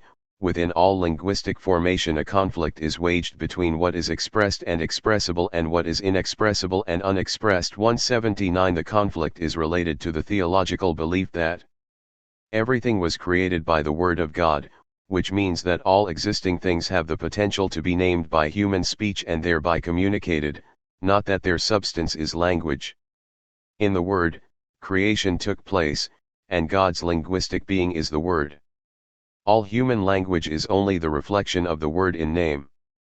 The infinity of all human language always remains limited and analytic in nature, in comparison to the absolutely unlimited and creative infinity of the divine Word. 180 Insofar as the word of language is the conception of the nameless in the 358. Name, translation is at the very heart of Benjamin's linguistic theory. It is necessary to found the concept of translation at the deepest level of linguistic theory. Translation attains its full meaning in the realization that every evolved language can be considered a translation of all the others. Translation is removal from one language into another through a continuum of transformations. 181 Benjamin distinguishes his theory of language as the translation of the nameless into the name from the mystical linguistic theory, which he contends is based on the misunderstanding that the word is simply the essence of the thing. That is incorrect, because the thing in itself has no word, being created from God's word and known in its name by a human word.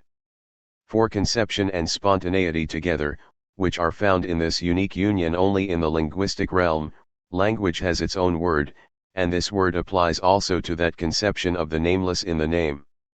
182 Benjamin's desire to distance his view from what he considered to be the erroneous mystical conception notwithstanding, his characterization of the word as the nameless in the name brings his thinking into the vicinity of the Kabbalistic and Heideggerian perspectives. The task of the translator is not simply to impart information by converting one language into another. He or she seeks to disclose and thereby conceal the unfathomable and mysterious ineffability of the original, the pure language of which the poet speaks by speaking the unspeakable. To explicate the conception of translation as an apophatic gesture of unsaying in the Zoharic compilation, let me begin with the following words about the hidden and revealed nature of the name and of the Torah. That which is more revealed is mentioned to cover that which is hidden and concealed. Accordingly, the supernal name is a hidden and concealed mystery, and it is not mentioned except through a name that is revealed. The one is mentioned, the other is hidden. The one is revealed, the other is secreted. All that which is revealed is mentioned forever. The concealed name is Yahweh, the revealed name is Adonai. Therefore, it is written with the concealed letters and is declaimed with these letters. The one is covered by the other so that the supernal glory will be hidden and concealed forever. For all the ways of the Torah are revealed and concealed. And all the matters of the world, whether this world or the world above, all of them are hidden and revealed. 183 The revealed and the concealed ways of the Torah are coalescing rather than consecutive states. The Zoharic text, in other words, affirms that the Torah is hidden and revealed simultaneously and not sequentially. The ritual practice of vocally substituting Adonai for the written Yahweh provides a useful way to comprehend the coincidence of the hidden and the revealed in the middle excluded by the logic of the excluded middle. The ineffability of the name is secured precisely by its vocalization through the epithet and not by remaining silent. Applied to the Torah, the exoteric and the esoteric exhibit the same convergence. The inner core is displayed through exposing rather than by discarding the external shell, or in the terminology employed in a passage from the Zoharic stratum known as Sabbat Mishpatim, the secret word revealed by the Torah is seen by the wise, who are full of eyes, through the garment in which it is arrayed and not by divesting the word of its garment. 184 There is no shining of the face in all its nudity, as Levinas put it. 185 Because the face can shine only through the mask that is the face. The Zoharic hermeneutic can also be profitably interpreted through Derrida's deconstructionist reading of the biblical narrative of the Tower of Babel. 186 From this story, Derrida infers that the Tetragrammaton imposes and forbids translation. Translation then becomes necessary and impossible, like the effect of a struggle for the appropriation of the name, necessary and forbidden in the interval between two absolutely proper names. 187 The Tetragrammaton is designated the translatable-untranslatable name. 188 Translatable inasmuch as it is ineffable and hence unvoiced except through its appellation, and yet, untranslatable insofar as it names the wholly other and absolute singularity that can never be suitably denominated. 189 Derrida presumes that the ineffable name in the Jewish tradition presents the recipient with an absent presence that necessarily must be translated but which is nevertheless impossible to translate. From the specific case of the Tetragrammaton, the proper name which is never. 359. Proper. 190 We can extrapolate about the inexorable necessity and inevitable implausibility of translating every proper name, a double bind that is indicative of language per se as concurrently translatable and untranslatable. 191 The ineffable name thus performs the role of denomination at the same time to name and to unname. 192 Implicit in every linguistic utterance, the unsaying that makes each saying both possible and impossible, possible as impossible and impossible as possible. 193 I propose that the paradox of the impossible possibility of translation lies at the basis of the Zoharic understanding of its own multilingualism as the saying of the unsayable, the naming of the nameless. As one might expect, nowhere in Zoharic texts do we have a discursive, let alone systematic, treatment of this apophatic gesticulation. The way of reasoning at play in these homilies is scriptural, and thus any conceptual framing will emerge from delving into the intricacies of the textual patterns woven by the exegetical prowess of the Kabbalists responsible for the shaping of the Zoharic material over what appears to be an extended period of several centuries. I will translate what in my mind is the most striking passage about the nature of translation, viewed specifically from the vantage point of the relationship between Hebrew, the language of the divine, and Aramaic, the language of the demonic. The Kedusha that comes at the end is in Aramaic translation Targum. And thus even an individual can recite it.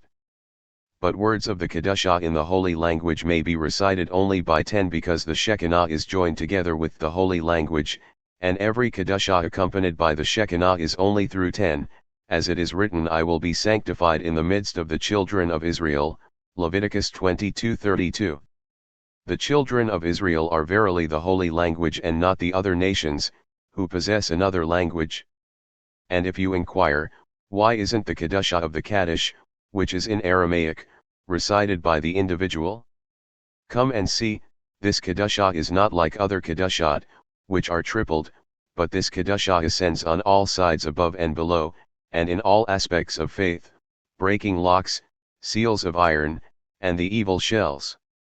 This is the praise through which the glory of the Blessed Holy One is elevated more than any other praise, and this exaltation is more than the rest. What is the reason? Because it is meant to subjugate Elliot Kafia the other side and to elevate the glory of the Blessed Holy One above everything. We must recite it in the language of the other side and respond with great vigor, Amen. May his great name be blessed, in order to break the power of the other side, and the Blessed Holy One will be elevated in his glory above everything. And when the power of the other side is broken by this Kedusha, the Blessed Holy One ascends in his glory, remembering his children and remembering his name. Since the Blessed Holy One ascends in his glory by means of this Kedusha, it is only recited by 10. By this language, the other side is subdued and its power is broken against its will, and the glory of the Blessed Holy One ascends, breaking the locks, seals, sturdy chains, and evil shells, and the Blessed Holy One remembers his name and his children. 194.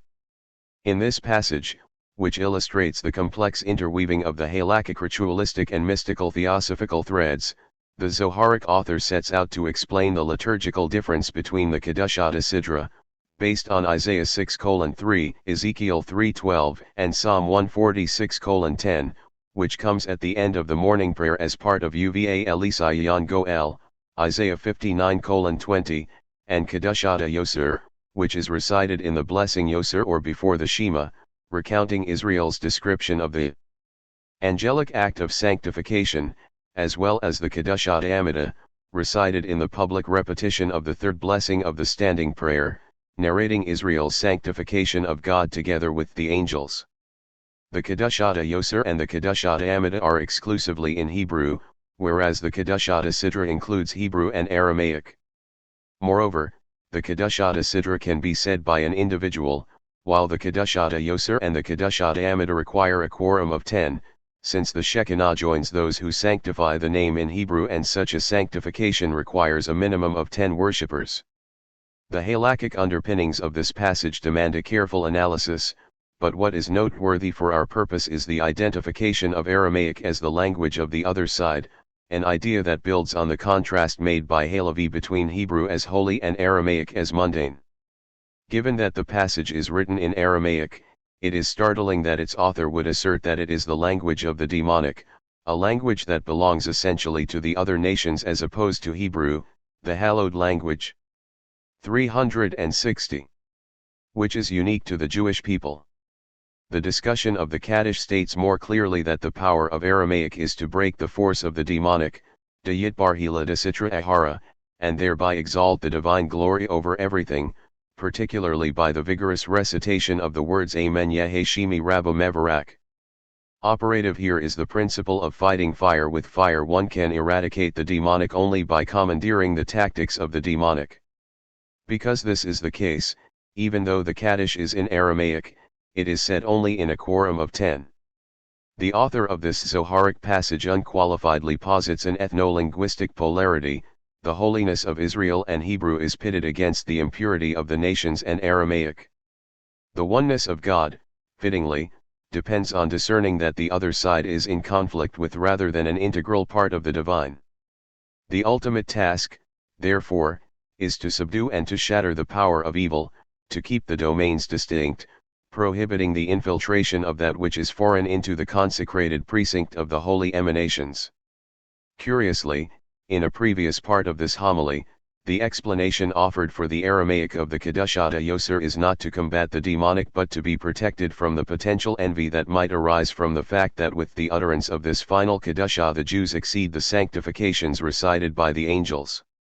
Through concealing the Hebrew in the guise of the Aramaic, the angels are kept in the dark, since, according to a highly influential Talmudic tradition 195, the angels do not understand Aramaic. 196 In a third passage from this Zoharic section, the dualism is not only attenuated, it is flatly sabotaged. This Kedusha that the supernal angels sanctify is not recited by an individual. As we have established, the individual is prohibited from uttering any Kedusha that is in the holy language. The Aramaic translation is always recited individually and not publicly. Its implementation tiktuna is surely the individual, but not the multitude.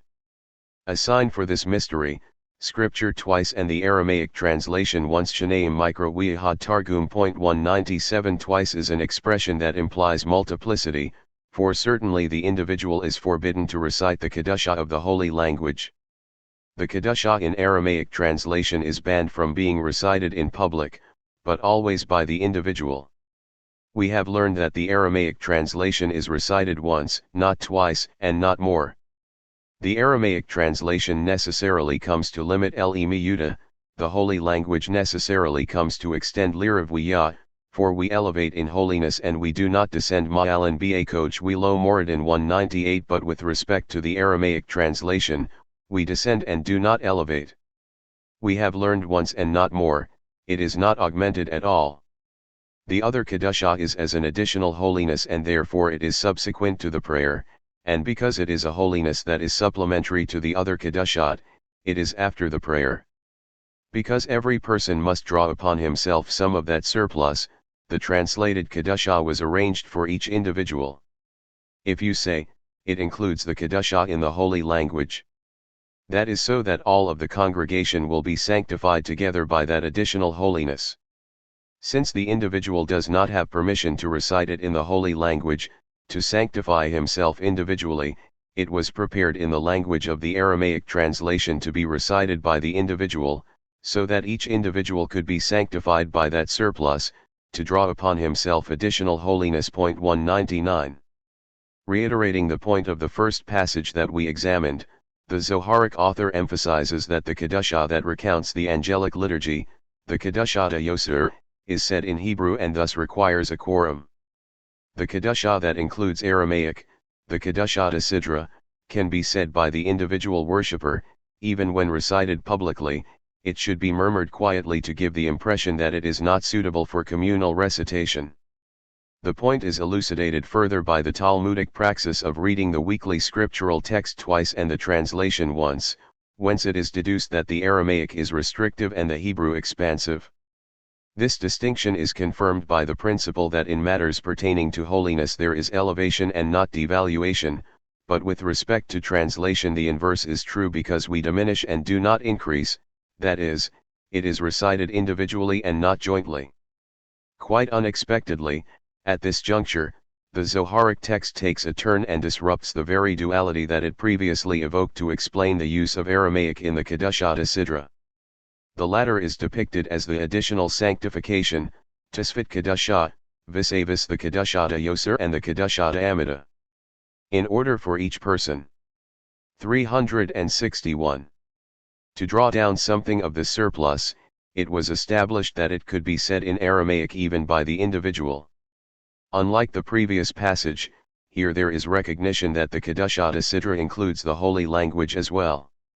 The Hebrew is to be recited by the congregation so that everyone will be sanctified together by the superfluity of spirit, but the individual worshipper cannot recite the Hebrew and therefore should avail himself of the Aramaic. Rather than explaining the latter as a means to crush the demonic, it is advanced as the way to obtain the efflux of the extra holiness. Following this template, we can surmise that Hebrew and Aramaic can be considered antagonistic insofar as they are homologous in shape and substance, and thus what was considered to be the other language, the language of the other side, becomes the stranger from without that is within. An analogy that comes to mind is the sculptural portrayal in medieval Europe of the church and the synagogue, two female forms that are virtually identical and yet in diametric opposition, the one depicted as upright and triumphant, and the other as downtrodden and subjugated. The philosophical import of this architectural design was to divulge that otherness is detectable only against the backdrop of sameness. In the long and variegated history of Jews and Christians, framed typologically as the struggle between Jacob and Esau, self-definition and definition of the other are inextricably interwoven. As Derrida sagaciously articulated the subject in his depiction of the process of auto-affection, Selbstaffection, a concept that can be traced to Kant 200, the same is the same only in being affected by the other, only by becoming the other of the same. 201 The referentiality of self cannot be demarcated in isolation from an intricate web of social interconnectivity. Thus, even if the divine anthropo is identified specifically as the archetype of the Jew, The face of that anthropo is beyond polarities, neither holy nor impure, because both holy and impure, and therefore the distinction between Jew and non-Jew must be surpassed in the discernment that the other of the same is not the same as the same of the other. Moving from the abstract to the concrete, we find many instances where a Jewish sage has been swayed by the very doctrine or practice that he discards as blasphemous. Contrariwise, just as appropriating from an external environment is often based on resonance with something internal to the Jewish landscape, so the disposing of something from the outside may actually betray an inherent affinity. The very propinquity to the other demands a sharper demarcation and setting of boundary. The deeper the resemblance, it would seem, the greater the need to discriminate. The confluence of the two approaches to the relationship of the original language and its translation come together in a passage from the literary unit in the Zoharic anthology entitled Sitrei Torah. After these things, the word of the Lord came to Abram in a vision, Genesis 15:1. In every place that it is written in the Torah in a vision B'a Mahazeh, it is the name that was revealed to the patriarchs. And which is it? Shaddai, as it says, I appeared to Abraham, Isaac, and Jacob through El Shaddai, Exodus 6:3, and as it is said, who beholds a vision of Shaddai, Numbers 24:16. This is the prism Hija through which all the supernal visions are seen, like the mirror Mara in which all the images are seen. It is all one. Mara and Mahazeh are identical, the one is the Aramaic translation and the other is the holy language. Aryase says that many of these abound in the Torah, and thus Onkelos had permission to translate into that language what the Blessed Holy One revealed in the Torah, and that language is concealed from the supernal angels. In a vision, it was concealed from the supernal angels, for they did know it when he conversed with Abraham. What is the reason?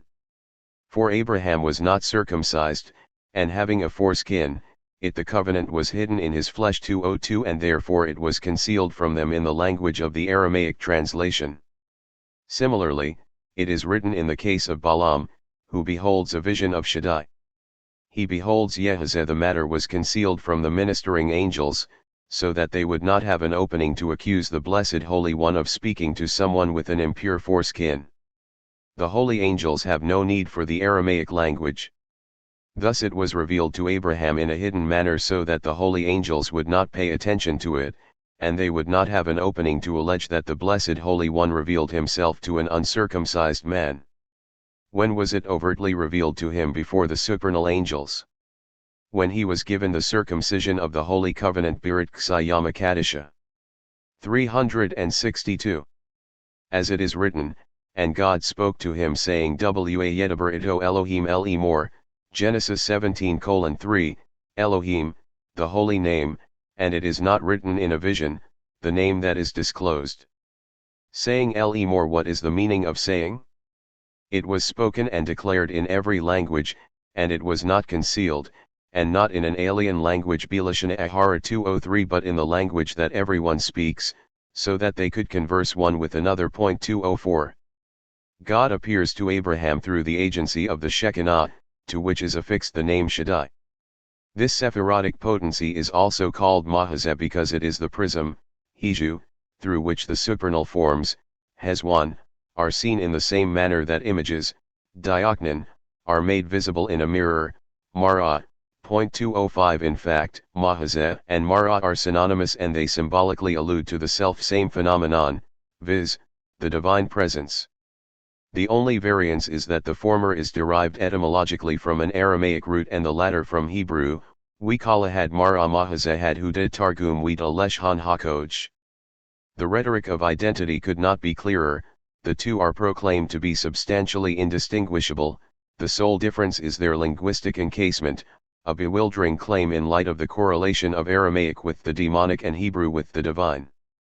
The dualism appears to collapse in light of the claim that everything is one. The tone shifts, however, as the author summons the older Talmudic tradition that angels do not heed Aramaic. He makes the crucial distinction between knowing and heeding. We must assume the angels know Aramaic but they pay no attention to it. The language that describes the Epiphany is precise, God is manifest to Abram in the Mahazeh. The Aramaic term is used to communicate that the vision was concealed from the angels. But why should it be concealed? Since God appeared to Abram before he was circumcised, and the sign of the covenant was not yet incised on his flesh, a comparison is made to Balaam, the non-Israelite and hence uncircumcised prophet, who apperceived the divine through the same prism. Mahazeh Shaddai Yehazeh, the angels might protest that it was not propitious. But after Abram is circumcised, the term Mahazeh is exchanged for Elohim, an explicit name of the Shekinah that is well known to the angels. To my ear, this text is pivotal as it eviscerates the distinction between Hebrew and Aramaic and the implied conflict between the holy and the unholy. The use of Aramaic is not due to any deficiency in the visionary but rather to the potential antagonism of the angels. Analogously, the lack of circumcision is not viewed as a detriment to Abram's capacity to receive the divine presence, and there is no suggestion of an internal change in his spiritual comportment after he is circumcised. Consider, by contrast, the language of a parallel exegesis from what is known as the main body of the Zohar on this very verse. The word of the Lord came to Abram in a vision, Genesis 15:1. What is in a vision ba mahazeh? In that prism hiju, the gradation in which all the images are seen dargadakal dioknan ithazyenbi. Our Simeon said, "Come and see," as long as Abraham was not circumcised, one gradation spoke with him. And which was it? This vision Mahazeh, as it is written, who beholds a vision of Shaddai Mahazeh Shaddai Yehazeh, Numbers 24:16. When he was circumcised, all of the gradations rested on this gradation, and then it spoke to him, as it is written, I appeared to Abraham, Isaac, and Jacob through El Shaddai, Exodus 6:3. Before he was circumcised, these gradations did not rest upon him to speak. 206. According to this passage, there is a transubstantiation of Abraham's body that corresponds to an alteration in his visionary status. Prior to the circumcision, only the Shekinah conversed with him. After the circumcision, all the Sephirotic gradations spoke to him as they are refracted through the Shekinah. In the Sitrei Torah passage, there is no indication of such a transformation.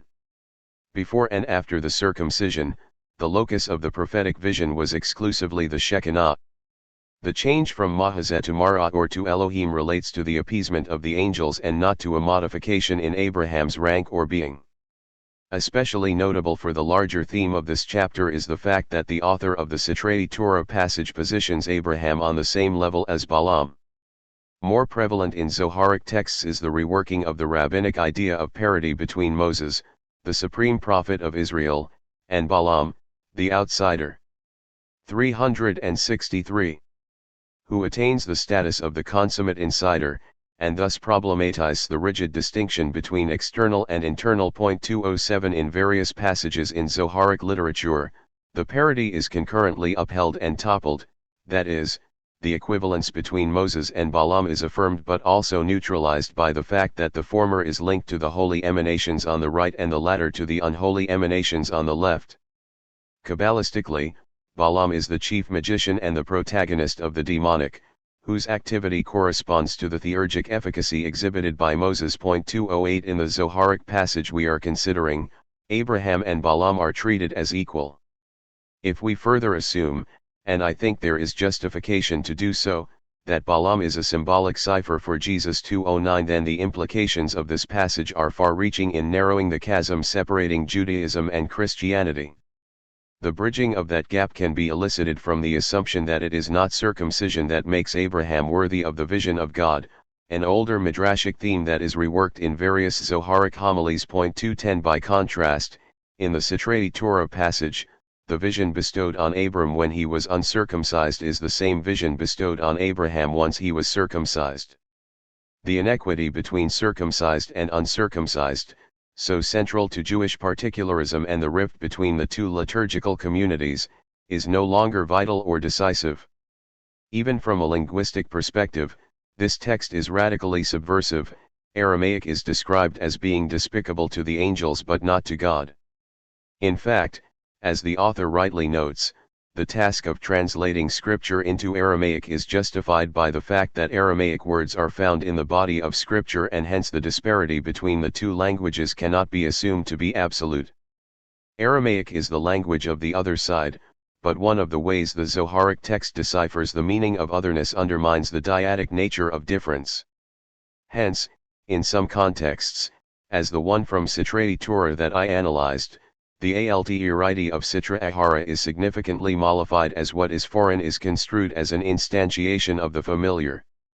The point is well expressed by Eliashiv in commenting on the statement in the Ma'amar Adam De'asalu in Graf's Wayakel Moshe 2:11 that the word Tehiru is the Aramaic translation of the Hebrew word for light, Targumoda, or, this is to teach us that the light of the luster or Ha-Tehiru is not actually the first light Ha or Ha-Ar-Ishan Mamish but rather the dark light or Hashiach, and it is like the aspect of the Targum vis-a-vis the holy language, which is a much lower level, for all of the Targum is merely the aspect of the backside Ahoriyim and judgment din.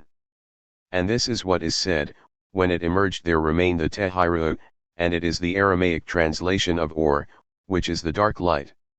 However, all this is only in relation to the supernal light Ha or Ha-Elyon, which is in the primordial ether Ha-Ayr Ha-Kadmon that is above the Tehiru, but in relation to itself, and all the more so in relation to all the worlds that come to be afterwards, the Tehiru is a supremely wondrous light or Nivla and it is also from the supernal radiances Ha-Sasad Ha-Elionat that are above everything. 212.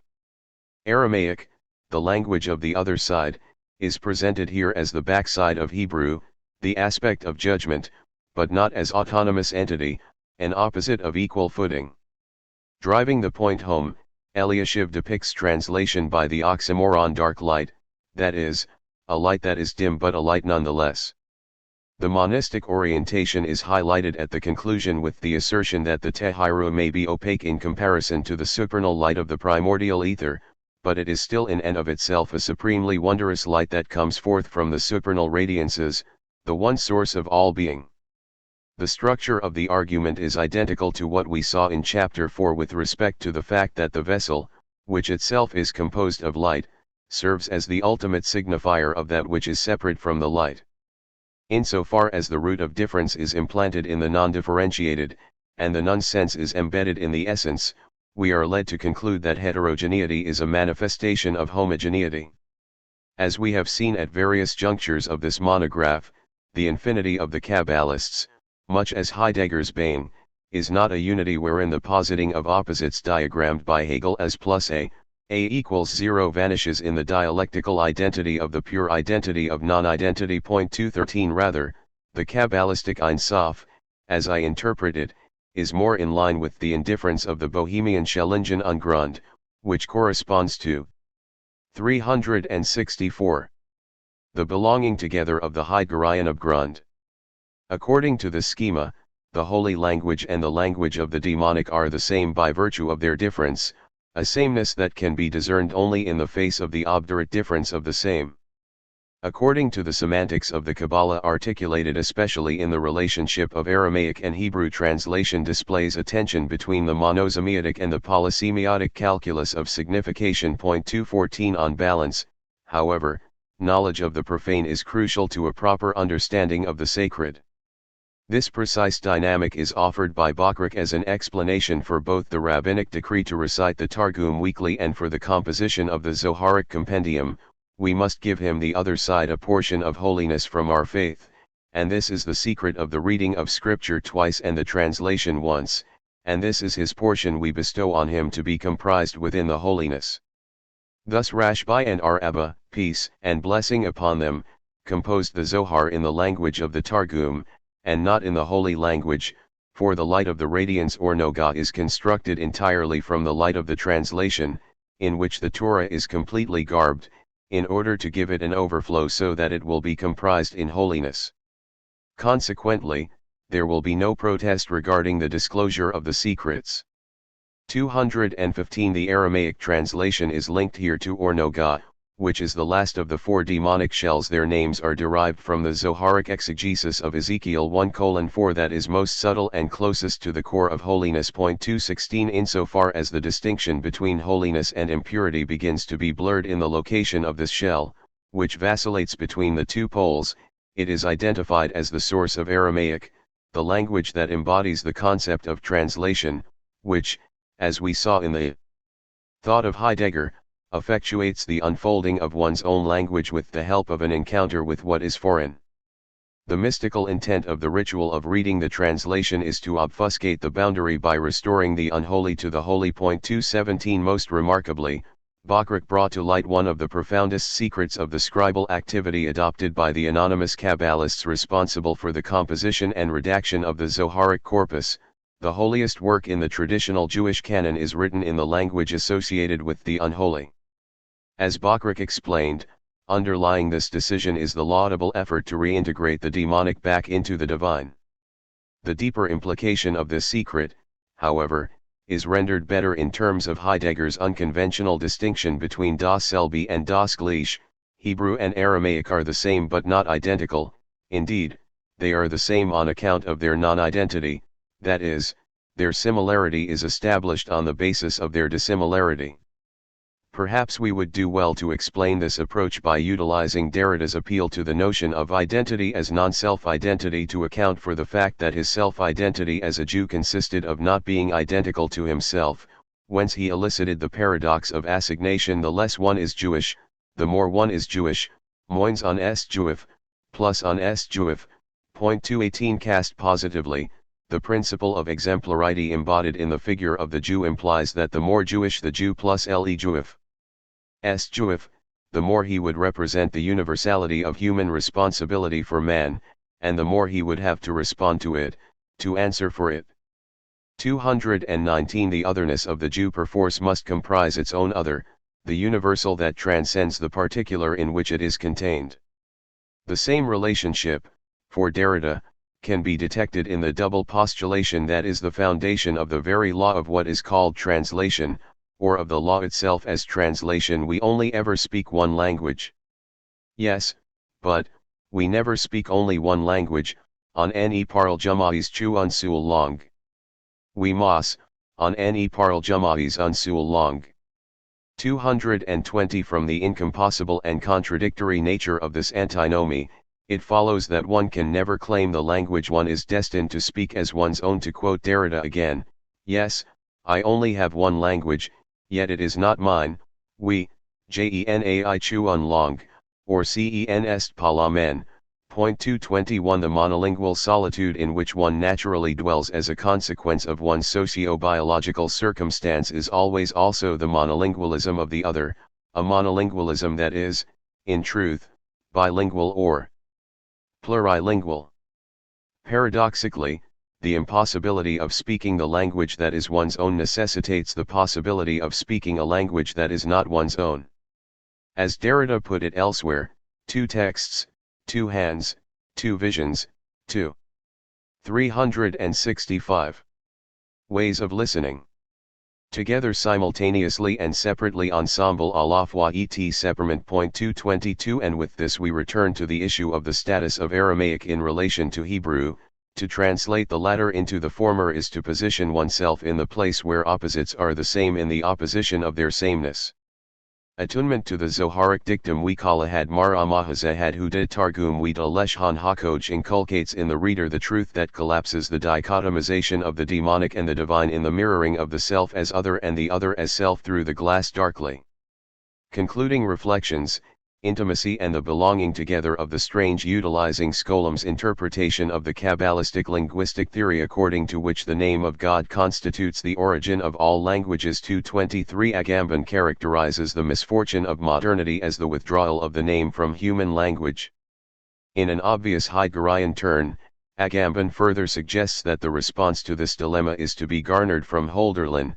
The language that no longer has a name is the language of poetry. 224 In the absence of God, the people become the object of demand, whence Agamben draws the conclusion that there is a fundamental nexus between the poet and politics. Hölderlin's poetry marks the point at which the poet, who lives the lack of the people and of God as a catastrophe, seeks refuge in philosophy and must turn into a philosopher. But this attempt can be successful only if the philosopher also turns into a poet. Poetry and philosophy can in fact communicate only in the experience of the missing people. 225 The inability of Hegel and Schelling to become poets, which does not mean to write poetry but rather to experience the calamity of language caused by the withdrawal of the name, led to the failure of philosophy to fulfill its political task. Heidegger did attempt to pay this debt, to redress the betrayal of the poetic task, but he was not able to be a poet, and thus, in the end, he had no recourse but to invoke an unnamed God, as in the title of the famous Der Spiegel interview of May 1976, Nur noch ein Gott kann uns retten, only a God can save us. 226 The process set in motion by Hölderlin culminates with the poet and the philosopher speaking in the name of a language that is no longer anchored in the unambiguous sense of peoplehood.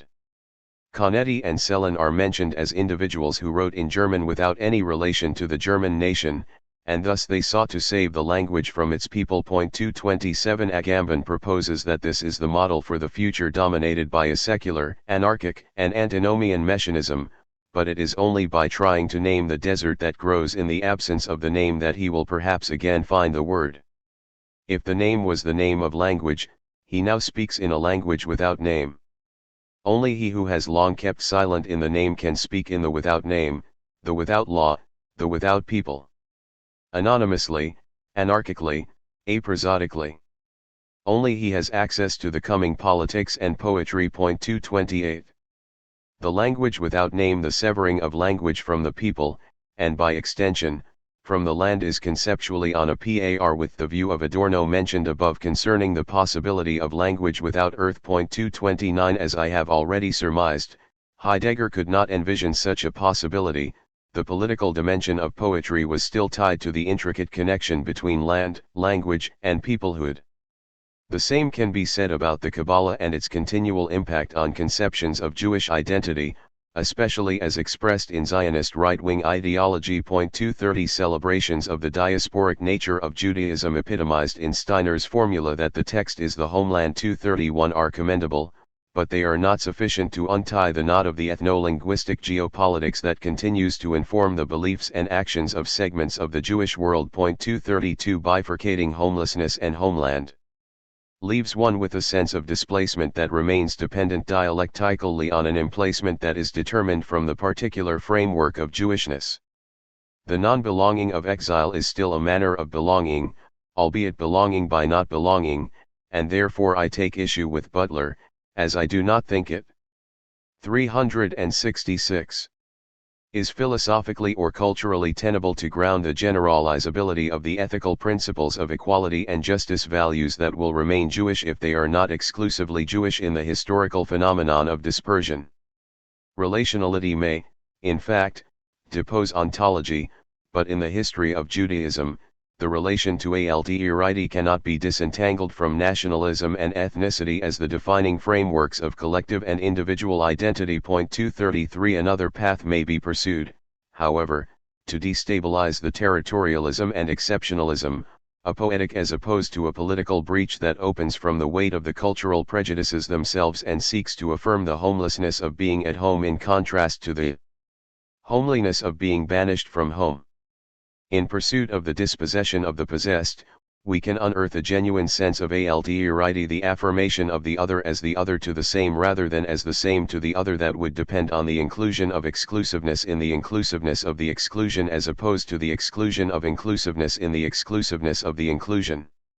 Expounding Hölderlin's line Alles ist innig, Heidegger writes, this means that one is appropriated to the other, but in such a way that thereby it itself remains in what is proper to it, or even first attains to it, gods and men, earth and heaven. Intimacy does not mean the coalescence and obliteration of distinctions. Intimacy names the belonging together of what is foreign, the ruling of the strange, the claim of awe. 234 Bracketing the image of the fourfold order of gods, men, earth, and heaven that is invoked in this passage. 235 What is important to emphasize is Heidegger proposed an ethical political principle, perhaps it is more accurately classified as post-ethical and post-political, according to which one is appropriated to the other by remaining proper to the inappropriable distillation that is one's own. The intimacy of confronting the other is neither a coalescence, Verschmelzen, nor an obliteration. Verlosken, of distinctions, but rather a preserving of them in the belonging together of what is foreign, das Zusammengehören der Fremden. The translatability of languages depends on the inherent untranslatability of each language and the resistance of the other to the tedium and potential brutality of sameness. 236. Here it is worthwhile recalling the following observation of Nancy. The conditions of meaning are always the same, and if we want to imagine what access to meaning was had by the inhabitants of a world that seems to us to have been immersed in the transparency of meaning, the Christian, Greek, Jewish, Nambikara, or Zen world, etc., we must above all understand that this transparency is only the interpretation that we offer to ourselves of what was also their opacity. Never did a Christian, a Greek, a Jew, a Nambikara, or a Buddhist, accede to the kingdom of meaning in a procession or ascension of luminous certainties. Nor did a Plato or a Descartes. On the contrary, meaning always made itself known by its obstinate consistence, its resistance to the enslavements of intelligence, its opaque apodicticity. But and this is history, its figures transform themselves, for example from Jew into Greek and from Greek into Arab and from Arab into Christian, and this transformation itself, this twisting and incessant multiplication of figures, of exposures of meaning, are a part, and not the smallest, of its opacity and resistance. 237. Taking measure of the role that resistance to the other plays in the transformation of multiple figurations of meaning traversing one cultural milieu into another, we can say that the semblance of evil is to be sought without subjugating it to the good or reducing its independent opacity by viewing it as the calcified transparency that, in the end, must be restored to the non-differentiated luminosity of the infinite. Evil and good, darkness and light, are coterminous powers that belong together and oscillate between being and non-being in the nothingness of the will bereft of willfulness, an idea of Gnosis affirmed by Schelling, perhaps transmitting the Kabbalistic tradition as mediated through Bohm. 238. Apropos of this possibility, it is interesting to note that in the Philosophisch Untersuchungen, Schelling approves of the view of Baader that evil resides in a positive perversion, positiven Verkehrtheit, or reversal umkehrung of the principles. All other explanations of evil leave the understanding and 367. Moral consciousness equally unsatisfied.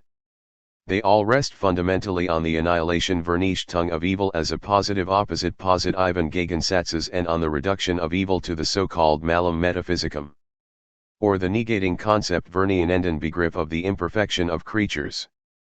239. In a second passage from this treatise, Schelling contrasts two explanations of the nature of evil, the dualistic, die Dualistisk, which presumes that evil is a fundamental being, Grundwesen, alongside the good, and the Kabbalistic, die Kabbalistisk, according to which evil is explained through emanation and distancing. 240. As it happens, Schelling's presentation of Baader's view is closer to the Kabbalistic perspective, which presumes that evil, the Sitra Ahara, is not an independent metaphysical force or the negating concept of creatures, the light diminished in the process of emanation proceeding from the source, but rather the positive perversion or the positive opposite of the indissoluble principles, the nonsense infused with negativity that belongs to the positivity of the essence, the potential for difference of identity coiled within and yet departing from the identity of difference.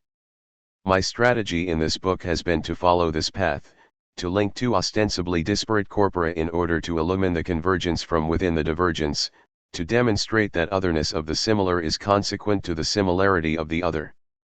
I have sought to recover from two admittedly independent ideational matrices a logic that preserves the disparity of the uniform by keeping to the uniformity of the disparate, without denying the demonstrably detrimental attitude that has informed the Kabbalistic and Heideggerian constructions of the other. In both cases, although qualitatively and quantitatively different, the theoretical construct has had pernicious practical implications. I contend nonetheless that the negative propensity of a singular universality has the capacity to yield the ethical imperative of a universal singularity.